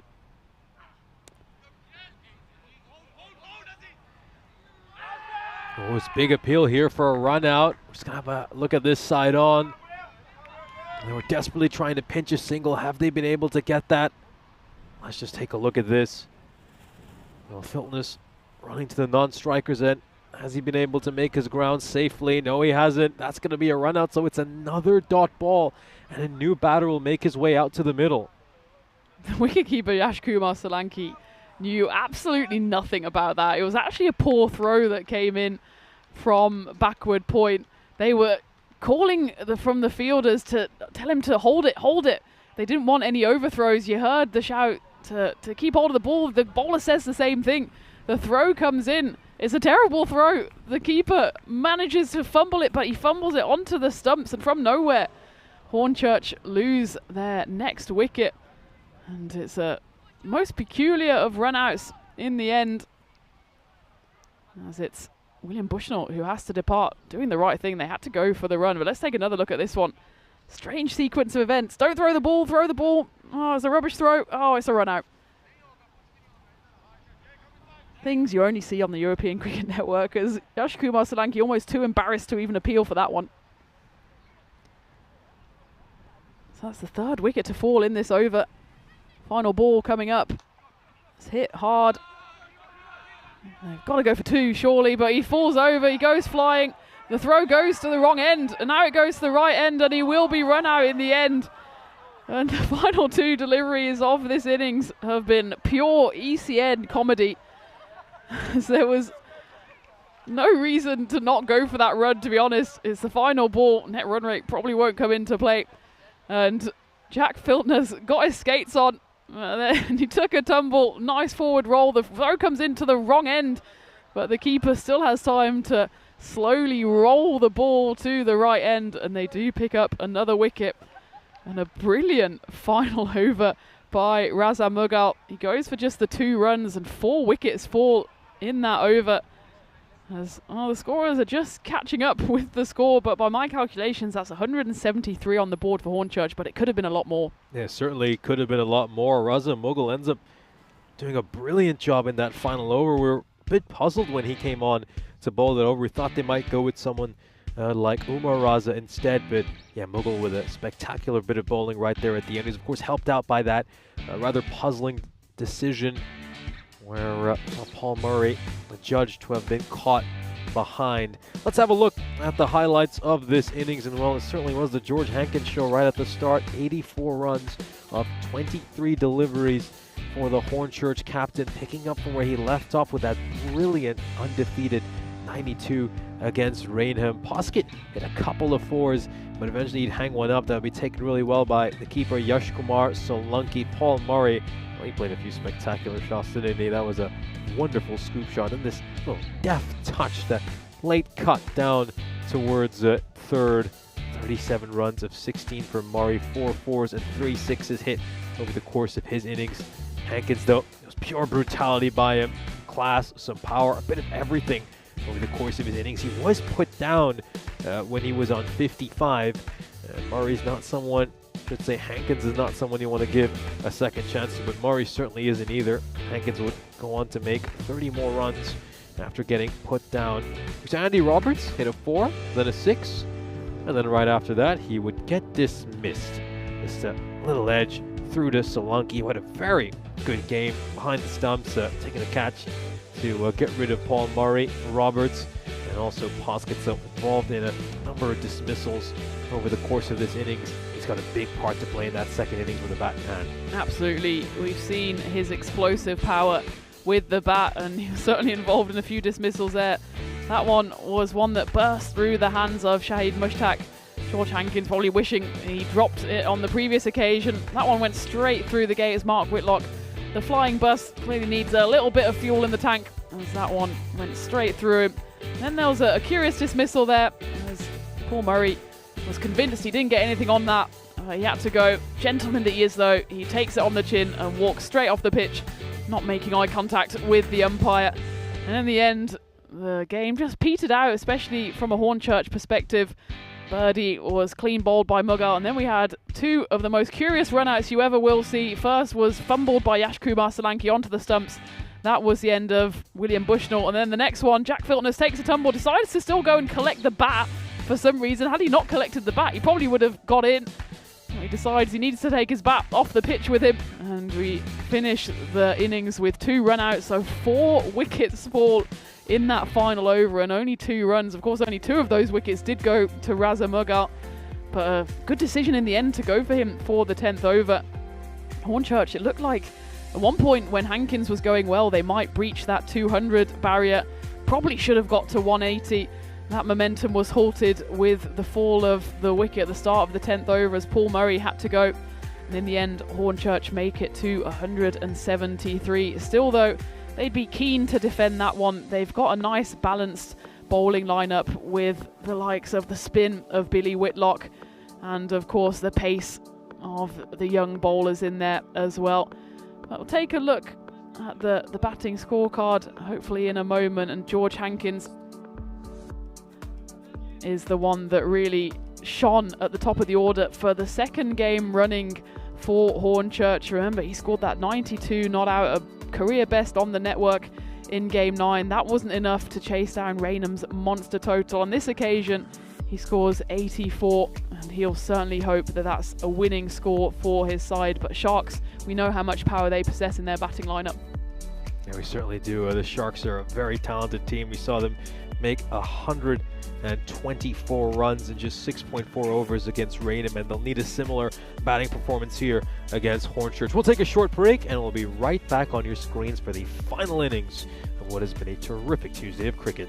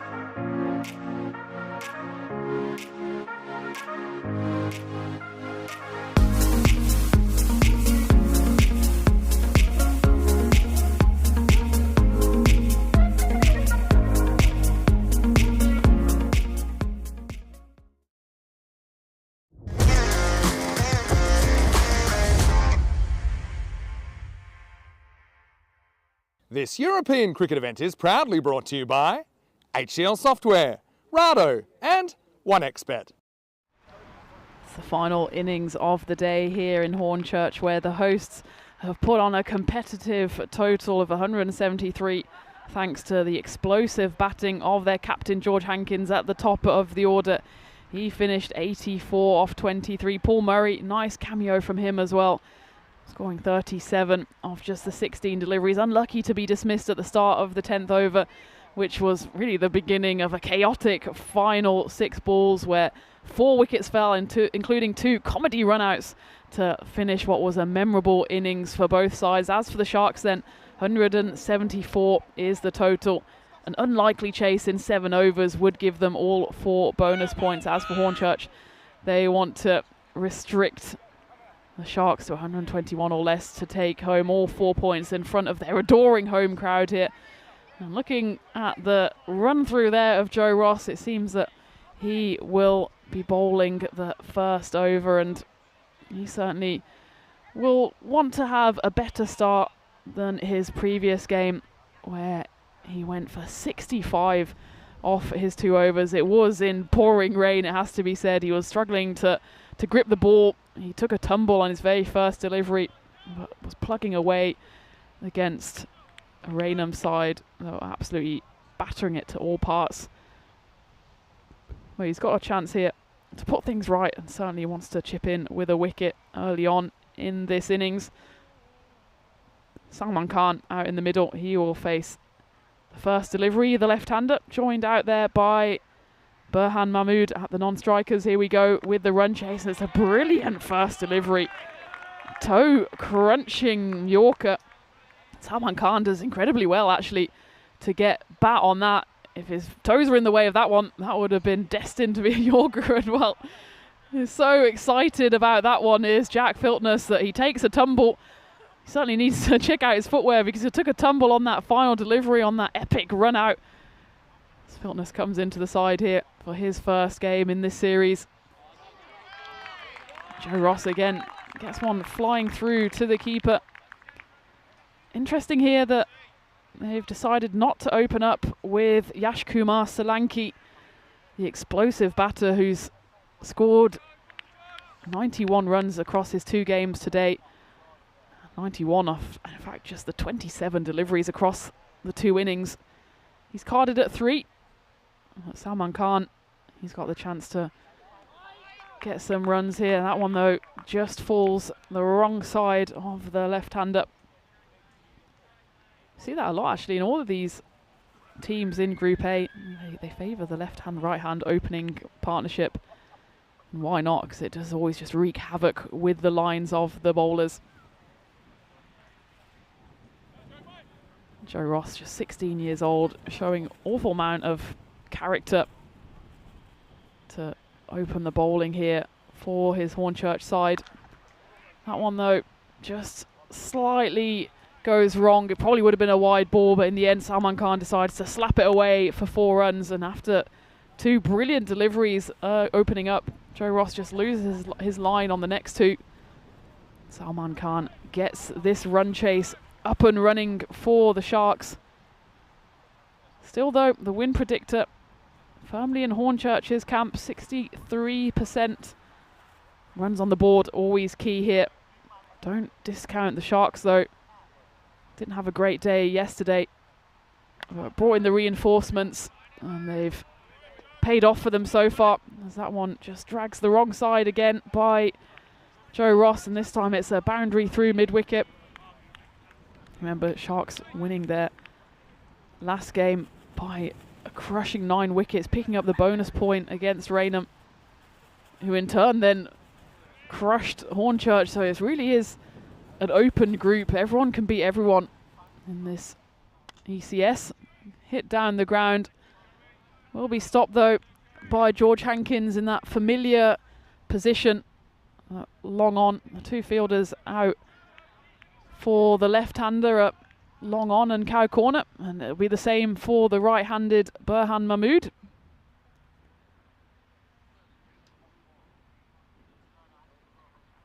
So that run rate up towards 18. 10 coming off this over so far. It's been a decent one for Joe Ross. Can he get himself out of it? Not quite, as that one just gets flicked away dismissively. The first ball faced by Mahmood, and he hits it away for a Maximo. And suddenly it's an over that probably actually goes the way of the Sharks. That run rate below 18, but 16 is certainly a tidy first over for them. As Burhan Mahmood gets right into his work. 110 matches since a golden ball. We're on the Nelson almost. We certainly want to see that go down to 0 sooner rather than later. We did have a final ball finish earlier in the day, but just sneaked over the line, did the batting side. Maybe this final game of the day can spring a golden ball on us. And joining me back in the commentary box, also I'm sure wishing for a golden ball, is Nish. Yeah, it'd be ideal to get a golden ball, wouldn't it? Terrific way to round out the day and break the streak. It's going to be Billy Whitlock to bowl the second over. It's interesting that they're bringing him in the power play. I generally think it'd be better to bring him after the power play. We can have a bit more protection out in the deep for him, but there we go. Up in the air. Could this be the first wicket for Hornchurch? It is. And it's taken well by the most relieved man in the house. That's Ravi Joshi. He always has a bit of a hangdog expression. I think on this occasion it's more relief than anything. He missed a pretty regulation catch yesterday, then ended up taking one when the damage had already been done. On this occasion, though, it's an early wicket, and it's a big one, as Salman Khan, who did the damage in Game 7, falls for 9, and Hornchurch grabbed their first wicket at the start of the second over.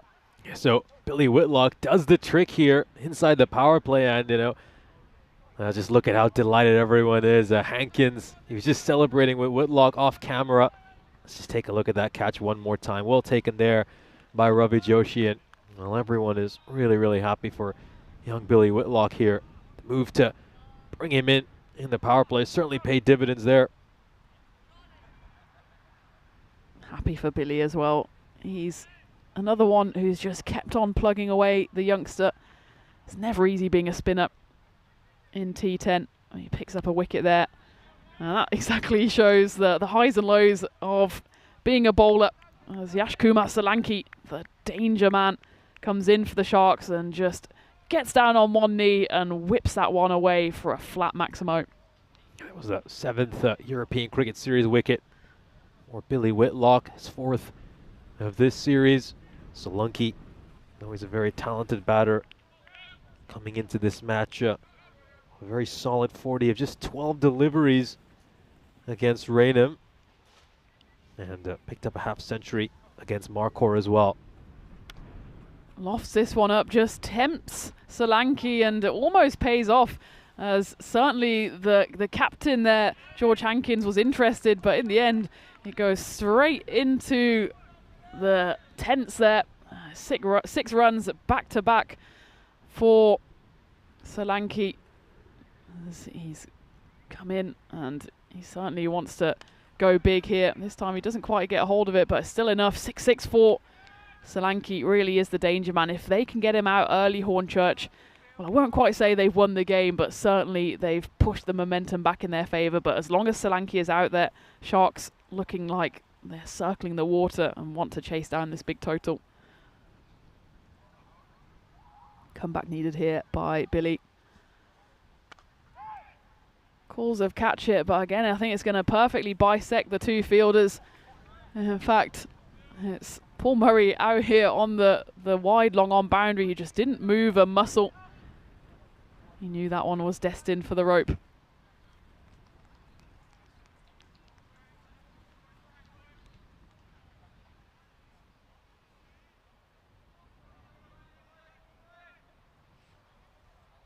An over that started so promisingly for Billy has subsequently gone magical. 20 runs coming off it. Make that 26. That one just a full toss that goes slightly wrong. Yashkumar Solanki looking in scintillating form once more here, as he goes well beyond 100 runs for the day. And Sharks looking dangerous here, baring their teeth, 42 for 1 off to, well, that dog not so much baring his teeth, but sniffling around in the grass here at Hornchurch CC as we take a look at the standings. Hornchurch at the bottom of the table. They have, of course, only played the 3 games, and they have taken a bit of a pummeling on the net run rate, losing to the Mighty Tigers by 7 wickets, losing 4-0, and then losing by 40 runs to Raynham on DLS, meaning that they are rooted to the bottom of the table, but they've played 2 games fewer than Marcourt. Certainly this one, though, is a key one. They've got runs on the board here, and they don't want to go down to their 3rd defeat in 4. Joe Ross coming back on to bowl his 2nd over here. Away into the leg side, and it goes through the hands of Andy Roberts. It was Burhan Mahmood, the batter, should have been taken, and Roberts drops his 2nd chance of the day. Again, just doesn't quite get in the right position, almost ends up taking it sideways, gets both hands to it, but it falls to the floor. Another chance goes a-begging for Hornchurch. Great bowling, though, by Joe Ross. Yashkumar Solanki not given any width. He's such a danger man. You can't afford to bowl anything outside, either off stump or down leg side, as he will just flick you away to the rope. But dead on there by Joe Ross. It was this partnership between Burhan Mahmood and Solanki which did so much damage against Raynham. There's more damage to come, as that one you could hear by the crack of the bat as it comes through the effects mic just how sweetly that one was stuck by Solanki. Just stand and deliver, just sat up slightly too short by Joe Ross, and Solanki doesn't need a 2nd invitation to lean into that one. Burhan Mahmood, very delighted that he survived an opportunity. He, of course, made 64 in the last match. I think that came off the very toe end of the bat. Solanki was trying to work it away behind square. Managed to play the old snooker shot. I'm not quite sure how that happened. It looked like it came off the middle of the bat, but it ended up going forwards. Maybe the side camera will enlighten us. Yep, very much off the toe. Well, you pay for all of the bat, you might as well use it.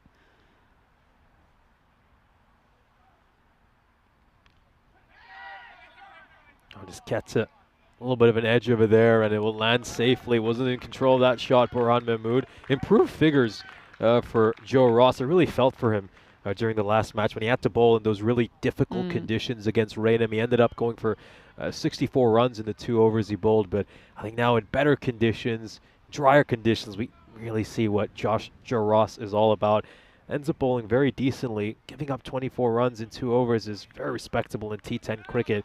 It's just that one expensive over in the middle there for the Sharks.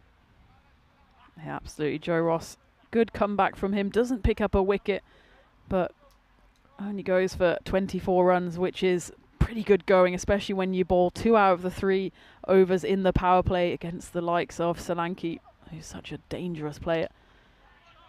Jack Filtness coming on for his first bowl of the series, just lobs that one up to Solanki.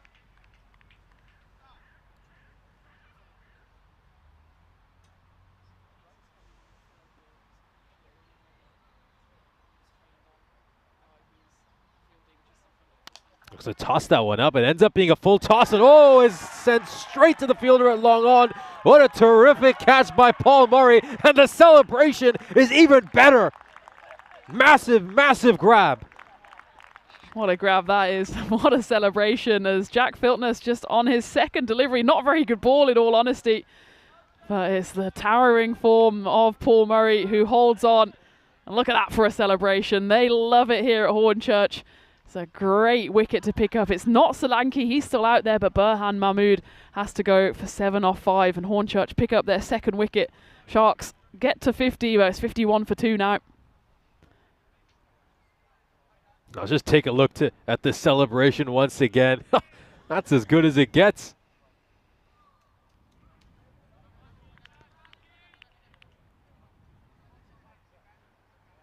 So the new batter in now has to just stem this tide, and this one's up in the air. It could be 2-2 as Hankins is running around, but it's going to drop short of him. And they'll console themselves with almost a run out. In the end, it will be buzzers as it goes for an extra. And they run through for another one.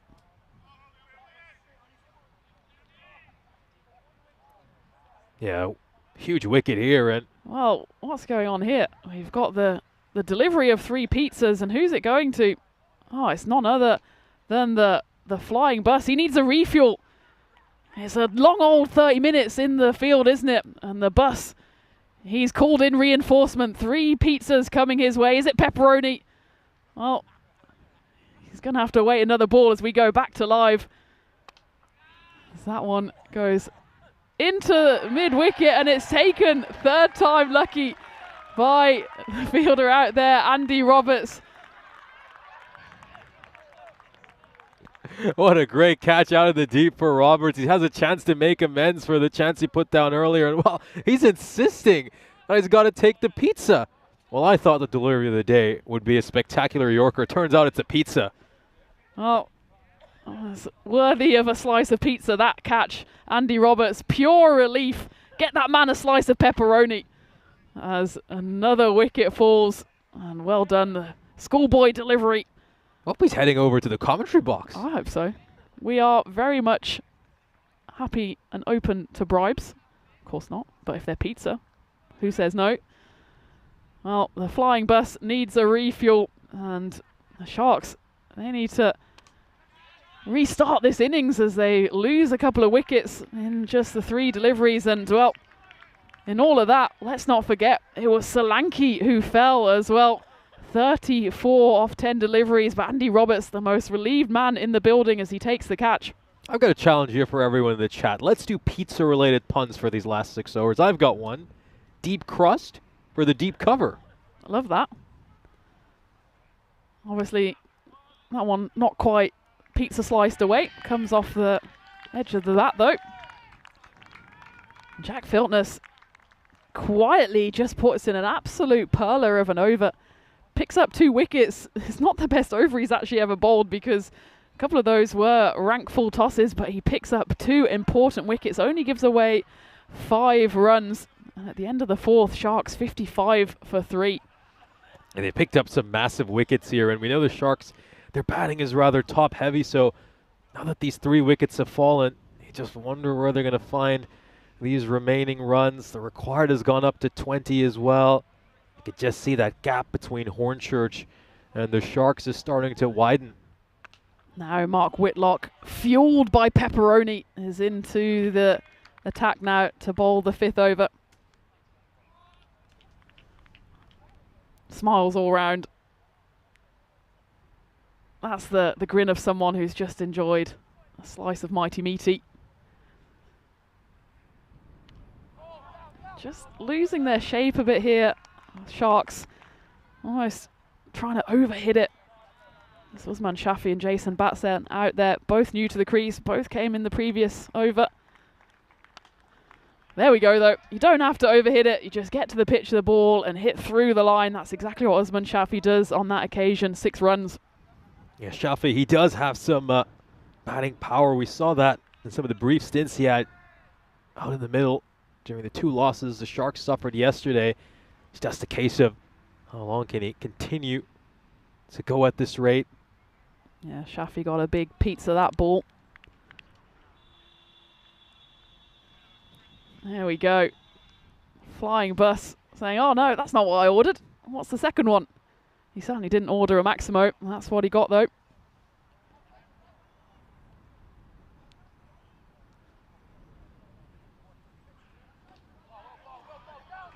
Well bowled on that occasion.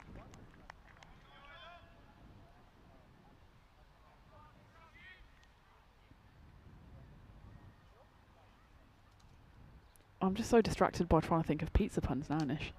There's nothing distracting about that one, as that one is clubbed away through mid-wicket. The chase is on there as he gets a full slice of that one. Yeah, that was on my mind as well. I think if I was play-by-playing, I would have gone for a full slice of that one as well. It's going to be tough.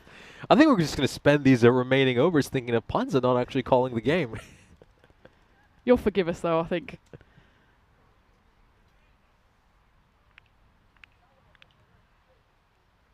Can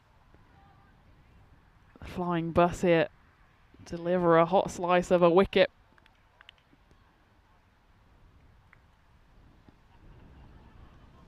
This partnership is slowly cooking. Jason Batson only faced the 2 deliveries, but Usman Shafi certainly looking dangerous here. Scored a quick fire 39 not out in game 7. And he's going along nicely here. 19 he scored off just the 7 deliveries. Yeah, those too short, a little too wide, and that is cheese right through cover. Nice. Get involved in the chat. Of course, it is the final innings of the day as well, so any random questions you might have, pizza related or otherwise, send them in. We'll do our best in the final 5 overs, as we also take a look at what's happening tomorrow in Romania, as it's, well, I suppose a shortened finals day of sorts after they had to do a bit of jiggery pokery over there to get the series on. And it will be another 4 group stage games before the big final coming to you tomorrow evening. Meanwhile, going into the 6th over, and William Bushnell will bowl this one. Good fielding out there by not a player on the pitch, by a spectator. He does actually end up fumbling it, but not before it goes for 4 runs. Bit of a freebie there for Jason Batson. He works it around the corner, but this run rate is creeping up and up. It's over 20 now for the Sharks. Hornchurch just need to hold their nerve here. Get that ball in the right areas and force the Sharks into a misfire. Zips off the surface, and it's well stopped actually by Cian Poskett, who's back behind the stumps for Hornchurch. We saw him heavily in the action in the field over the last few games. This time he takes the glove. He's a real talent as well in that keeping position. Plays in the Essex Emerging Player Programme.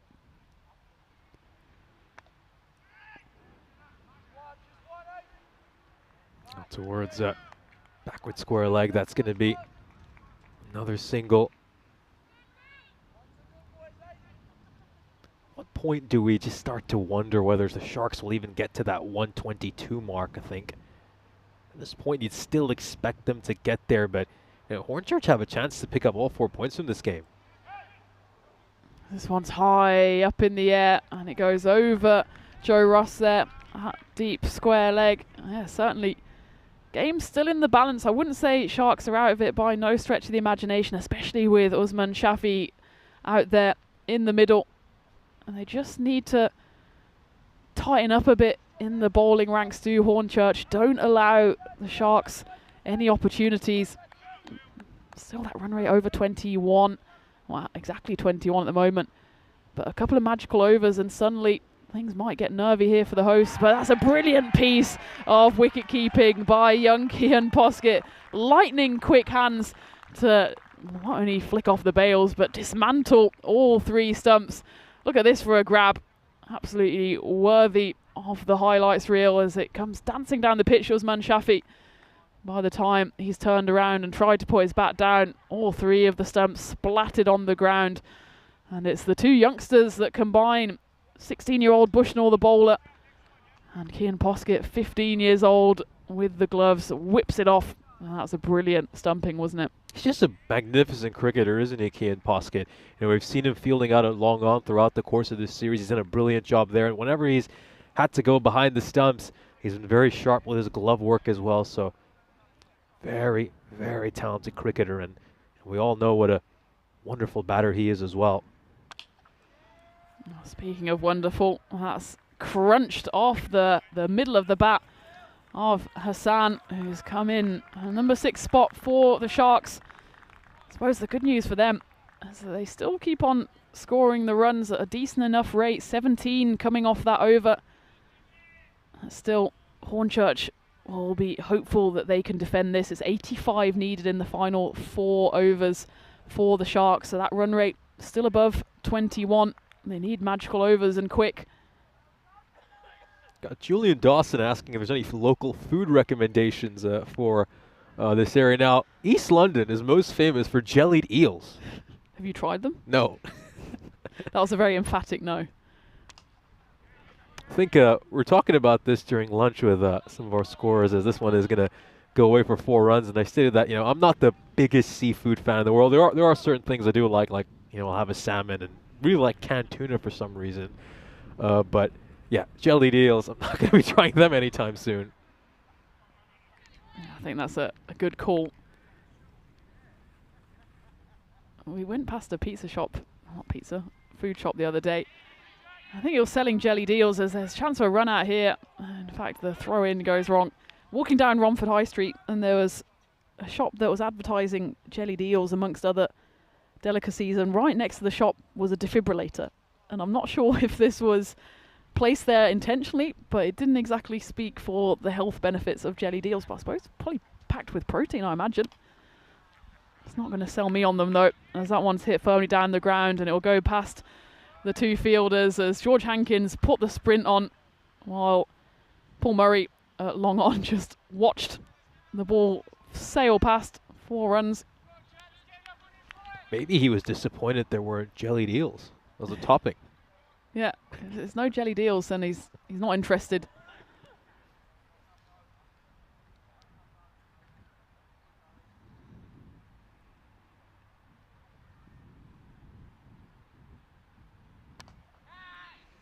Chance for a catch, and it's a brilliant catch by George Hankins. That one came firmly at him.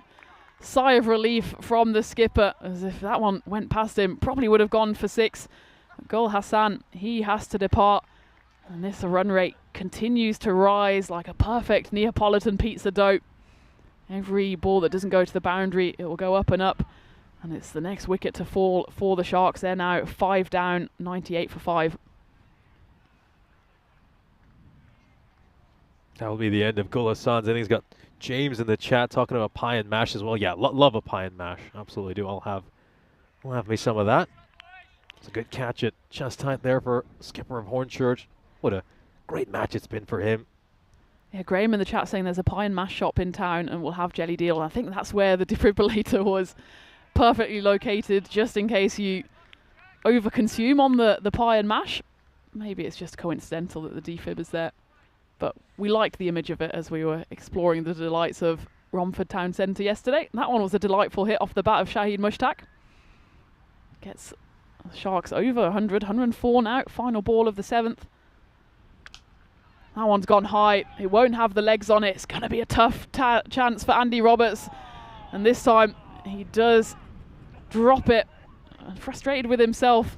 He's in a horrible position there because he's looking right into the late evening sun, which has finally come to say hello. And settles himself, realises at the last minute he's actually settled himself on the wrong spot. Tries to jump forward. Doesn't manage to readjust in time. I suppose luckily for Hornchurch, Roberts did take that all-important catch to dismiss Solanke, but another opportunity goes a-begging. Doesn't go to the boundary though. So still just 17 runs off that over. I say just, is by any measure a decent over, but the Sharks here need to go at over 22s. So we take a look at the action coming your way tomorrow. A big day for Marcourt as they play their final 3 group stage games. And they certainly need to pick up at least 1 win, probably 2, to keep themselves in contention. Get a chance to see the mighty Tigers again as well after a spectacular day 1 for them, where they picked up 3 bonus point victories to start off their campaign. So we'll certainly be back to torment and terrorize the rest of Group A.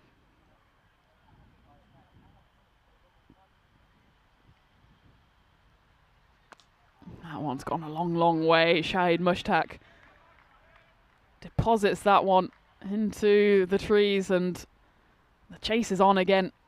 As that one almost ends up in the true East End. course, Julian saying Hornchurch is hardly the East End. Well, it's East End enough, especially if you hear the accents around here. And the lovely local hospitality and the jelly deals. I think Nish and I will firmly steer clear of that one. I don't think jelly deals will be on the menu at Wagamama's tonight. No, we're just going to enjoy ourselves a bit of plastic Asian food. Westernized Asian. Up in the air, it's going to be a tough chance for Paul Murray. He settles himself under it, but tough chance. What tough chance. Paul Murray brings out the dance moves once more. Snake hips himself, catches the second opportunity that comes his way, and it's the 6th wicket to fall for the Sharks as they are losing their bite just a little here. Shahid Mushtaq has to depart for 14, and Hornchurch, well, just the 4 wickets away now. Sharks needing a miracle here. No, great catch there. And once again, Paul Murray pulls out his trademark celebration. That's going to become really iconic, isn't it? It's going to be dominating the European cricket socials. A brief stay for Shahid Mushtaq. Managed to make 14 runs, but at this stage, victory is really slipping away from the Sharks, and looks like Hornchurch are going to get the win over here. But Sharks Cricket Academy probably done well to at least put themselves in a position to get 1 point out of this game. Could this be another wicket? Yes, it will. Really well taken there by the skipper, Hankins. It's another good catch for him. Billy Whitlock will bag himself a 3rd wicket, and the young man's going to be on a hat-trick. Excellent catch there by the skipper. Nerves of steel. Just to plant his feet, knows he's firmly within the boundary. Just moves his hand to the ball. And it's 2 and 2 for young Billy. Can he get himself on the Hall of Fame?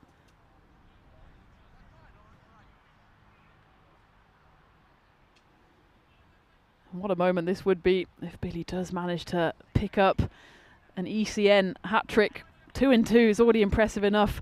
He's got 3 wickets, does Billy. Got 2 deliveries left. So take a look at the hat-trick Hall of Fame. He'll be number 24 if he achieves it here. So it's a very, very slow walk out by Raza Mughal here. Still fiddling around with his gloves. Wouldn't be overly surprised if he suffers the time penalty, but maybe just sneaks in, trying to put off young Billy, who's on a hat-trick. Can he get himself in the Hall of Fame? Up in the air, cause of catch is going to drop agonisingly short, and the full frontal dive goes in by Paul Murray. It's now a standing effort for him. He knew he wanted to get the hat-trick for Billy.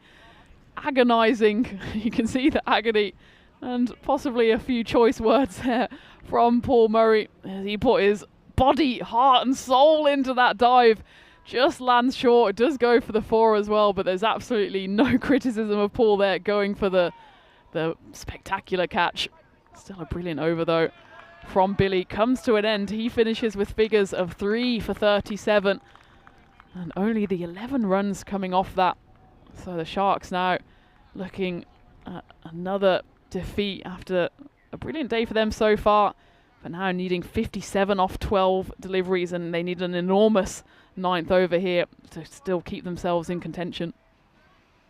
Yeah, normal circumstances, he'd have probably just stayed back and saved his side 3 runs, but he knew he had to die for it to be too big a moment for Billy Whitlock. Just take a look at that one more time. A spectacular dive over there. It just falls short and goes away for a boundary, but A for effort. There's less snake hips and more hip replacement there for Paul Murray. As the flying bus revs himself into gear here to bowl the 9th over. Just a bit too much width on offer on that occasion, as Jason Batson, who hasn't seen too much of the strike recently, seen the wickets tumble at the other end, starts the 9th over with a boundary.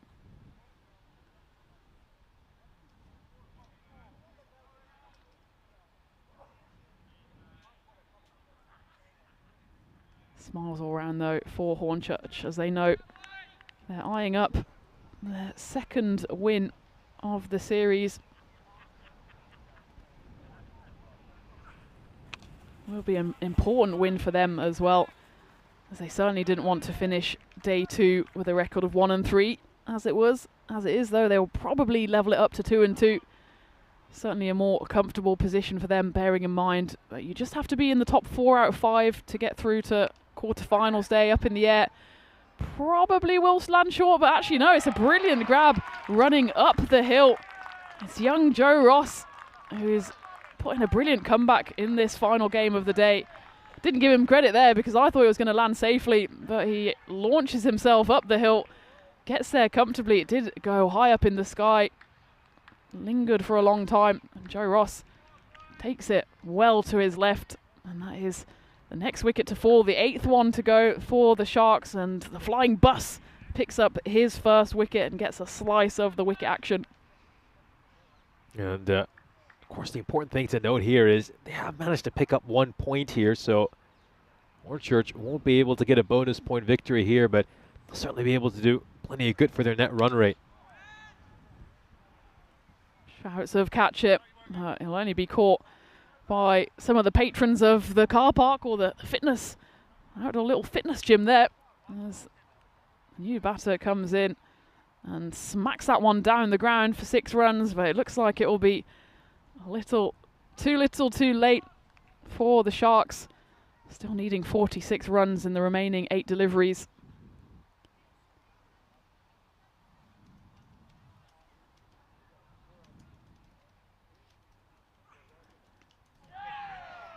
Yeah, that should be stumping, and there we go.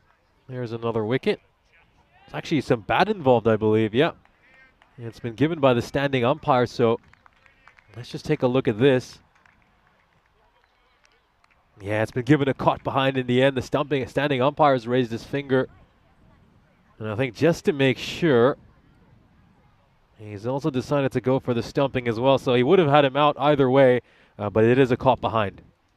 Yeah, it was called by the standing umpire, as you said, Nish, so it was either he has unbelievable sideways X-ray vision, or it was caught behind. I think it's the latter. In any case, it's the 9th wicket to fall for the Sharks, and they're in danger of being skittled here. 128 for 9. Aziz Jabakale goes 6 and out, and Rishabh Dixit, he's the final man in for the Sharks.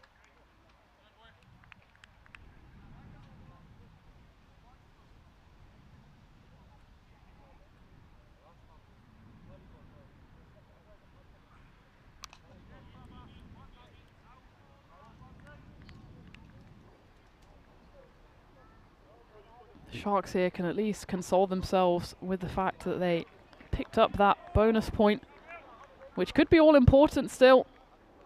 Sharks certainly haven't confirmed their place in the top 4.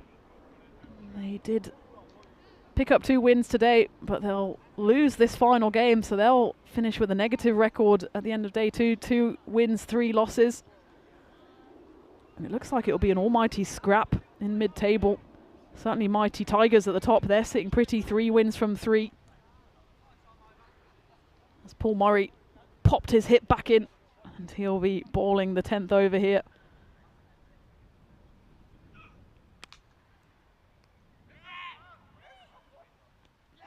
And that might be the end of that, as Paul Murray, he grabs his cap. He knows that for Jason Batson, he's struggling here. I think it's even been given out on field. I'm sure they'll double check it just in case. The throw comes in from Mark Whitlock. Actually, it's closer than you think, but sometimes you just have an instinct for these things. And certainly Cian Poskett, the wicketkeeper, knew he had his man. And the win now is confirmed for Hornchurch as they win this one in convincing fashion, as Sharks Cricket Academy bowled out for 129 at the beginning of the final over. Don't blame Jason Batson for going that one at all. Not much else they could do in that final over, but try and get some more runs on the board. They'd already secured the bonus point. It was just about maybe getting a few .01s on the net run rate. Wasn't to be though, as Hornchurch put the Sharks to the sword by 44 runs. It's a big win for them, and an all-important one as well, as they level up their record. 2 wins, 2 defeats.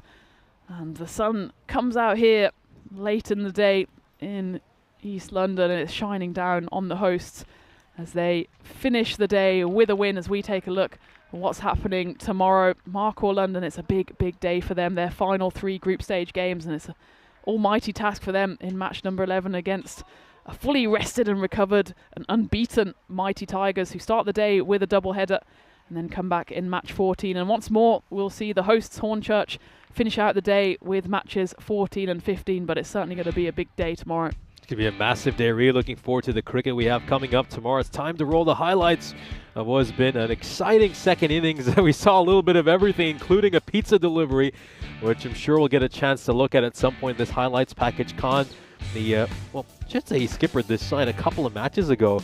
Struck a couple of 4s before he was dismissed. Nice catch there by Ravi Joshi off the bowling of young Billy Whitlock. What a brilliant innings with the ball in hand. Managed to pick up 3 wickets on a hat-trick at one point as well. Mahmood was put down, but he really wouldn't be able to cash in for that. He'd make just 7 runs of 5 deliveries. Solanki was going along very nicely, making 34 of 10. His partnership with Shafi just gave the Sharks side a little bit of hope, and well, we saw some spectacular moves by Paul Murray, and there it was, the delivery of the day. It wasn't a Yorker, it was pizza. Yeah, and well, certainly fueled the innings for Hornchurch, as Andy Roberts was the most relieved man in the house as he took the catch. The big wicket of Yashkumar Solanki. That was a turning point over, actually, bowled by Jack Filtness. Picked up 2 wickets, the captain Mahmood and Solanki. Usman Safi came in, tried to lead the counter charge, but the wickets kept on tumbling. That was an outstanding piece of glove work by Kian Poskett. That was the end of Usman Shafi. Paul Murray, you can't keep him out of it. That was a great grab by Hankins, but Murray took 2 catches. The dancing came out. He almost took a spectacular 3rd catch, which would have been the hat-trick delivery for Billy Whitlock. But young Billy, he is an absolute star of the show. A bit of a star turn here from old Snake Hips, Paul Murray, and George Hankins taking his 2nd catch of the innings as well. And actually Hornchurch fielded brilliantly, taking almost all of the chances that went their way. This was the kamikaze dive by Paul Murray.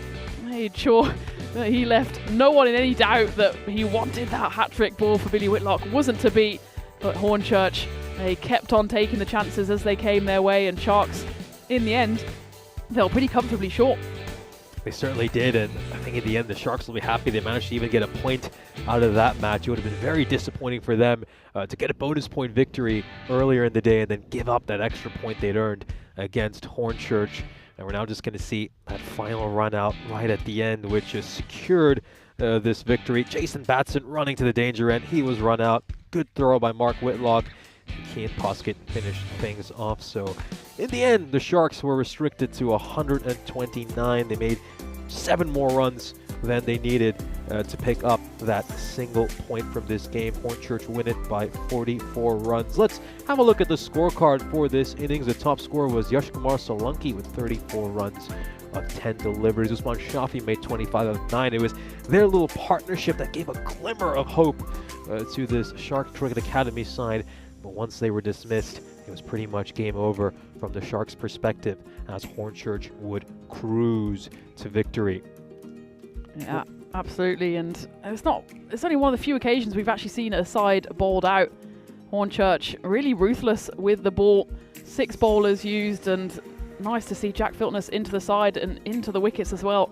3 wickets for him, but a word as well for Billy Whitlock. He was on a hat-trick, didn't quite manage it, but certainly he was worth all 3 of those wickets that he picked up. He certainly was. Another incredible stat is just 1 run of extras, just the 1 wide over the course of these 10 overs. Gotta say, Hornchurch were very disciplined with their lines and lengths. Hornchurch pick up their 2nd victory of this European Cricket Series. They now move on to a record of 2-2. I think the Sharks will be pretty impressed with how they've done today as well. They had back-to-back losses yesterday, and they've come back here today, won 2 out of 3 games, and they've now put themselves in contention to make it to the quarterfinals. And that will wrap up what has been a very entertaining day of cricket here in Hornchurch. We, of course, started the day with that thrilling last ball finish, and it certainly hasn't disappointed. We've seen a bit of everything over the course of today's action, and I'm sure we'll see plenty more tomorrow as well. We just take a look at the fixtures we have coming up for you. Markhor London will start off by playing against the Mighty Tigers, and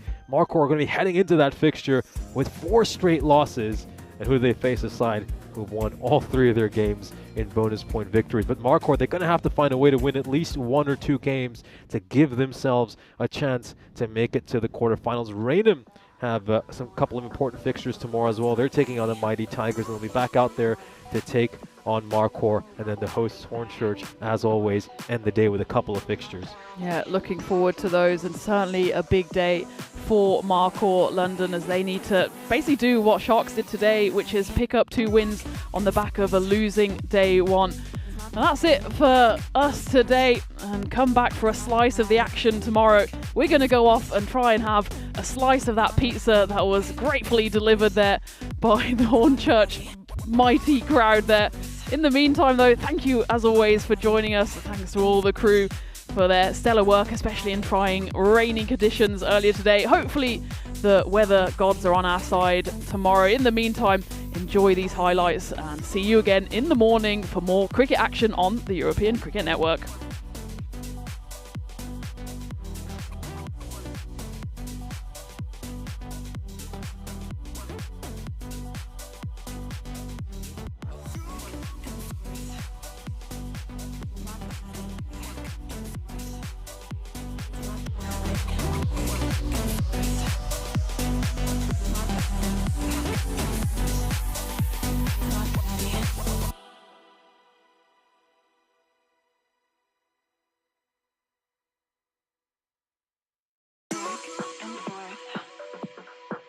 my body back and forth.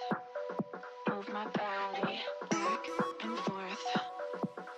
Move my body back and forth. Move my body back and forth. Move my body back and forth. Move my body back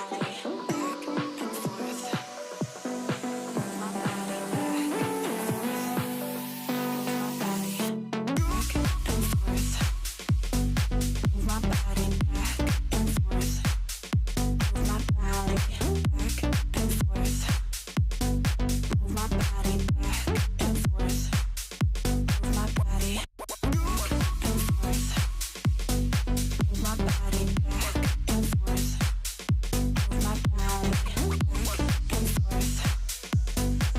my body back and forth.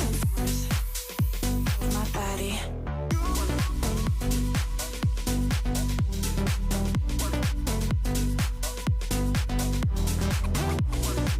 back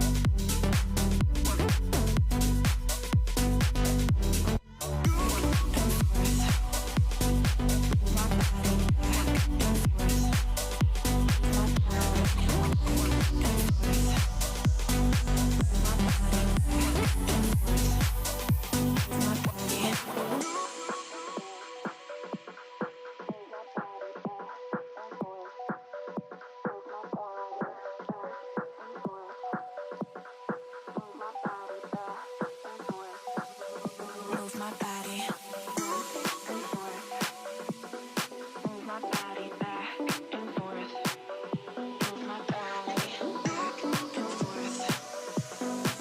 my body back and forth. Move my body back and forth. Move my body back and forth. Move my body back and forth. Move my body back and forth.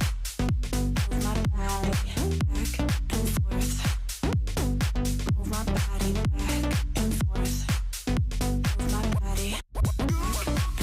forth. Move my body back and forth. Move my body back and forth. Move my body back and forth. Move my body.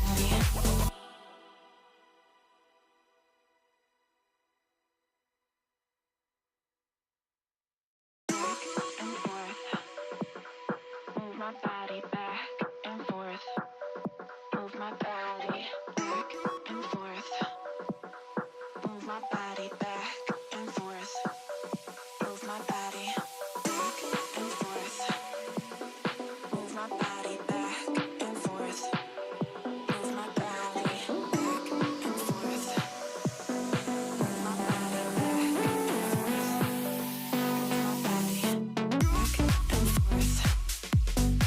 Move my body back and forth. Move my body back and forth. Move my body back and forth. Move my body back and forth.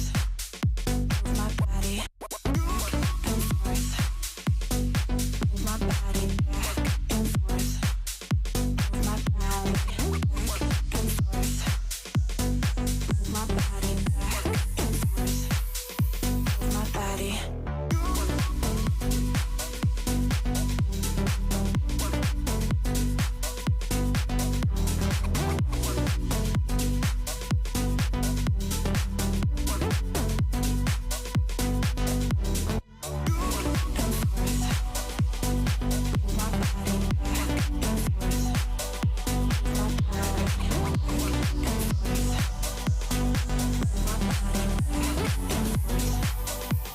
my body and forth.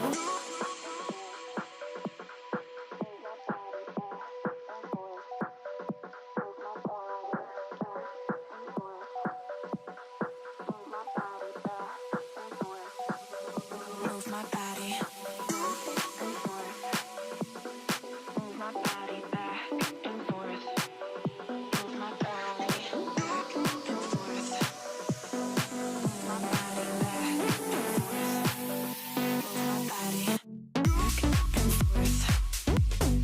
Move my body back and forth.